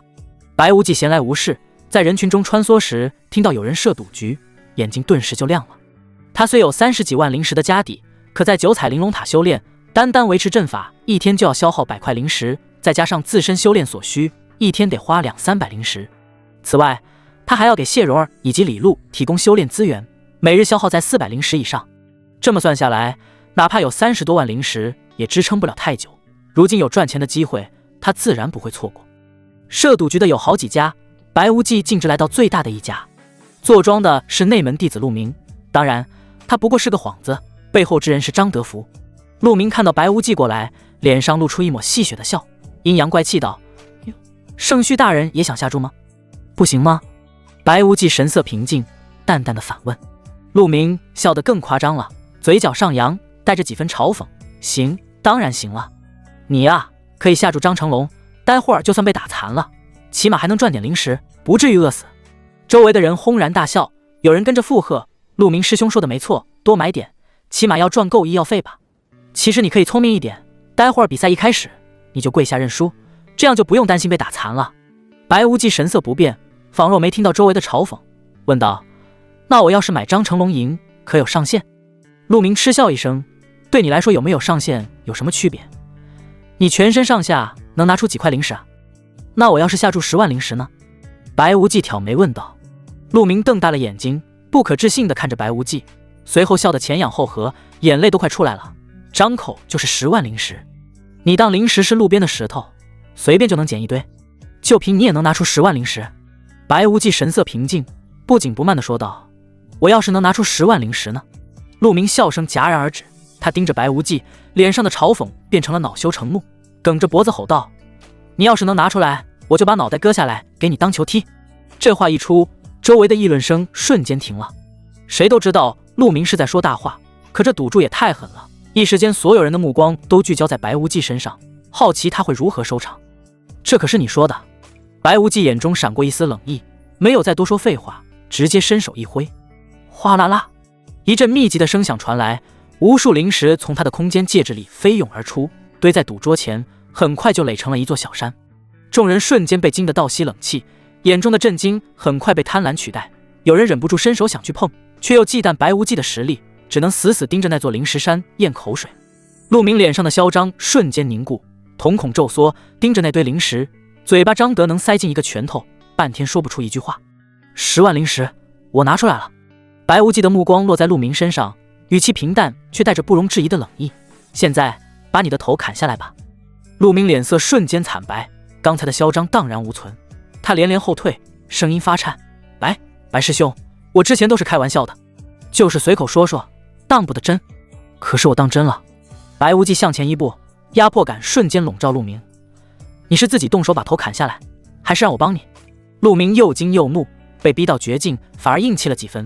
他梗着脖子嘶吼：白无忌，你别太过分，我可是圣子的人，你敢动我一下试试？圣子不会放过你的。白无忌懒得跟他废话，身影一晃，啪的一声脆响，一巴掌直接扇在陆明脸上。陆明惨叫一声，牙齿混着鲜血飞了出来，整个人像个破麻袋似的在地上滚了好几圈。没等他爬起来，白无忌一脚踩在他背上，脚下用力，陆明瞬间疼得杀猪般嚎叫。白无忌同时取出长剑，剑尖冰凉的触感抵在陆明的脖子上，全场瞬间死寂，所有人都惊呆了。谁也没想到白无忌胆子这么大，不仅真的动手，还真要砍陆明的头。之前嘲讽白无忌的人，此刻全都缩了缩脖子，不敢再出声。陆明吓得魂飞魄散，裤裆瞬间湿了一片。他挣扎着抬头，朝着看台的方向疯狂嘶吼：“圣子，救我！快救我啊！”唰，一道身影如闪电般掠过，张德福瞬间出现在不远处。金丹修士的恐怖气息铺天盖地压向白无忌，周围的空气仿佛都凝固了。他盯着白无忌，眼神冰冷的能滴出水来。你竟然敢动我的人，真是好大的胆子！饶是白无忌已是筑基大圆满，在金丹气息的压制下，也觉得胸口发闷，气血翻涌，但他依旧挺直脊背。刚才是他自己说的，我若拿出10万灵石，他就把头砍下来给我当球踢。我那是开玩笑的。陆明急忙哭喊，声音都变调了。你是不是开玩笑？我不管。白无忌的目光始终盯着张德福，语气坚定，反正我当真了。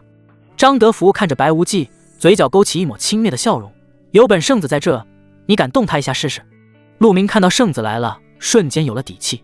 他挣扎着抬起头，脸上满是嚣张的冷笑。白无忌，刚才你不是挺狂的吗？不是要砍我的头吗？现在圣子在这，有种你砍一个试试啊！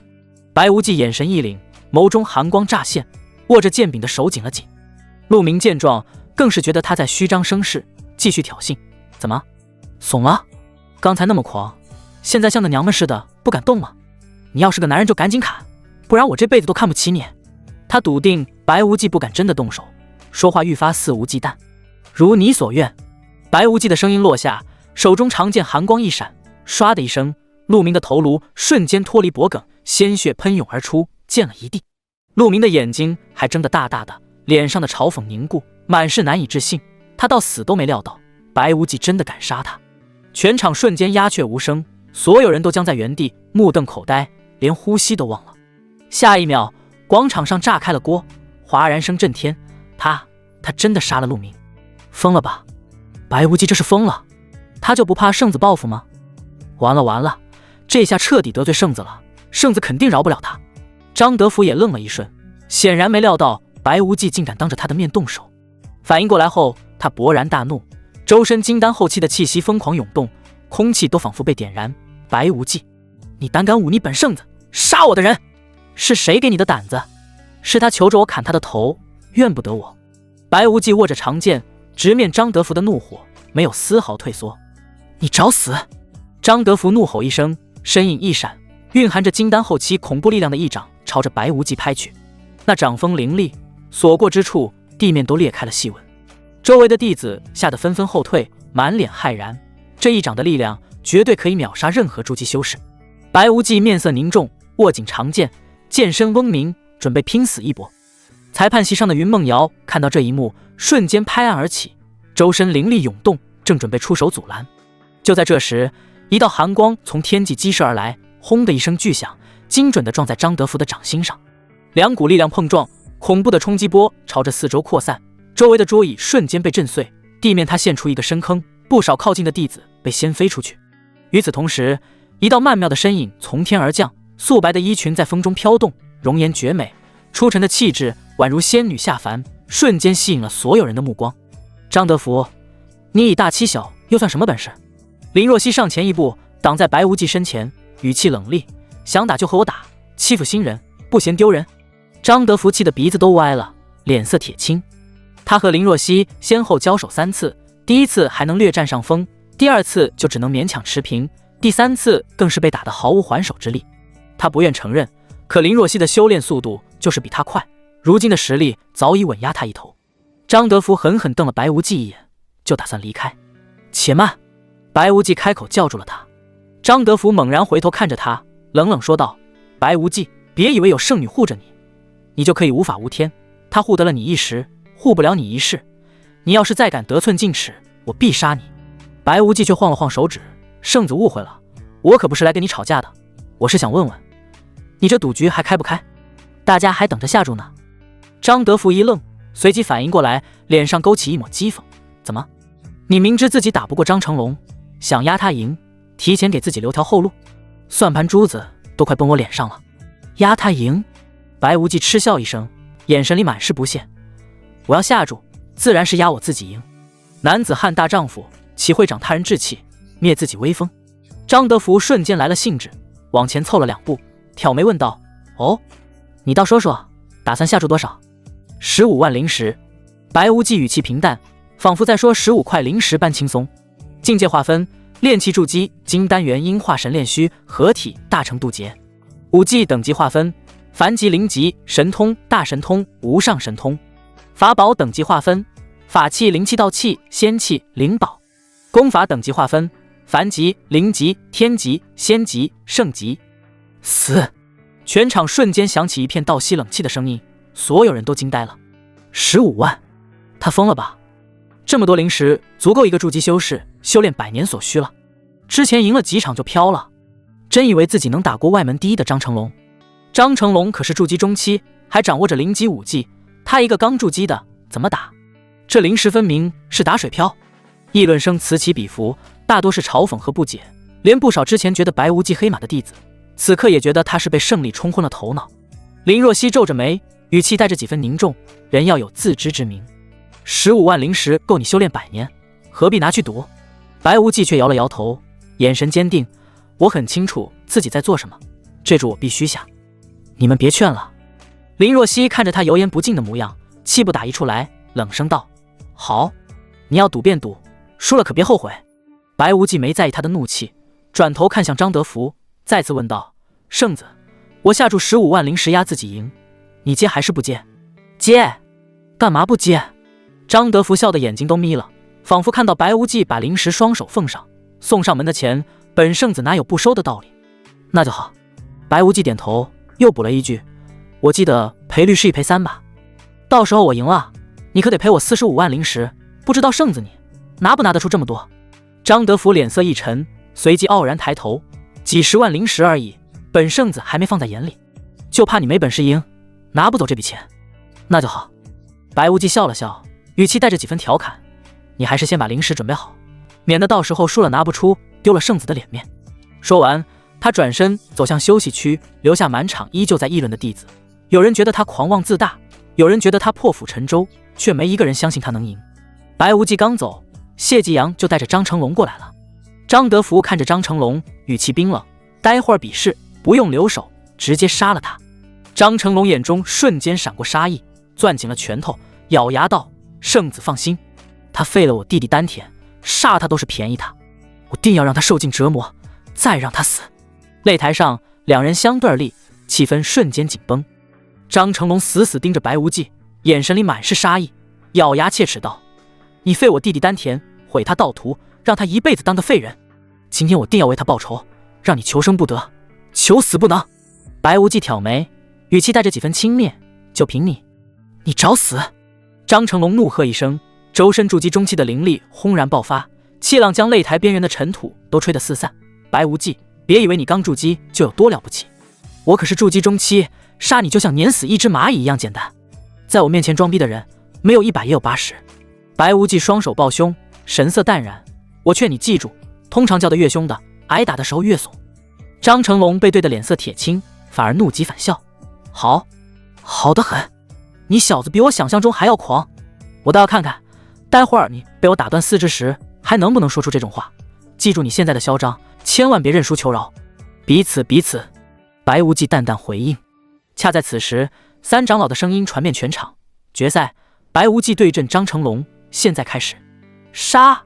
张成龙怒吼一声，右手一翻，一柄通体漆黑的狼牙棒出现在手中，那是件极品法器，棒身上的尖刺泛着冷光，一看就威力不俗。他双手握棒，朝着白无忌狠狠砸去，动作又快又狠，带着呼啸的劲风，显然是想一上来就重创白无忌。台下众人纷纷惊呼：是极品法器狼牙棒！张师兄，这是要下死手啊！白无忌完了，这一棒下去，就算是筑基初期也扛不住。可就在狼牙棒即将砸中白无忌的瞬间，白无忌脚踩流光步，身形如同鬼魅般消失在原地。什么？张成龙瞳孔骤缩，一击落空的失重感让他心头一慌，刚想转身寻找白无忌的踪迹，一道冰冷的寒光突然映入眼帘。唰！剑光闪过，伴随着一声凄厉的惨叫，张成龙握着狼牙棒的整条右臂竟被直接斩断，鲜血如喷泉般喷涌而出。断臂带着狼牙棒咚的一声砸在擂台上，场面惨烈至极。啊！我的胳膊！我的胳膊！张成龙抱着流血的伤口在擂台上翻滚哀嚎，脸色瞬间惨白如纸，眼中满是恐惧与难以置信。他怎么也没想到，自己连白无忌的衣角都没碰到，就被废了一条胳膊。全场瞬间死寂，所有人都僵在原地，瞪大眼睛看着擂台上的一幕，连呼吸都忘了。下一秒，广场彻底炸开了锅！卧槽，这怎么可能？张师兄可是筑基中期啊！刚才那是什么速度？我连残影都没看清。白无忌的实力竟然强到这种地步，他真的只是刚筑基吗？之前嘲讽白无忌自不量力的弟子，此刻全都哑口无言，脸上写满了震惊与后怕。若是换作自己上台，恐怕下场比张成龙还惨。裁判席上，柳如丝再次睁大了眼睛，满脸震惊与不敢置信。云梦瑶也微微睁大了眼睛，眼底闪过一丝惊讶。他知道白无忌进步快，却没料到已经快到能碾压筑基中期的地步。看台之上，张德福的脸色瞬间黑得能滴出水来，双手死死攥着，指节泛白。他怎么也接受不了，自己寄予厚望的张成龙竟然连一招都没撑住。这就是你说的万无一失？张德福声音冰冷，杀意凛然。谢继阳吓得浑身发抖，双腿一软，差点直接跪倒在地。圣子息怒，我也没料到这家伙的实力提升得这么快啊！还请您再给我最后一次机会，明天他就会进入秘境，到时候我一定让他死在里面。新人大比到此结束，白无忌成为本届最大的黑马，出乎了所有人的预料。一路过关斩将，以压倒性的优势取得最终胜利，成为本届新人王。他是五行灵根，而灵根属性越多越差，体内真气驳杂，因此被人誉为万古第一废材。而在此之前，他也没有任何亮眼的表现，平平无奇。哪曾想他是不鸣则已，一鸣惊人。林若曦表面上古井无波，实则心中掀起了惊涛骇浪。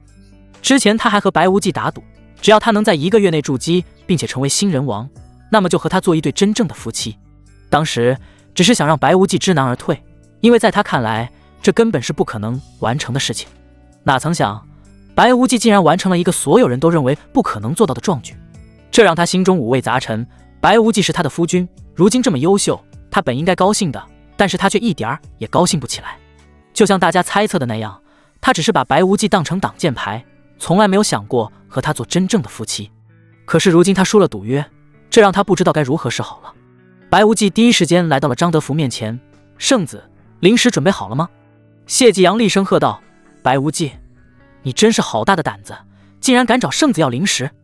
白无忌嗤笑道，还真是一条好狗啊，主人还没开口呢，你就急了，你敢骂我是狗？谢继阳火冒三丈，杀气冲天，怎么，你还想咬我啊？白无忌调侃道。我……谢继阳气的鼻子都歪了，想要动手，但是又担心不是对手，再加上圣女还在一旁，只能压下怒火。张德福露出一抹冷笑，然后拿出一个储物袋扔给白无忌，东西有点烫手，你可要拿好了，有劳圣子关心了，我这人不怕烫。白无忌毫无惧色，他好歹也是真传弟子，有师尊和老婆护着，张德福就算是再气，也不敢贸然向他出手。接下来就是领奖环节了，8个擂台的获胜者，再加上败者组重新决赛选出的2人，一共10个人，成为本届新人大比前10。这10人全都获得了进入青云秘境的资格，另外第3名额外获得1件极品法器，第2名除了极品法器，还有3品洗髓丹。第1名在此基础上又增加了1万宗门贡献值，1万贡献值可比1万灵石好多了，因为1万贡献值可以兑换1万灵石，但是1万灵石却无法兑换贡献值，而贡献值是可以购买功法武技，甚至是神通，这些是有钱都很难买到的。白无忌领完奖后，就打算和林若曦一块回去，做一些修的事情。上次他修为太低，没能突破屏障，如今他已经是筑基大圆满，就算是屏障再强，也绝对挡不住他的猛力一击。然而等他回来，人群里却没了林若曦的身影。他眉头微蹙，心里冷笑一声，好你个林若曦，赌约输了就想跑，跑得了和尚跑不了庙，你给我等着，今天晚上我定要办了你。这话可不是随口说说，他惦记林若曦可不是1天2天，如今赢了赌约，正好名正言顺履行约定，自然要披荆斩棘，勇往直前。他贪图的可不仅仅是林若曦的美色，更重要的是他那是所罕见的琉璃神体，这种体质和灵体同级，甚至隐隐更胜一筹。若是能得到他的元婴，对他的修炼来说简直是天大的助力，说不定还能借着这股力量直接冲击金丹境界。白无忌越想越心热，张德福对他虎视眈眈，陈家的陈皮还在暗处等着报复，更别提陈家老祖还是宗门长老，一旦知道陈家被他抄了底，肯定会来找麻烦。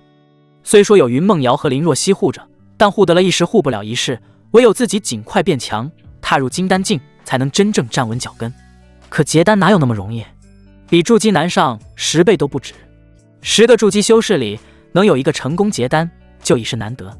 青云门上千筑基弟子，金丹修士也才2位数，更何况他还是天生武灵根的废体，结丹难度更是翻倍。所以他必须借外力。林若曦的原因是其一，还得有一颗通灵丹。通灵丹4品丹药，冲击金丹时服用，能辅助真气转化为灵气，大大提高成功率。丹堂肯定有通灵丹，我这1万宗门贡献值，不知道够不够换一颗。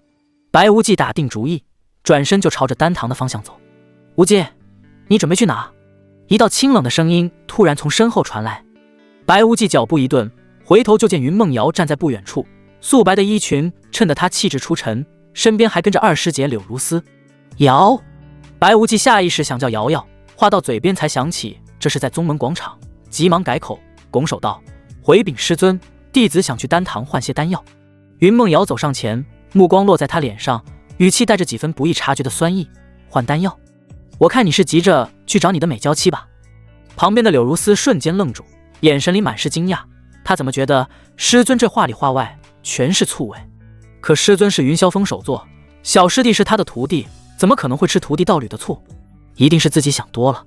白无忌也慌了，他确实打算换完丹药就去找林若曦，可云梦瑶这明显是吃醋了，哪还敢说实话？连忙解释：师尊您误会了，弟子真的是去换丹药。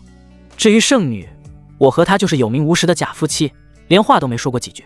云梦瑶挑了挑眉，显然没全信，却也没再追问，只是淡淡道：想要丹药何必去丹堂，我那里什么丹药都有，跟我回去。多谢师尊。白无忌急忙道谢，他的1万贡献值未必换得到聚灵丹，如今有免费的，何乐不为呢？至于林若曦，反正他也跑不了，以后有的是机会收拾他。柳如丝跟在后面，看着2人一前一后的背影，心里五味杂陈。这时白无忌故意落后几步来到柳如丝身边，小声说：二师姐，今天的事情我要向你解释一下，我真的不知道是你，我还以为是露露呢。骗鬼呢，露露怎么会在师尊房间？柳如丝冷哼道：二师姐你有所不知，我想让露露拜在师尊门下，我看到师尊出门了，就以为是露露在里面，所以才……二师姐，要不你打我吧，要是觉得不解气，你就往死里打，我绝无怨言。柳如丝原本很生气的，但是看到白无忌如此真诚，觉得也的确是个误会，于是想：好，我原谅你了，但是这件事不准说出去，否则我饶不了你。你放心吧，师姐，我保证守口如瓶。白无忌急忙发誓。回到云霄峰后，云梦瑶就带着白无忌进了他的房间，把门关上。师尊，这大白天的不太合适吧？白无忌有点紧张，手心都冒汗了。云梦瑶这表情怎么看都不对劲，不像是要给好处，倒像是要算账。云梦瑶侧过身，语气带着几分调侃：你之前欺负为师的时候，可没管什么白天黑夜，怎么现在是玩腻了，连靠近都不敢了？话音未落，他径直走到床边，侧身躺下，抬手轻轻掀起裙摆，露出一截雪白修长的小腿。白无忌的目光瞬间被吸引，喉结不自觉地滚动了一下。哪能啊，师尊您美若天仙，就算让我玩一辈子，我也不会腻。说着，他麻利地脱掉上衣，俯身将云梦瑶压在身下。屋内很快响起吱吱呀呀的声响，衣物散落一地。柳如丝凑巧路过门口，再次听到了里面的声音，顿时心痒难耐。师尊真是偏心，又在偷偷教导小师弟，有空了我一定让小师弟教教我。许久之后才渐渐归于平静。两人慵懒地躺在床上，云梦瑶靠在白无忌胸口，手指轻轻划过他的胸膛，忽然抬头问：我和林若曦谁更漂亮？白无忌想都没想，低头在他额头吻了一下：当然是你漂亮，林若曦哪能跟你比？这话像蜜一样填进云梦瑶心里，他嘴角忍不住上扬，轻轻捶了他一下：算你会说话。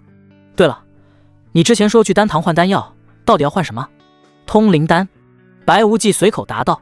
通灵丹？云梦瑶猛地坐起身，眼神里满是震惊，那可是冲击金丹才用的丹药。你难道已经筑基大圆满了？白无忌笑着点头，语气轻松：前几天刚突破的。云梦瑶根本不信，当即抬手按在他的丹田处，灵力探入的瞬间，他瞳孔骤缩。白无忌丹田内的真气浑厚的惊人，凝练程度远超普通筑基修士，确实是筑基大圆满的境界。竟然是真的，这怎么可能？云梦瑶心中掀起了惊涛骇浪，手指都有些发颤。白无忌可是天生武灵根的废体，能筑基就已经不可思议了，这才过去1个月，竟然直接冲到了筑基大圆满。这修炼速度，就算是他当年最鼎盛的时候，也远远比不上。白无忌一把将云梦瑶揽进怀里，笑着说：“这当然都是师尊您的功劳，要不是您夜夜陪着我努力双修，我哪会有如今的实力？”你少来贫嘴！云梦瑶脸颊瞬间泛红，伸手在他腰上掐了一下，嗔怒道：“双修是能提升修为，但也不可能有这么逆天的效果。”白无忌知道瞒不过他，便轻描淡写带过：“我之前在外历练时得了点奇遇，体质稍微变了些，修炼速度才快了点。”云梦瑶恍然大悟，也没多追问。他抬手从空间戒指里取出一个玉瓶，倒出一颗银白的丹药，递到白无忌面前：“既然你已经筑基大圆满，这颗通灵丹就给你了。”白无忌接过丹药，入手微凉，要想沁人心脾，连忙道：“多谢师尊，我们都这种关系了，还跟我客气什么？”云梦瑶白了他一眼：“我们哪种关系啊？”白无忌故意逗他，眼底满是笑意：“你明知故问。”云梦瑶冷哼一声，耳根却悄悄泛红：“不就是师徒关系吗？该谢还是要谢的。”白无忌故作正经：“哪有徒弟对师尊以下犯上的？”云梦瑶伸手戳了戳他的胸口：“那下次让你在上面，算我以上敬下。”白无忌挑眉调侃：“你给我滚下去！”云梦瑶又气又羞，抬脚就想把他踹下床。白无忌连忙抓住他的脚踝，笑着求饶：“别生气，别生气，跟你开玩笑呢，我这不是想让你开心点吗？”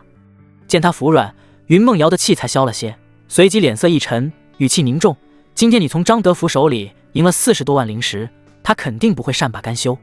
接下来你一定要小心，尽量别离开宗门，有事随时找我。”“放心吧，师尊，我心里有数。”白无忌看了眼窗外，天已经蒙蒙亮，连忙起身：“时间不早了，青云秘境开启的时间快到了，我得赶紧过去。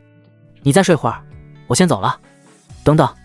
云梦瑶也坐起身：“我送你过去，免得张德福那边的人故意刁难你。”两人迅速穿好衣服，刚推开房门，就见柳如丝站在门口，手里还提着一个装着早饭的食盒。看到白无忌从云梦瑶房间里出来，柳如丝眼睛瞪得溜圆：“小师弟，你怎么从师尊房间里出来？难道你昨晚在师尊房间过夜了？”云梦瑶的心瞬间提到嗓子眼，脸颊刷得红到耳根，手足无措地站在原地，连话都说不出来。白无忌却神色如常，走上前接过食盒，笑着解释：“昨天师尊帮我梳理灵力，指点修炼，不知不觉就到了后半夜，索性就没回去。”听到这话，云梦瑶的脸更红了，偷偷掐了白无忌一把。这明明是假修炼，却被他说得这么冠冕堂皇。柳如丝却没多想，还以为真是师徒俩专心修炼忘了时间，连忙道：“原来是这样，小师弟，今天青云秘境开启，时候不早了，我们现在就出发吧，别错过了时辰。”“好。”白无忌点头，三人腾空而起，朝着后山秘境入口的方向飞去。三人飞到后山秘境入口时，另外9名获得资格的弟子早已等候在那里，断了一臂的张成龙也在其中。他脸色苍白，却眼神阴鸷，看到白无忌的瞬间，牙齿咬得咯咯作响，眼中的杀意几乎要溢出来。白无忌连眼皮都没抬一下，直接无视了他。不来招惹他也就罢了，若是还敢惹他，他不介意再动手，连他的狗头一起砍了。除此之外，门主赵京城、3长老、5长老，还有各峰峰主也都在场，气氛严肃又带着几分期待。赵京城目光扫过10人，沉声开口：“既然人已到齐，那就开启秘境吧。”3长老点头应下，抬手取出一枚刻满纹路的玉牌，注入灵力后，朝着前方虚空一挥，一道璀璨的光束射出，落在空地上，瞬间凝聚出一扇半透明的光门，门后隐约能看到云雾缭绕的景象，正是青云秘境的入口。秘境之内藏有天才地宝，先辈传承，能不能抓住机缘，全看你们各自的造化。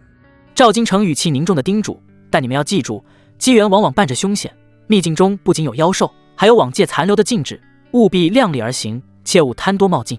进去吧，1天之后，秘境会自动将你们传送出来，小心一点。”云梦瑶声音压得很低，眼底满是关心。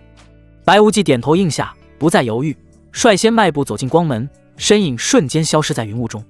紧接着，张成龙阴沉着脸跟了进去，其余弟子也陆续鱼贯而入。不远处的树林里，张德福隐在树后，看着最后一人进入秘境，才转头看向身边的谢继阳，语气冰冷地问：“都安排好了？”谢继阳连忙点头哈腰，脸上满是谄媚的笑：“圣子您放心，9个人被我收买了8个，每人还发了1件极品法器，就等着在秘境里围杀白无忌。而且张成龙手里还有您借给他的那件灵气破魂刀，白无忌就算有3头6臂，这次也必死无疑。”张德福听完，嘴角勾起一抹残忍的笑意，眼神里满是阴鸷。很好，白无忌抢我的女人，毁我颜面，抢我灵石，这次定要让他死在秘境里，连尸骨都留不下。他顿了顿，又冷冷补充：“你在这盯着，等秘境关闭后，要是看到白无忌活着出来，你就不用来见我了。”谢继阳浑身一颤，连忙应道：“是，圣子放心，我一定盯着，绝不让白无忌活着出来。”白无忌踏入光门的瞬间，只觉一阵天旋地转，周身的光影飞速掠过，待站稳时，已身处一片茂密的古林之中。参天古木遮天蔽日，空气中弥漫着浓郁的天地灵气，还夹杂着几分妖兽的腥气。显然，秘境开启后，众人被随机传送到了不同区域。他刚凝神感知四周，不远处就传来一阵低沉的嘶吼，一道灰影猛地扑了过来。那是一头一阶巅峰的青纹狼，獠牙外露，双目猩红，速度极快，爪子上的寒光足以撕裂普通炼气修士的护体真气。不过是炼气巅峰的妖兽，也敢拦路？白无忌眼神一冷，反手一掌拍在他的头颅上，砰！青纹狼连惨叫都没来得及发出，头骨就被震碎，重重摔在地上，抽搐了2下便没了气息。白无忌随手收起狼尸、狼皮和狼牙，皆是炼气材料，虽不值钱，却也聊胜于无。他循着灵气最浓郁的方向前行，不多时，眼前忽然一亮，前方的岩石缝隙中竟生长着一株通体紫银的灵草，叶片上还萦绕着淡淡的灵气光晕，正是4品灵草紫灵草。这可是炼制4品通灵丹的主要，一株便能卖到上千灵石，且极为稀有，平日里在宗门丹堂都难得一见。白无忌心中一喜，快步上前，伸手就要去采摘。可就在他的指尖即将触碰到紫灵草的刹那，地面突然剧烈震动，一道水桶粗的黑影从旁边的灌木丛中窜出，张开血盆大口朝他咬来。这是一条通体覆盖着紫黑色鳞片的巨蟒，眼睛如灯笼般猩红，头顶还隐约有电光闪烁，赫然是2阶巅峰妖兽紫电蟒。2阶巅峰妖兽实力堪比筑基大圆满，且妖兽肉身强悍，防御惊人，还能施展天赋技能，寻常筑基大圆满修士遇上，往往只能狼狈逃窜。白无忌瞳孔骤缩，下意识侧身躲避，蟒口擦着他的肩头掠过，一股腥风扑面而来，带着致命的寒意。好险！白无忌心头一凛，瞬间取出从云梦瑶那里得来的极品灵气长枪，枪尖寒光一闪，直刺紫电蟒的左眼，那是妖兽最薄弱的部位之一。紫电蟒反应极快，巨大的头颅猛地一甩，坚硬的鳞片狠狠撞在枪身上。当的一声脆响，白无忌只觉一股巨力传来，手掌发麻，长枪竟被弹开数尺。没等他稳住身形，紫电蟒的口中突然凝聚出一团紫色电光，滋滋的电流声刺耳，一道手臂粗的紫电瞬间射向他。这一击速度太快，避无可避。白无忌咬牙，双手紧握长枪，将真气灌注其中，枪身泛起一层银白光芒，猛地朝着紫电劈去。轰！紫电与枪身碰撞，恐怖的电流瞬间蔓延开来。白无忌浑身一颤，仿佛有无数根针在刺他的经脉，手掌更是被电流灼得通红，一股焦糊味弥漫开来。他被震得连连后退，气血翻涌，心中又惊又怒。这紫电蟒的攻击竟比他预想的还要强悍。紫电蟒得势不饶人，巨大的身躯扭动着，长尾带着呼啸的劲风朝白无忌横扫而来。若是被这一尾抽中，就算有灵力护体，怕是也要骨断筋折。白无忌脚踩流光步，身形如鬼魅般避开。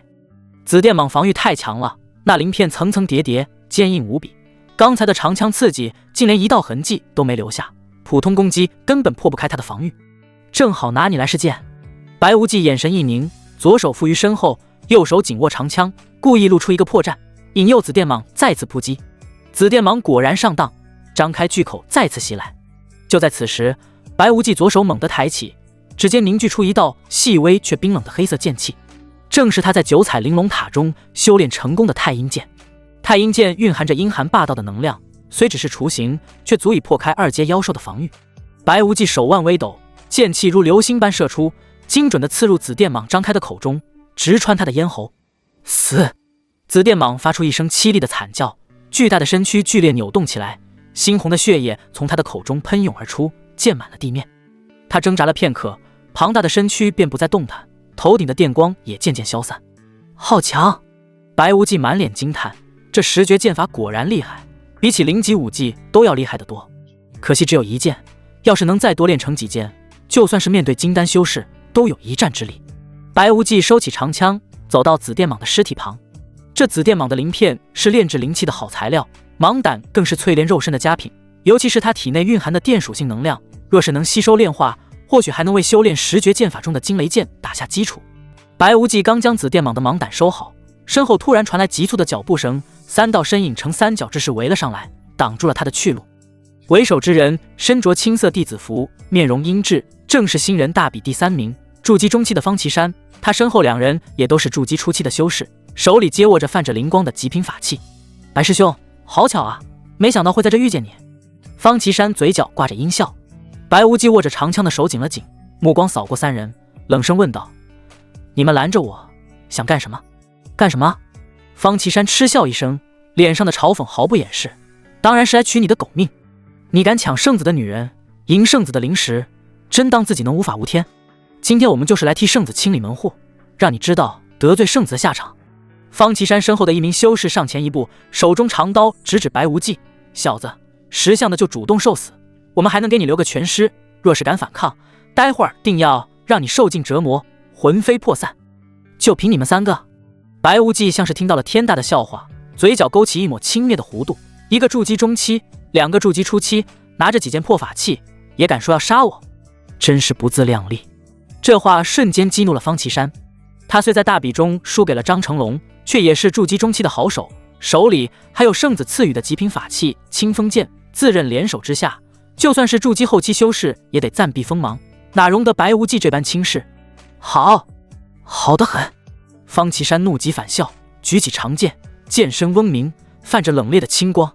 既然你敬酒不吃罚酒，那就别怪我们不客气。兄弟们，动手！杀了他，圣子必有重赏。话音未落，3人同时发难。方岐山持剑直刺白无忌心口，另外2人则分别从左右包抄，一人挥刀斩向他的腰腹，一人持棍砸向他的头颅。3件极品法器同时催动，灵力激荡，声势浩大，连周围的树木都被气浪吹得剧烈摇晃。若是换作普通筑基大圆满修士，面对这般围攻，或许还会狼狈。可白无忌不仅修为扎实，更有流光步加持，身法灵动如鬼魅。只见他脚下一动，身形瞬间侧身避开方岐山的剑，同时手中长枪如毒蛇出洞，枪尖寒光一闪，精准地刺穿了左侧那名修士的胸膛。噗！鲜血喷涌而出，那修士连惨叫都没来得及发出，身体便软软倒下，手中的长刀哐当一声掉在地上。右侧持棍的修士见状，瞳孔骤缩，吓得手都抖了，攻势也慢了半拍。白无忌哪会给他反应的机会，长枪横扫，枪身带着凌厉的劲风，唰的一声就划开了他的脖子，血如泉涌，瞬间染红了地面。不过瞬息之间，2名筑基初期修士便殒命当场。方岐山持剑的手僵在半空，脸上的怒意瞬间被惊恐取代，整个人如遭雷击般愣在原地，眼中满是难以置信。他怎么也想不到，自己引以为傲的围杀竟被白无忌如此轻易的破解，一个照面就杀了2人。这怎么可能？方岐山声音发颤，握着剑柄的手指节泛白。你的实力怎么会这么强？你到底是什么修为？筑基后期？还是……死人没必要知道这么多。白无忌缓缓抬枪，枪尖对准方岐山，眼神冰冷，没有丝毫温度。方岐山吓得双腿一软，扑通一声跪倒在地，之前的嚣张荡然无存，脸上满是哀求：白师兄，我错了，我知道错了，是我有眼不识泰山，不该听圣子的话来杀您，求您大人有大量，饶我一条狗命吧，我以后再也不敢了。白无忌脚步未停，依旧缓缓上前，语气平淡：我问你答。方岐山连忙点头如捣蒜，额头冷汗直冒：白师兄您尽管问，我一定知无不言，言无不尽。除了你们3个，还有谁是张德福安排来杀我的？白无忌问道。方岐山连忙回道：还有5个，除了李初然，剩下的人都收了圣子的好处。他们现在在哪？白无忌又问。传送是随机的，我也不知道他们具体位置。方岐山急忙解释，生怕白无忌误会。不过秘境不算大，你要想找到他们并不难。白无忌盯着他看了片刻，见他眼神躲闪，却不像说谎，便收回了长枪。方岐山以为自己逃过一劫，刚松了口气，准备起身求饶，白无忌却突然抬手，枪出如龙，精准地刺穿了他的眉心。下辈子别再惹我！白无忌的声音落下，方岐山的身体便重重倒下，眼睛还睁得大大的，满是不甘与恐惧。他收起三人掉落的极品法器和储物袋，目光望向秘境深处。既然张德福想置他于死地，那他便索性将这些人一网打尽，也好让张德福知道，他白无忌不是任人拿捏的软柿子。白无忌处理完方岐山的尸体，继续越往里走。走至一处断崖下时，他忽然发现崖壁上有个半人高的洞口，洞口覆盖着厚厚的蛛网，蛛网下隐约有黑紫色的藤蔓缠绕，藤蔓上的尖刺泛着诡异的幽光，一看就有剧毒。他本不想多生事端，可洞口深处却传来微弱的灵气波动，像是有宝物藏在里面。犹豫片刻，白无忌还是抽出长枪，挑断蛛网，斩除毒藤，弯腰钻进洞口。洞内漆黑一片，只有岩壁缝隙中渗进些许微光，空气中的腐臭味更浓了，还夹杂着一种让人头皮发麻的阴冷气息，仿佛有无数双眼睛在暗处盯着他。他取出一颗夜明珠，借着微光往前探，走了约莫100余步，眼前豁然开阔。这是赫然是一座地下宫殿，宫殿中央孤零零放着一口巨大的石棺，石棺通体漆黑，上面刻满了扭曲的符文，符文缝隙中似乎还残留着暗红色的印记，像是干涸的血迹。更诡异的是，石棺顶端竟摆着一本泛黄的古籍，古籍封面没有任何文字，却散发着淡淡的灵光，正是灵气波动的来源。可没等白无忌靠近，一股恐怖的威压突然从石棺中弥漫开来，压得他胸口发闷，连呼吸都变得困难。他每往前迈一步，双腿就像灌了铅般沉重，周身的灵力都在剧烈颤抖，仿佛下一秒就要溃散。更可怕的是，那威压直逼灵魂，他感觉自己的魂魄都在颤栗，耳边似乎还响起细碎的低语声，像是无数冤魂在哭诉，又像是古老的诅咒在回荡。这石棺里到底是什么东西？白无忌咬着牙，额头上布满冷汗，视线落在石棺上的古籍上，那古籍散发的灵光似乎能稍微抵挡威压，显然不是凡物。他深吸一口气，强忍着灵魂撕裂般的痛苦，一步步朝着石棺挪去。离石棺还有3步时，石棺上的符文突然亮起暗红色的光，一股更恐怖的气息扑面而来。白无忌噗的一声喷出一口鲜血，膝盖不受控制的往下沉，差点跪倒在地。他能清晰感觉到石棺中似乎有某种恐怖的东西即将苏醒，那东西的恐怖程度远超他见过的任何妖兽，比元婴期的云梦瑶还要恐怖千百倍。不能再等了！白无忌眼中闪过一丝狠厉，猛地发力，猛然一个箭步上前，伸手抓住那本古籍。就在他指尖触碰到古籍的瞬间，石棺突然咔嚓一声裂出一道缝隙，缝隙中渗出一缕黑色的雾气，雾气中似乎有无数张扭曲的人脸在蠕动。白无忌吓得魂飞魄散，哪还敢多看一眼，抓着古籍转身就跑。身后传来轰隆的巨响，像是石棺正在崩裂，那股恐怖的威压越来越近，耳边的低语声也越来越清晰，仿佛有什么东西正在追他。他连滚带爬地冲出洞口，直到跑出数里地，确认身后没有追兵，才瘫倒在一棵大树下，大口大口地喘着粗气。此时他才发现自己的后背早已被冷汗浸透，抓着古籍的手还在不停颤抖。刚才在石室中的每一秒都像是在鬼门关走了一遭。他不知道石棺里是什么东西，也不想知道，回想起刚才的情景，他就心有余悸。直到许久之后，他才慢慢稳定心神，翻开手中的古籍，只见首页赫然写着4个古篆大字：不灭金身诀。再往下翻，里面详细记载着炼体之法，从炼气境淬体到最终的不死不灭，每一重的修炼之法都清晰明了。白无忌又惊又喜，刚才的恐惧瞬间被冲淡，这功法竟是能让人肉身不灭的逆天之术。他不敢再留在原地，生怕石棺中的东西追来。很快他就找到一个隐蔽的山洞，搬来巨石堵住入口，取出9彩玲珑塔，踏入其中，启动100倍时间阵法，迫不及待地开始研究这部功法。功法开篇写道：不灭金身共分15重，1重淬体，2重断骨，15重肉身不灭，滴血重生。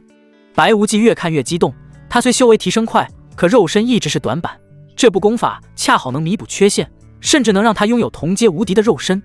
虽然不清楚这部炼体功法的等级，但起码是天级，甚至也可能是传说中的仙级功法。不过根据功法说明，修炼不灭金身需要大量的能量和时间反复淬炼身体。常人修炼第一重需用10亿年1万灵石，第二重需耗时10年10万灵石，以此速度10倍递增。天赋绝伦者可将时间缩短1半。尽管如此，也很难有人能够修炼到高深境界，毕竟修炼到第5重至少得5000年，而筑基修士才300年寿元，金丹500年，元婴也才1000年左右，化神2000年，只有炼虚强者才有5000年寿元。也就是说，炼虚强者才有可能将不灭金身诀修炼到第5重。至于第6重，需要5万年时间，只有渡劫期大能勉强活那么久。至于第7重，恐怕只有仙人才可以吧。白无忌看完说明之后更激动了，这功法简直是为我量身定做的，因为我最不缺的就是时间。有9彩玲珑塔的时间阵法，只需要有足够的能量供应，就可以获得100倍时间。而且随着我修为提升，未来还可以解锁1000倍、10000倍乃至更多倍的时间阵法。不但如此，我是9彩玲珑塔的主人，时间阵法还不会影响我原本的寿命。如此一来，只需要有足够的灵石，我就能将不灭金身诀修炼了前无古人的境界。他迫不及待地取出大量的灵石，然后盘膝而坐，运转不灭金身诀，先天灵气如潮水般涌入体内，冲刷着四肢百骸。每一次淬炼都伴随着撕裂般的剧痛，骨骼咯吱作响，皮肉反复被灵气碾压重塑。但他咬牙坚持，在100倍时间流速下，3个月转瞬即逝。当他再次睁眼时，周身泛起淡淡的金色光晕，皮肤坚韧如金铁。不灭金身诀第1重成了。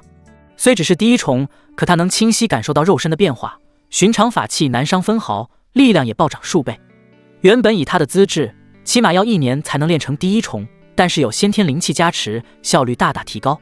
白无忌伸了个懒腰，骨骼发出噼里啪啦的脆响，正准备收起玲珑塔离开，洞口外突然传来嘈杂的脚步声和女人的哭喊。他悄悄移开巨石一角，向外望去，只见5个男人正围着一名身着粉裙的女子，为首之人断了一臂，正是被他斩去右臂的张成龙。被围的女子容貌秀美，衣衫染血，正是大比前时唯一的女弟子李初然，也是唯一没有被张德福收买的人。此刻他手臂受创，脸色苍白，正被几人逼得节节后退。李师妹，你听到了不该听的，就别想着走了。张成龙脸上挂着猥琐的笑，剩下的左臂握着破魂刀，刀尖指着李初然。不过你要是识相点，把衣服脱了，陪我们哥几个好好乐呵乐呵，说不定我们还能让你死得痛快些。无耻！李初然眼中满是屈辱与愤怒，他本是无意间听到几人密谋围杀白无忌，没想到被发现追杀。我就算是死，也不会让你们得逞。他说着就要举起长剑自刎，却被张成龙一道剑气劈飞兵器，长剑哐当落地。想死？没那么容易。张成龙身后的矮胖修士上前一步，一把抓住李初然的手腕，粗糙的手在他手臂上乱摸。这么漂亮的小美人，死了多可惜，不如让哥哥们好好疼你，保证让你快活似神仙。另一个瘦高个也凑上来，伸手就去扯李初然的裙摆，语气淫邪：就是，你看你这细皮嫩肉的，比窑子里的姑娘还嫩，今天能陪我们哥几个是你的福气。5人围着李初然，有的扯他的衣领，有的抓他的头发，污言秽语不绝于耳，猥琐的嘴脸让人作呕。李初然拼命挣扎，却因受伤力气不济，领口已被扯破，露出大片雪白的肌肤，眼中满是绝望的泪水。张成龙的手正朝着他的领口伸去，粗糙的指尖即将碰到肌肤。周围4个修士更是满脸淫笑，伸手撕扯他的裙摆，污言秽语交织成一片，让他恨不得立刻死去。就在这千钧一发之际，轰隆一声巨响，不远处堵住山洞的巨石突然崩碎，烟尘漫天飞扬，一道挺拔的身影从烟尘中缓缓走出，周身裹挟着冰冷的杀意，如同一尊从地狱归来的修罗。谁？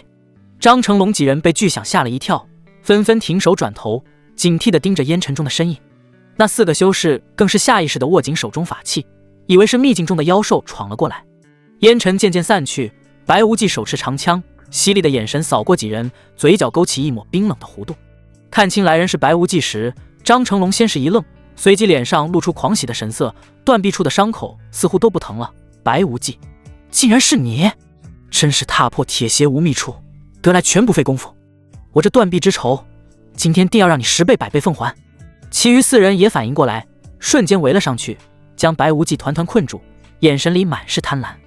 杀了白无忌，不仅能向圣子邀功，还能夺走他身上的宝物，简直是一箭双雕。他们连地上的李初然都顾不上了，只想着先拿下白无忌。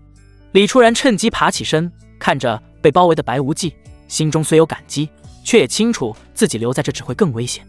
他咬了咬牙，捡起地上的长剑，踉跄着朝着密林深处跑去。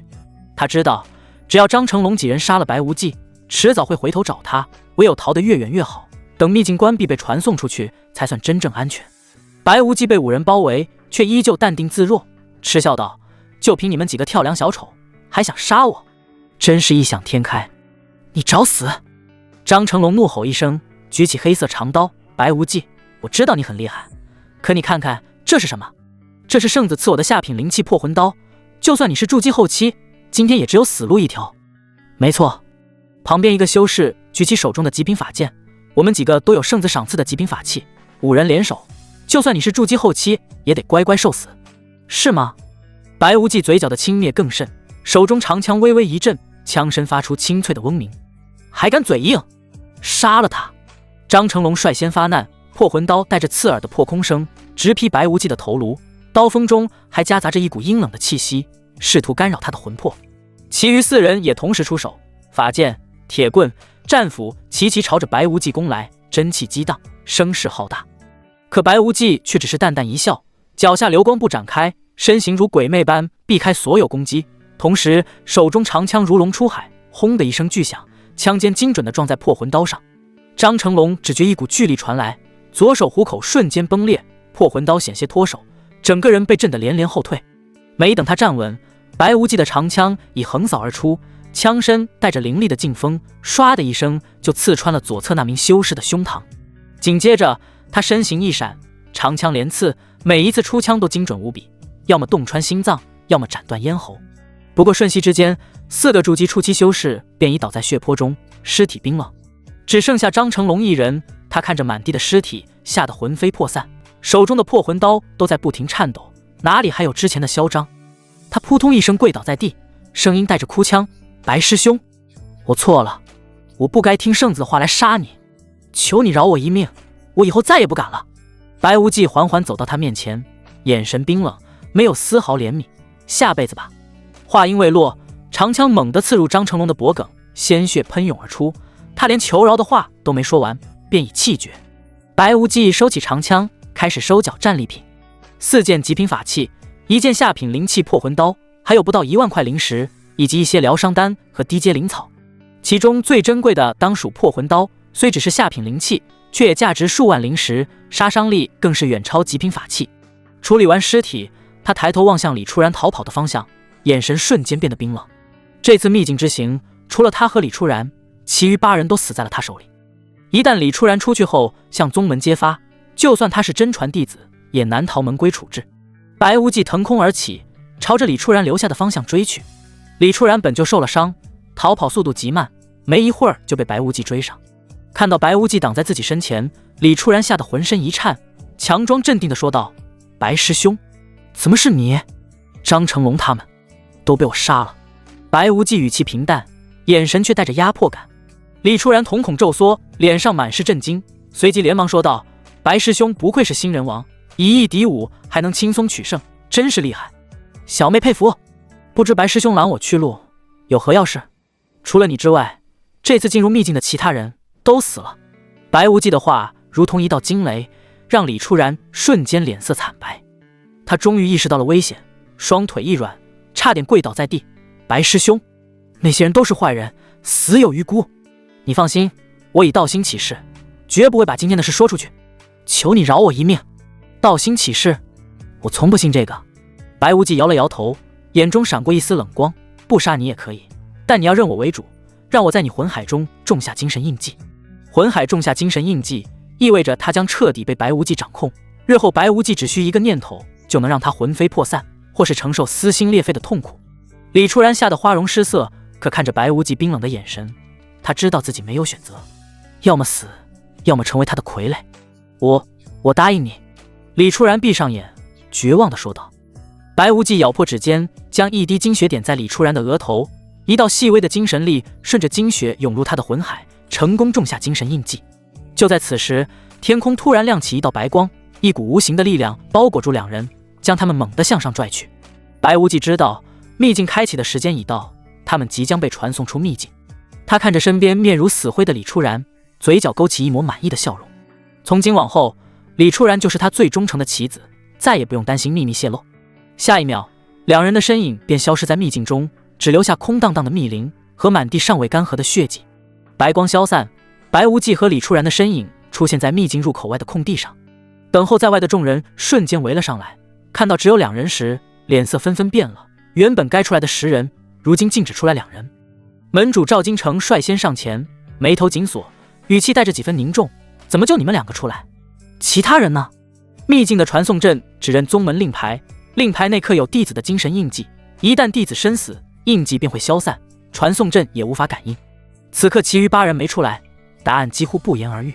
李初然本就心有余悸，被赵京城这么一问，更是手足无措，双手攥着衣角，嘴唇嗫嚅着说不出话。白无忌立刻上前一步，神色平静地解释：“回禀门主，我们在秘境深处遭遇了一头2阶巅峰的紫电蟒，那妖兽太过强悍，其他人没能躲开，都被他吞了。”李初然如梦初醒，连忙点头附和，声音带着后怕：“没错，那紫电蟒体型巨大，还能释放紫电，我们拼尽全力才侥幸逃脱，其他人确实都没能活下来。”紫电蟒？赵京城脸色一沉，秘境中从未有过这等妖兽，怎么会突然出现？3长老连忙上前拱手道：“门主，或许是往届某位弟子不慎将幼蛇带入秘境，时隔多年，那蛇在秘境的灵气滋养下长大了，才成了如今的祸患。”赵京城沉默片刻，点了点头：“应当是这样。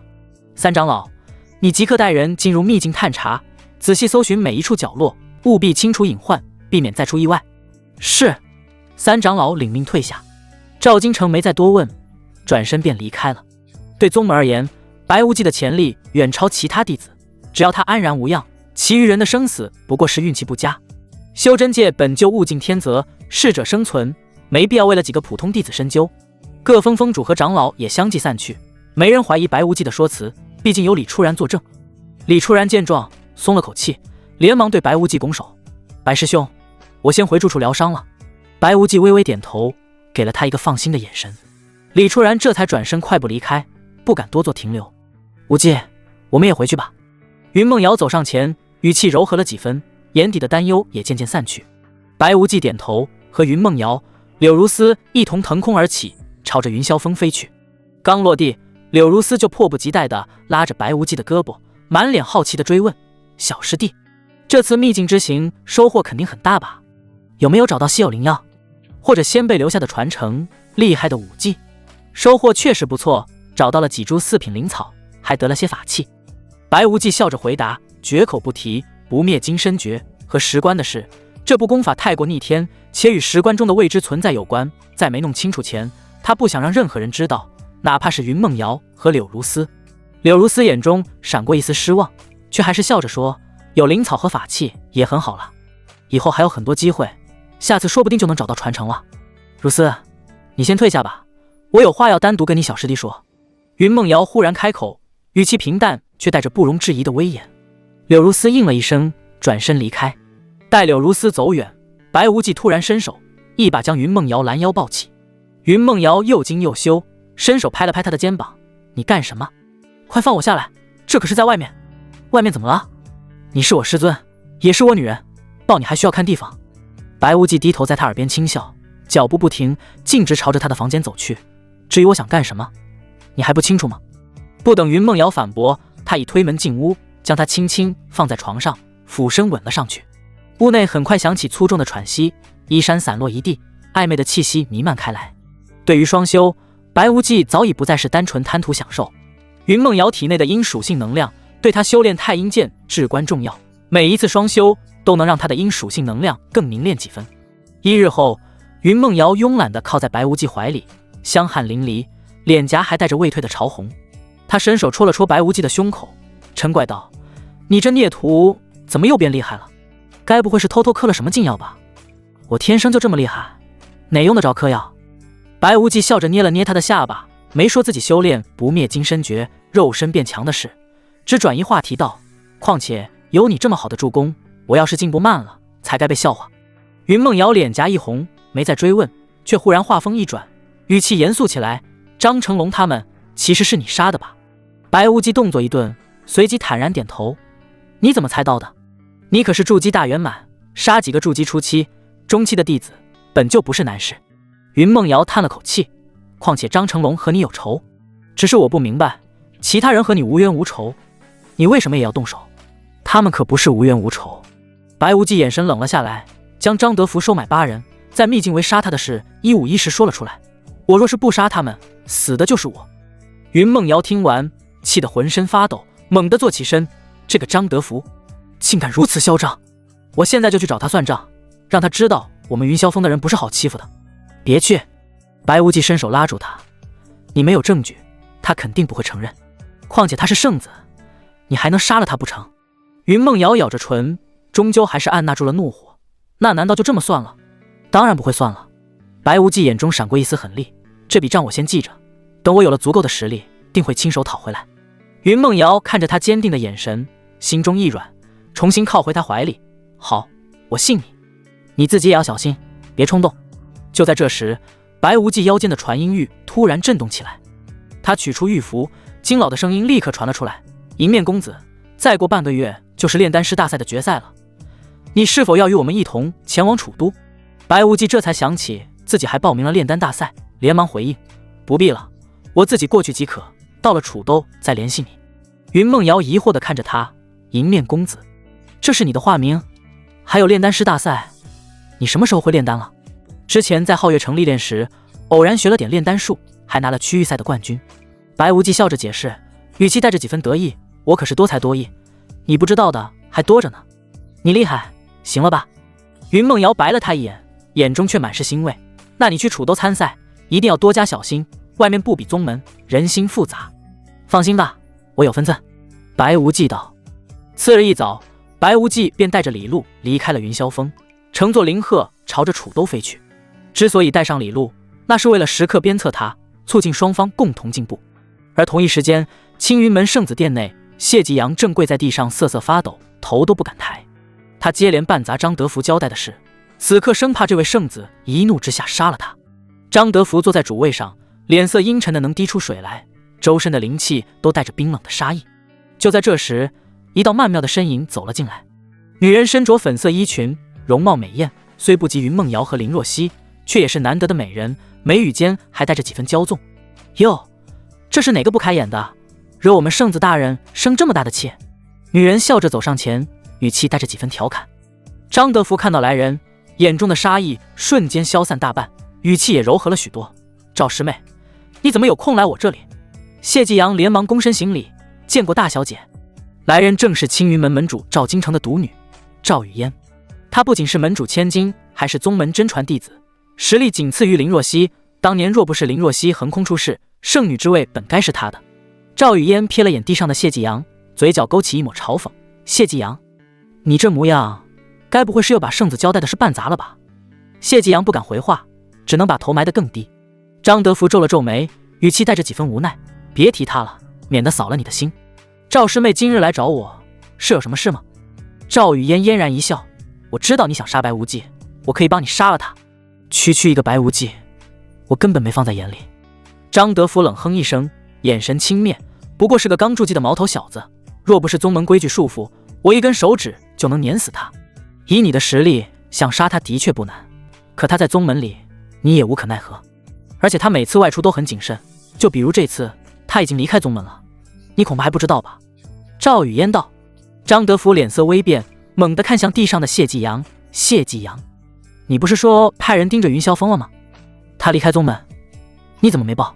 谢继阳吓得浑身一哆嗦，连忙磕头：圣子，我真找了好几个人盯着云霄峰，日夜轮守，没见白无忌出来啊。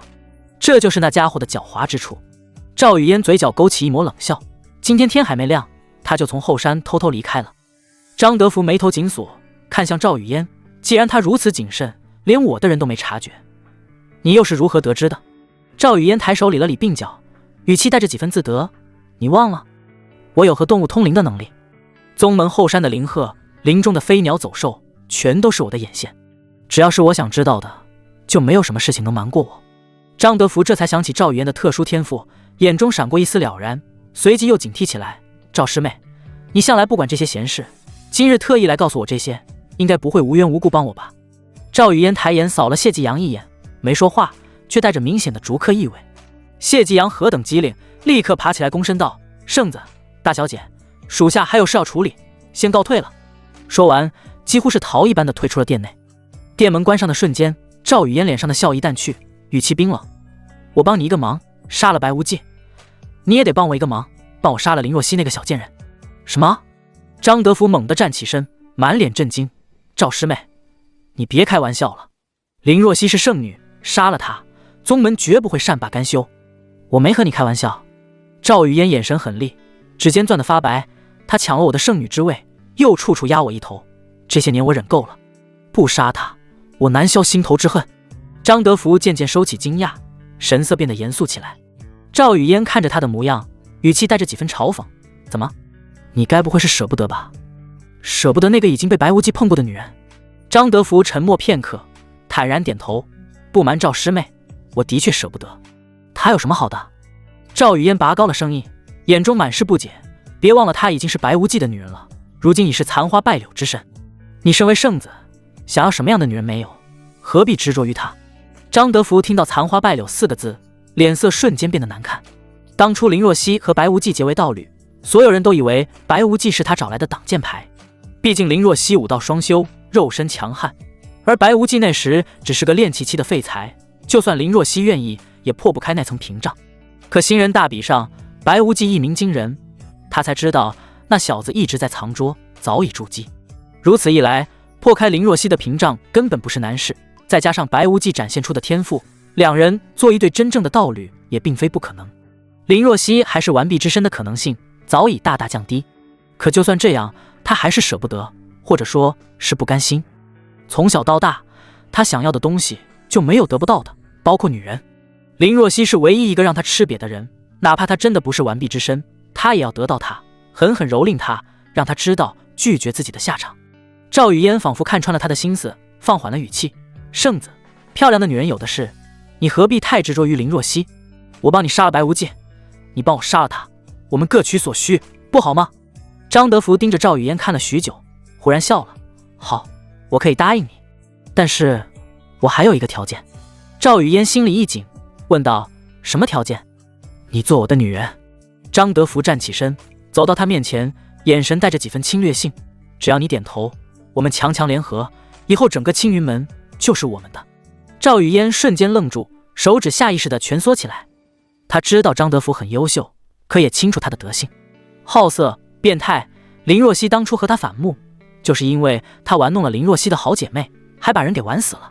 可一想到林若曦那张高高在上的脸，想到自己多年的憋屈，他咬了咬牙，抬头看向张德福：“好，只要你帮我杀了林若曦，我就答应你，合作愉快。”张德福脸上露出满意的笑容，伸手想去碰赵雨嫣的脸颊。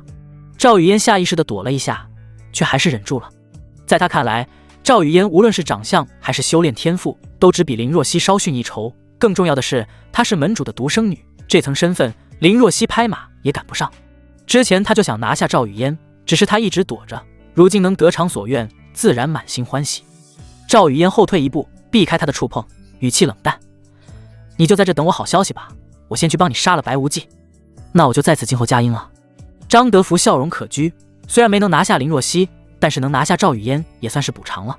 而且他虽然答应了赵雨嫣弄死林若曦，可没说过怎么弄死，玩死当然也算。林鹤振翅掠过云层，楚多的轮廓已在远方隐约可见。白无忌坐在鹤背上，正指点李路炼丹术，忽然听见前方传来一阵凌厉的破空声，一道粉色身影御剑而来，如离弦之箭般拦在林鹤前方，周身金丹气的威压轰然散开，连云层都被震得四散。“停下！”清冷的声音落下，赵雨嫣悬在剑上，目光如刀般扫过白无忌和李路。白无忌眉头一皱，他并不认识眼前这女人，不想节外生枝，当即拍了拍林鹤的脖颈，想绕开对方继续前行。可林鹤刚准备调转方向，赵雨嫣只是吹了一个口哨，那林鹤竟突然失控，发出一声凄厉的鸣叫，不受控制地朝着赵雨嫣飞去，任凭白无忌如何催动都无济于事。“不好！”白无忌心中一惊，知道遇到了硬茬，当即拉着李路纵身跃下林鹤背。两人刚落地站稳，赵雨嫣以御剑俯冲而来，稳稳落在他们面前，居高临下的看着两人，眼中满是轻蔑。你是什么人？想干什么？白无忌警惕地盯着赵雨嫣，做好了随时出手的准备。赵雨嫣嘴角勾起一抹冷笑，杀你们的人。话音未落，飞剑已如闪电般朝着白无忌心口刺去。那剑速快的惊人，还没等白无忌完全反应过来，剑尖已近在咫尺。当！千钧一发之际，白无忌猛地抽出破魂刀，仓促格挡。只听一声震耳欲聋的脆响，一股恐怖的力量顺着刀身传来。白无忌只觉虎口瞬间崩裂，鲜血直流，整个人被震得倒飞出去几丈远，气血翻涌不止。若不是他修炼了不灭金身诀，肉身早已远超同阶修士，这一击足以让他经脉断裂，身受重伤。即便如此，他也觉得胸口发闷，嘴角溢出一丝血迹，显然受了轻伤。金丹强者，而且绝不是金丹初期。白无忌心中骇然，能随意一击就让他如此狼狈，对方的实力至少是金丹中期，甚至更强。赵雨嫣看着他，眼中闪过一丝惊讶，咦，你竟然能抵挡我随手一击？白无忌强忍着疼痛站起身，趁着赵雨嫣说话的间隙，暗中对李璐传音入密，待会儿我引开他，你找准机会跑。李璐脸色发白，却也知道自己留在这只会拖后腿，连忙轻轻点头，双手紧紧攥着衣角，时刻准备着逃跑。我与你素不相识，无冤无仇，你为何要杀我？白无忌盯着赵雨嫣，试图拖延时间，同时悄悄运转真气，修复受损的经脉。死人不需要知道太多。赵雨嫣懒得跟他废话，再次抬手，飞剑在空中盘旋一圈，带着更凌厉的气息朝着白无忌劈去。这一次他没再留手，剑锋中裹挟着金丹中气的威压，让周围的空气都仿佛凝固了。白无忌不敢大意，将真气尽数灌注到破魂刀中，刀身泛起一层黑色光晕，再次应接下这一击。砰！比之前更恐怖的力量袭来，白无忌如断线的风筝般倒飞出去10几丈远，重重撞在一棵大树上，树干瞬间断裂。他猛地喷出一口鲜血，握着刀的手都在不停颤抖。赵雨嫣却不急着下杀手，就像猫戏老鼠般看着白无忌挣扎起身，眼中满是戏谑。怎么，刚才不是挺能打的吗？再站起来试试。白无忌心中一沉，知道这样下去迟早会被耗死，必须尽快想办法脱身。他余光瞥见不远处有一片茂密的古林，心中立刻有了主意。趁着赵雨嫣放松警惕的瞬间，白无忌猛地调动体内仅剩的真气，指尖凝聚出一道黑色剑气，正是太阴剑。经过前几日与云梦瑶的双修，他的阴属性能量愈发凝练，这太阴剑的威力也比之前强了数倍，足以秒杀任何筑基修士。咻！剑气如流星般射向赵雨嫣，速度快得惊人。赵雨嫣眼中闪过一丝讶异，没想到白无忌还藏着这样的杀招，连忙操控飞剑格挡。当的一声，剑气被飞剑击碎，可这短暂的间隙已足够白无忌脱身。想跑？没这么容易。赵雨嫣反应过来，冷笑一声，脚下飞剑化作一道流光，朝着白无忌追去。筑基与金丹之间有着天壤之别，即便白无忌将流光步施展到极致，速度也远不及御剑飞行的赵雨嫣。两人的距离在不断拉近，身后的剑气已近在咫尺，几乎要刺到白无忌的后心。就在这时，白无忌眼前一亮，那片古林已近在眼前。他想都没想，纵身冲进林中，借助茂密的枝叶遮挡，不断变换方向，试图摆脱赵雨嫣的追击。赵雨嫣追到林边，看着密密麻麻的树木，脸上露出一抹讽刺的笑容。躲进树林就有用吗？他悬浮在林上空，缓缓闭上眼，金丹中期修士的神念瞬间扩散开来，覆盖了方圆百里的范围。在他的神念感知中，林中的一草一木、一鸟一兽都清晰可见，可偏偏没有白无忌的踪迹。赵雨嫣猛地睁开眼，脸上的笑容瞬间凝固，满是难以置信。怎么可能？这么短的时间，他绝不可能逃出我的神念范围，怎么会不见了？他不死心，再次释放神念，仔细搜索林中的每一寸土地，连地下3尺都没放过，可依旧一无所获，仿佛白无忌凭空消失了一般。他不知道的是，此刻的白无忌早已进入了9彩玲珑塔中，还特意开启了塔中的隐身阵法。这9彩玲珑塔乃是先天灵宝，隐身阵法一旦开启，别说金丹修士的神念，就算是元婴、化神强者也无法感知到。塔内，白无忌大口喘着粗气，连忙取出几颗疗伤丹服下，运转真气修复伤势。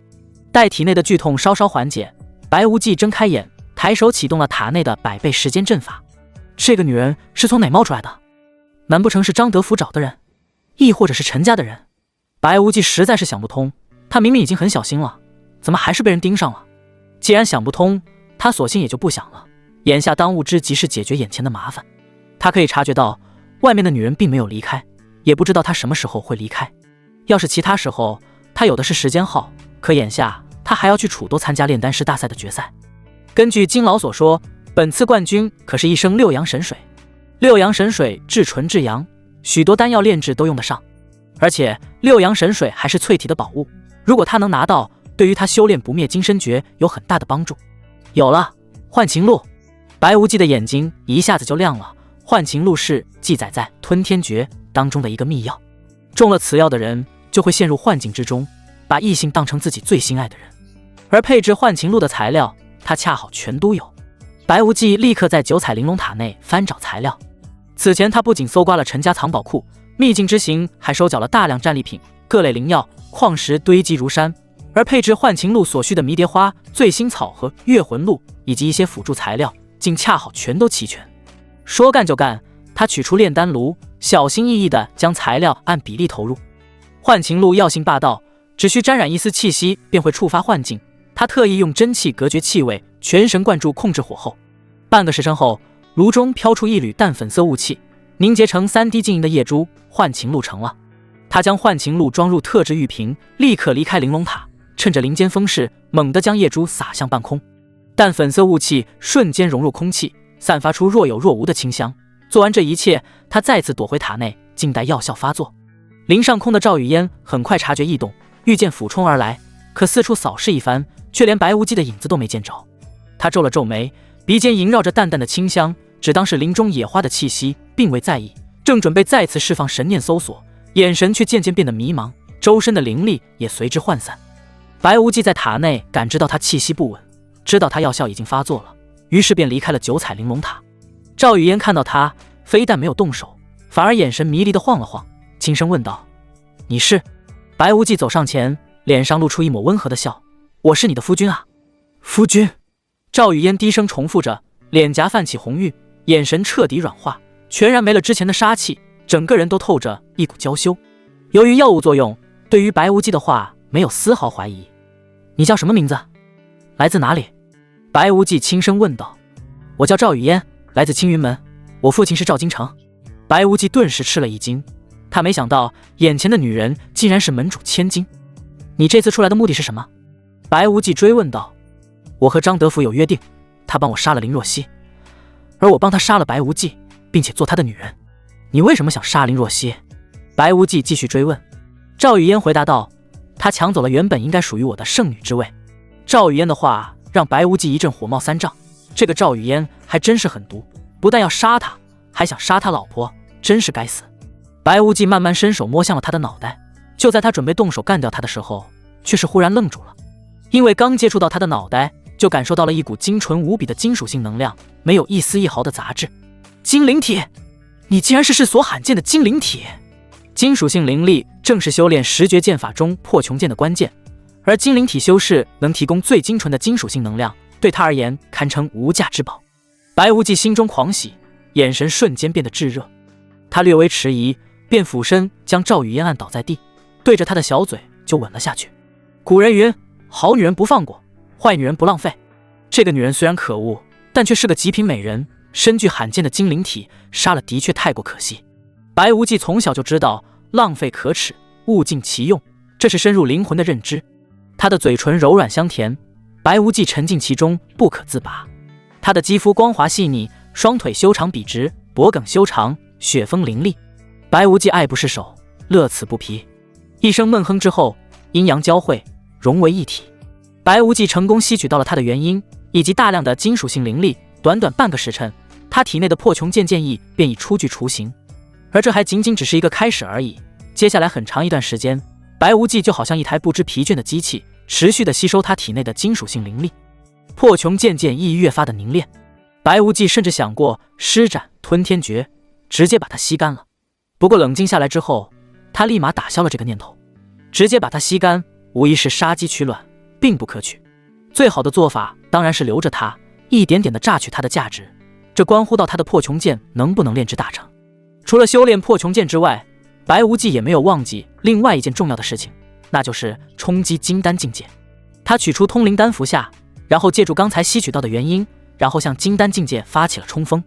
不过他很快就遇到了一个艰难的抉择，把体内真气转换成灵力，并且凝结金丹，这就是冲击金丹的全过程。只不过能量分为很多属性，一般人只有2-3种灵根，所以会选择自己最强的一种属性能量凝结成金丹，再用金丹吞噬其他属性的能量。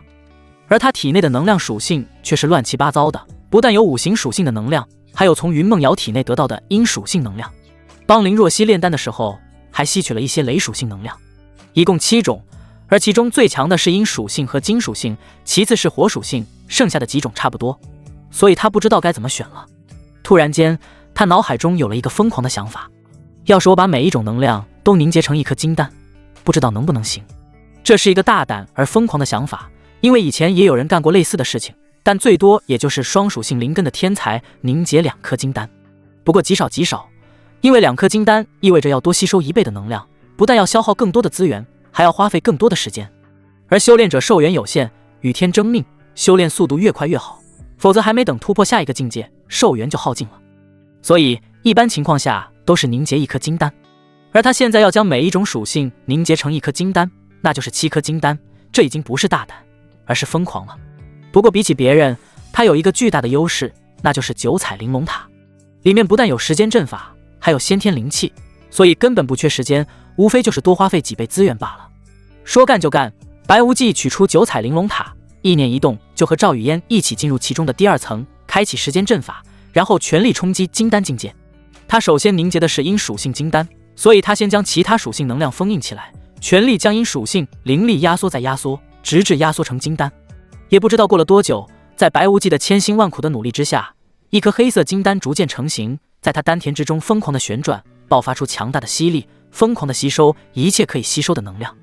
而他早就做好了准备，身边堆积了大量的灵石，意念一动就被九彩玲珑塔转换成了先天灵气。金丹缓缓壮大，许久之后才慢慢停止，在丹田之中缓缓的旋转。尽管如此，金丹还在不停的吸收能量，只不过速度很慢而已。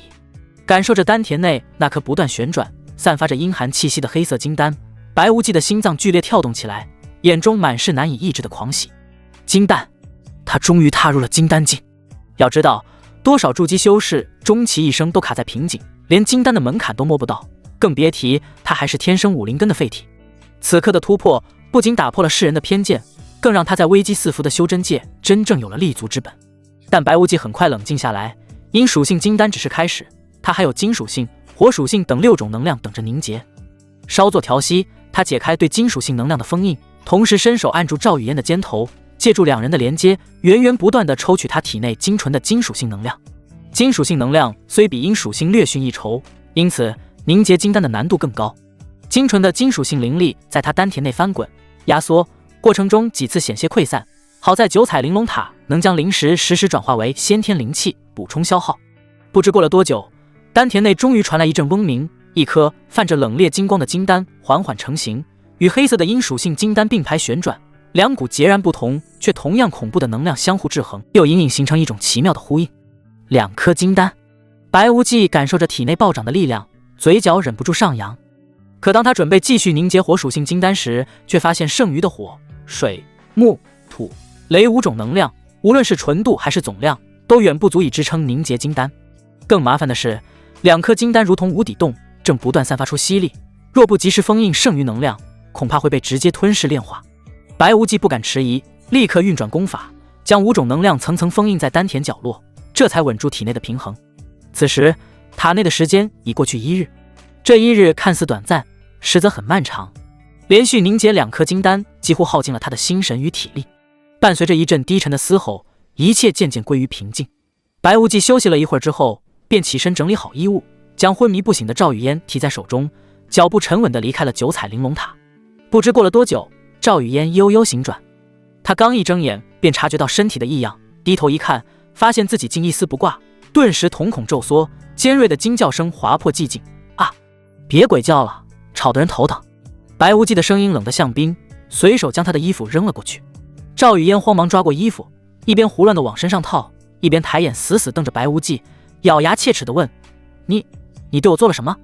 白无忌靠在旁边的树干上，双手抱胸，眼神里满是嘲讽：“你不是已经感觉到了，又何必明知故问？你竟然用如此下三滥的手段毁我清白！你这个卑鄙小人！”赵雨嫣穿好衣服，猛地站起身，胸口因剧烈的情绪起伏而不停起伏，眼中几乎要喷出火来。我卑鄙！白无忌嗤笑一声，向前踏出一步，周身的气息瞬间冷了几分。你和张德福暗中勾结，密谋要取我和我妻子的性命，这份阴险狡诈比我可卑劣多了。赵雨嫣脸色骤然一白，脚步下意识后退半步，眼中满是难以置信。你竟然全都知道了？都是你自己说的。白无忌挑眉，语气带着几分戏谑，不仅说了你们的阴谋，连你尿床到6岁、15岁时偷偷自我安慰的事也一五一十的了。你胡说！赵雨嫣恼羞成怒，滔天怒火直冲头顶，他指着白无忌厉声嘶吼：王八蛋，我要将你千刀万剐，碎尸万段，方能解我心头之恨！给我去死！话音未落，赵雨嫣手腕一翻，飞剑从空间戒指里飞了出来，剑身泛着森寒的荧光，裹挟着凌厉的破空声，像一道闪电般朝着白无忌的面门击射而去。这一剑又快又狠，带着他积攒的所有怒意，空气都似被割出一道细痕。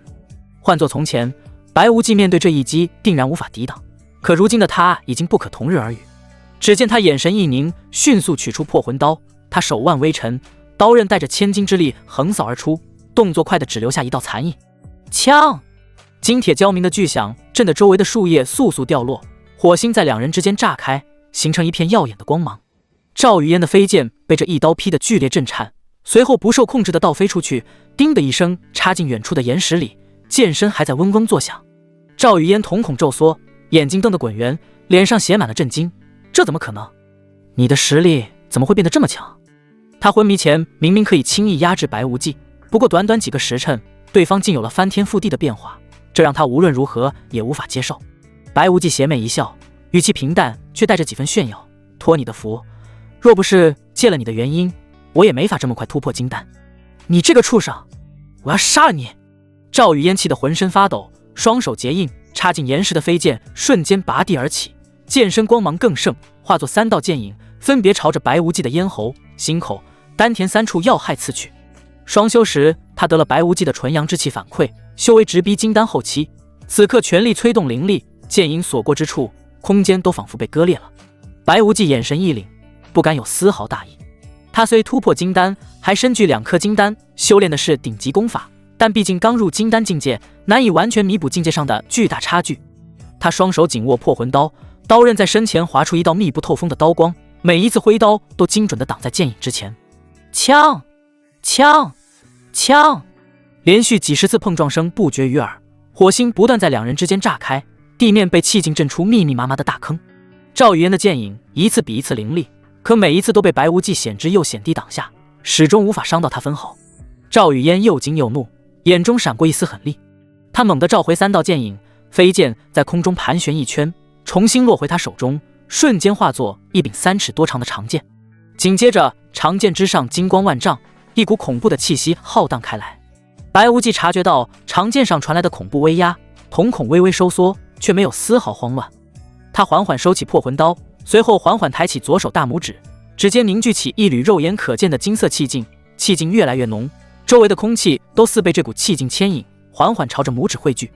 灵犀裂天剑！赵雨嫣娇喝一声，手中长剑高高举起，一道足有5丈多长的金色剑气从剑身射出，带着撕裂天地的威势，朝着白无忌当头斩下。地面被剑影的气劲划出一道深深的沟壑。就在剑影即将落在白无忌头顶的瞬间，白无忌眼中寒光一闪，左手拇指猛地向前一点，口中轻喝：破穹剑！刹那间，拇指上的金色气劲骤然爆发，化作一道粗如手臂的金色光柱，以闪电般的速度径直撞向金色剑影。轰！2股恐怖的力量碰撞在一起，一声震耳欲聋的巨响响彻山林，周围的树木被气劲连根拔起，地面塌陷出一个数丈宽的大坑。金色剑影在金色光柱的冲击下，竟如冰雪消融般迅速消散，金色光柱去势不减，径直朝着赵雨嫣撞去。赵雨嫣脸色惨白，想要躲避却已来不及，只能眼睁睁看着金色光柱撞在自己胸口。他只觉得一股巨力传来，体内的灵力瞬间紊乱，喉咙一甜，一口鲜血猛地喷了出来，身体像断线的风筝般倒飞出去，重重摔在地上。他捂着胸口，眼中满是难以置信。我竟然输了，这怎么可能？白无忌走到赵雨嫣面前，居高临下的看了他，随即缓缓蹲下身子，伸出右手捏住了他的下巴，迫使他抬头与自己对视。现在还想杀我吗？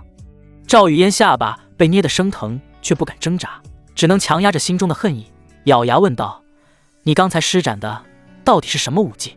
为何会如此厉害？那道金色光柱的威势至今仍让他心有余悸。白无忌嘴角勾起一抹嘲讽的弧度：你一个将死之人，又何必知道这么多？你要杀我？赵雨嫣瞳孔骤然收缩，充满了恐惧。要是有人处心积虑想杀你，最后反被你擒住，落在你手上，你会怎么做？白无忌不答反问。这句话让赵雨嫣心头一紧，她慌忙抬眼，语气带着几分急切的威胁：我爹可是门主，你要是敢杀我，我爹定然不会放过你，到时定要将你碎尸万段，为我报仇。你傻不傻？白无忌嗤笑一声，目光扫过周围茂密的树林与远处隐约传来的妖兽嘶吼声，也不看看这里是什么地方，把你杀了，连尸体都不用处理，用不了半个时辰，山里的妖兽就会把你吃的连骨头渣都不剩，到时候谁会知道是我杀了你？不要！赵雨嫣彻底慌了，眼中的恨意被恐惧取代，声音带着哭腔：求求你别杀我，放我一条生路，我以后再也不敢与你为敌了。不杀你？白无忌挑眉，语气带着几分玩味：等着你日后回去搬救兵，再找机会报复我吗？不会的，绝对不会。赵雨嫣连忙摇头，生怕白无忌下杀手。是我先勾结张德福，想害你夫妻二人在先，你夺走我的清白，我们两个就算是扯平了。我发誓日后绝不找你麻烦。你觉得我会相信你的鬼话？白无忌的眼神冷了下来，杀意涌现。赵雨嫣急得眼泪都快掉下来了，急忙补充：我可以以道心起誓，若我日后再与你为敌，或泄露今日之事，就让我道心破碎，修为尽废，不得好死。少来这一套！白无忌根本不吃他这一套，语气带着不容置疑的强势：想让我放了你也不是不行，但你得答应我一个条件，让我在你魂海之中种下精神印记，从今往后做我的女奴。这不可能！赵雨嫣脸色骤变，想也不想的拒绝：你别太过分了。他比谁都清楚，一旦魂海被种下精神印记，自己就会彻底沦为白无忌的傀儡，日后别说报仇，连自己的生死都由他掌控，一辈子都要受制于他。既然你不愿意，那你就去死吧。白无忌的语气瞬间冷了下来，话音未落，他猛地伸出右手，一把抓住了赵雨嫣的脑袋，掌心凝聚起淡淡的灵力，显然是要动手。别动手！赵雨嫣吓得魂飞魄散，连声求饶，眼泪终于忍不住掉了下来。我答应你还不行吗？我愿意做你的女奴，你别杀我，这才乖嘛。白无忌脸上露出一丝满意的笑容，松开抓着他脑袋的手，轻轻拍了拍他的小脸，动作看似温和，却带着不容抗拒的掌控力。随后他抬起左手，用牙齿咬破食指指尖，挤出一滴鲜红的精血，抬手便点在了赵雨嫣的额头。赵雨嫣浑身一僵，能清晰地感觉到那滴精血化作一道温热的气流，顺着额头涌入自己的魂海，在魂海深处扎根凝聚，形成一道无形的印记。他闭上眼，满脸的沮丧与绝望。他知道自己这辈子彻底完了，从今往后恐怕会成为他随意发泄的工具，再也没有半分尊严可言。白无忌看着赵雨嫣垂头丧气的模样，于是说道：你也用不着这般沮丧，总有一天你会明白，能做我的女奴也未尝不是一件幸事。赵雨嫣嘴角满是苦笑，她堂堂青云门门主的掌上明珠，如今却沦为他人的女奴，哪还有半分幸事可言？可不信又能如何？魂海的印记早已扎根，她连反抗的资格都没有。白无忌似是看穿了她的心思，却没再多说，转而话锋一转：既然你已经是我的女奴，那我这个主人也不能太过吝啬。他说着，缓缓抬起右手，掌心朝上，隐约有淡淡的光晕流转。现在就赏你一场造化。话音未落，白无忌的手掌便轻轻按在了赵雨嫣的胸口。赵雨嫣浑身一僵，刚想抬头询问，便感觉到一股温润却极具生机的气息，顺着对方的掌心缓缓涌入自己的体内。那气息纯净的不含一丝杂质，比他见过的最顶级的灵气还要醇厚数倍。这是先天灵气？赵雨嫣猛地抬头，眼中满是难以置信的震惊。他自幼在青云门长大，也曾听闻先天灵气的传说，那是天地初开时残留的至宝，不仅能洗髓伐脉，更能助修士突破境界时事半功倍。即便是在大宗门里，也属于可遇不可求的稀罕物。而白无忌竟然舍得将这么宝贵的先天灵气给自己，而且涌入体内的量远超他的想象。那股温润的气息顺着经脉游走，不仅在修复他方才战斗时受损的丹田，还在悄然滋养着他的灵力根基。有了这些先天灵气，想必你用不了多久就能稳稳迈入金丹后期。白无忌收回手掌，看着赵雨嫣震惊的模样，语气带着几分随意：只要你日后跟着我好好干，安分守己，我绝不会亏待你。赵雨嫣本以为白无忌会肆意的羞辱他、凌辱他，没想到非但没有，还送他一场这么大的造化。最终他压下所有复杂的情绪，缓缓低下头，多谢主人赏赐。往日里那份骄纵蛮横，此刻已消失得无影无踪，只剩下身为女奴的恭敬与收敛。好了，你先回宗门吧。白无忌道。赵雨嫣应声领命，转身御剑朝着青云门的方向飞去。待他身影消失在天际，白无忌才腾空而起，化作一道流光，朝着楚都疾驰而去。楚都作为楚国都城，规模远超皓月城，城墙高耸入云，街道宽阔整洁，往来修士络绎不绝，叫卖声不绝于耳，热闹非凡。这里灵气浓郁，资源丰富，筑基修士随处可见，就算是金丹高手也能经常见到。入城后，白无忌取出传音玉，联系金老：我到楚都了，在哪会合？片刻后，金老的声音传来：在城东醉仙楼3楼雅间，李路姑娘也在。不多时，白无忌便抵达醉仙楼。刚踏入3楼雅间，一道身影立刻迎了上来，正是李路。公子，您没事真是太好了。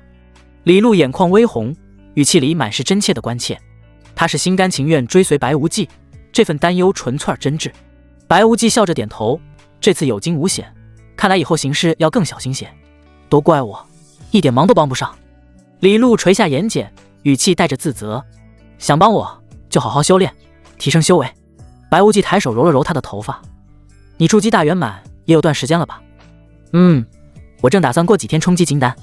李路抬头答道。不用等了，我现在就帮你凝结金丹。白无忌眼中闪过一丝笑意。李路一愣，好奇追问：公子，你要怎么帮我？白无忌没再多说，直接拦腰将他抱起，朝着雅间内的卧房走去。李路脸颊瞬间通红一片，埋在他怀里。他万万没想到，所谓的帮忙竟是这般方式。卧房内，白无忌将李路轻轻放在床上，解释道：你是火灵体，体内能量单一纯粹，本就无需转换，再加上先天灵气和双修辅助，凝结金丹易如反掌。他这话并非虚言，火灵体的优势在此刻尽显。而他的私心便是借助李路体内精纯的火灵力，一边助他突破，一边为自己凝结第3颗火属性金丹，同时也能滋养焚天剑的剑意。李路没有丝毫抗拒，温顺地配合着。他的热情似火，与体内的火灵力相互呼应，阴阳相济间，两股力量在两人体内流转激荡。没过多久，李路体内突然爆发出一股强烈的灵气波动，丹田处隐约有红光闪烁。金丹成了。他感受着体内全新的力量，眼中满是欣喜与感激。而白无忌也趁机引导火灵力涌入自身，丹田内的火属性能量在先天灵气的滋养下迅速压缩凝聚。不知过了多久，一颗赤红的金丹缓缓成型，语音金2颗金丹呈3角之势在丹田内旋转，三者气息交融，爆发出远超单一金丹的恐怖力量。第3颗金丹成了。白无忌心中狂喜。此刻他虽境界仍在金丹初期，但是真正实力却堪比金丹后期，这还是不施展十绝剑法的情况下。震动间歇，李路安静地趴在白无忌胸口，声音软糯：公子，谢谢你，要不是你，我起码要2年才能突破。你是我的贴身侍女，我自然要对你好。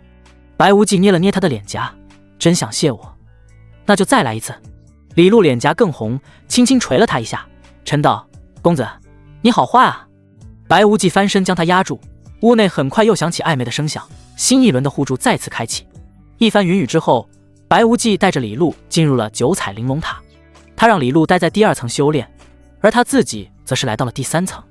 这是他第一次来到第3层，和他想的一样，这里的空间比起第2层又小了一些，不过也足够用了。他取出一大堆灵石，直接开启了时间阵法，1000倍的时间流速，外界的一切都好像静止了似的。白无忌稍作休整，就盘膝坐下，修炼十绝剑法当中的焚天剑。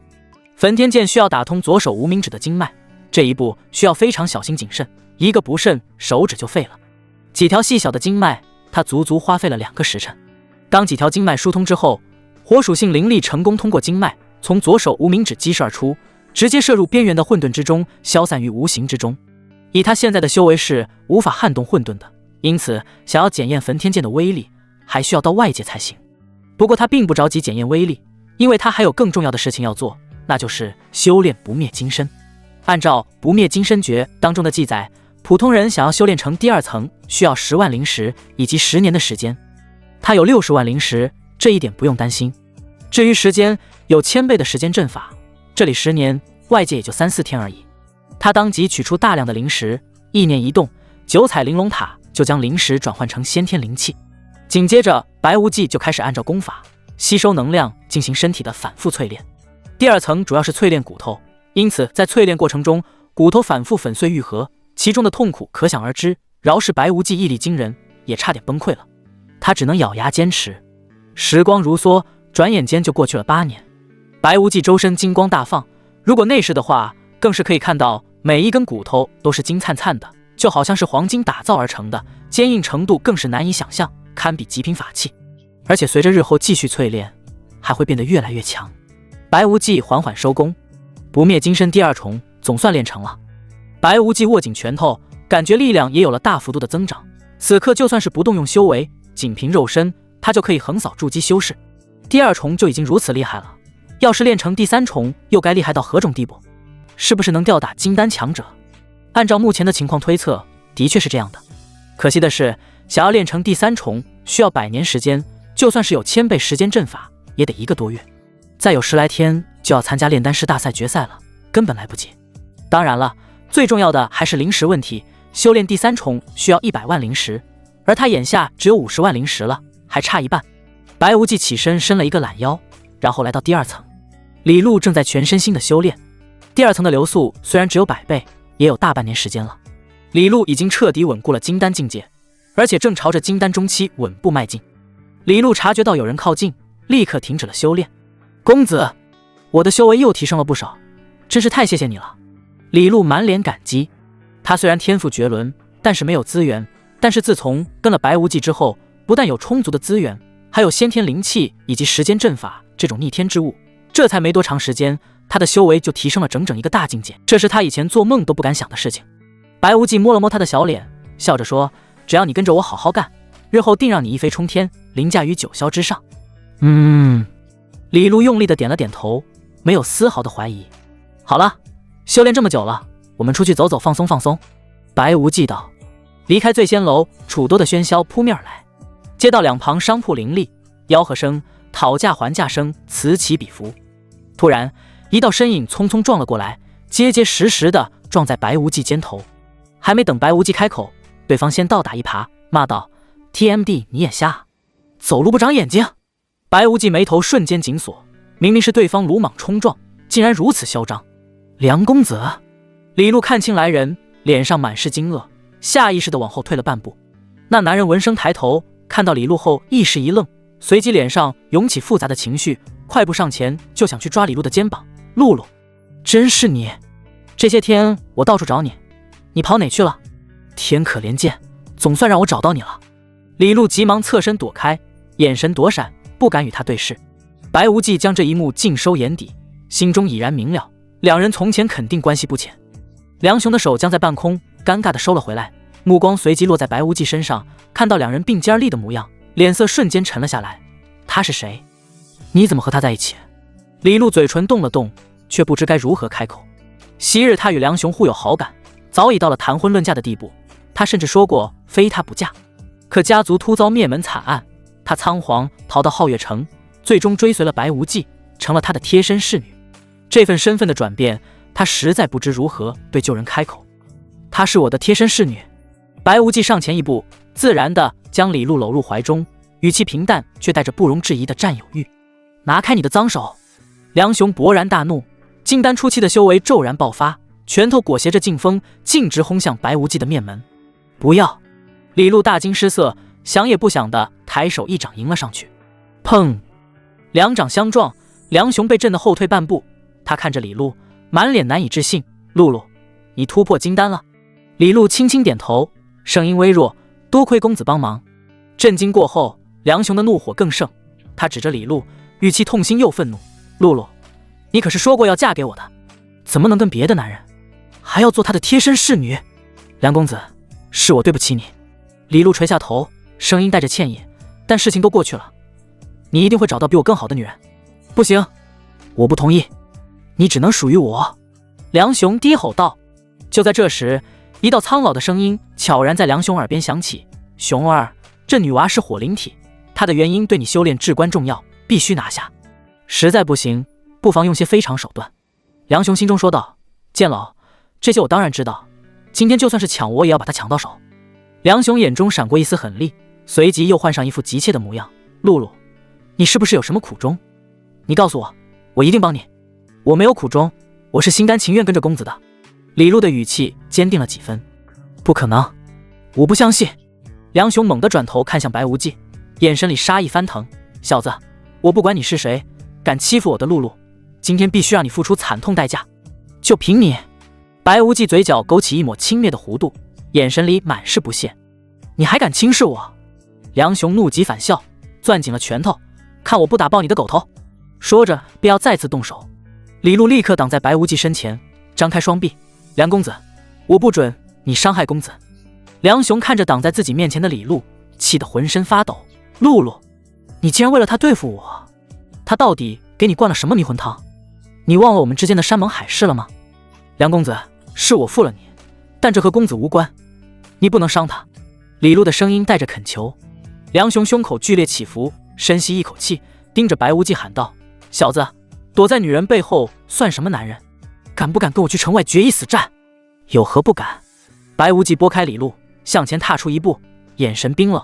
既然你想死，我便成全你。公子，不可啊！李璐急忙拉住他的衣袖。白无忌转头看向他，语气带着几分恼怒。如果你真的还喜欢他，现在就可以跟他走，我绝不阻拦。公子，你误会了。李璐连忙解释，眼眶微微泛红。曾经我的确喜欢他，但现在我心里只有你，我已经是你的人了。我只是担心他会伤害你，就凭他还伤不了我。白无忌拍了拍他的手，语气笃定。李璐见劝说不动，只能转向梁雄，苦口婆心地说：梁公子，我们之间真的不可能了，你收手吧，以后我们或许还能做朋友。朋友？梁雄嗤笑一声，眼神决绝。你只能属于我，谁和我抢，我就杀谁。今天我必须杀了他。不多时，几人便来到了城外的一片空地上。这里四下无人，正是动手的好地方。梁雄从空间戒指中取出一把泛着寒光的灵气长剑，剑尖斜指地面，下巴微抬，满脸不屑地看着白无忌：小子，亮出你的武器吧，我让你3招，免得说我欺负你。如你所愿。白无忌手腕一翻，破魂刀出现在手中。这把下品灵器还是从张成龙那里收缴来的，他用着并不顺手，只是他刚刚迈入金丹境界，还没来得及寻找材料祭炼本命法宝，只能先将就着了。梁雄瞥了一眼破魂刀，眼中的轻蔑更甚，他勾了勾手指，语气嚣张：小子，尽管放马过来，今天我就让你知道，你这种废物和我这天才之间有多大的差距。白无忌也懒得和他废话，脚踩流光步，瞬间就到了梁雄面前，金属性金丹疯狂运转，然后一刀狠狠地劈了下去。金色刀芒裹挟着破空锐响，尚未及身，梁雄便觉一股沉猛威压扑面而来，让他呼吸都滞涩了半分。他虽瞧出白无忌是金丹初期，却毫无畏惧，体内金丹急速转动，手臂青筋暴起，长剑横举于胸前，妄图应接这一击。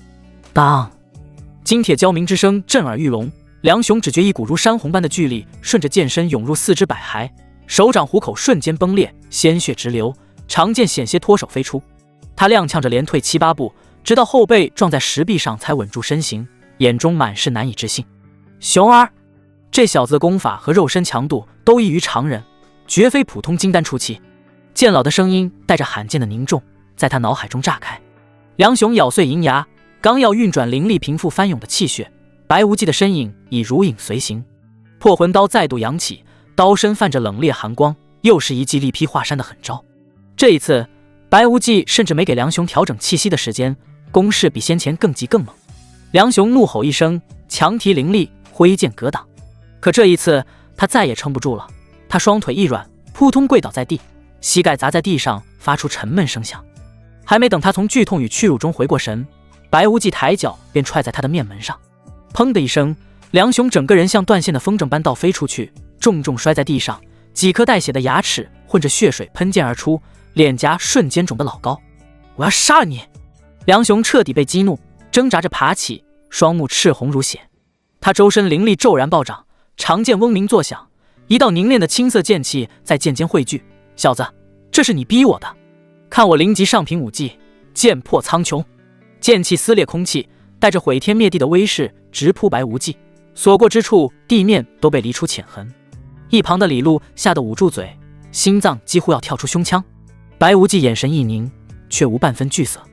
他手腕一翻，收起破魂刀，同时伸出左手拇指，指尖瞬间凝聚起璀璨夺目的金色灵光，金丹之力顺着经脉疯狂涌入指端，周遭空气都因这股凝练的力量泛起涟漪。破穹剑，去！话音落下，一道璀璨的金色剑气自指尖激射而出，裹挟着刺破苍穹的威势，迅如闪电，沿途留下刺耳的锐啸。只听轰一声巨响，两道剑气在半空相撞，青色剑气竟如纸糊般瞬间崩碎，金色剑气于是不减，噗的一声狠狠刺入梁雄的肩膀。梁雄惨叫一声，鲜血喷涌而出，再次倒飞出去，重重砸在地上。他挣扎着撑起上半身，肩膀的剧痛让他浑身颤抖，却死死盯着白无忌。不可能，我武道双修，怎会输给你这无名之辈？那眼神里的怨毒与不甘几乎要凝成实质。白无忌缓步走近，眼神淡漠如冰，显然没打算留活口。公子，手下留情！李璐见状急忙冲上前，跪在了白无忌面前，语气带着急切，请你看在我的面子上饶他一次吧，他已经重伤，再也不敢惹你了。白无忌说，好，看在你之前尽心尽力的份上，这次我就给你一个面子，下不为例。李璐急忙道谢，多谢公子。随即看向梁雄，语气急切地说，梁公子，公子已经答应饶你一命了，你快走吧。梁雄挣扎着爬起来，擦掉嘴角的血迹，目光死死盯着白无忌，不甘地说道，今天我认栽了，不过并不是你有多厉害，只是你比我大几岁，多修炼几年罢了。30年河东30年河西，莫欺少年穷。30年河东30年河西，莫欺少年穷。白无忌听到这话，心里顿时咯噔一下。作为一个穿越者，这话他实在是太熟悉了。难不成这家伙是气运之子？白无忌仔细打量梁雄，18、19岁的年纪，却透着一股少年老成的沉稳，脸上满是倔强之色，越看越像传说中身负大气运的主角，搞不好魂海里还住着一个老家伙。这念头一出，他心中再次杀意涌现。若是普通人，放他一马也无妨，可若是气运之子，一旦放虎归山，日后必定后患无穷。李璐见他眼神变冷，连忙抓住他的胳膊哀求，公子，你答应过我不杀他的。白无忌眼神坚定，我是答应过你，可是我现在反悔了。公子，求求你了，你就饶了他这一次吧。李璐眼眶泛红，我保证绝对不会再有下一次了。如果他下次还敢招惹你，无需你动手，我亲手杀了他。可白无忌依旧不为所动，梁雄这个隐患太大，必须铲除。梁雄见状，硬气的开口，露露，你用不着求他，就他还杀不了我，是吗？白无忌露出一抹冷笑，当即催动体内金火2颗金丹的能量，打算一击必杀。梁雄感受到白无忌身上骤然暴涨的恐怖气息，脸色巨变，急忙在心中呼喊，剑老，只能靠您了。罢了，老夫就拼着元气大伤，帮你解决了这个小兔崽子。一道苍老的声音在梁雄脑海中响起。几乎在同一时间，梁雄身上的气息开始疯狂攀升，比之前强盛了好几倍。灵魂体！白无忌敏锐地察觉到一股强大的灵魂波动，顿时吃了一惊。还真让他猜中了，这家伙10有8九就是气运之子。梁雄脸上露出嚣张的笑容，小子，原本我还想让你多活几天，是你自己非要找死。既然如此，那老子就成全你，去死吧！话音未落，梁雄一剑劈出，青色剑气凌然破空，直逼白无忌面门。公子小心！李璐眼中满是担忧，惊呼出声。白无忌却面不改色，反而露出一抹冷笑，紧接着催动第3颗金丹，周身气息再度猛然攀升。他伸出左手，拇指与无名指并立，一金一红2道剑气瞬间激射而出，霎时间剑气纵横，热浪滔天，仿佛要摧毁眼前的一切。轰！一声惊天动地的巨响过后，青色剑气轰然爆碎，恐怖的能量余波将梁雄狠狠轰飞出去。梁雄在空中狂喷一大口鲜血，重重摔落在地，眼中写满了震惊与不敢置信。雄儿快跑，这小子太邪门了。剑老虚弱的声音在他脑海中响起，显然刚才的出手让其损耗极大。梁雄这才第一次感到了深入骨髓的恐惧，他挣扎着爬起来，转身就往远处逃窜。想跑？没这么容易。白无忌自然不会放虎归山，当即运转身法追了上去。然而接下来的一幕让他大跌眼镜，梁雄脚踏虚空，速度快如闪电，远超他的流光步。很显然，这是一门极为厉害的身法武技。白无忌瞬间傻眼了，这让他怎么追？不过他很快便释然了，气运虽虚无缥缈，却真实存在。梁雄身为气运之子，若没点底牌才说不过去，而想要击杀气运之子，唯有先掠夺他的气运。李路本应是属于梁雄的机缘，如今被自己截胡，理论上已是掠夺了他的气运。刚才击败他，想必也算一份。若是能做到见一次揍一次，此消彼长之下，用不了多久就能让他一蹶不振，到时候再杀他便易如反掌。公子，刚才是怎么回事？你们两个的实力怎么突然间都变得那么恐怖？李路走上前来，满脸震惊地问道。白无忌收回目光，淡淡说道：那家伙身体里住着一个强大的灵魂体，刚才是那灵魂体出手了。至于我，那是我的秘密，该让你知道的时候自然会让你知道。经此一事，白无忌也没了继续逛街的兴致，便带着李路一同返回住处。刚到门口就碰到了等候在此的金老。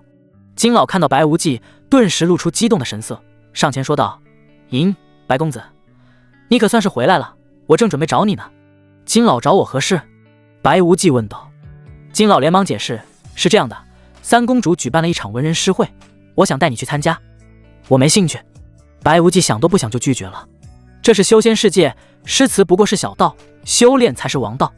金老却不放弃，急忙劝道：白公子，你先别急着拒绝，听我把话说完。三公主是皇帝最疼爱的女儿，也是本届炼丹师大赛决赛的主裁判。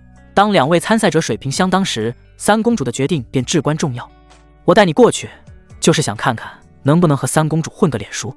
金老又靠近白无忌，小声说道：我偷偷告诉你，三公主可是楚都第一美人，你就不想见见吗？好意心领了，不过我真的没兴趣。白无忌依旧不为所动，有这时间还不如留在住处精研炼丹术。如今他已迈入金丹境界，只要给他些时日，晋升4品炼丹师绝非难事。至于楚都第一美人，作为一个正常男人就不可能不感兴趣。不过他有自知之明，像公主那种大人物可不是普通人能够染指的，既然如此，还不如不见。金老脸上露出惋惜之色，轻轻摇头道：那真是太可惜了，原本还想让你见识一下空明石呢。什么？空明石？白无忌的眼睛顿时就亮了。这空明石可不是寻常材料，乃是修仙界中极为罕见的高阶炼器之宝。它最出众的便是极强的兼容性，能将多种属性相悖的材料完美融合，避免炼制时出现崩裂隐患，同时还能作为能量容器，储存海量灵力。更关键的是，若在祭炼本命法宝时加入此物，能大幅提升法宝的成长上限，让其随主人修为提升不断进化，潜力远超普通本命法宝。就像那些顶尖修士的本命兵器，往往都因掺入了此类奇材，才能从初阶法宝一路成长为毁天灭地的利器。只可惜空明石太过稀有，即便是在大型方式偶有出现，价格也高得令人啧舌，动辄便是几十万甚至上百万灵石，绝非普通修士能企及。白无忌此前也只在古籍中见过记载，从未想过能有机会得见实物。哪里有空明石？他急切地追问。金老见状，脸上的惋惜转为了然的笑意。三公主举办的这场文人诗会，最高奖励便是一块空明石，只要能在诗会上拔得头筹，成为魁首，就能将这块宝物直接拿走。原来是这样。白无忌抹擦着下巴，眼中金光闪烁。既然如此，那这诗会我非得去见识一下不可。金老笑着捋了捋胡须，看来白公子对空明石也很感兴趣啊。这等能决定本命法宝潜力的至宝，又有几人会不感兴趣呢？白无忌坦然承认，换做任何一个有追求的修士，面对空明石都不可能不动心。说的是。金老深以为然的点头。这宝物价值连城，消息一传出去，不知会吸引多少人趋之若鹜，竞争必然激烈。只可惜你我都是修炼为仙的粗人，与诗词一道一窍不通，到了那里恐怕也只有看热闹的份。那可未必。白无忌露出一抹意味深长的笑容。金老眼中闪过一丝讶异，拱手问道：莫非白公子对诗词一道也有研究？略懂一二。白无忌嘴角扬起一抹自信的笑容。要说武道修为，他暂时比不过旁人，可论诗词，身为穿越者的他，随便拈来2首唐诗宋词，便能轻松拔得头筹。金老府虚一笑，那我就祝白公子旗开得胜了。说罢，3人不再多言，一同朝着文轩阁的方向走去。与此同时，文轩阁顶层的雅间内，檀香袅袅，沁人心脾。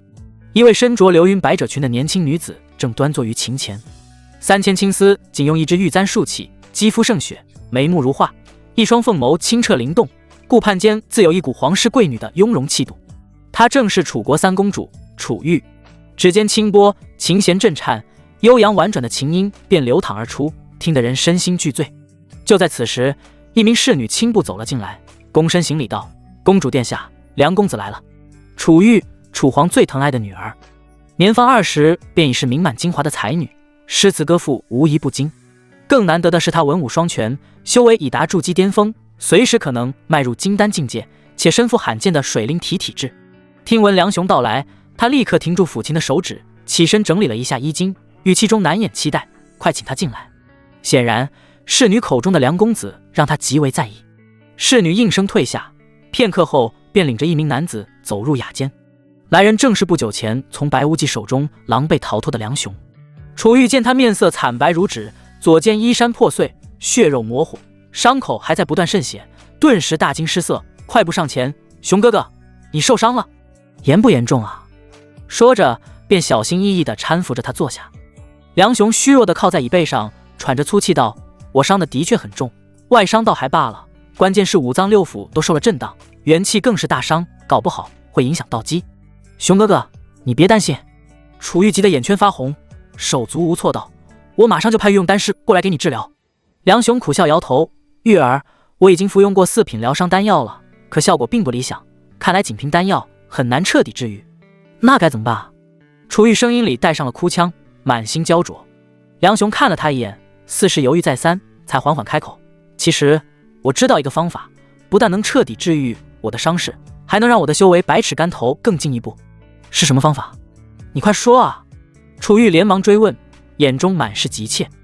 梁雄压低声音，故作艰难地说道：“我修炼的功法颇为特殊，若是能与灵体女子双修，便能借助灵体之力阴阳互济，修复损伤，精进修为。”啊！楚玉闻言，脸颊瞬间涨得通红，像熟透的苹果，眼神慌乱地移开，手足无措，显然没料到是这样的方法。梁雄见状，心中暗喜，面上却露出苦涩的笑容，叹了口气：“其实这方法说了也等于没说，灵体女子世所罕见，即便真有，我也不能做对不起你的事。这辈子除了你，我绝不会碰别的任何女人。”这番话瞬间击中了楚玉的心，他感动不已，抬眸看向梁雄，眼神中带着羞赧与坚定：“熊哥哥，其实我就是灵体，水灵体。”“什么？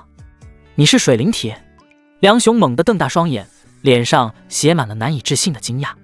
当然，这全是他装出来的，因为他早就知道楚玉的体质。“熊儿，你这演技越发精湛了。”渐老的声音在他脑海中响起，带着一丝戏谑，3言2语就把这小姑娘哄得感动不已，估计很快就要主动现身了。等你吸取了他的原因，修为必定能突破至金丹中期。梁雄心中得意不已，他出身草根，能有今日全靠算计，只要拿下楚皇最宠爱的女儿，得到皇室的全力培养，他定能一飞冲天，翱翔9天。楚玉并未察觉他的异样，见他如此惊讶，心中既有几分得意，又有些娇羞，轻轻点了点头。梁雄却立刻收起惊讶，眉头紧锁，语气坚决：“不行，就算你是水灵体，能治愈我的伤，我也不能牺牲你的清白，我不能这么自私。”楚玉连忙握住他的手，眼神真挚而恳切：“熊哥哥，我愿意的。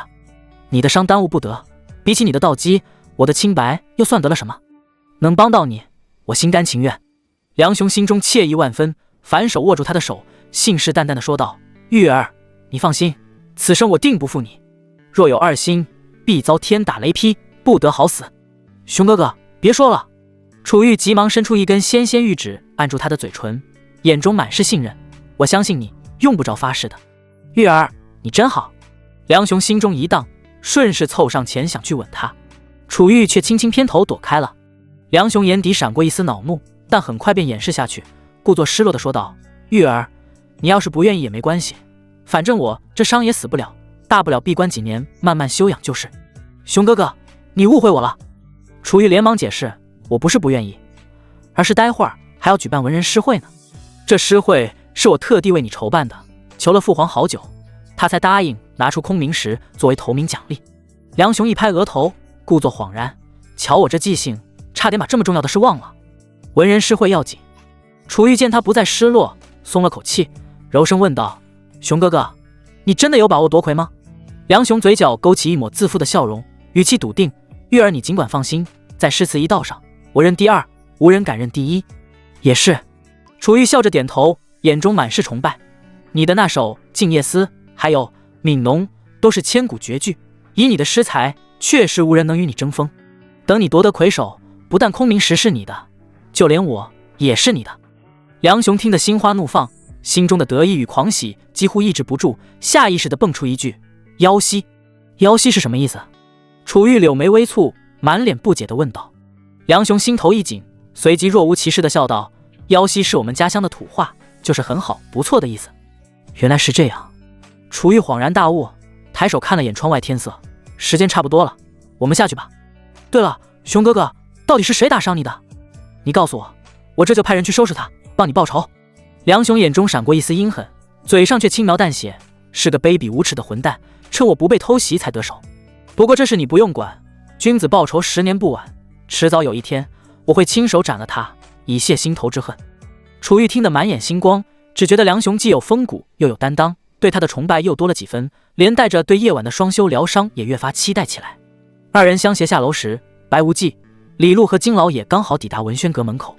只见阁前人头攒动，喧闹不已。门口的侍者正高声喊道，各位，诗会场地有限，需缴纳100方能入内，还请诸位海涵。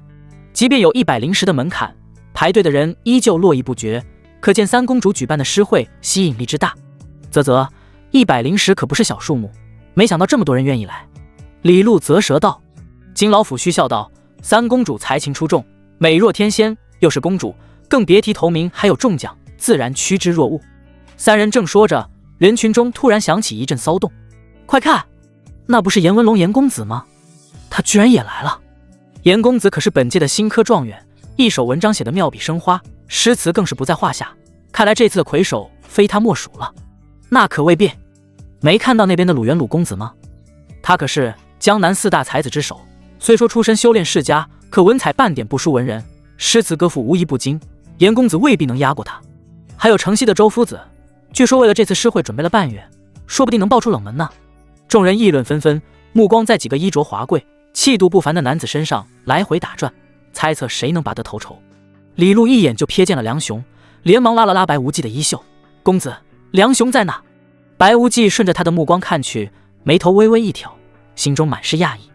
这梁雄刚才被他打得重伤濒死，五脏六腑都受了损，不找地方闭门疗伤，居然还有闲情逸致来参加文人诗会，着实奇怪。他眼底闪过一丝杀意，若不是在这都城之中，他真想立刻上前了结了对方。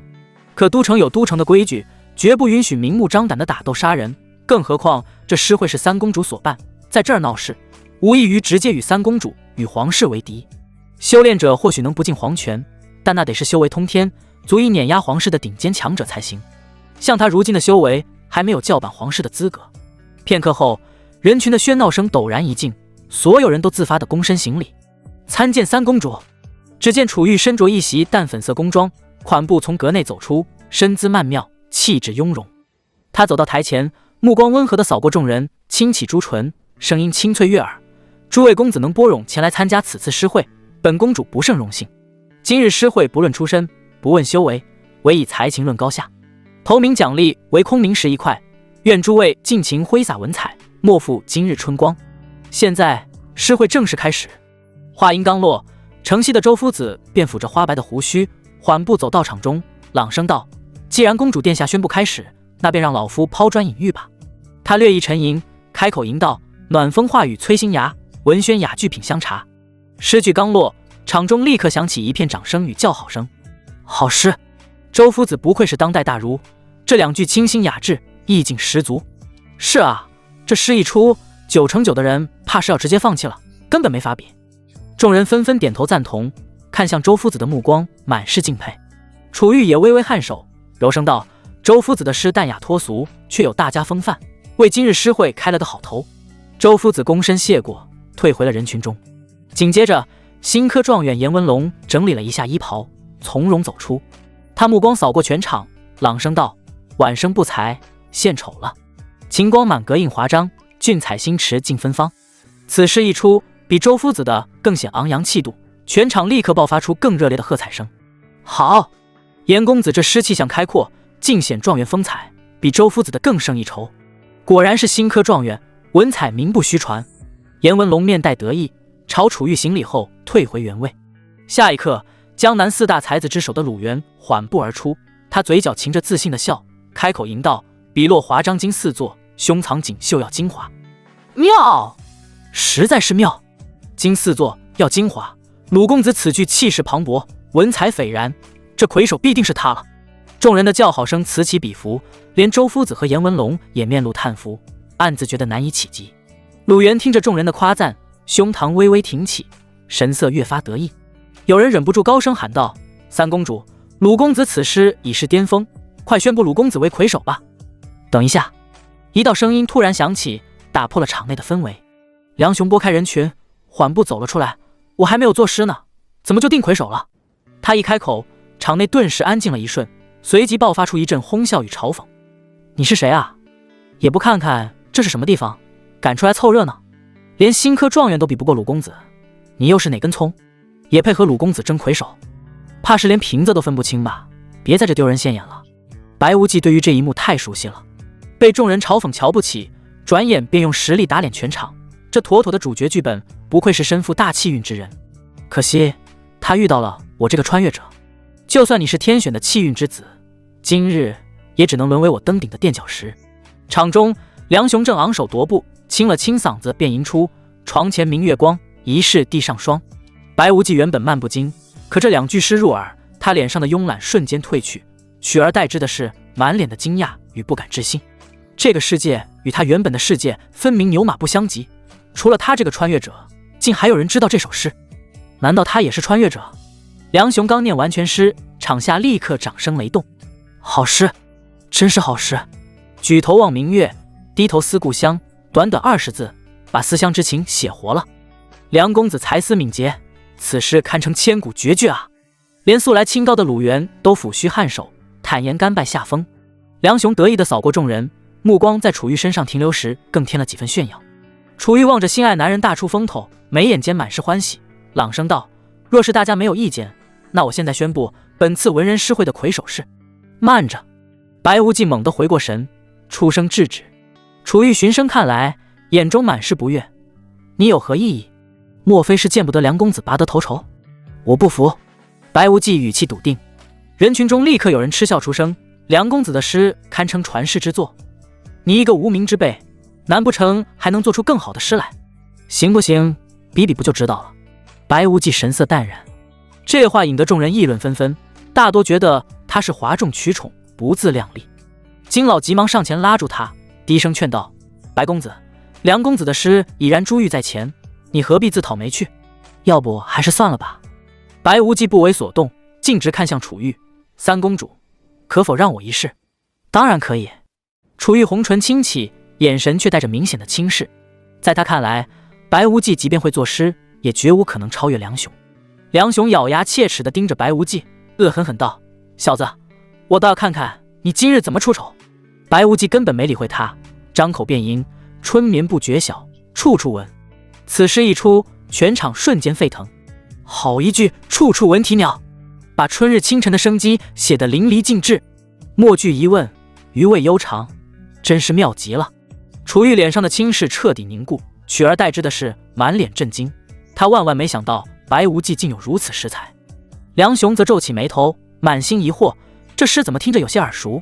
可他本就不懂诗，只觉得字句简单，当即冷哼：“你的诗虽还算顺口，但比起我的差得远了。”此言一出，人群立刻分成两派，一派附和梁雄，称静夜思意境更深；另一派则认为两首诗各有千秋，难分高下。最终决定权仍在楚玉手中，他定了定神，开口道：“白公子的诗也算佳作，但比起梁公子的还是稍逊一筹，所以我宣布。”慢着！白无忌再次出声打断，目光直视楚玉。三公主，但凡懂事之人都该知晓，我的诗并不比他的差。楚玉眼中寒光骤然闪烁，语气冰冷刺骨。白无忌，你这是在说本公主故意偏袒梁公子，有失公允吗？大胆，竟敢质疑三公主！不过是运气好凑出几句诗，真当自己是诗仙了？藐视皇室，此等狂徒当重重责罚！瞬间，无数讨伐声涌向白无忌，场内气氛瞬间紧张到了极点。楚玉的目光在白无忌身上停留片刻，那眼神中的寒意几乎要将人冻结。白无忌，本公主念你初犯，若此刻退下谢罪，此事便作罢；否则，休怪本公主以藐视皇室论处。周遭的空气仿佛都凝固了，所有人都认定白无忌会识趣的退缩，毕竟对抗公主的后果无人能承受。然而，白无忌却是毫无畏惧，看向梁雄，道：“敢不敢和我再比一比？”白无忌看向梁雄，眼神里带着一丝挑衅，朗声道：“梁雄，方才不过是热身，敢不敢和我再比一场？”梁雄正为方才的胜利暗自得意，闻言下巴一扬，满是不屑：“我有何不敢？你且竖起耳朵听好了。锄禾日当午，汗滴禾下土。”谁知话到嘴边，后半句却像被吞进了肚子里，怎么也想不起来。梁雄急得抓耳挠腮，穿越前他不过是个略懂华夏文化的倭国人，这首诗也是偶然记下，此刻关键节点卡壳，大脑一片空白。一旁的楚玉也满脸不解，熊哥哥明明对自己做的诗烂熟于心，今日怎会突然忘词？他悄悄运转真气，正想传音入密提醒，白无忌却突然开口，声音清晰传遍全场：“谁知盘中餐，粒粒皆辛苦。”对，没错，就是谁知盘中餐，粒粒皆辛苦。梁雄如蒙大赦，连忙接话，可下一秒他猛地回过神，指着白无忌惊道：“你怎么知道？”楚玉亦是满脸震惊，美眸中满是疑惑。这首诗是梁雄私下写给他的，从未对外流传。白无忌是从何处得知的？白无忌看着两人震惊的模样，忍不住笑出声，语气里的嘲讽毫不掩饰：“梁雄啊梁雄，你还真是够无耻的，竟敢当众抄袭！”抄袭？梁雄脸色骤变，厉声反驳：“你胡说，这明明是我自己做的诗。”怕是未必吧。人群中立刻有人低语：“方才他明显卡壳了，还是白公子接下去的，说不定这诗早就存在了。”对啊，哪有自己做的诗还记不全的道理？质疑声此起彼伏，梁雄顿时慌了神：“我没有抄袭。”他慌乱地看向楚玉，语气带着恳求：“玉儿，你一定要相信我啊！”楚玉立刻上前一步，挡在梁雄身前，看向白无忌冷声道：“熊哥哥绝非抄袭之人，这首诗是他先前所作，方才不过是一时紧张忘词罢了。倒是你，不知从哪偷看来的诗句，竟敢反咬一口。”白无忌无所谓的耸耸肩，他是不是抄袭，其实也无所谓了。反正刚才那首诗他只说了一半，接下来该轮到我了。楚玉冷哼一声，眼神里满是轻蔑，就算只有一半，那也是意境深远的佳作，非寻常诗词可比。除非你能再做出一首千古绝句，否则这场比试仍是你输。没问题。白无忌想都没想，一口答应。这可是你说的。楚玉生怕他反悔，立刻追问：若是做不出千古绝句，你就得当众承认不如熊哥哥，并且向他道歉。周围众人也纷纷议论起来，都觉得白无忌太过冲动，千古绝句可遇不可求，哪能说做就做？白无忌却毫不在意，略微垂眸思索片刻，随即抬眸朗声道：“风急天高猿啸哀，主卿。”仅仅一句出口，全场瞬间鸦雀无声，所有人都被这突如其来的雄浑意境震撼住了。楚玉、鲁渊等懂事之人更是瞳孔骤缩，这诗句的水准不仅远超前面几首，甚至颠覆了他们对诗词的认知。片刻后，不知是谁先反应过来，高声赞道：“好诗，真是好诗啊！此等佳作，当为千古绝唱。”赞叹声此起彼伏，众人看向白无忌的目光已满是敬佩。白无忌无视周围的喧闹，目光直直落在梁雄身上，淡淡开口：“你输了。”八嘎！梁雄气急败坏，脸色涨得通红，却一句话也反驳不出。原来是倭国狗熊！白无忌瞬间明了。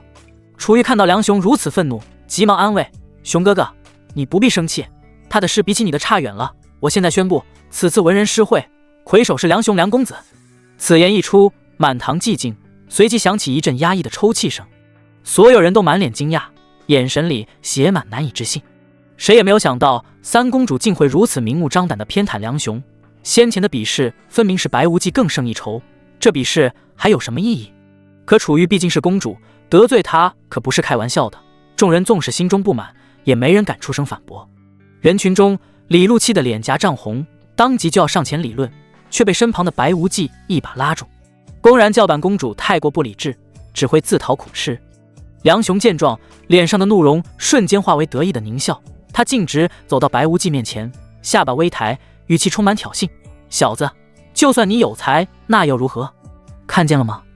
只要我一句话，三公主什么都听我的，包括杀了你。”白无忌面色微变，他如今根基未稳，若楚玉真要对付他，他恐怕只能暂避锋芒。就在这时，梁雄俯身凑到他耳边，用只有两人能听见的声音，阴恻恻地说：“放心，我不会让公主出手的。今晚我要和公主双修，等我吸取了她的元婴，不但能伤势痊愈，修为还能更进一步。到时候我会亲手杀了你，让你知道得罪我的下场。”白无忌依旧没有说话，可心底却悄然升起一个疯狂的念头。梁雄又转头看向一旁气呼呼的李璐，眼神怨毒，同样压低声音啐道：“还有你这小贱人，竟敢背叛我！等你落在我手里，看我怎么收拾你！”白公子，李小姐，我们回去吧。金老见气氛不对，连忙上前打圆场。白无忌点了点头，转身跟着众人往外走。可走到半路，他忽然停下脚步，对身旁的李璐和金老说：“我突然想起来还要去买点东西，你们先回去吧。”公子，我陪你一起去吧。李璐连忙说道：“不用了，我想一个人逛逛，很快就回。”待两人走远，白无忌立刻改变方向，快步来到一家商会。他迅速挑了一套小厮的衣服以及易容粉、粘合剂等需要的东西，付了钱便匆匆离开。出了商会，他绕到文轩阁附近的僻静小巷，找了个隐蔽角落，快速换上小厮的粗布衣衫，又拿出易容工具，对着随身携带的小铜镜摆弄起来。这易容术是原主学的旁门技巧，他以前总觉得无用，没想到今日竟派上了大用场。片刻后，镜中已然换成了一张陌生的普通小厮面孔。白无忌整理了一下衣襟，大摇大摆地朝着文轩阁走去。守门的仆役见他穿着内部人员的服饰，并未多加盘问，任由他走了进去。他的目标很明确，文轩阁顶楼。由于易容成了内部小厮，一路上遇到的仆役、侍女都未曾起疑，他畅通无阻地来到了顶层楼梯口。顶层异常安静，似乎空无一人。白无忌走到那扇精致的雕花门前，轻轻敲了敲门。进。门内传出楚玉清脆的声音。白无忌低着头，弓着腰，一副恭顺的模样走了进去。只见楚玉正坐在桌边，拿着一个小玉瓶，小心翼翼地给梁雄上药。启禀公主，太子殿下派人来说他到了，正在楼下等着，让小的请您下去一趟。白无忌刻意压低了声音，模仿着小厮的语调。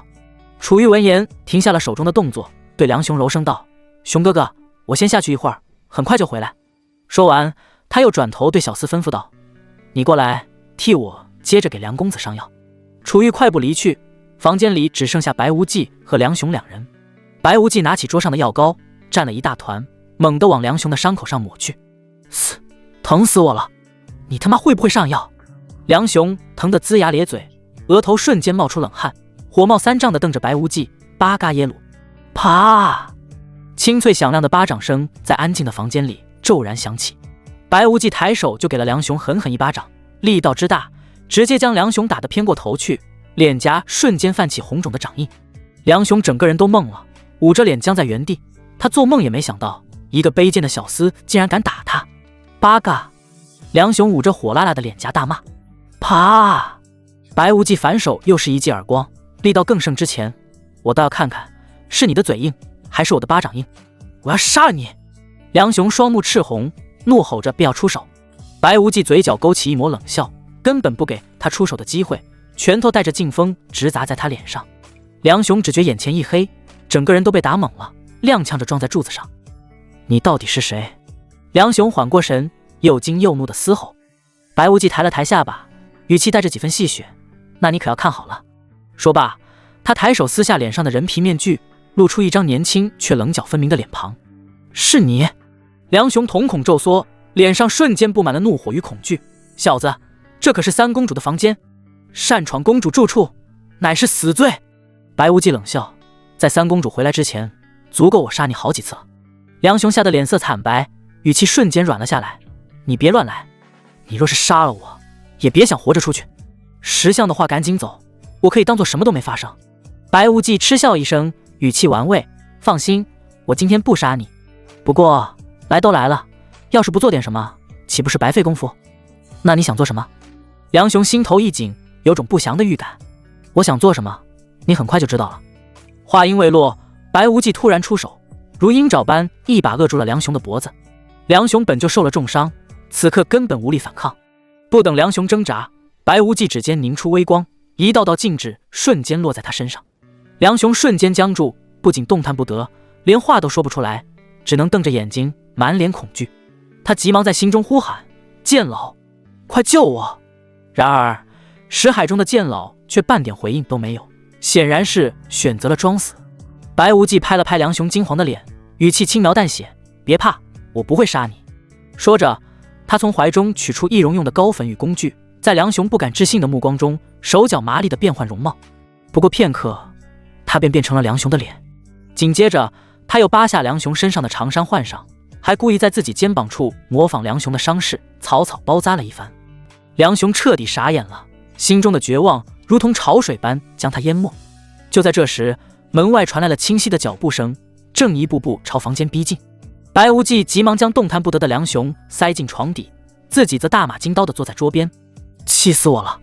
随着一声怒喝，雕花门被猛地推开，楚玉怒气冲冲地走了进来，脸上满是愠怒，胸口因剧烈喘息而起伏不定。怎么啦？谁惹你生气了？白无忌立刻收敛心神，刻意模仿着梁雄的声音与语气。还不是刚才那个小厮啊！楚玉咬牙切齿地说道，他竟然敢编造太子的名义骗我下去，真是好大的胆子。对了，他人呢？他走了，你没看见吗？白无忌故作疑惑地反问。没有。楚玉气呼呼地坐到桌边，拿起茶杯猛灌了一口。下次让我见到他，非扒了他的皮不可。好了，别生气了，气坏了身子可不值得。白无忌自然地拉起他的柔仪，手腕微微用力一拉，楚玉重心不稳，顺势便跌坐在他的腿上，身上的淡香瞬间萦绕在他的鼻尖。他象征性地挣扎了一下，便温顺地靠在了他的肩头，眼中的怒火也消散了大半。两人四目相对，空气中仿佛有暧昧的火花在悄然滋生，彼此凝视，呼吸也渐渐变得急促。他缓缓俯身，楚玉闭上双眼，两人的唇便轻轻贴在了一起。起初只是轻柔的触碰，很快便变得灼热而激烈。白无忌拦腰将楚玉抱起，楚玉双臂环绕着他的脖颈，主动加深了这个吻。他脚步沉稳地走向床边，将他轻轻推倒在柔软的颈背上，随即俯身压了上去。衣衫一件件被褪去，扔落在床前的地毯上，最后连一件精美的绣花肚兜也飘落在床边，触目惊心。床底下，梁雄被禁制束缚，动弹不得，只能死死地瞪着上方的床板，心中的愤怒如同火山般即将喷发。他在心中疯狂咆哮，每一根神经都在颤抖。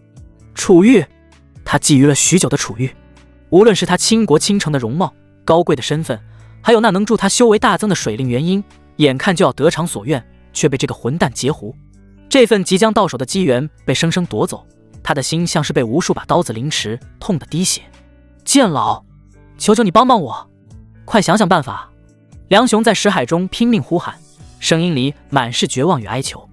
剑老虚弱的声音带着一丝无奈与后怕：雄儿，没用的，这小子实力太强，上次为了救你，我已经被他打得元气大伤，险些魂飞魄散。若是再强行出手，我必死无疑，到时候谁还能帮你？难道就让我眼睁睁看着他欺负我的女人吗？梁雄几乎要疯了，愤怒与不甘充斥着他的胸膛。雄儿，男子汉大丈夫，能屈能伸。剑老劝道，况且你也看不见，就当什么都没发生。可是我能听见啊，我听得清清楚楚。梁雄歇斯底里的怒吼，再不阻止就真的来不及了。那床上传来的细碎声响，每一声都像重锤般砸在他的心上，让他激欲发狂。忍忍吧，雄儿。剑老的声音带着一丝疲惫，留得青山在，不怕没柴烧。今日之辱，日后定能百倍奉还。我不甘心，我不甘心啊！梁雄在心中发出无声的嘶吼，眼眶因极致的愤怒与屈辱而布满血丝，却是无能为力，承受着这锥心刺骨的折磨。与此同时，床上却是另一番光景。两人已然坦诚相见，楚玉将脸颊埋在白无忌颈间，浑身肌肤泛起诱人的粉晕，眼神中满是羞涩与期待。白无忌却并不着急，他清楚越是此刻越要沉住气。白天在诗会上憋了一肚子火，全都是拜眼前这个女人所赐，所以此刻多了几分狂野。楚玉不愧是名满京华的美人，肌肤在烛光下泛着莹润的光泽，再加上水灵体的缘故，更是嫩得仿佛一掐就能出水。身姿玲珑起伏，每一处曲线都恰到好处，引人遐思。伴随着一声压抑的闷哼，两人彻底融为一体，再也不分彼此。床榻轻轻晃动，锦被滑落，一世旖旎。床底下的梁雄虽然看不见上方的景象，可那清晰传入耳中的声响，却让他脑海中不由自主地浮现出各种不堪的画面，挥之不去，每一秒都如同在地狱中煎熬。这一夜对梁雄而言，无疑是一场漫长而残酷的煎熬，注定无眠。仇人就在头顶的床榻之上，几乎是当着他的面亵渎着他心心念念的女人。他能清晰地听见每一声喘息，每一句低语，那些声音像无数根毒针，密密麻麻地扎进他的心脏。可他被禁制所身，除了在心中疯狂嘶吼，无尽咒骂，什么也做不了。世界上最极致的痛苦莫过于此。他无数次在心中祈祷，祈祷这场可怕的噩梦能赶紧结束。可时间一分一秒的流逝，夜色褪去，天光破晓，直至日上三竿，床榻之上的动静非但没有停歇，反而有愈演愈烈的趋势。梁雄的精神防线彻底崩塌，整个人如同被抽走了所有力气，瘫软在地上，眼神空洞而绝望，只剩下深入骨髓的屈辱与恨意。床榻之上，楚玉早已没了最初的羞涩与期待，只剩下难以承受的娇喘与求饶。他浑身酸软无力，肌肤泛起潮红，连连讨饶：“熊哥哥，我不行了，真的不行了，放过我吧！”可白无忌心中积压的怒火尚未完全宣泄，加之楚玉的水灵体元婴对他凝结第4颗金丹至关重要，自然没有半分心慈手软。直至黄昏时分，才终于渐渐归于平静。白无忌缓缓起身，感受着体内涌动的精纯水灵元婴与温润的水属性能量，心中满意不已。只需再汲取几次，他丹田内那股水属性能量便能积累到凝结金丹的阈值，第4颗金丹指日可待。一旁的楚玉虚弱地躺在床上，发丝凌乱，肌肤却因滋养而泛着莹润的光泽。尽管被折腾得够呛，却也得到了白无忌的反馈——五行之气。这五行之气乃是白无忌五属性灵根所生，虽世人皆以五灵根为废体，女性修士更是避之不及，却不知这包罗万象的五行之气对修士的根基有着难以言喻的滋养之效。楚玉只觉一股温和而磅礴的能量在体内流转，之前的疲惫感瞬间消散大半，丹田处更是传来阵阵悸动。他立刻盘膝坐起，运转功法炼化这股能量。不多时，他周身便泛起淡淡的水光，气息开始飞速暴涨，冲破瓶颈的壁垒咔嚓作响，竟一举迈入了金丹境界。我突破了！楚玉猛地睁开眼，感受着体内全新的力量，脸上满是难以置信的狂喜。他不顾娇躯酸软，直接扑进白无忌怀里，声音带着激动的颤抖：“熊哥哥，我结丹成功了，我真的突破金丹了！”白无忌顺势揽住他的腰肢，指尖轻轻划过他光滑的脊背：“我家玉儿真厉害，这么年轻就迈入金丹境界，日后必定可以翱翔9天。这还要多亏了熊哥哥你。”楚玉仰着小脸，满眼崇拜地看着他：“要不是有你反馈的那缕五行之气，我就算闭关3个月，也未必能这么快突破金丹境界。”他忽然想起一事，疑惑地皱起眉：“对了，熊哥哥，我记得你是火木双灵根，怎么会有如此精纯的五行之气呢？”“这是因为我修炼的功法特殊。”白无忌早有准备，随口找了个借口：“熊哥哥，你也太厉害了！”楚玉满眼星星，在他脸上亲了一口。白无忌挑了挑眉，语气带着几分戏谑：“哦，你是指哪方面？”楚玉脸颊瞬间爆红，嗔怪地捶了他一下：“熊哥哥，你坏死了！刚才我差点被你折腾死。”床底下的梁雄听着两人旁若无人的打情骂俏，每一个字都像烧红的烙铁，烫得他五脏六腑都在抽搐，怒火攻心，肺都快炸了。他死死咬着牙，指甲深深嵌进掌心，在心中疯狂发誓：“白无忌，此仇不共戴天！迟早有一天，我一定要将你千刀万剐，碎尸万段，让你求生不得，求死不能！”玉儿，白无忌忽然开口，语气带着几分慵懒的笑意：“我想吃你亲手做的东西，你去帮我做点吧。”“好呀，我这就去。”楚玉立刻应下，手脚麻利地穿衣下床，满心欢喜地转身离开了房间。白无忌也慢悠悠地穿上衣服，伸了个大大的懒腰，浑身骨头发出咔咔的轻响，脸上是掩不住的惬意。不仅报了诗会被偏袒的仇，夺取了梁雄的机缘，还收获了水灵体元婴，简直一举多得。他转头看向床底，眼中的笑意瞬间褪去，取而代之的是冰冷的漠然。他走上前，弯腰一把将梁雄从床底下拽了出来。梁雄被静止束缚着，无法站立，瘫软在地，眼神却像淬了毒的刀子，死死盯着白无忌，满是怨毒与怒火。你要是再用这种眼神看着我，白无忌居高临下的看着他，语气平淡却带着刺骨的威胁，信不信我现在就杀了你？梁雄浑身一颤，那眼神中的杀意真实而浓烈，他毫不怀疑白无忌会说到做到。死亡的恐惧瞬间压过了愤怒，他脸色骤变，强压着心中的恨意，咬牙道：你的目的已经达到了，夺走了我的女人，你还想怎么样？空明石。白无忌言简意赅，伸出手拿出来。什么？梁雄如遭雷击，不敢置信地瞪大眼睛。你抢走了李禄，又玷污了玉儿，现在还想要我的空明石？你简直欺人太甚！砰！白无忌毫不客气，对着他的肚子就是一拳。剧烈的疼痛让梁雄弓起身子，像只煮熟的虾米，冷汗瞬间浸湿了衣衫。空明石原本就该是我的。白无忌的声音冰冷刺骨，若不是楚玉偏袒，轮得到你？识相的话就赶紧拿出来，不然……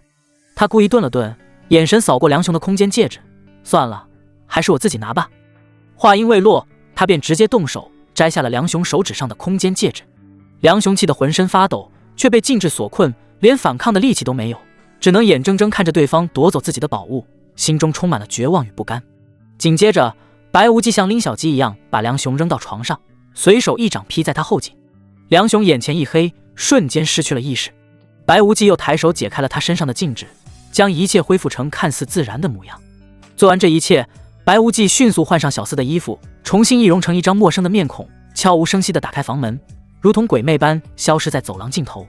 他没有杀梁雄，并非心慈手软，而是深知梁雄身负大气运，即便接连被他夺取机缘，折损气运，根基仍在，贸然下杀手，保不准会引发什么未知的变数，徒增麻烦。如今梁雄已对他构不成威胁，反而能替他背下今日之事的黑锅，暂时留他一命，未尝不是一件好事。没过多久，楚玉端着一碗热气腾腾的面回来了。他轻手轻脚地走进房间，看到梁雄躺在床上熟睡，便放下碗，轻声呼唤：雄哥哥，面煮好了，你快点起来吃吧。床上的人毫无反应。楚玉心中微微一紧，连忙上前轻轻摇晃了他一下，又喊了几声：雄哥哥，雄哥哥，你醒醒啊！梁雄这才悠悠转醒，脑袋还有些昏沉，刚一睁眼就看到楚玉那张关切的脸。可一想到不久前这个女人刚在这张床上被白无忌肆意蹂躏，他就觉得一阵恶心，一股无名火瞬间涌上心头，脸色变得极为难看。雄儿，切记不可冲动。剑老急忙在他识海中提醒，他的元婴虽然被人夺走了，但对你的修炼仍有帮助，更何况她是楚皇最宠爱的公主，稳住她，你才能获得皇室的资源扶持，才有机会报仇。剑老的话如同一盆冷水，浇灭了梁雄心中的怒火。他深吸一口气，强迫自己冷静下来，扯出一个略显疲惫的笑容：没什么，我只是有点累了。楚玉闻言，脸颊瞬间飞起一抹红霞，娇羞地低下头，轻轻捶了他一下：还不是因为你刚才那么生猛，把人家都快折腾散架了，你自己当然累了。梁雄听着这话，只觉得一股血气直冲头顶，差点当场发狂。这明明是白无忌做的好事，如今却要他来承受这份夸赞，可他只能打碎牙和血吞，这个锅他必须得背。他闭了闭眼，强压下心中的翻江倒海，含糊地应了一声，不敢再看楚玉的眼睛。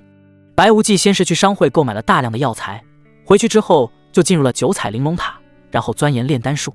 炼丹师大赛的决赛马上就要开始的，他必须在这之前晋升为4品炼丹师，只有这样才能确保夺冠。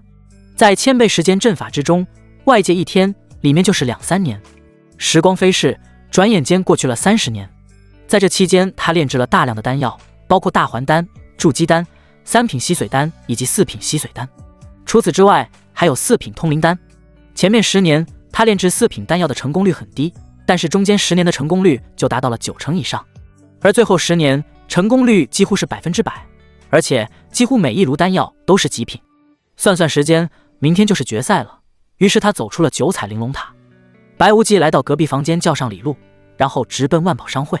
之前他购买了几十万灵石的药材，在九彩玲珑塔的30年里全部炼制成了丹药，眼下就是兑现的时候了。俗话说冤家路窄，这句话一点都没错。他和李禄刚到商会门口，竟然碰上了一个老熟人白无非。让白无忌惊讶的是，一段时间没见，白无非的修为竟然突飞猛进，不但成功筑基了，而且达到了筑基后期，显然是走了什么狗屎运，有了奇遇。不过白无忌并不放在心上，真正让他感兴趣的是和白无非同行的女人。这个女人看上去20多岁，成熟妩媚，身穿一袭淡黄色长裙，却也难掩她那凹凸有致的曲线。她的长相或许算不上倾国倾城，但是身材却是极品中的极品，妩媚至极。白无忌，是你？白无非看到白无忌之后，顿时火冒三丈。白无忌不但抢走了他的女人，还杀了他全家。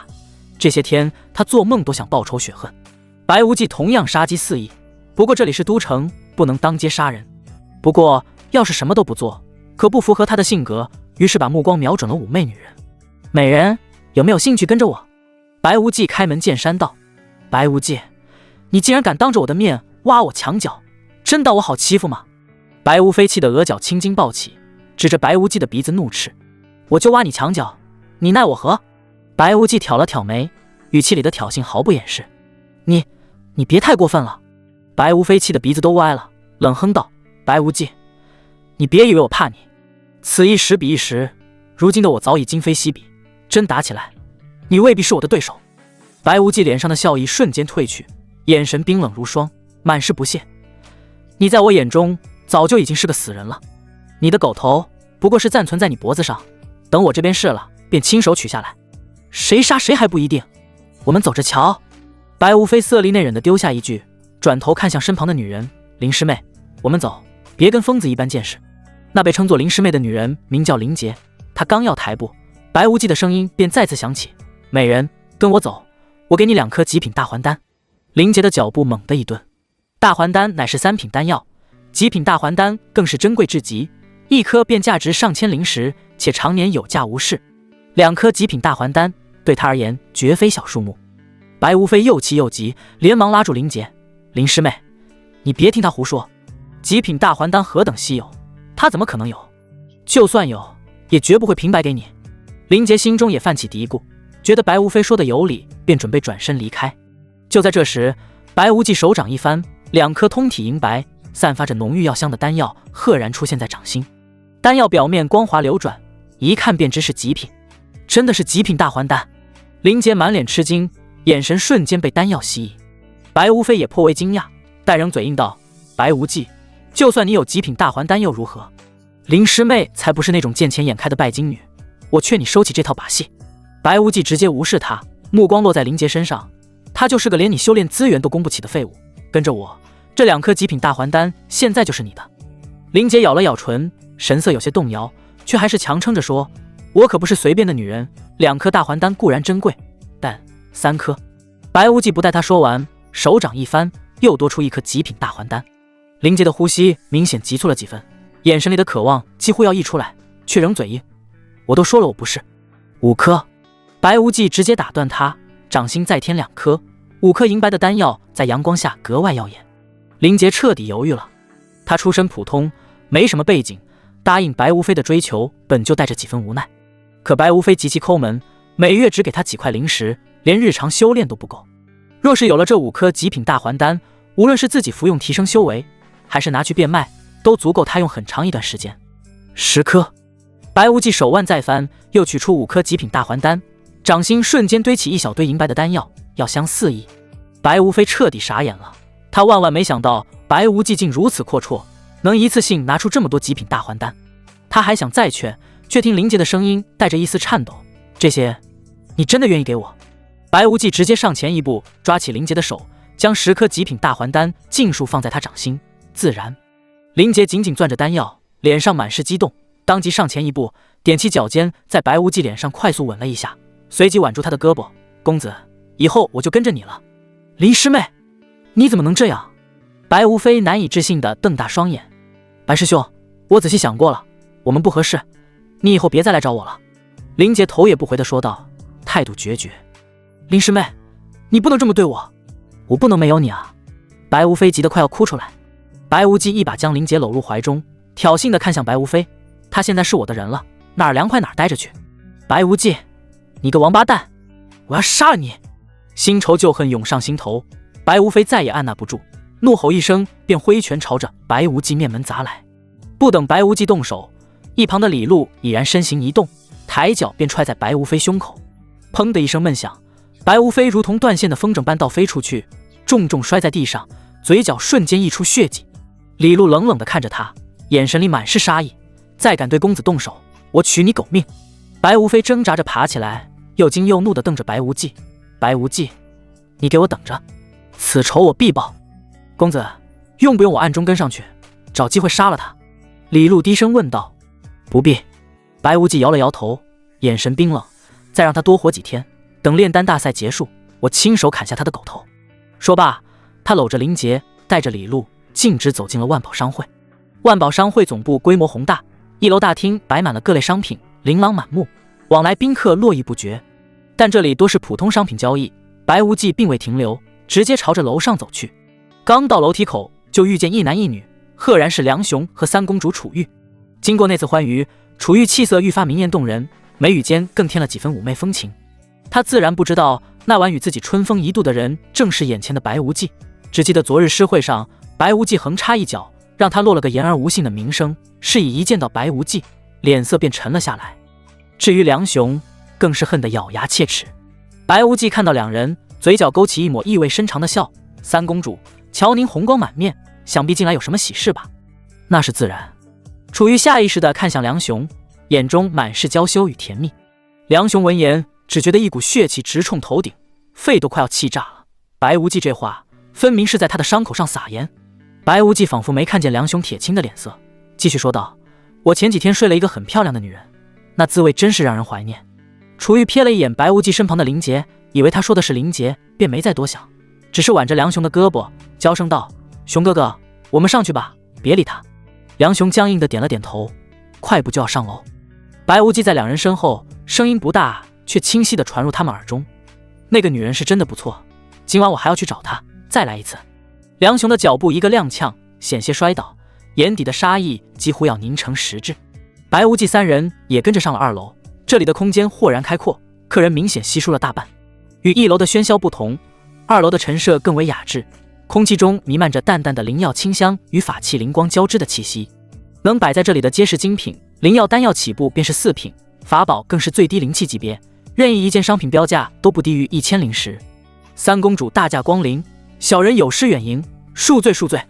一道谄媚的声音迅速传来，身着锦缎管事服的中年男子快步上前，脸上的笑容堆得几乎溢出来，正是这2楼的管事王坤。楚玉开门见山：你们这里可有4品吸髓丹？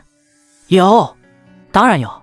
王管事立刻点头如捣蒜，殷勤的侧身引路：公主这边请，咱们专门有丹药柜台，保管合您心意。他带着楚玉和梁雄来到东侧柜台前，对着里面的掌柜说了一声。掌柜不敢耽搁，连忙取出3个精致的木盒，依次打开，盒内银光流转，2颗丹药色泽温润，泛着乳白光晕，另一颗则带着淡淡的金纹，灵气更为醇厚。公主，这3颗都是4品吸髓丹，2颗中品，1颗上品。楚玉转头看向梁雄，语气柔和：熊哥哥，你看这3颗吸髓丹怎么样？梁雄瞥了一眼丹药，嘴角撇了撇，语气带着几分不屑：这颗上品还马马虎虎能入眼，中品的我吃过不少，现在对我没什么用。若是有极品的或是5品吸髓丹，那才像样。王管事连忙陪笑道：梁公子说笑了，咱们楚国一共就2位5品炼丹师，一位是皇室供奉，另一位便是我们商会会长，这2位平日里极少开炉，即便偶尔炼制出高品丹药，也都是各大势力提前预定，根本流不到市面上。他顿了顿，又补充道：4品炼丹师虽有不少，但吸髓丹炼制难度极高，出炉的大多是下品和中品，这颗上品已是极为罕见的珍品了。熊哥哥，他说的没错，上品4品吸髓丹确实很难得了。楚玉轻声劝道。梁雄脸上闪过一丝不甘，最终也只能悻悻道：罢了，也只能如此了。就在此时，白无忌走上前，对着不远处正清点药材的掌柜淡淡开口：我有一笔大生意要谈，叫你们负责人出来。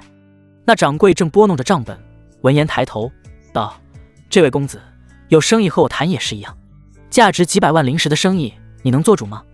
白无忌道。此言一出，众人纷纷扭头看来。虽然能来2楼消费的个个都是非富即贵，但是听到几百万灵石还是有些动容的。毕竟一个普通的金丹高手也就几万灵石的身价，几百万灵石估计也只有一流势力或者王公贵胄才能拿出来了。这小子看上去很面生啊，能拿出几百万灵石，估计是哗众取宠，反正我是不信。众人纷纷出声质疑。梁雄正愁找不到机会出气，闻听此言，当即讽刺道：你小子知道几百万灵石是什么概念吗？就算把你小子还有你身边的2个女人一起切片卖了，也不值这么多灵石。楚玉点头附和：熊哥哥你说的没错，能拿出几百万灵石的人屈指可数，而他不过是一个无名小卒，也敢妄言拿出几百万灵石，真是不知所谓。白无忌丝毫不在意这些人的嘲讽，只是静静地看着掌柜。王管事本就憋着一股劲儿想在楚玉面前表现，听闻白无忌的话，当即冷笑一声，快步走到他面前。他眼神轻蔑地上下打量：小子，我劝你想清楚再说一遍，这可是万宝商会，不是你撒野的地方，要是敢在这里捣乱，后果你承担得起吗？这就是你们万宝商会的待客之道。白无忌眉峰一挑，语气冰冷：若是真客人，我自然客客气气。王管事下巴微抬，刻意放大了声音：可我看你小子分明是来捣乱的，没把你直接扔出去，都算是给你留面子了。他笃定白无忌是个无名小卒，又瞧出楚玉和梁雄对其敌意极深，索性放开了胆子拿捏。你无凭无据就诬陷我是来捣乱的，万宝商会就是这么做生意的。白无忌往前踏出一步，周身气息已然冷了下来。少废话，我看你就是故意找茬。王管事懒得再纠缠，对着楼梯口大喊：来人，把这几个捣乱的全都扔出去，好好教训一顿。话音刚落，4个身材魁梧的打手立刻凶神恶煞地冲了过来，摩拳擦掌地盯着白无忌3人。林杰吓得脸色惨白，下意识地往后缩了缩，心里后悔不已。早知道白无忌这么能惹祸，就算给他再多极品大还丹，他也绝不会跟着来。李璐却是淡定自若，毫无惧色。你们敢！白无忌怒喝出声，眼底杀意翻涌。可在众人看来，这不过是色厉内荏的虚张声势。梁雄更是乐得看戏，暴毙站在一旁幸灾乐祸。现在知道怕了，刚才不是挺横的吗？我倒要看看你怎么收场，还敢嘴硬！王管事厉声喝道：给我打，往死里打，出了事我担着。打手们当即狞笑着扑了上来，就在拳头即将落在白无忌身上时，他手腕一翻，一张通体漆黑的卡片赫然出现在掌心。住手！王管事瞥见那张黑卡的瞬间，瞳孔骤缩，像是见了鬼一般，猛地嘶吼着喊停。打手们的动作硬生生顿在半空，疑惑地看向他：你怎么会有我们万宝商会的至尊黑卡？王管事的声音带着难以抑制的颤抖，脚步踉跄地凑上前，死死盯着那张卡，眼神里满是震惊与惶恐。秦玄给我的。白无忌语气平淡，仿佛只是在说一件微不足道的小事。大小姐给您的。王管事的脸唰的一下变得惨白如纸，双腿一软，扑通一声跪倒在地。他连连磕头：公子恕罪，小的有眼无珠，有眼不识泰山，刚才是小的昏了头，您大人有大量，就饶了小的这一次吧。这一幕彻底惊呆了在场所有人，原本质疑嘲讽的声音瞬间消失，取而代之的是一片道抽冷气的声响。至尊黑卡，那不是万宝商会最顶级的贵宾卡吗？据说整个楚国都没送出几张。我的天，持有这种卡的不是皇亲国戚，就是顶尖宗门的大人物吧？这年轻人到底是什么身份？刚才还以为他要倒霉了，没想到反转这么快。王管事这次怕是踢到铁板了。楚玉和梁雄更是惊得张大了嘴巴，眼中满是难以置信。梁雄愣了片刻，猛地回过神，指着白无忌急声道：王管事，你别被他骗了，他就是个无名小卒，怎么可能有至尊黑卡？这卡肯定是假的。楚玉也连忙附和：没错，连本公主都没有至尊黑卡，他一个来历不明的人怎么会有？这一定是伪造的。王管事本就心有疑虑，被两人一提醒，顿时爬了起来，仔细盯着那张黑卡看了又看，却看不出任何破绽。但想到楚玉的身份，他又壮起了胆子，指着白无忌破口大骂：好你个小兔崽子，竟敢拿假卡吓唬老子！今天不把你千刀万剐，难消我心头之恨！随即对打手吼道：你们还愣着干什么？把他们拖出去，往死里打！住手！我看你们谁敢！一道清冷而威严的厉喝陡然响起，众人循声望去，只见一位身着紫色锦裙的女子缓步走来。她身姿妙曼，气质清冷，眉宇间带着几分与生俱来的贵气，正是万宝商会的大小姐秦玄。王管事见状，急忙屁颠屁颠地跑到秦玄面前，谄媚道：大小姐，您可算来了！这小子伪造咱们商会的至尊黑卡，招摇撞骗，被我当场揭穿了，正准备收拾他呢。秦玄先是淡淡瞥了白无忌一眼，随即看向王管事，语气平静：“哦，竟有这种事，千真万确。”王管事连忙点头，指着白无忌手中的黑卡：“您看，就是这张假卡。这小子胆子太大了，必须好好教训。”秦玄点了点头，红唇轻启，确实该拖出去打死。王管事脸上一喜，正想招呼打手动手，却听秦玄接着说道：“把他拖出去。”他的目光赫然落在了王管事身上。大小姐。王管事脸上的笑容瞬间凝固，难以置信地指着自己：“您说拖我出去？为什么啊？是这小子造假卡啊？因为你眼瞎。”秦玄语气冰冷：“白公子的至尊黑卡是我亲自送给他的，他是我们商会最尊贵的客人之一，你竟敢对他不敬，还扬言要打死他，罪不可赦。”王管事彻底傻眼了，双腿一软，再次跪倒在地，拼命磕头求饶：“大小姐饶命！小的真的不知道他是您的贵客啊，求您再给我一次机会。”秦玄懒得再看他，挥了挥手，立刻有2个护卫上前，架起瘫软的王管事就往外拖。在场众人彻底被震撼的说不出话来，看向白无忌的目光满是敬畏。能让万宝商会大小姐亲自赠予至尊黑卡，这等身份绝非他们所能揣测的。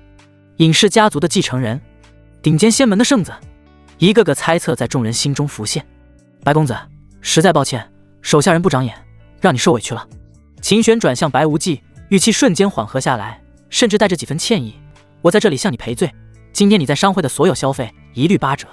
既然如此，那我就不客气了。”白无忌收起黑卡，语气淡然：“应该的。”秦玄微微一笑：“你想买什么，或者有什么需求，尽管说，我亲自接待你。”梁雄看着这一幕，只觉得胸口憋得难受，忍不住开口道：“秦小姐，您是不是搞错了？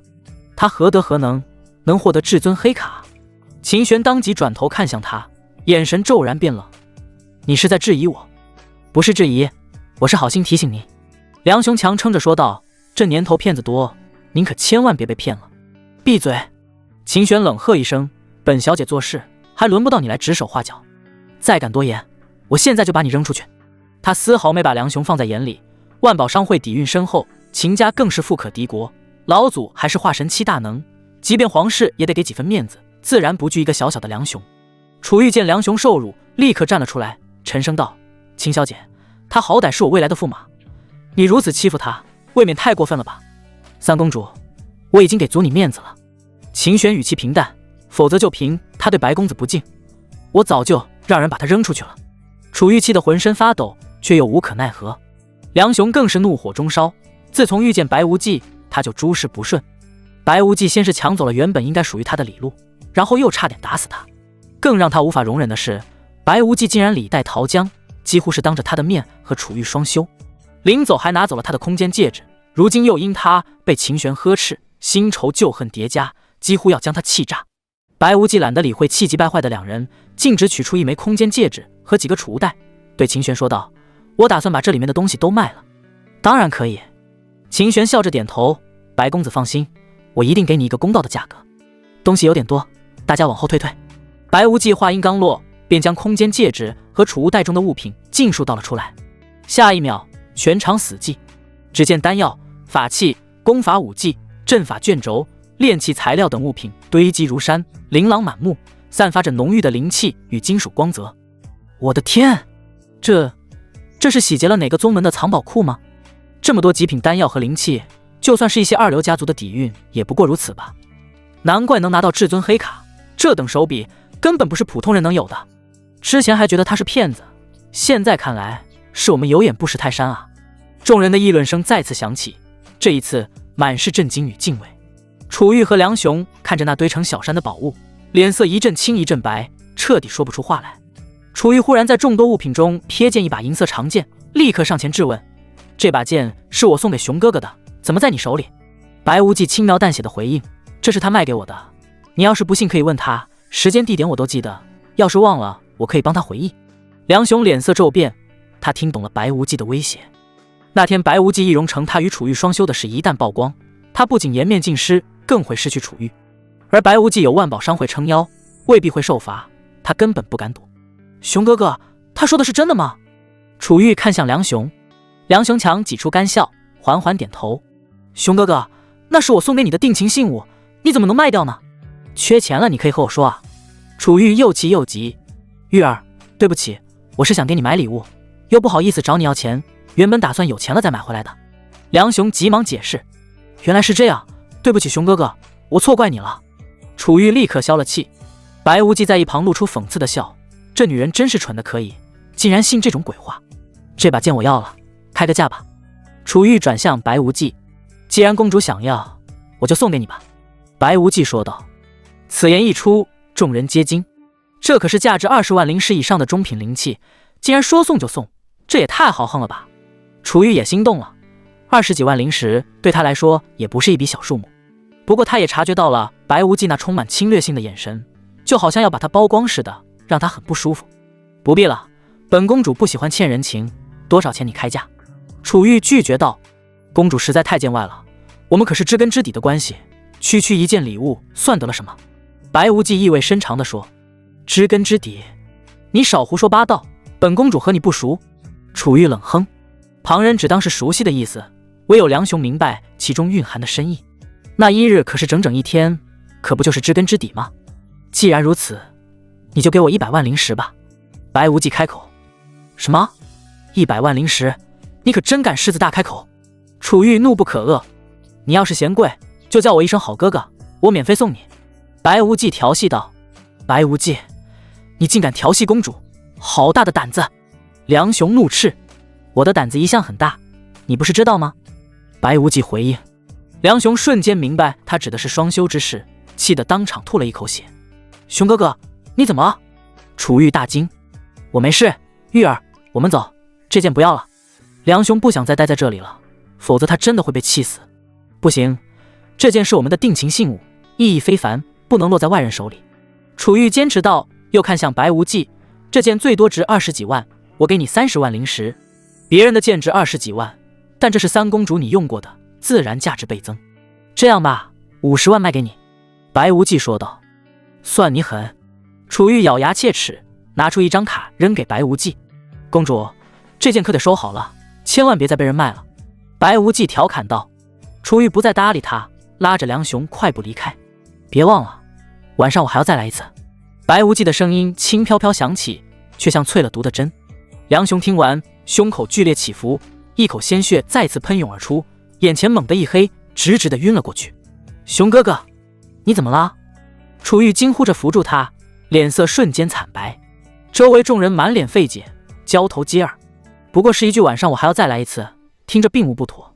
梁雄怎会气到吐血晕厥？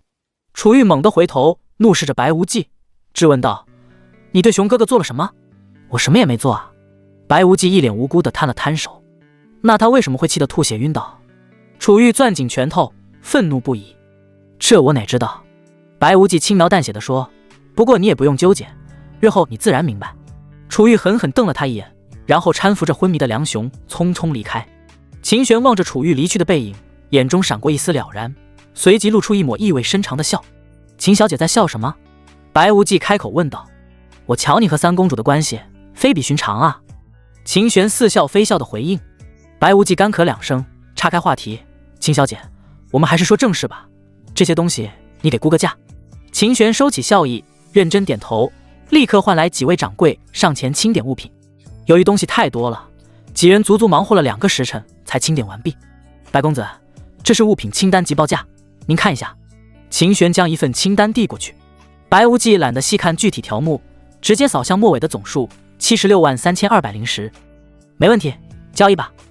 他干脆地说道。秦玄拿出一张灵石卡，与白无忌的卡轻轻一碰，交易瞬间完成。我还有一些精品丹药，不知道秦小姐有没有兴趣？白无忌补充道。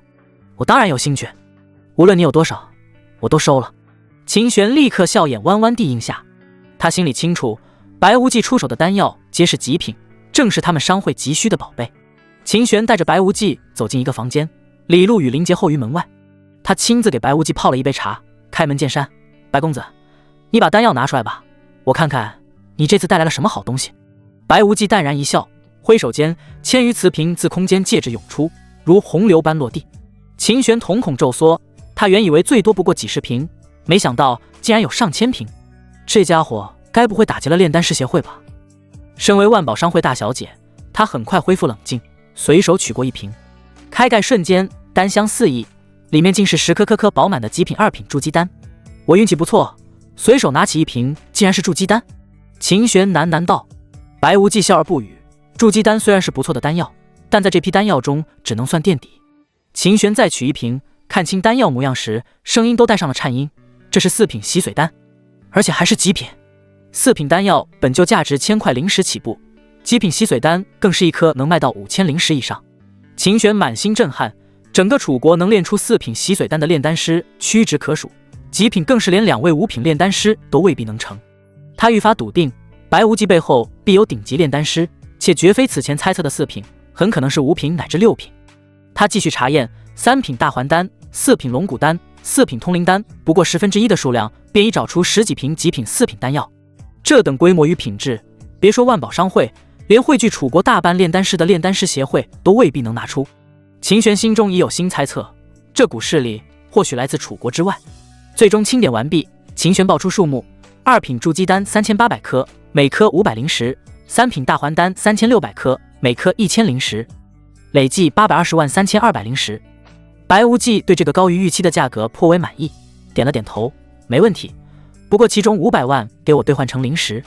秦玄很快取来储物袋，里面不仅有20万块中品灵石、2万块上品灵石，还有500块极品灵石与50块灵晶。灵晶乃灵石核心精华，一块价值远超1万下品灵石，显然是他刻意示好。剩余款项则通过至尊黑卡完成转账。秦小姐，我想祭炼本命法宝，需要炼器材料，能不能给我推荐一下？白无忌问道。那要看白公子祭炼什么类型的，比如属性、特点之类。秦玄回应，我是5行废体，需兼容性强的材料，特点上要偏重一些。白无忌说道。秦玄沉思片刻，眼睛一亮，白公子，3天后我商会有场拍卖大会，会上会有一块5星神石，它蕴含5行属性，正合你意，只是价格不菲。白无忌点了点头，起身告辞，带着李璐和林杰离开商会。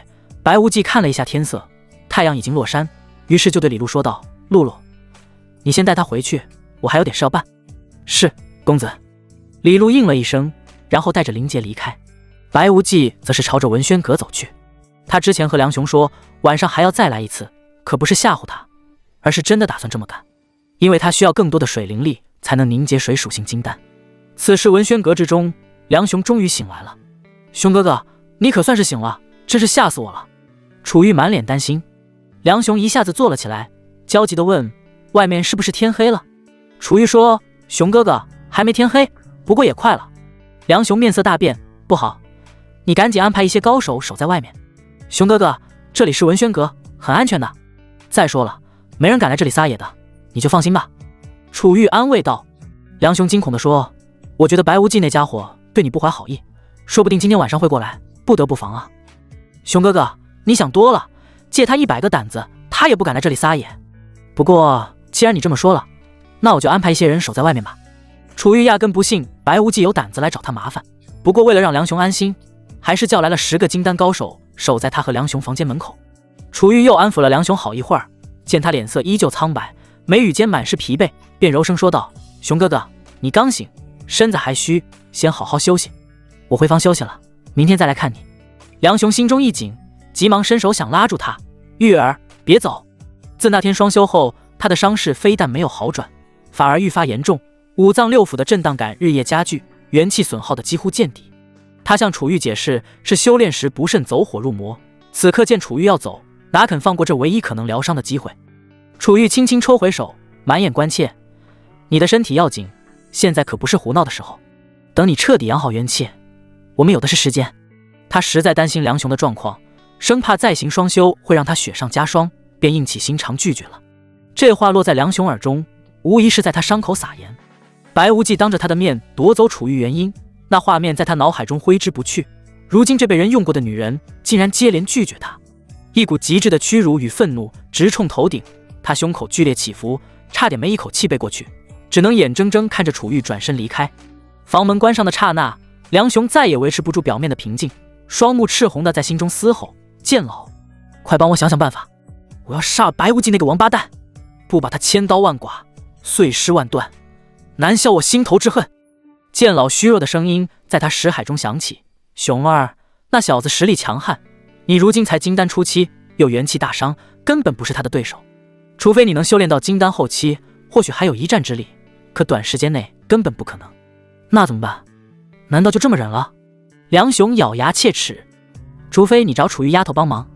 剑老提议。梁雄立刻否决：不行，我之前亲口说过要亲手报仇，现在找他帮忙，他会怎么看我？再说白无忌有万宝商会撑腰，就算她是公主，也未必敢贸然动手。剑老沉默片刻，缓缓开口：那就只剩下最后一个办法了。赵国七公主赵秋楠不是还欠你一个人情吗？你可以用掉这个人情，让他帮你杀了那小子。梁雄瞬间沉默了。几个月前，赵秋楠遭人偷袭重伤，险些被敌人轮流欺辱，是他拼着重伤挺身而出救下了他。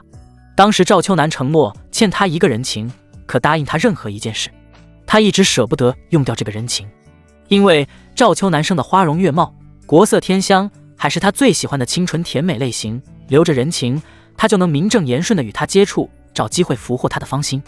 可若是用掉，日后再想靠近可就难了。剑老仿佛看穿了他的心思，劝道：熊儿，成大事者不拘小节，等你有了通天彻地的修为，想要什么样的女人没有？公主、宗门圣女都会排着队等你挑选，赵秋楠自然也不例外。可那要等到什么时候？楚玉已经被白无忌截胡了，要是连赵秋楠也被人捷足先登，我非气炸不可。梁雄不甘心地低吼：不会太久，别忘了九彩玲珑塔。剑老的声音带着一丝诱惑。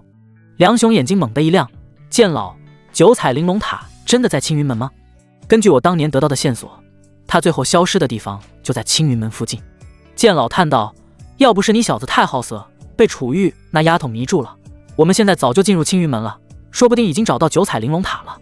可楚玉是水灵体，对我的修炼很有帮助啊。梁雄辩解道：我当然知道，否则也不会让你如此胡闹。剑老说道：可惜被白无忌那小子截胡了，不过也没关系，就算没了元婴，他的水灵体对你修炼仍有好处。等你养好伤，好好和他双修几次，应该能助你突破金丹中期，然后我们就出发去青云门。不过眼下当务之急是联系赵秋楠，除掉白无忌，心魔不除，你的修为只会止步不前。梁雄咬了咬牙：好，我这就联系他。话音刚落，他便从空间戒指中取出一张闪烁着微光的远距离传音符。七公主你好，我是梁雄，我有件事想请你帮忙。与此同时，白无忌亦融成梁雄的模样，大摇大摆地踏上顶层。守在房外的10名金丹高手瞬间绷紧神经，为首者上前一步，语气带着警惕：梁公子，您不是在房间休息吗？怎么从楼下上来了？谁告诉你们我在房间里的？白无忌刻意模仿着梁雄平日里的倨傲语气，挥手斥道：赶紧让开，我找三公主有要事。为首之人眼神愈发谨慎，并未挪动脚步：梁公子稍等。随即转头对身后一人吩咐：你去梁公子的房间查看一下。白无忌心头猛地一沉，暗忖这些人果然警惕性极强，一旦去看了，自己马上就会露馅。但他早就做好各种突发应对，当下忽然双目圆睁，满脸惊恐地望向众人身后。金丹高手们下意识循着他的目光回头，就在这转瞬的间隙，白无忌迅速取出一只小玉瓶，将瓶中淡青色药液倒在掌心。他指尖燃起细微的火属性灵力，药液瞬间蒸腾成一缕几乎无形的雾气，接着挥手的动作悄无声息地飘向众人。梁公子，您在看什么？有人回头发问，刚开口便嗅到一丝若有若无的甜香。没什么，刚才似是看到只蚊子。白无忌面不改色地收回目光。可话音刚落，先前开口的修士忽然身子一软，虚弱地吐出不好有毒2字，便直挺挺地晕倒在地。其余几人惊觉不对，想要运功抵抗，却已为时已晚，灵力瞬间滞涩，接二连三地栽倒下去。这是吞天诀中记载的瞬息迷魂散，原因以下修士吸入即昏，且极难防备。外面发生什么事了？房间内传来楚玉清冷的声音，他正在沐浴，听到动静询问。白无忌挥手将晕倒的金丹高手尽数收入九彩玲珑塔，然后推门而入。玉儿，是我。熊哥哥，你不在房里休息，来我这做什么？楚玉的声音从屏风后传来，带着几分疑惑。白无忌反手关上门，缓步走向屏风，想你想的睡不着，便过来看看。熊哥哥，你别过来，我在沐浴呢。楚玉羞赧道。白无忌脚步未停，隔着屏风笑道：你身上哪处我没见过，怎么还这么见外？屏风后沉默片刻，随即传来楚玉细微的羞叹。待白无忌绕过屏风，只见宽大浴池氤氲着热气，楚玉半浸在水中，乌黑的长发披散在肩，几缕湿发贴在洁白的颈项间，肌肤被热水蒸得泛着粉晕，宛如出水芙蓉。水珠顺着他的肩头滑落，触及水面时激起细碎涟漪，周身隐隐有淡蓝色的水光流转，那正是水灵体与生俱来的灵韵外显。白无忌喉头不自觉滚动，快步上前将他从水中抱起。楚玉惊呼一声，下意识环住他的脖颈，羞得将脸埋进他怀里，玲珑的曲线在湿衣勾勒下愈发清晰，周身的水灵气也随着动作愈发浓郁，像一层温润的水膜裹在肌肤表面。熊哥哥，不行！被放在床榻上时，楚玉终于回过神来，推着他的胸膛轻声劝阻：上次你说要借我的水灵之气稳固境界，事后非但没有，反而更加严重了。傻玉儿，先前是我功法未到火候，这次定能成。白无忌握住他的手，眼神中满是恳求。楚玉望着他恳切的眼神，终究还是点了点头。他本就对梁雄情根深重，更知晓自己的水灵体可助修士温养灵力，当下便闭上了眼睛，一副任君采撷的模样。白无忌自然不会客气，当即就吻住了他的小嘴，贪婪地品尝着。两人很快就再次融为一体，房间之中响起了吱吱呀呀的声音。隔壁房间，梁雄猛地坐起身，耳朵死死贴在墙上，脸上血色尽失。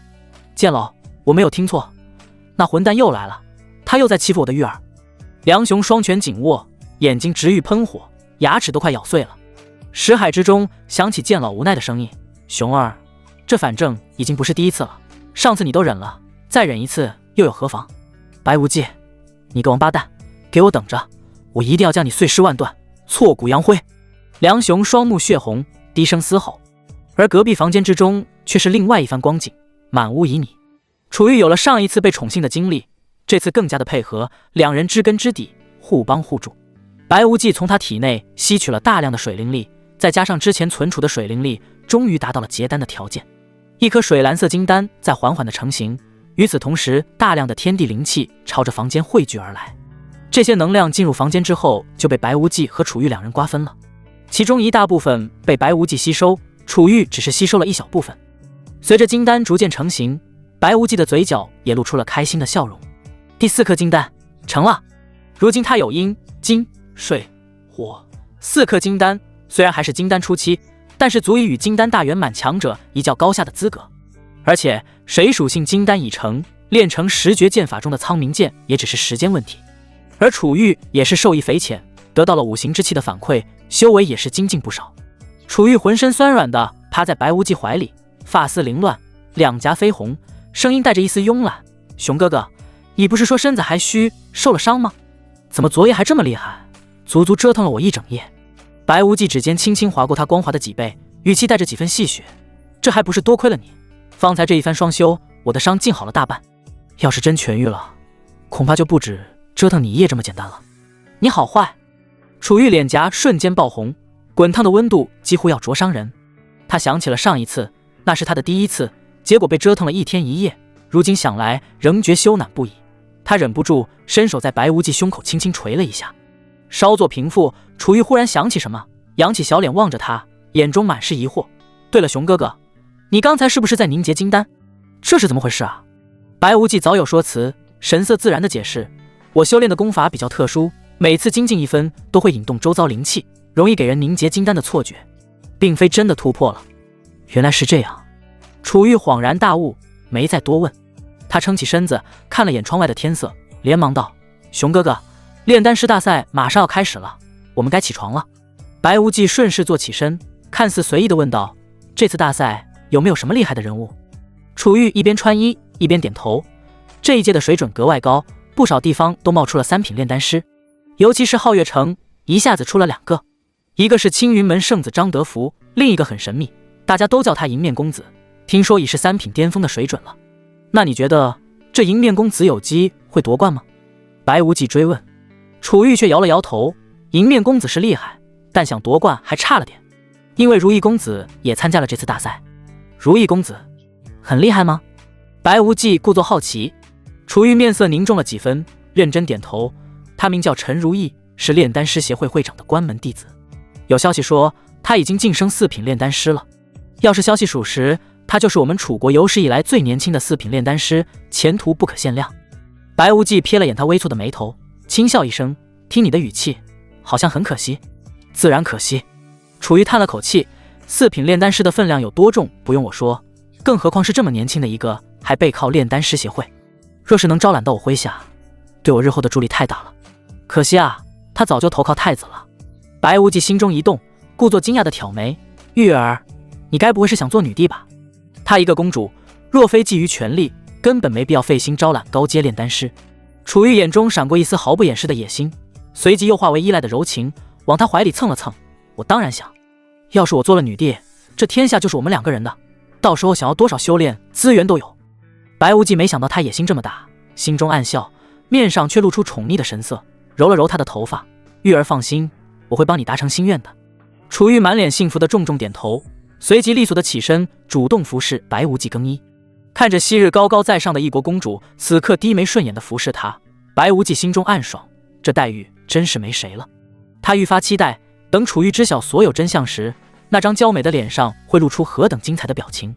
穿戴妥当，白无忌正打算转身离开，楚玉却突然叫住他：熊哥哥，你先等一下。还有事？白无忌回头问道。楚玉快步走到桌边，拿起那把银色长剑，正是昨日在万宝商会他花50万灵石从白无忌手中买回来的银月流光剑。他将剑递到白无忌面前，语气带着几分愧疚：熊哥哥，昨日太忙，我忘了把银月流光剑给你了，你收好了，这次可千万别再弄丢了。白无忌看着递到眼前的长剑，嘴角控制不住的抽搐了一下，差点没忍住笑出声。兜兜转转，这剑竟然又回到了自己手里，还真是和他有缘。他顺势抓住楚玉递剑的手，眼神真挚，信誓旦旦地说道：玉儿放心，这次我绝不可能再弄丢了，否则还算什么男人？我梁雄对天发誓，若是这件再丢了，我就自切尖儿，剁碎了喂狗。熊哥哥，你胡说什么混话呢？楚玉脸颊一红，又气又羞地娇嗔道，伸手去捂他的嘴。白无忌拨开他的手，故作严肃：玉儿，我可没胡说，这是我梁雄的誓言和承诺。难道你不相信我能做到？我当然相信你。楚玉连忙点头，生怕他再说出什么出格的话，连忙转移话题：好了好了，时候真的不早了，我们去会场吧。楚玉推门而出，门外空荡荡的，连个人影都没有。他顿时瞪大了眼睛，惊讶地问道：人都去哪了？我担心他们偷窥，打扰我们，昨晚就让他们先回去了。白无忌的声音从身后传来，语气平淡自然。楚玉没有多想，只当是他考虑周全，便点了点头，转身与白无忌一同下楼。离开文轩阁，2人刚走了没几步，白无忌忽然停下脚步，揉了揉眉心：玉儿，我昨晚没睡好，这会儿有些累了，就不陪你去会场了。那你快回去好好休息。楚玉立刻关切地说道，丝毫没有察觉异样。白无忌颔首应下，目送楚玉的身影消失在街道尽头，才转身拐进旁边一条僻静的小巷。片刻后，巷口走出一道挺拔身影，褪去了伪装的容貌，露出原本俊朗的轮廓，脸上则多了一副冰冷的银色面具，正是迎面公子的模样。他整理了一下衣袍，正准备动身前往炼丹师大赛的会场，身后忽然传来一道清脆悦耳的女声：迎面公子请留步。白无忌脚步一顿，缓缓转过身，只见来人一身素白纱裙，裙摆绣着细碎的银纹，随着脚步轻移流转微光。她青丝如瀑，仅用一支玉簪束起，肌肤胜雪，眉眼如画，正是他那位有名无实的夫人林若曦。原来是林仙子，倒是巧了。白无忌压下心中的波澜，语气平淡。林若曦闻言嫣然一笑，那笑容宛如百花盛开，刹那间的风情令人迷醉。白无忌见此情景，竟不由自主地失神片刻。他暗叹一声，自己这老婆当真美得惊心动魄。等这次炼丹师大赛结束，说什么也要拿下他，狠狠地征服他，否则都对不起这夫君的名分。林若曦上前一步，声音温柔：的确是巧，上次多亏迎面公子帮我炼制雷霆丹，解了我的燃眉之急，我一直没能好好谢你。林仙子客气了。白无忌回过神，语气恢复了平日的淡然：我帮你炼丹，你许诺我一个条件，本就是等价交换，何须言谢？林若曦眼中闪过一丝期待，轻声问道：那公子想好要什么条件了吗？等我想好了，自然会告诉你的，只不过到时候你别不认账就行。白无忌心里想的就是让他给自己生个孩子，虽然他女人很多，但林若曦可是他正牌老婆。再者，她是罕见的琉璃神体，生出来的孩子肯定厉害。我上次便说过，只要是我能办到的，绝不推辞。林若曦信誓旦旦地说道。那就好，我们走吧。白无忌道。两人刚踏入会场，周遭的喧嚣陡然一静，随即爆发出潮水般的议论。快看，是迎面公子！有人失声惊呼，语气里满是敬畏。他可是我们皓月城年轻一代的第一炼丹师，这次大赛不说夺冠，稳进前3绝对没问题。迎面公子身边的女人是谁？我的天，这容貌简直是天人下凡，太美了！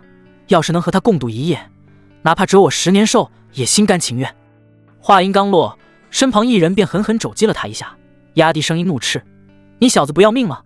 那是青云门圣子林若曦，年轻一代的顶尖强者，这话要是被他听见，碾死你跟碾死只蚂蚁没区别。先前口出狂言的人顿时吓得面无血色，慌忙捂住嘴，连头都不敢抬。林仙子怎么会和迎面公子一起来？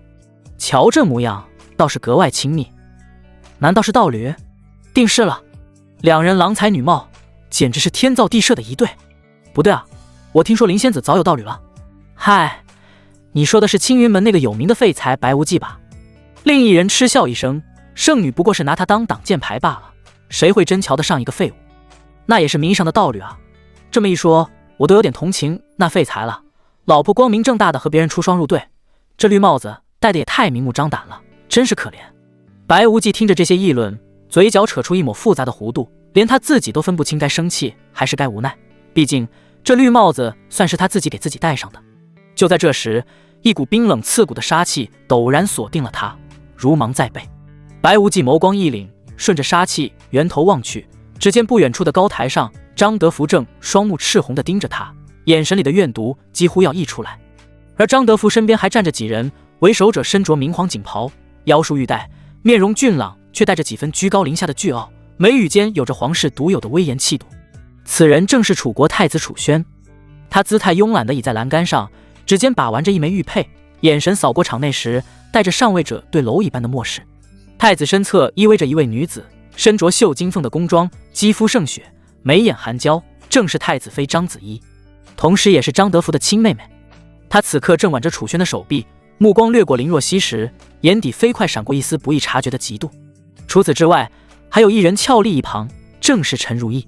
她锦衣华服，面容俊美，眉宇间充满了傲气。楚宣顺着张德福的目光看向白无忌与林若曦的方向，当他看到林若曦之后，顿时惊为天人。他舔了舔嘴角，眼中满是贪婪的欲望。没想到世间还有如此绝色，看来本殿下今天来这里是来对了。紧接着，他对旁边的护卫统领吩咐道：“去把他请过来，本殿下要和他畅谈一下人生。”是，太子殿下。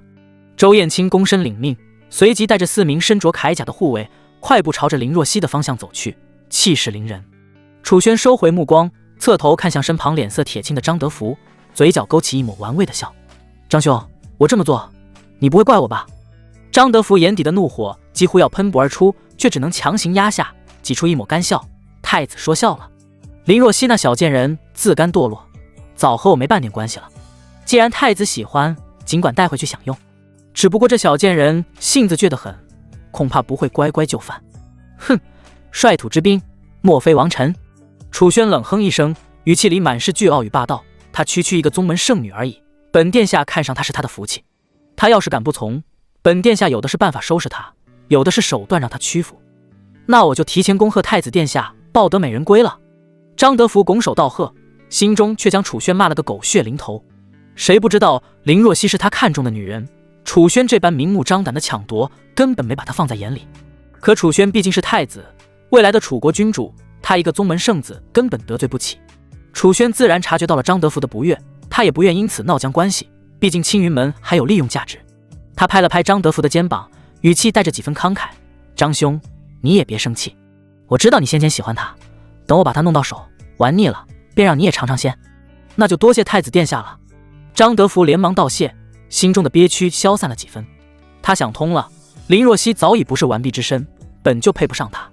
再者，有门主独生女赵雨嫣做补偿，赵雨嫣的身份容貌可不比林若曦差。至于林若曦，玩玩也就罢了。另一边，周燕青已带着人走到林若曦面前：“林仙子，太子殿下有请，还请随我过去一趟。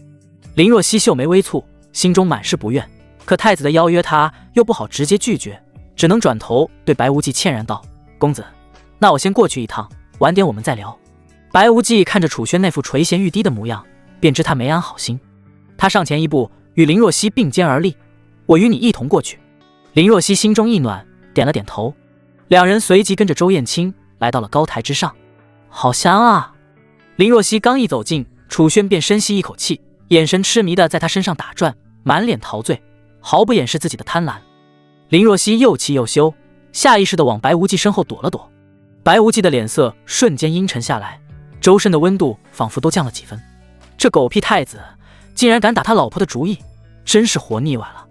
不知太子殿下找我，所谓何事？林若曦强压着怒火，冷声问道。楚轩收敛了几分痴迷，脸上露出自以为迷人的笑容。本殿下看上你了，做我的侧妃如何？白无忌的眼中瞬间闪过一丝刺骨的寒光。这狗太子竟然明目张胆地挖他的墙角，简直是找死！林若曦当即怒声道：承蒙太子殿下厚爱，只是我已有道侣，此事绝无可能。道侣？楚轩嗤笑一声，语气满是不屑：你说的是那个青云门的废物白无忌？那种货色杀了也就杀了，根本不配挡本殿下的路。太子殿下身为储君，竟公然想要杀人夺妻，就不怕给皇室抹黑，遭天下人耻笑吗？白无忌的声音陡然拔高，清晰地传遍了半个会场。此言一出，原本喧闹的会场瞬间安静下来，众人纷纷循声望去，目光聚焦在高台上，眼神里满是震惊与好奇。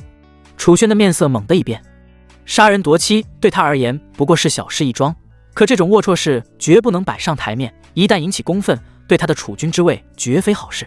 太子妃章子怡见状，连忙出声打圆场：大家别听他胡说八道，太子殿下仁厚爱民，怎会做这种事情？定是他故意挑拨离间，污蔑太子。众人却依旧半信半疑，毕竟没人会无缘无故冤枉太子，那不是自寻死路吗？这里面定然有猫腻。楚轩死死盯着白无忌，眼神冰冷如刀，语气带着威胁：小子，你竟敢当众与本殿下作对，真是好大的胆子！太子殿下这是被说中了心事，恼羞成怒，想要杀人灭口吗？白无忌毫不畏惧，语气里的讽刺更甚：你找死！楚轩勃然大怒，对着周燕青厉喝：周统领，把这不知死活的东西给本殿下拿下，生死不论。是。周燕青轰然应诺，当即带着4名护卫围了上来，周身杀气腾腾，将白无忌和林若曦团团围住。白无忌丝毫不惧，反而向前踏出一步，将林若曦护在身后。以他如今4颗金丹的实力，只要不是元婴强者出手，根本没人能留住他。大不了趁机溜之大吉，等日后修为再进一步，回来弄死这个狗太子。太子殿下！林若曦上前一步，挡在白无忌身侧，怒视着楚轩：你身为储君，怎能如此仗势欺人，草菅人命？就是啊，太子殿下这做的也太过分了，分明是看上了人家姑娘，被拒绝了就想动手，太霸道了。那迎面公子说的恐怕是真的。台下的议论声越来越大，不少人都点头附和，看向楚轩的眼神充满了不满。就在这时，一道清脆的女声响起：太子殿下，群众的眼睛是雪亮的，你分明是见林仙子貌美，想要据为己有，得知她有道侣，便想痛下杀手，如此行径简直是给我们皇室抹黑。众人循声望去，只见楚玉带着几名侍女快步走来，眼神里满是对楚轩的鄙夷。你胡说，我没有。楚轩又气又急，对着楚玉怒声道：楚玉，这里没你的事，给我滚开！有没有？你自己心里清楚，大家也都看在眼里，谁也不是傻子。楚玉丝毫不让，语气尖锐：你要是敢动迎面公子和林仙子一根汗毛，我现在就进宫告诉父皇，让他评评理。楚轩气得浑身发抖，却偏偏无可奈何。楚玉是父皇最宠爱的公主，真闹到父皇面前，吃亏的只会是他。他狠狠瞪了白无忌和楚玉一眼，咬牙道：好，好得很，本殿下今天就不与你们计较，我们走。说罢，他甩袖离去。张德福、章子怡和陈如意等人连忙跟上。楚玉看着几人的背影，冷哼一声，随即转头看向白无忌和林若曦，脸上瞬间堆满了笑容：迎面公子、林仙子，你们不用害怕，有本公主在，她要是再敢欺负你们，我绝对不会袖手旁观的。多谢三公主仗义相助。林若曦对着楚玉微微欠身，诚恳道谢。白无忌也轻轻点头致谢。他心中清楚，楚玉这是在拉拢他们。他明面上是3品巅峰炼丹师，林若曦是青云门圣女，两人皆是年轻一代的佼佼者。若是楚玉想争夺储君之位，他们无疑是一股不容忽视的助力。楚玉笑得更加热情，举手之劳而已。等到大赛结束，二位若是有空，不如到我文轩阁聚聚，我做东，好好招待二位。林若曦看了眼白无忌，见他没有反对，便点了点头，多谢三公主美意，我们届时定会登门拜访。迎面公子，你呢？楚玉将目光投向白无忌，笑容满面地问道。乐意至极。白无忌欣然应允。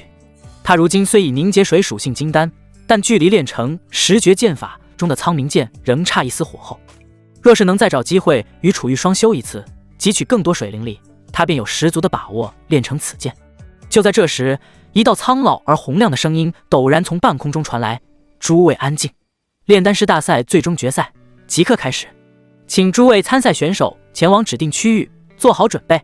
众人抬头望去，只见一位须发皆白的老者乘坐着一只雪白的灵鹤，缓缓悬浮在会场中央的上空，正是炼丹师协会的长老。比赛开始。长老话音落下的刹那，上百道各色火焰同时涌入丹炉，赤蓝金三色焰浪交织，热浪瞬间席卷全场。快看，如意公子动了，那是洗髓草和龙鳞花，是4品洗髓丹，这可是能伐金洗髓的好丹，炼制难度极大，不愧是会长亲传，这么年轻就能炼4品丹，未来冲击5品指日可待啊！咱们楚国开国至今都没出过6品炼丹师，说不定陈公子能创下历史。赞叹声此起彼伏，连高台上的炼丹师协会副会长郑海洋都频频点头，显然对陈如意极为满意。就在这时，有人突然指向18号丹炉，等等，那迎面公子用的是聚灵藤，是4品通灵丹，疯了吧？通灵丹比洗髓丹难上1倍不止，多少资深4品炼丹师都在这上面。他是皓月城初选的冠军迎面公子，敢这么干，肯定有底气。年轻一代俩4品天才，这下有看头了。郑海洋顺着众人的目光看去，当见到白无忌控火时，火焰稳如凝脂，头要分毫不差，浑浊的眼中闪过一丝讶异，暗自点头，此子手法老道，比不少成名炼丹师都沉稳，是块好料子。一炷香时间悄然过去，砰！率先有炼丹师掀开炉盖，丹药悬浮而出，丹香清淡。王二，3品清心丹，中品。3品丹药虽然不错，但在这等场合只是陪衬。接下来陆续有炼丹师完成炼制，不过都是2品3品，注定沦为陪衬。赛场中渐渐只剩下白无忌和陈如意的丹炉还在燃烧。切！陈如意突然收力，掌心火焰骤然熄灭，他单手按在炉盖上，炉盖嗡地冲天起，10枚银白色丹药带着浓郁的丹香悬浮而出，丹药表面流转着一层淡淡的光晕，正是上品丹药的特征。成了，陈公子炼出上品洗髓丹了。迎面公子就算炼出通灵丹，顶多也是中品，根本比不过。冠军稳了，这6阳神水非陈公子莫属。长老快步上前验丹，随即朗声道：陈如意4品洗髓丹，品质上品。掌声雷动中，陈如意嘴角勾起一抹得意的笑，瞥向白无忌的方向，眼神里的轻蔑藏都藏不住。就在此时，白无忌终于缓缓睁开眼，他深吸一口气，体内灵力猛地一收，炉中的火焰唰地熄灭。紧接着他屈指一弹，炉盖咔嚓一声弹开，刹那间一股远比洗髓丹更为醇厚、更为霸道的丹香轰然爆发。那香气仿佛化作实质的暖流，钻入在场每个人的经脉，竟让不少低阶修士隐隐有突破的迹象。众人的目光瞬间聚焦过去，只见炉口之中10颗丹药缓缓升起，丹药表面竟缠绕着9道细密的金色纹路，宛如活物般流转，那是只有极品丹药才有的9转丹纹。极品通灵丹！有人失声尖叫，声音都在发抖。9道丹纹，真的是极品！我活了这么大，还是第一次见有人能炼出极品通灵丹。天哪，迎面公子到底是什么怪物？这实力比陈如意强太多了。郑海洋猛地站起身，死死盯着那10枚通灵丹，眼中满是震撼，嘴里喃喃道：不可思议，真是不可思议！这般年纪，这般造诣，前途不可限量啊！陈如意脸上的笑容瞬间僵住，她眼神中充满了震惊与不甘，怎么也不愿相信自己竟然输了。长老也难掩激动，颤抖着手指确认丹药品质后，用尽全力喊道：迎面公子，4品通灵丹，品质极品。本次炼丹大赛第1名，是迎面公子。全场寂静片刻，随即爆发出比之前强烈数倍的欢呼与议论。楚玉盯着白无忌，两眼放光，他万万没想到白无忌竟然比陈如意还厉害，如此一来，更加坚定了拉拢他的决心。白无忌迫不及待地跑去领奖，这六阳神水他可是垂涎已久了，有了这一生六阳神水，他就可以更快地练成不灭金身第3重。楚玉当即对身边的侍女吩咐道：“快去请迎面公子，就说本公主在文轩阁给他设宴庆祝。林仙子，我要提前回去准备，你我一同前往如何？”楚玉又向林若曦发出邀请，林若曦没有拒绝，她刚好也想找迎面公子再给她炼制一炉丹药。楚玉和林若曦前脚刚走，侍女小桃就趾高气昂地来到了白无忌面前。小桃上下打量着白无忌，目光在他脸上的银色面具和普通衣袍上扫过，眼神里带着几分不易察觉的轻视。他清了清嗓子，语气算不上恭敬，甚至带着点颐指气使：“你就是迎面公子？我们三公主说了，在文轩阁设了宴，为你庆祝夺冠，赶紧跟我走吧。”话音刚落，他便不再多看白无忌一眼，转身扭着腰肢往前走去。在他看来，白无忌就算炼丹再厉害，也不过是靠着本事讨皇室欢心的角色。三公主肯主动设宴，已是天大的恩典，他理应受宠若惊地跟上。白无忌看着他嚣张的背影，暗骂一声傻逼，然后转身离开。小桃走出数步，察觉身后没了动静，疑惑地回头一瞧，见白无忌竟在往反方向走，脸色瞬间沉了下来。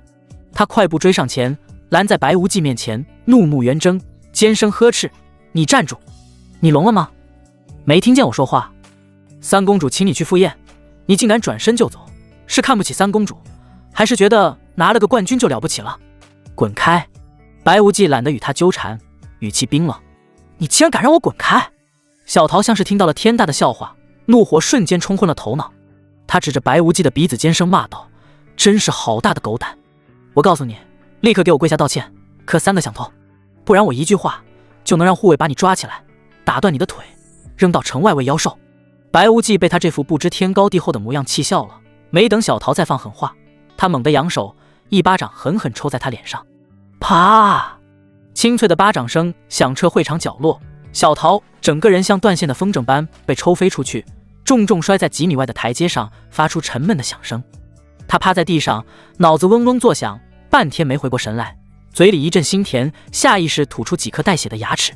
缓过劲后，他捂着火辣辣的脸颊，满脸都是不敢置信，随即眼神变得恶毒无比，死死盯着白无忌：“你竟然敢打我！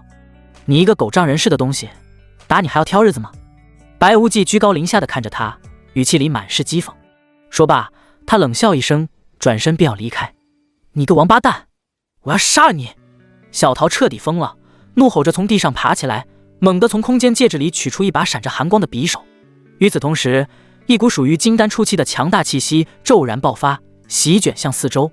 他能这般嚣张，除了仗着楚玉的权势，自身实力也确实不弱。他握着匕首，双目赤红的朝着白无忌的后背猛冲过去，刀尖直指他的后心要害。众人见此，惊呼声一片。谁也没想到小桃的胆子这么大，竟敢对迎面公子出手。短刃带着破风之声，眼看着就要刺中白无忌心口。就在这时，白无忌足尖轻点，身形如鬼魅般迅速转身，右手如铁钳般一把扣住他的手腕。只听咔嚓一声脆响，小桃的手腕已被生生扭断，剧痛让他瞬间面无人色。未等他惨叫出声，白无忌反手一掌抽在他脸上，力道之猛，直接将他抽飞出去，落地时便没了动静。我的天，这迎面公子也太狠了！狠？是那侍女不知死活先动手的。没见公子是自卫吗？何止是自卫，这战斗力也太强悍了。小桃可是实打实的金丹高手，在他面前竟连一招都走不过。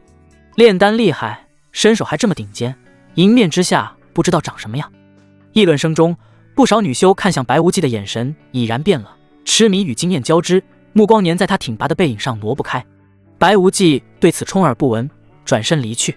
公子请留步。清脆的女声自身后响起，白无忌闻声侧头，只见又一名身着淡绿宫装的侍女快步走上前，举止端庄，与方才的小桃截然不同。怎么，你想为他出头？白无忌语气冰冷，眼底的寒意让侍女下意识后退半步。侍女连忙躬身行礼，语气恭敬：“公子误会了，奴婢是太子妃殿下的贴身侍女，今日前来侍奉殿下之命，邀请公子前往醉仙楼一聚。白无忌嘴角勾起一抹冷笑，满是讥讽。太子前日还欲置我于死地，如今太子妃却邀我赴宴，想必来者不善，我不去。公子息怒。侍女急忙解释，之前的事纯属误会，太子妃与太子殿下都深感愧疚。此次邀请公子，正是想当面致歉，化干戈为玉帛。另外，太子妃还为公子准备了一份赔罪礼，公子见了定会满意。白无忌眸色微动，沉默片刻后缓缓开口：既如此，带路吧。他倒要看看太子妃这葫芦里究竟卖的什么药。侍女领着白无忌来到顶层最深处的雅间门口，她欠身抬手轻声道：太子妃在里面等着您呢，您进去吧。白无忌缓缓推门，脚步放得极轻，周身气息瞬间绷紧，做好了应对任何变故的准备。雅间内暖意融融，一张梨花木大桌摆在中央，上面摆满了山珍海味，可桌边空无一人。视线越过桌子，里侧立着一扇绣着兰草的屏风，屏风后隐约映出一道曼妙的曲线，伴着潺潺水流声，显然有人正在沐浴。我正在沐浴，公子请稍等片刻。一道女声从屏风后传来，柔媚婉转，像进了蜜的春水，又带着几分慵懒的酥麻，缠得人心间发痒。白无忌的警惕心骤然升至顶峰。堂堂太子妃约他私会已是不合常理，明知他要来，竟还坦然沐浴，甚至放他进来，这其中的怪异让他脊背发凉。事出反常必有妖。片刻后，屏风后传来衣物摩挲的轻响，一道模糊的女子轮廓在布面上移动，曲线玲珑，惹得人浮想联翩。白无忌喉结不自觉滚动了一下，一股燥热悄然爬上心头，竟生出些移开屏风的冲动。但他随即猛地回神，那可是太子妃，未来的国母，一旦逾矩，后果不堪设想。让公子久等了。白无忌下意识抬眼，瞬间便僵在原地，呼吸陡然急促，眼睛也不由自主地睁大。章子怡正从屏风后走出，身上只罩着一件半透明的薄纱，里面仅有一件艳红肚兜，白皙的肌肤在薄纱下若隐若现，胸前的柔软高耸饱满，仿佛随时会挣脱束缚。她赤着脚，双腿笔直修长，每一步都带着勾魂摄魄的风情，果然是人间尤物。白无忌暗自惊叹，总算明白她为何能稳坐太子妃之位。这女人媚骨天成，一举一动都撩得人心神不宁。他忍不住咽了口唾沫，直到章子怡扑哧一声笑出声，才猛然惊醒。纵使脸皮再厚，也免不了老脸一红。不知太子妃找我所为何事？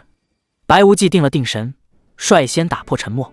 章子怡走到桌边，纤纤玉手提起酒壶倒酒，轻声道：之前太子殿下与你有些冲突，我代他向你赔罪。说着，他端起一杯酒兑过来。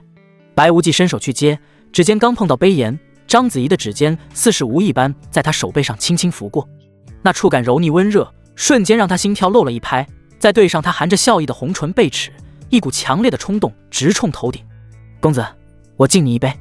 章子怡举起自己手中的酒杯，眼波流转。白无忌猛地回神，急忙接过酒杯一饮而尽，随即低下头不敢再看。这女人的魅惑之力太过惊人，寻常男人根本顶不住。他知道不能再待在这了，再待下去迟早出事。于是他豁然起身，拱手道：我还有事，就先告辞了。公子干嘛这么急着走？章子怡放下酒杯，眼底带着狡黠的笑意：我还有礼物要送给你呢。什么礼物？白无忌皱眉追问。你跟我来。章子怡转身朝屏风后走去。白无忌犹豫片刻，终究还是压下疑虑跟了上去。绕过屏风，浴桶还在原地，里面洒满了粉色花瓣，香气扑鼻。浴桶后方，一张铺着锦缎的粉红色大床映入眼帘，床上同样洒满了花瓣，暧昧又旖旎。章子怡走到床边，顺势侧躺下去，裙摆滑落，露出两条雪白莹润的大长腿。白无忌只瞥了一眼，便慌忙收回目光，声音发紧：太子妃，你这是做什么？章子怡撑着脑袋，笑得妩媚：我就是最好的礼物，难道你不喜欢吗？白无忌闻言，顿时有种不顾一切扑上去的冲动。他刚往前迈出一步，便猛地回过神。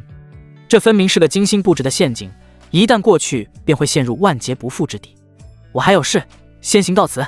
他强压下心头燥热，转身就想走，可脚步刚迈出去，血液突然不受控制地沸腾起来，四肢百骸都透着一股灼人的渴望，连指尖都在微微发颤。章子怡轻笑嫣然，那声音柔得能画出水来，伸出纤纤玉指，轻轻勾了勾：别再压抑自己了，公子，赶紧过来吧。你给我下药了。白无忌猛地转身，眼神瞬间清明了几分，又惊又怒地盯着他。章子怡慵懒地撑起身，薄纱滑落肩头，露出大片雪白肌肤。没错，可惜你知道的太晚了。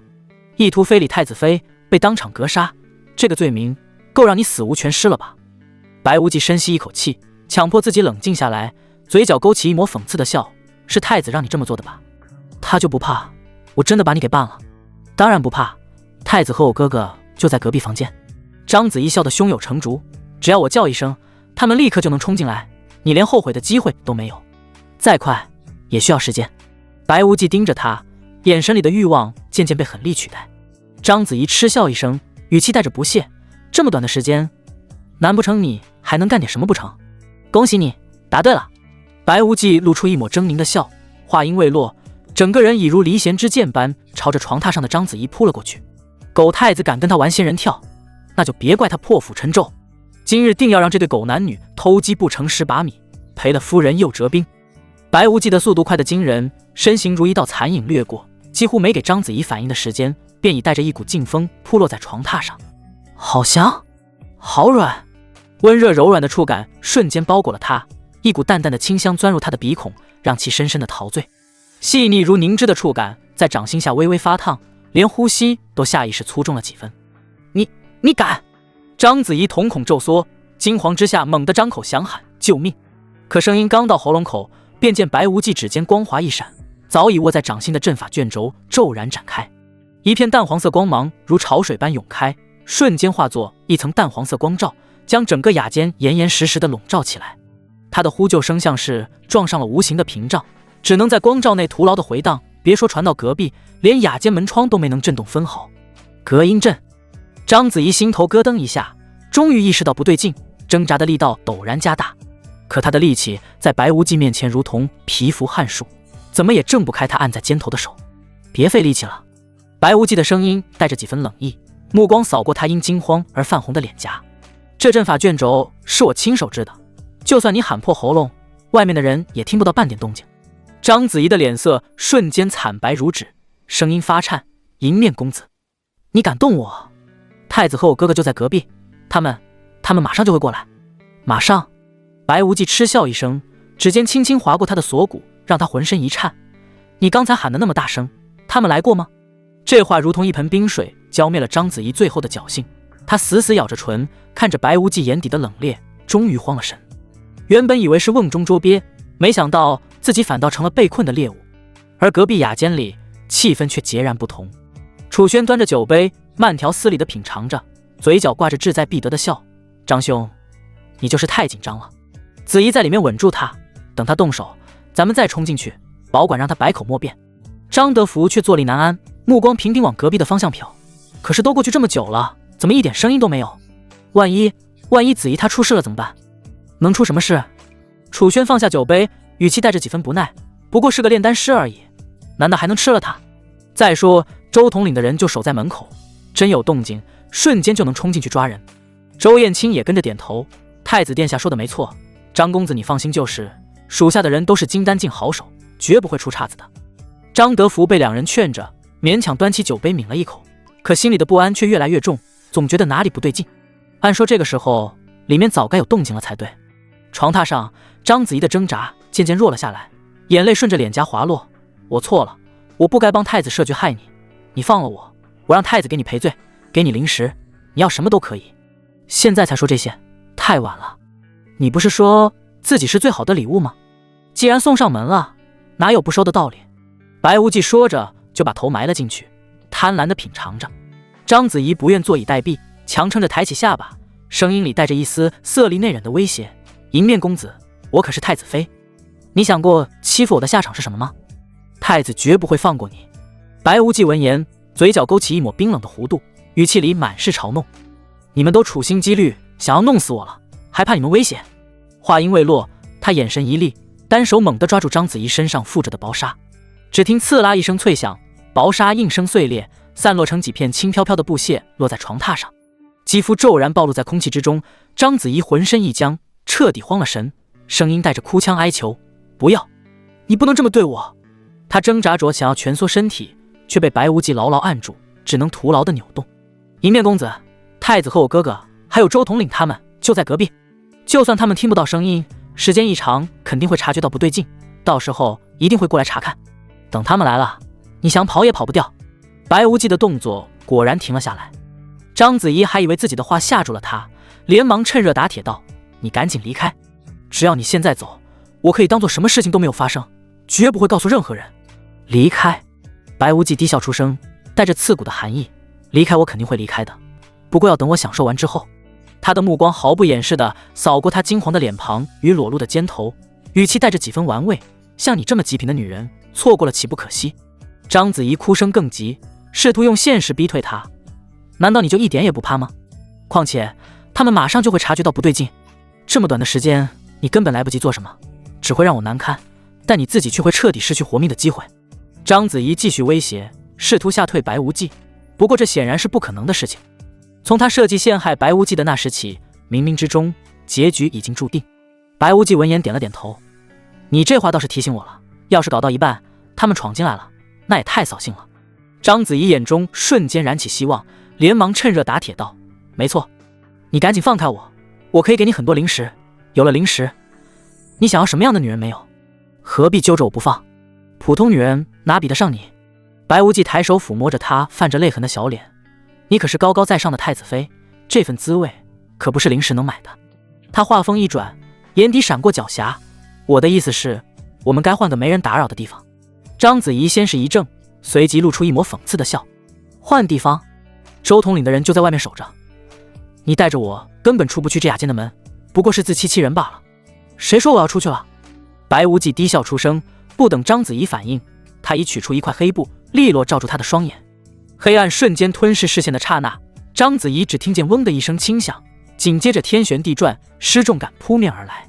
第一层的角落里横七竖八的躺着10个人，这些人正是楚玉手下的10大金丹高手。这些人并没有死，不过白无忌现在可没空搭理他们，抱着章子怡来到了第3层。随后他将章子怡放在地上，紧接着取出灵石，伸手一挥，1000倍时间阵法瞬间启动，浓郁的先天灵气瞬间将2人包裹起来。你放开我！放开！章子怡终于意识到恐惧，挣扎着想要挣脱。白无忌眉头一皱，反手便是一记响亮的耳光，清脆的声响在店内回荡。别以为你是女人我就不打你。他的声音瞬间冷了下来，惹怒了我，一巴掌拍死你，没人会替你喊冤。火辣辣的痛感从脸颊蔓延开，章子怡被打得浑身一颤，哭声戛然而止，剩下的挣扎也瞬间僵住，只敢瑟缩着不敢再动。这才乖嘛。白无忌满意的点头，话音未落便俯身扑了上去。章子怡彻底绝望的闭上眼，眼泪无声滑落。她知道此刻就算有人闯进来也晚了，一旦楚轩知道她被欺负了，她这太子妃之位定然不保，甚至可能落得更凄惨的下场。而隔壁雅间里，楚轩正举杯与张德福碰杯，嘴角挂着阴狠的笑，等抓住那迎面小子，我定要废了他的修为，让他求生不得求死不能，敢和本太子抢女人，简直活腻了。张德福连声附和，殊不知他们心心念念的人此刻正被人蹂躏。塔内的时光在阵法加持下悄然流逝，章子怡从最初的抗拒推搡，到后来的沉默隐忍，再到最后彻底失了力气，竟渐渐忘了挣扎。她不知道太子和哥哥为什么还不来救她，难道是放弃她了？可转念一想，事已至此，再追究这些也毫无意义，索性闭上眼坦然接受了这个结局。不知过了多久，一切终于归于平静。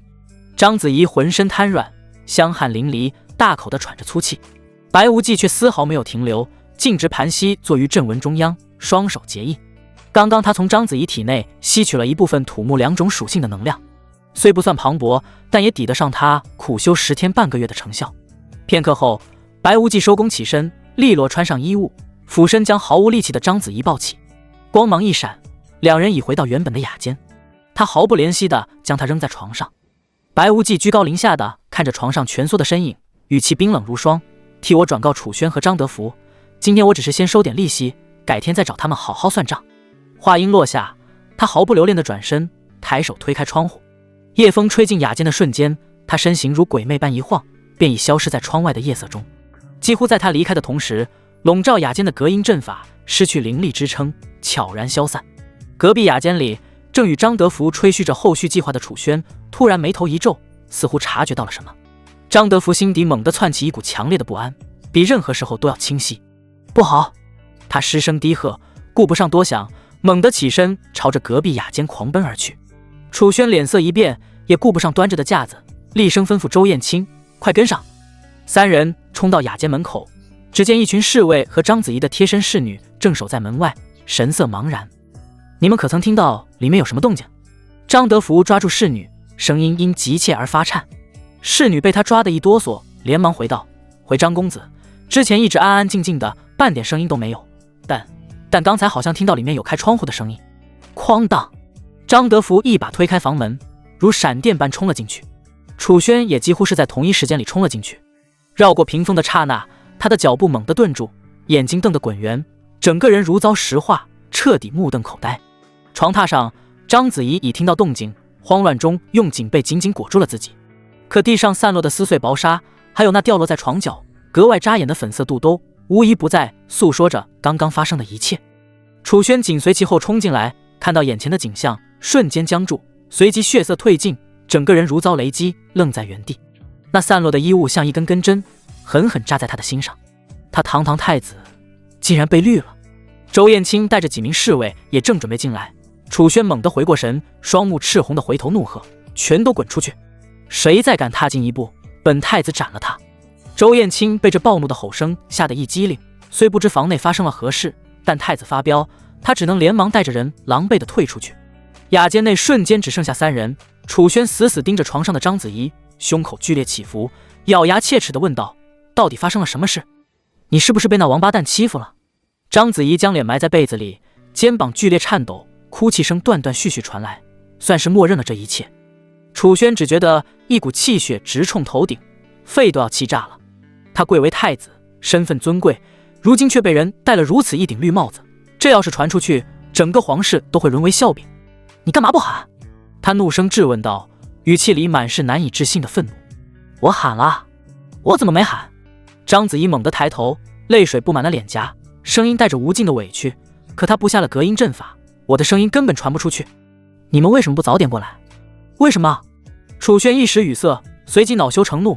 他才进来没多长时间，我们哪知道他会如此大胆，根本没等他上钩就动手。没多长时间，章子怡敏锐地抓住了关键，泪眼婆娑地抬头，声音带着一丝不易察觉的颤抖。大从他进来到现在，到底过去了多长时间？一壶酒都没喝完，能有多久？顶多一炷香的功夫。楚轩不耐烦地回道。章子怡浑身一震，脸上满是惊骇与茫然。一炷香？可在那塔中，他分明感觉度过了漫长的一天一夜，那种真实的疲惫与屈辱绝不是幻觉。唯一的解释便是那迎面公子有能改变时间流速的逆天手段。这个念头让他心惊肉跳，但他死死咬住嘴唇，没有将此事说出口。若是让楚轩知道，在他眼中短暂的时间里，自己已被彻底蹂躏，以他的性子，恐怕只会更加震怒，甚至迁怒于他。此刻隐瞒，至少还能保留最后一丝颜面。楚轩见他不再说话，只是默默流泪，心中的怒火也渐渐压下几分。他深吸一口气，强作镇定地说道：“好了，这件事也不能全怪你，是我考虑不周，没想到那王八蛋如此狡猾。”他顿了顿，眼中闪过一丝狠厉，但你放心，他敢动我的女人，我定会让他后悔来到这个世上。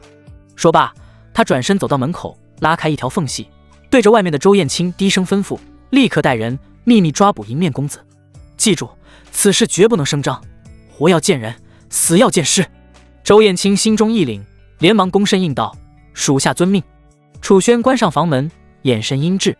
他很清楚，迎面公子刚夺下炼丹大会冠军，背后有炼丹师协会庇护，明面上根本动不得。而太子妃受辱之事更是天大的丑闻，一旦泄露，皇室颜面荡然无存。所以只能秘密动手，让那迎面公子彻底消失在这个世上，才能洗刷这奇耻大辱。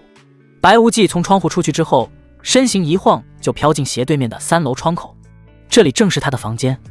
回到房间，他刚准备休息，门外就传来了脚步声。这么快就查到这儿了？白无忌微微皱眉，除了金老和李璐，没有人知道他住在这。楚轩的人这么快就查到了？不过仔细一听，外面只有一个人，应该不是楚轩的人。咚咚咚，敲门声响起。白无忌拉开房门，门外站着的竟然是一个女人。准确来说是白天被他抽飞的楚玉贴身侍女小桃。你来干什么？白无忌声音冰冷，莫非是白天没挨够打，回来找场子？他对这狗仗人势的侍女本就厌恶，此刻更是没半分耐心。反正他本就打算换地方住，摘了面具，谁会把废材白无忌和迎面公子联系到一起？真惹毛了，直接杀了。小桃吓得浑身一哆嗦，脸上挤出僵硬的笑容。不是，公子您误会了，奴婢是来向您赔罪的。白天是奴婢有眼不识泰山，顶撞了您，求您大人大量，饶过奴婢这一次吧。此刻的他哪里还有白天的嚣张跋扈？白天被白无忌教训后，他就跑回文轩阁向楚玉告状，本以为三公主会帮他出头，谁知楚玉得知情况后，当场就发了火，命令他必须求得迎面公子的原谅，否则就让他吃不了兜着走。白无忌挑眉问：你怎么知道我住在这？奴婢爷爷是金坤。小桃像是抓住了救命稻草，急忙抱出靠山，奴婢求了爷爷好久，他才松口把您的住处告诉奴婢的。金老的孙女？白无忌微微有些惊讶，随即收回目光，冷声道：看在金老的面子上，这次我不与你计较，你走吧。小桃却没动，反而扑通一声跪在了地上，眼泪瞬间涌了出来。公子，求您跟我回文轩阁吧，三公主急着见您，您要是不去，公主肯定会打死我的。不去。白无忌想都没想就拒绝了。白天他还想着找楚玉深入交流一下，汲取点水灵力，而现在他刚从章子怡那里出来，此刻半点兴致都没有。公子，求求您了。小桃哭得更凶了，额头都快磕到地上。只要您答应去见公主，您让奴婢做什么都愿意。白无忌眼底闪过一丝不耐，随即又生出几分戏谑。哦，做什么都愿意，那进来吧。他转身走回房间，小桃犹豫了一下，还是咬牙跟了进去。公子，您想让奴婢做什么？不过要事先说好，奴婢绝不侍寝。她虽是侍女，却是楚玉的心腹，爷爷又是三品炼丹师，自视甚高，除了三公主未来的驸马，绝不屈从于其他男人。白无忌一听这话，当即就笑了，语气里满是讥讽。你人长得不咋地，想的倒是挺美，就你这货色，还想让本公子宠幸，也不撒泡尿照照自己什么德行？小桃气得胸口剧烈起伏，脸色涨得通红，积压了一整天的怒火再也压不住。你竟然敢说我长得不咋地，还说我不配侍寝，你欺人太甚！怎么戳到你痛处了？白无忌挑眉调侃，语气里的嘲弄更甚。你……小桃气得说不出话，可转念一想，要是带不回迎面公子，后果不堪设想，只能硬生生压下怒火。是奴婢失言，公子您别生气，求您看在我爷爷的面子上，再给我一次机会吧。白无忌往床上一坐，翘起二郎腿，慢悠悠的开口：我这人还是很大度的，就给你最后一次机会，去准备洗澡水，事后本公子沐浴。小桃脸色一白，她长这么大，除了伺候楚玉，还从没伺候过别人，更何况是伺候一个臭男人沐浴。可眼下别无选择，只能咬着牙准备。没过多久就准备好了。公子，洗澡水已经准备好了，那还愣着干什么？白无忌瞥了他一眼，你让我穿着衣服沐浴？小桃只能硬着头皮走到白无忌面前，为他宽衣解带。不久后，他忽然睁大了眼睛，像是看到了什么恐怖的东西。愣了一瞬后，他的小脸唰的一下红到了耳根，慌忙把头扭到一边。白无忌坐进浴桶，看着小桃站在不远处发呆，当即厉声呵斥：你还愣着干什么？还不赶紧过来！小桃这才回过神，磨磨蹭蹭地走到浴桶边，拿起巾帕开始为他擦拭身体。别怪我没提醒你。白无忌闭着眼，语气带着威胁：要是事后的我不舒服，别想我去见三公主。小桃原本还很敷衍，听到这话顿时吓得一激灵，急忙认真起来。啊，舒服。白无忌仰着头，满脸享受，不愧是公主的贴身侍女，这手法真不错。小桃一边擦着，一边在心里咬牙切齿，这简直是奇耻大辱。他恨不得把她拽出来大卸八块，可理智告诉他绝不能这么做。给我好好洗，每一处都要洗干净。白无忌忽然睁开眼，目光落在他身上，加重了语气：记住，是每一处。小桃的身子瞬间僵住，强烈的羞辱感涌上心头，眼泪在眼眶里打转，可最终还是硬生生憋了回去。为了完成任务，他只能忍，而这正是白无忌的目的。他就是要击碎他那点可怜的骄傲，让他明白侍女就要有侍女的觉悟，别总想着狗仗人势践踏他人。洗完之后，小桃服侍他更衣，随后带他前往文轩阁。刚到门口，得到消息的楚玉已带着歉意上前：迎面公子，你可算来了。先前小桃有眼不识泰山，冲撞了你，本宫已狠狠训过他，还望你大人大量，别往心里去。过去的事不必再提。白无忌语气平淡，并未多计较。楚玉松了口气，立刻带他进入一间豪华包间。桌子上早已摆满珍馐，林若曦正坐在窗边，而梁雄坐在另一侧。见白无忌进来，眼神里不自觉地闪过几分敌意。我来为你们介绍下。楚玉笑着指向梁雄，这位是梁雄，梁公子。又转向梁雄，雄哥哥，这位就是本届炼丹师大赛的终极冠军银面公子，丹术造诣堪称是年轻一代第一人。梁雄本就因楚玉对银面公子的热络心存不满，此刻听到冠军二字，更是按捺不住，盯着白无忌脸上的面具讥讽道：阁下为何整日戴着面具？是故作高冷，还是有什么见不得人的地方？这话一出，包间里的气氛瞬间冷了下来。林若曦蹙了蹙眉，楚玉更是急忙拉住梁雄，连声道歉：银面公子，实在抱歉。熊哥哥他性子直，说话没轻重，你别介意。无妨。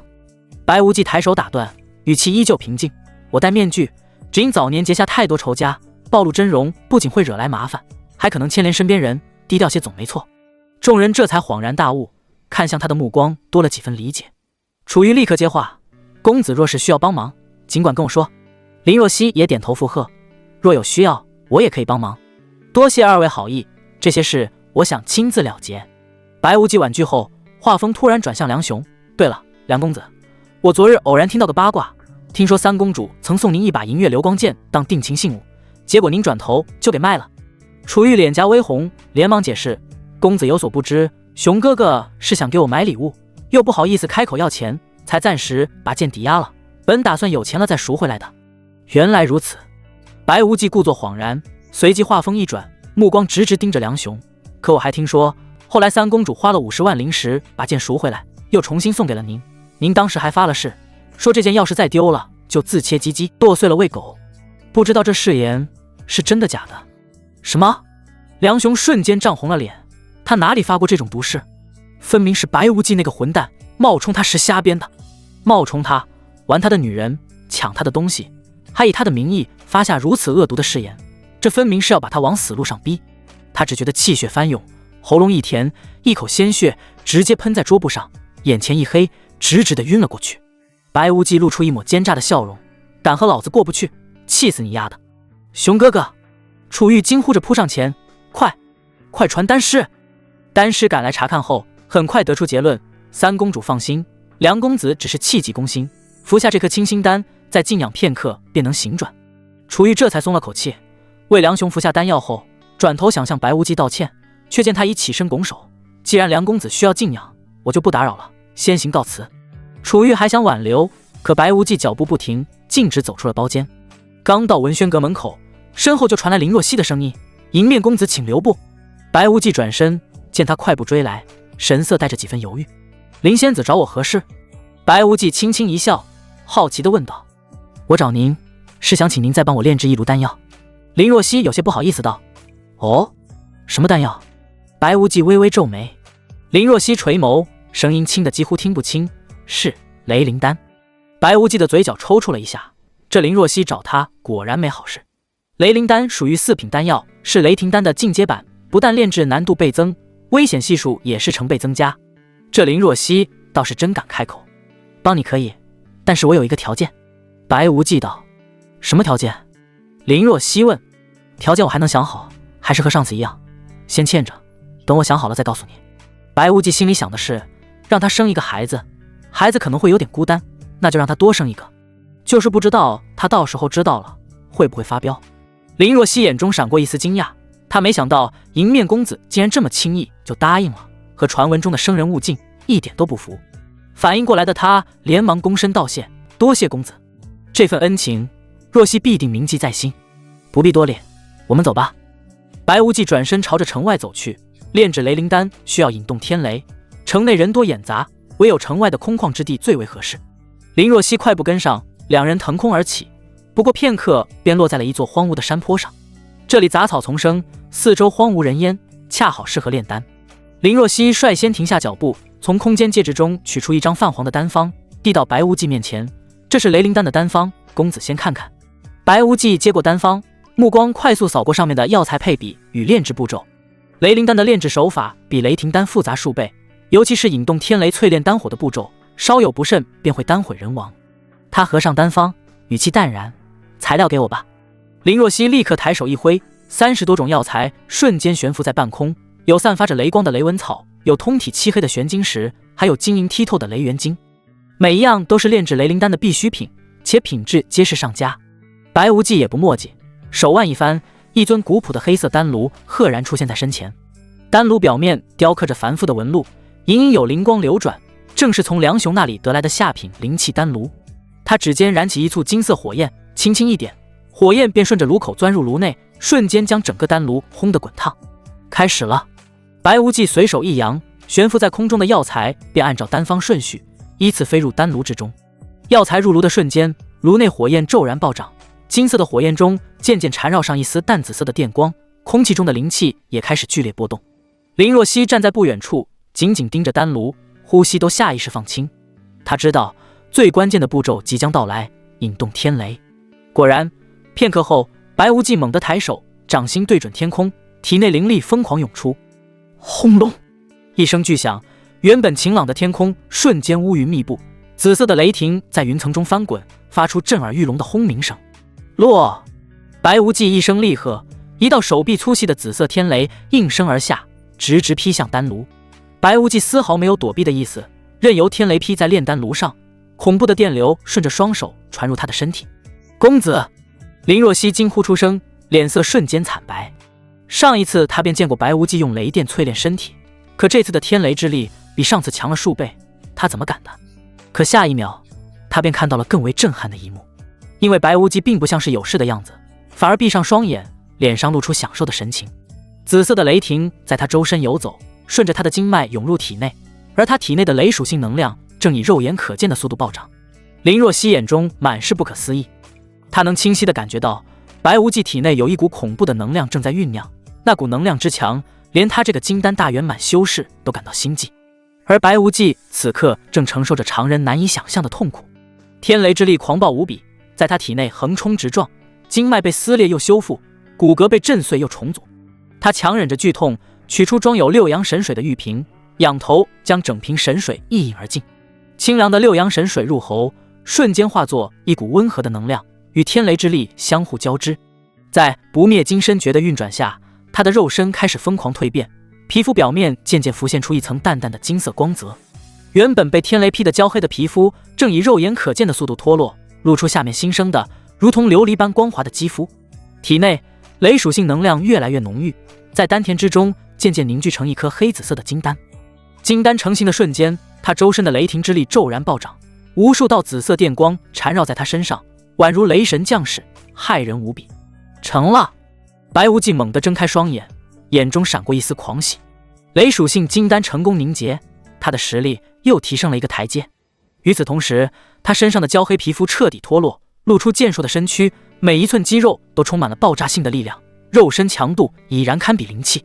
林若曦看着眼前的景象，脸颊瞬间爆红，慌忙转过身去。他怎么也没想到，天雷之力竟然会将白无忌的法衣彻底化为灰烬，此刻的他竟是一丝不挂。而白无忌此时才后知后觉的感到浑身凉飕飕的，低头一看，顿时老脸一红。他急忙从空间戒指中取出一套崭新的白色法衣，胡乱套在身上，尴尬的咳嗽一声：“林仙子，我穿好了，你转过来吧。”林若曦这才缓缓转身，眼神躲闪，不敢与白无忌对视。他伸出手，声音带着几分颤抖：“公子，雷灵丹。”白无忌这才想起炼丹的事，连忙转身看向丹炉。此时炉内的丹药已然炼制完成，他抬手一挥，炉盖嗡的一声飞起，10颗通体紫色缠绕着电弧的丹药从炉内飞出，浓郁的丹香与雷电气息交织在一起，正是极品雷灵丹。他将丹药收入玉瓶，走到林若曦面前，将玉瓶递了过去：“林仙子，幸不辱命，雷灵丹炼成了。”林若曦伸手去接，指尖刚碰到玉瓶，白无忌却突然一把握住了他的手。看着他那精致的面容，红艳欲滴的小嘴，只觉得一阵口干舌燥，体内邪火乱窜，有一种把他强烈扑倒的冲动。林若曦顿时吃了一惊，急忙把手抽了出来：“迎面公子，还请你自重。”林若曦的声音带着一丝愤怒，虽然欠他人情，但也不是可以对他无礼的理由。白无忌这才反应过来，自己现在的身份可是迎面公子，贸然抓人家的手，实在是太不应该了。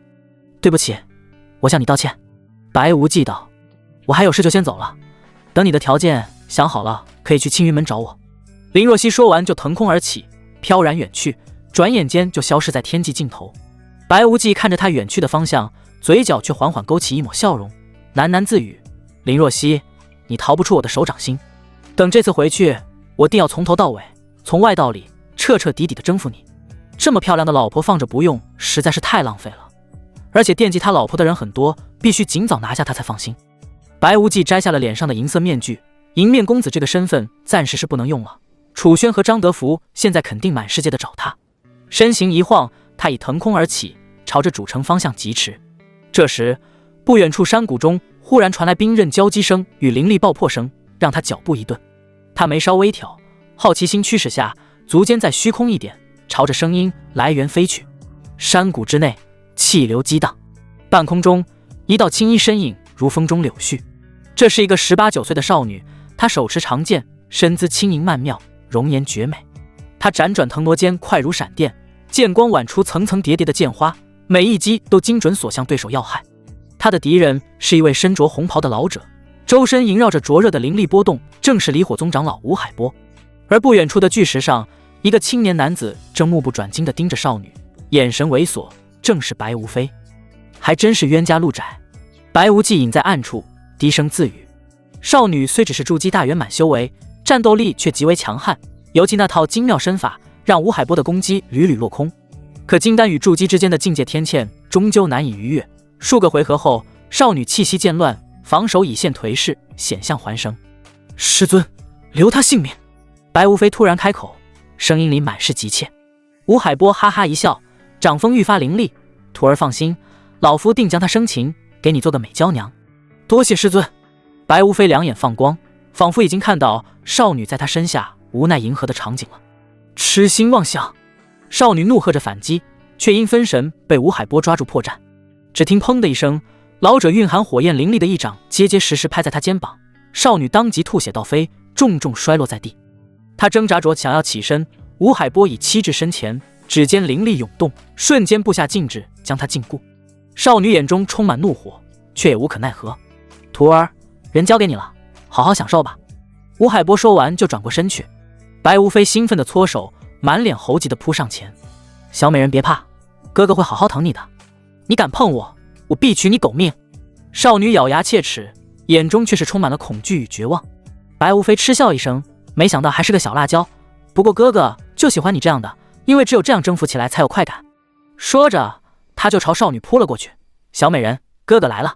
就在他的手即将碰到少女时，一道冰冷的声音骤然在山谷中响起：滚！白无非一愣，还未反应过来，一股恐怖的灵力便如海啸般席卷而至。轰！伴随着一声巨响，他被狠狠轰飞出去，撞在10余米外的岩壁上，一口鲜血狂喷而出。菲儿！吴海波惊怒转头，正好看见白无忌缓缓从半空落地。是你这小畜生！师尊，杀了他！快杀了他！白无非捂着胸口，疼得龇牙咧嘴，眼中满是怨毒。吴海波面色铁青，周身火焰灵力暴涨。上次饶你不死，你不找地方苟起来也就罢了，竟然还敢来找死！今日老夫定要将你挫骨扬灰！被禁锢的少女见状，急声喊道：公子快走，他是金丹强者，你打不过他的。白无忌冲他淡淡一笑，放心，他在我眼中不过是一个跳梁小丑罢了。随即转头看向吴海波，嘴角勾起一抹嘲讽：此一时彼一时，区区金丹初期也敢在我面前大言不惭，狂妄！吴海波怒喝着挥出右掌，漫天火焰瞬间凝聚成一只巨大的手掌，携着焚山逐海之势，朝着白无忌狠狠拍落。白无忌面带微笑，站在原地一动不动，丝毫没有要躲避的意思。快躲啊！少女失声惊呼，不忍地闭上了眼睛。只听轰的一声巨响，火焰巨掌落在白无忌身上，火光瞬间将其吞噬，地动山摇，尘土漫天飞扬，灼热的气浪席卷整个山谷，岩石被烤得噼啪作响，连空气都弥漫着焦糊的味道。哼，不知天高地厚的东西也敢挑衅金丹强者！吴海波满脸不屑，收回手掌，仿佛只是碾死了一只碍眼的蝼蚁。白无非挣扎着从地上爬起来，捂着胸口，怨毒地盯着火光中心，就这么让他死了，真是太便宜他了。吴海波刚准备开口附和，眼角的余光却瞥见火光中似乎有异动。他忽然睁大了眼睛，瞳孔骤然收缩，眼中满是震惊与不敢置信。白无非察觉到不对，顺着他的目光看去，也瞬间僵在原地。只见那漫天火光与烟尘如同被无形的力量拨开，一道挺拔的身影缓缓从火焰中走出。白无忌负手而立，衣袍一尘不染，连发丝都未曾晃动半分，周身萦绕着一层淡淡的灵力光晕。这不可能！吴海波失声惊呼，声音都在颤抖。他这一掌的威力足以秒杀任何筑基修士，就算是同阶修士都要暂避锋芒，可他怎么会毫发无损？被禁锢在地的青衣女子也猛地睁开眼睛，当她看到白无忌毫发无损，别提有多惊讶了。原本绝望的双眸瞬间亮了起来。你怎么会一点事没有呢？吴海波一副见鬼的表情。白无忌抬头看向吴海波，嘴角勾起一抹冰冷的弧度。就这？话音未落，他脚下轻轻一点，身形如鬼魅般消失在原地。吴海波还未从震惊中回过神，便感到一股恐怖的威压扑面而来，胸口骤然传来剧痛，整个人如断线的风筝般倒飞出去。只听砰的一声巨响，重重撞在山谷岩壁上，一口鲜血夹杂着破碎的内脏喷溅而出。他的眼睛睁得大大的，死不瞑目。师尊！白无非吓得魂飞魄散，转身就想逃跑。想走？白无忌戏谑的声音在他身后骤然响起。白无非只觉后颈一紧，整个人被一股无形的力量拎了起来，随即重重地摔在地上。他抬头望去，正对上白无忌冰冷的眼神，那眼神中没有丝毫温度，仿佛在看一个死人。白无非被白无忌掐住脖颈，双脚在半空徒劳蹬踹，憋得满脸通红。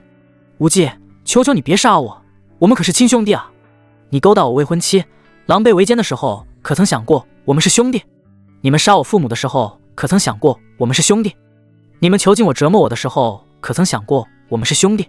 白无忌的话语铿锵有力，充满了滔天怒火。白无非吓得面无血色，哀求道：无忌，堂哥知道错了，求求你给我一个改过自新的机会吧，我以后再也不敢了。你没有以后了，去地狱忏悔吧。白无忌眼神一冷，手指骤然发力，只听咔嚓一声脆响，白无非当即睁大了眼睛，身体软塌塌地摔在地上，气息全无。白无忌缓缓收回手，转身朝着家乡的方向跪下：父亲、母亲、福伯，我为你们报仇了，你们的在天之灵可以安息了。随后他收拾心情，起身收缴战利品。这师徒俩都是穷鬼，加在一起也就2万多灵石，一件灵器，几件法器，还有一些丹药灵药之类。蚊子腿再小也是肉。白无忌低声自语，随手将所有物品收进自己的空间戒指，转头看向不远处的女子。女子肤白貌美，身姿妙曼，气质出众，堪称极品美人。唯一美中不足的地方，就是因为年龄的缘故，某些地方还没有发育好，这让白无忌有一种想帮她的冲动。女子顿时紧张不已，她对于自己的长相还是非常自信的，要是白无忌见色起意，想要欺负她的话，她根本无力反抗。白无忌走到她面前，然后缓缓地伸出一只手。不要！女子吓得失声尖叫，赶紧闭上了眼睛。当白无忌的手指触碰到她的时候，她以为自己完了。不过她预想中的事情并没有发生，反而恢复了行动能力。她诧异地睁开眼睛，只见白无忌正站在一旁，眼神清澈，没有半分邪念。她意识到自己方才误会了，小脸瞬间泛红，急忙起身道谢：多谢公子出手相救，举手之劳而已，用不着放在心上。白无忌打量了她一下，疑惑地问道：你一个女孩子怎么会来这么偏僻的地方？女子听到这话，眼神瞬间冷了下来，咬牙切齿地说道：是白无非那个王八蛋，他骗我说这里有一株千年风铃草，没想到是个幌子，他早就让他师傅在这里埋伏。要不是公子您及时出现，我今天恐怕……说到最后，他的声音微微哽咽，顿了顿才稳住情绪，抬头看向白无忌：对了，我叫风铃儿，不知公子尊姓大名？我叫白无忌。原来是白公子，今天的事情真是多谢你了，日后有机会我一定报答你。风铃儿再次道谢，又道：现在我还有急事要处理，就先走一步了。说罢便要转身离开。等一下！白无忌突然开口叫住了他。风铃儿脚步一顿，回头疑惑地看着他：还有事吗？我看你骨骼清奇，是个修炼的好苗子，你可愿拜我为师？白无忌眼中满是希冀之色，因为刚才给他解除禁制的时候发现，这个女人竟然是世所罕见的风灵体啊！风铃儿满脸不可思议，上下打量着白无忌。对方看着比自己也大不了几岁，若是想追求自己，他一点也不意外。可收徒是什么意思？难道对方有什么特殊癖好？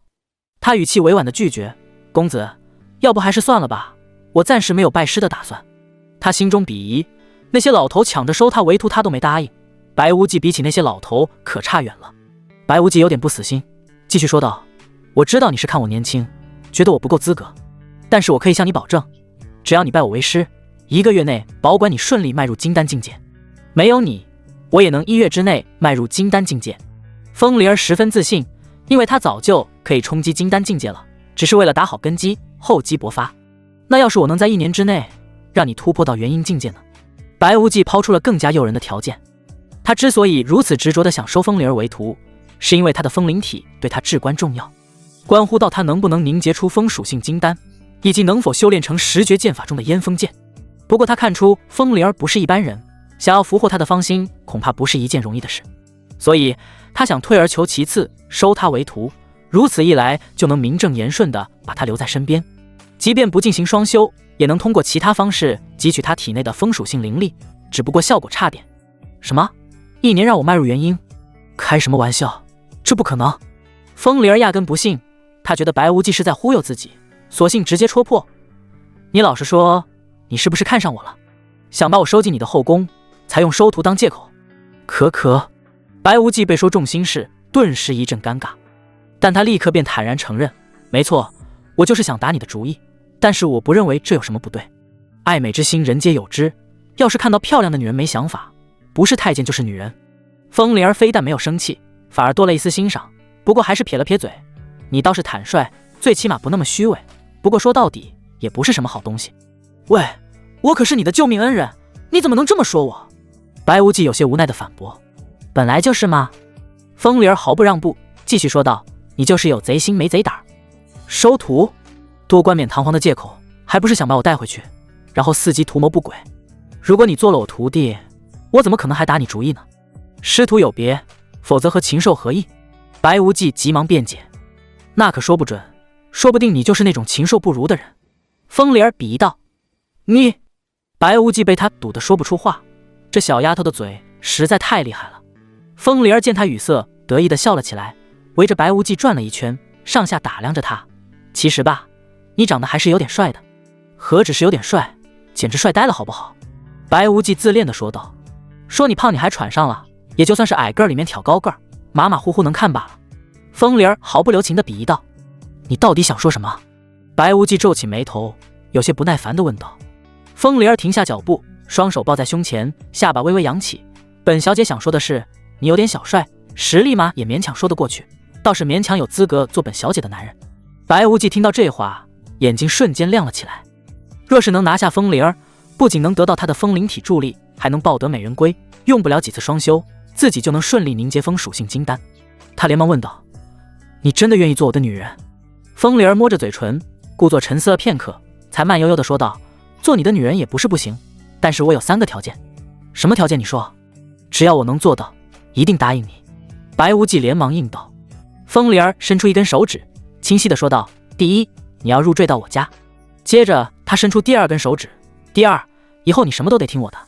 最后他伸出第3根手指：第3，除了我之外，你不能再有别的女人。白无忌听到第1个条件时，心里就泛起了嘀咕，等听完后2个条件，直接就放弃了。入赘他还能勉强考虑，可什么都听他的，这简直是在践踏他作为男人的尊严，绝不可能。至于只能有他一个女人，就更不现实了。他已经有老婆了，还有疼爱自己的师尊、懂事的李璐和善解人意的小姨子，怎么可能为了一棵树放弃一片森林？我觉得你还是做我徒弟比较好。白无忌压下心中的不满，语气缓和了些：还请你放心，只要你做我徒弟，我保证不欺负你。男人的话，骗人的鬼。风铃儿根本不信，撇了撇嘴：等我跟你回去，你就算是对我做点什么，我也无力反抗啊。软的不行，你是非让我来硬的。白无忌被他缠得有些恼火，语气中带上了几分威胁：信不信我现在就办了你，让你连后悔的机会都没有？风铃儿非但不怕，反而扬起下巴挑衅，嘴角还带着一丝诡异的笑容：你来啊，我绝不反抗，但是你最好别让我逮着机会，否则我一定阉了你，让你一辈子做不成男人。白无忌听到这话，只觉得胯间一凉，下意识地夹紧了双腿。他算是看明白了，这小丫头看着人畜无害，实际上就是个心狠手辣的小恶魔。惹不起，真的惹不起。得了，之前的话就当我没说，再见。不对，是再也不见。白无忌不想再跟他纠缠，说完便腾空而起，朝着远方飞去。你怎么还生气了？等等我啊！风铃儿看着他逃跑的背影，忍不住笑了起来，脚下灵光一闪，身形便如一阵清风般追了上去。他虽然只是筑基修为，但身为风灵体，对风的掌控远超常人，速度快得惊人，没一会儿就追上了白无忌。白无忌察觉到身后的动静，回头一看，顿时满脸无奈。他的战斗力和防御力都还算不错，唯独速度是短板，自己得尽快找一门厉害的身法武技修炼才行。你还跟着我干什么？白无忌有些头疼地问道。风铃儿飞到他身边，笑嘻嘻地说道：我突然发现你这人很有趣，比那些老古板有意思多了，所以我决定做你的女人了。不要，你离我远点。白无忌现在满是忌惮，这风铃儿简直就是个甩不掉的小祖宗，要是真把他带回去，自己以后就别想有好日子过了。哦，我明白了。风铃儿像是突然恍然大悟，你是想玩师徒恋对吧？也行，我不介意。他说着，一把拉住白无忌的胳膊，等他停下之后，直接在虚空中跪了下来，双手抱拳：师尊在上，请受徒儿一拜。别，白无忌吓得赶紧伸手去扶他。我改变主意了，不打算收徒了。你赶紧走吧，别再跟着我了，就当我求你了，行不行？风铃儿撇了撇嘴，冷哼道：臭男人，你别以为我不知道你心里想什么。以退为进嘛，现在说不收我，以后要是想欺负我，就能说是我死皮赖脸跟着你的，自作自受，对不对？白无忌扶着额头，只觉得一阵头大，哭笑不得。我真没有那个意思，你真的想多了。放心，我不怪你。风铃站了起来，很自然地挽住了白无忌的胳膊。谁让你今天救了我呢？以后你要是真的想对我做点什么，只要别太过分，也不是不能考虑。唉，白无忌仰天长叹，他被彻底打败了。师尊，我们现在去哪？风铃笑眯眯地问道。回城。白无忌话音落，足尖在虚空轻点，身形朝着都城方向疾驰而去。风铃紧随其后。两人很快抵达都城，白无忌径直走进一家远离文轩阁的客栈，对着掌柜道：开一间上房。好嘞，客官您里边请。掌柜麻利地递过房牌，风铃却突然凑上前，眨着水灵的眼睛问：师尊，你就开一个房间，那我住哪？白无忌接过房牌，转身说：你和为师住一个房间，为师帮你提升修为。臭男人！风铃瞬间炸毛，脸颊涨得通红，指着他的鼻子怒斥：我本以为你还要装一下的，没想到你这么快就原形毕露了。人渣！你这小丫头胡说八道什么？白无忌一脸莫名，伸手敲了敲他的脑门：为师怎么就成人渣了？咚的一声轻响，风铃捂着额头后退半步，气呼呼地瞪着他：你让我和你住一个房间，还要帮我提升修为，怎么帮？无非就是双修，如此龌龊，说你是人渣有错吗？白无忌额角瞬间爬满黑线，没好气地说：你这小脑袋瓜整天想什么呢？为师只是单纯帮你提升修为，不是双修。你把为师当成什么人了？你敢说你没有想过和我双修？风铃挑眉追问，眼神锐利无比。没有，绝对没有。白无忌急忙摆手否认，眼神却不自觉地飘向别处，耳根悄悄泛红。刚才他确实闪过一丝不该有的念头，可一想到师徒二字，便立刻压了下去。风铃看着他心虚的模样，轻哼一声：信你才怪，臭男人。话虽如此，却还是率先迈步朝着客房走去。不过算了，看在你救过我的份上，姑且信你一次。白无忌松了口气，连忙跟上。进房后，他反手关上门，指尖灵力涌动，几面阵旗悄然飞出，在房间四周布下防御阵与隔音阵。淡蓝色的光照一闪而逝，将整个房间与外界彻底隔绝。如此一来，房间里就算是天翻地覆，外面也不会察觉到。还说不是要和我双修？风铃往床上一躺，双手摊开，眼睛一闭，说：来吧，我绝不反抗。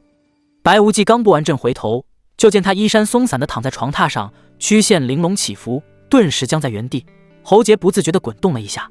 要说半点想法没有，那是自欺欺人，可理智告诉他，绝不能对自己的徒弟动歪心思。灵儿，你这是做什么？他硬着头皮走上前。风铃睁开眼，眼神带着几分戏谑：你不就是想要我吗？我给你就是，快点，别浪费时间。你真的误会了。白无忌深吸一口气，压下心头燥热，认真解释，我说的帮你提升修为，不是这个意思。风铃儿坐起身，整理了一下衣衫，语气带着几分得逞的笑意。我给你机会了，是你自己不要的。以后你要是再敢打我的主意，我就到处说你欺负徒弟，让你身败名裂，颜面尽失。白无忌哭笑不得，这哪里是收了个徒弟，分明是请了个祖宗回来，动不动就威胁他，让他这个师尊没有一点面子。行了，别闹了。他走到床边，语气严肃了些。你现在冲击金丹境界，我助你一臂之力。风铃儿今天吃了一个大亏，本就打算冲击金丹境界，闻言立刻点了点头，盘膝坐在床榻上，闭上双眼，调整气息。白无忌伸出右手，缓缓按在他的肩膀上，一股精纯的先天灵气顺着掌心涌入，如同溪流，缓缓淌进他的经脉。风铃儿浑身一震，眼中闪过一丝惊讶，他没想到白无忌竟然有先天灵气，而且如此庞大。他连忙稳住心神，引导着先天灵气在体内运转，加速凝结金丹的进程。房间内的灵气开始剧烈波动，围绕着风铃儿形成一道肉眼可见的气旋。不过半炷香的功夫，他周身的气势陡然攀升，一股属于金丹境的威压轰然散开。但这股气势并未停止，依旧在稳步上涨，最终稳稳停在了金丹中期，才缓缓收敛。白无忌收回手，眼中满是震撼，自己这刚收的徒弟也太厉害了，冲击金丹不仅毫无波折，还一举突破到中期，这份天赋简直堪称妖孽。而且他是风灵体，可以越级战斗，此刻他就算是面对金丹后期修士，也有一战之力。风铃儿缓缓睁开眼，感受着体内澎湃的灵力，脸上露出欣喜的笑容。多谢师尊赐予我先天灵气，否则我想迈入金丹中期还得过段时间呢。哦，现在叫师尊，不叫臭男人了。白无忌笑着打趣道。风铃儿瞪了他一眼，理直气壮地说，你本来就是我师尊啊。不过他话锋一转，嘴角勾起一抹狡黠的笑，你同样也是臭男人。灵儿啊，你要学会尊师重道，就像尊敬你父母一样尊敬我。白无忌语重心长地说，我很尊敬你好吧。风铃儿哼了一声，突然凑近他，手指轻轻划过自己的嘴唇，眼神妩媚的像要滴出水来。难不成你还想让我以身相许？你胡说八道什么呢？为师才不是那种人。白无忌义正言辞道。风铃儿突然靠近白无忌，笑颜如花的说道，师尊，其实我这人很好骗的，只要你哄哄我，很容易就能拿下我的。温热的气息扑面而来，带着少女独有的馨香。白无忌体内的邪火唰的一下就被点燃，血液就好像沸腾了似的，有一种立刻把他就地正法的冲动。风铃儿看着他这副模样，感觉很有趣，于是用手指轻轻抚摸，微微张开嘴唇，摆出一副风情万种的画面。白无忌只觉得鼻腔一热，一股温热的液体流淌而出。小丫头，你这是在玩火？白无忌猛然上前一步，师尊，你别过来，灵儿害怕。风铃儿退到床边，瑟瑟发抖，可怜兮兮的模样，当真是我见犹怜。这可是你逼我的。白无忌直接扑了过去。啊，不要，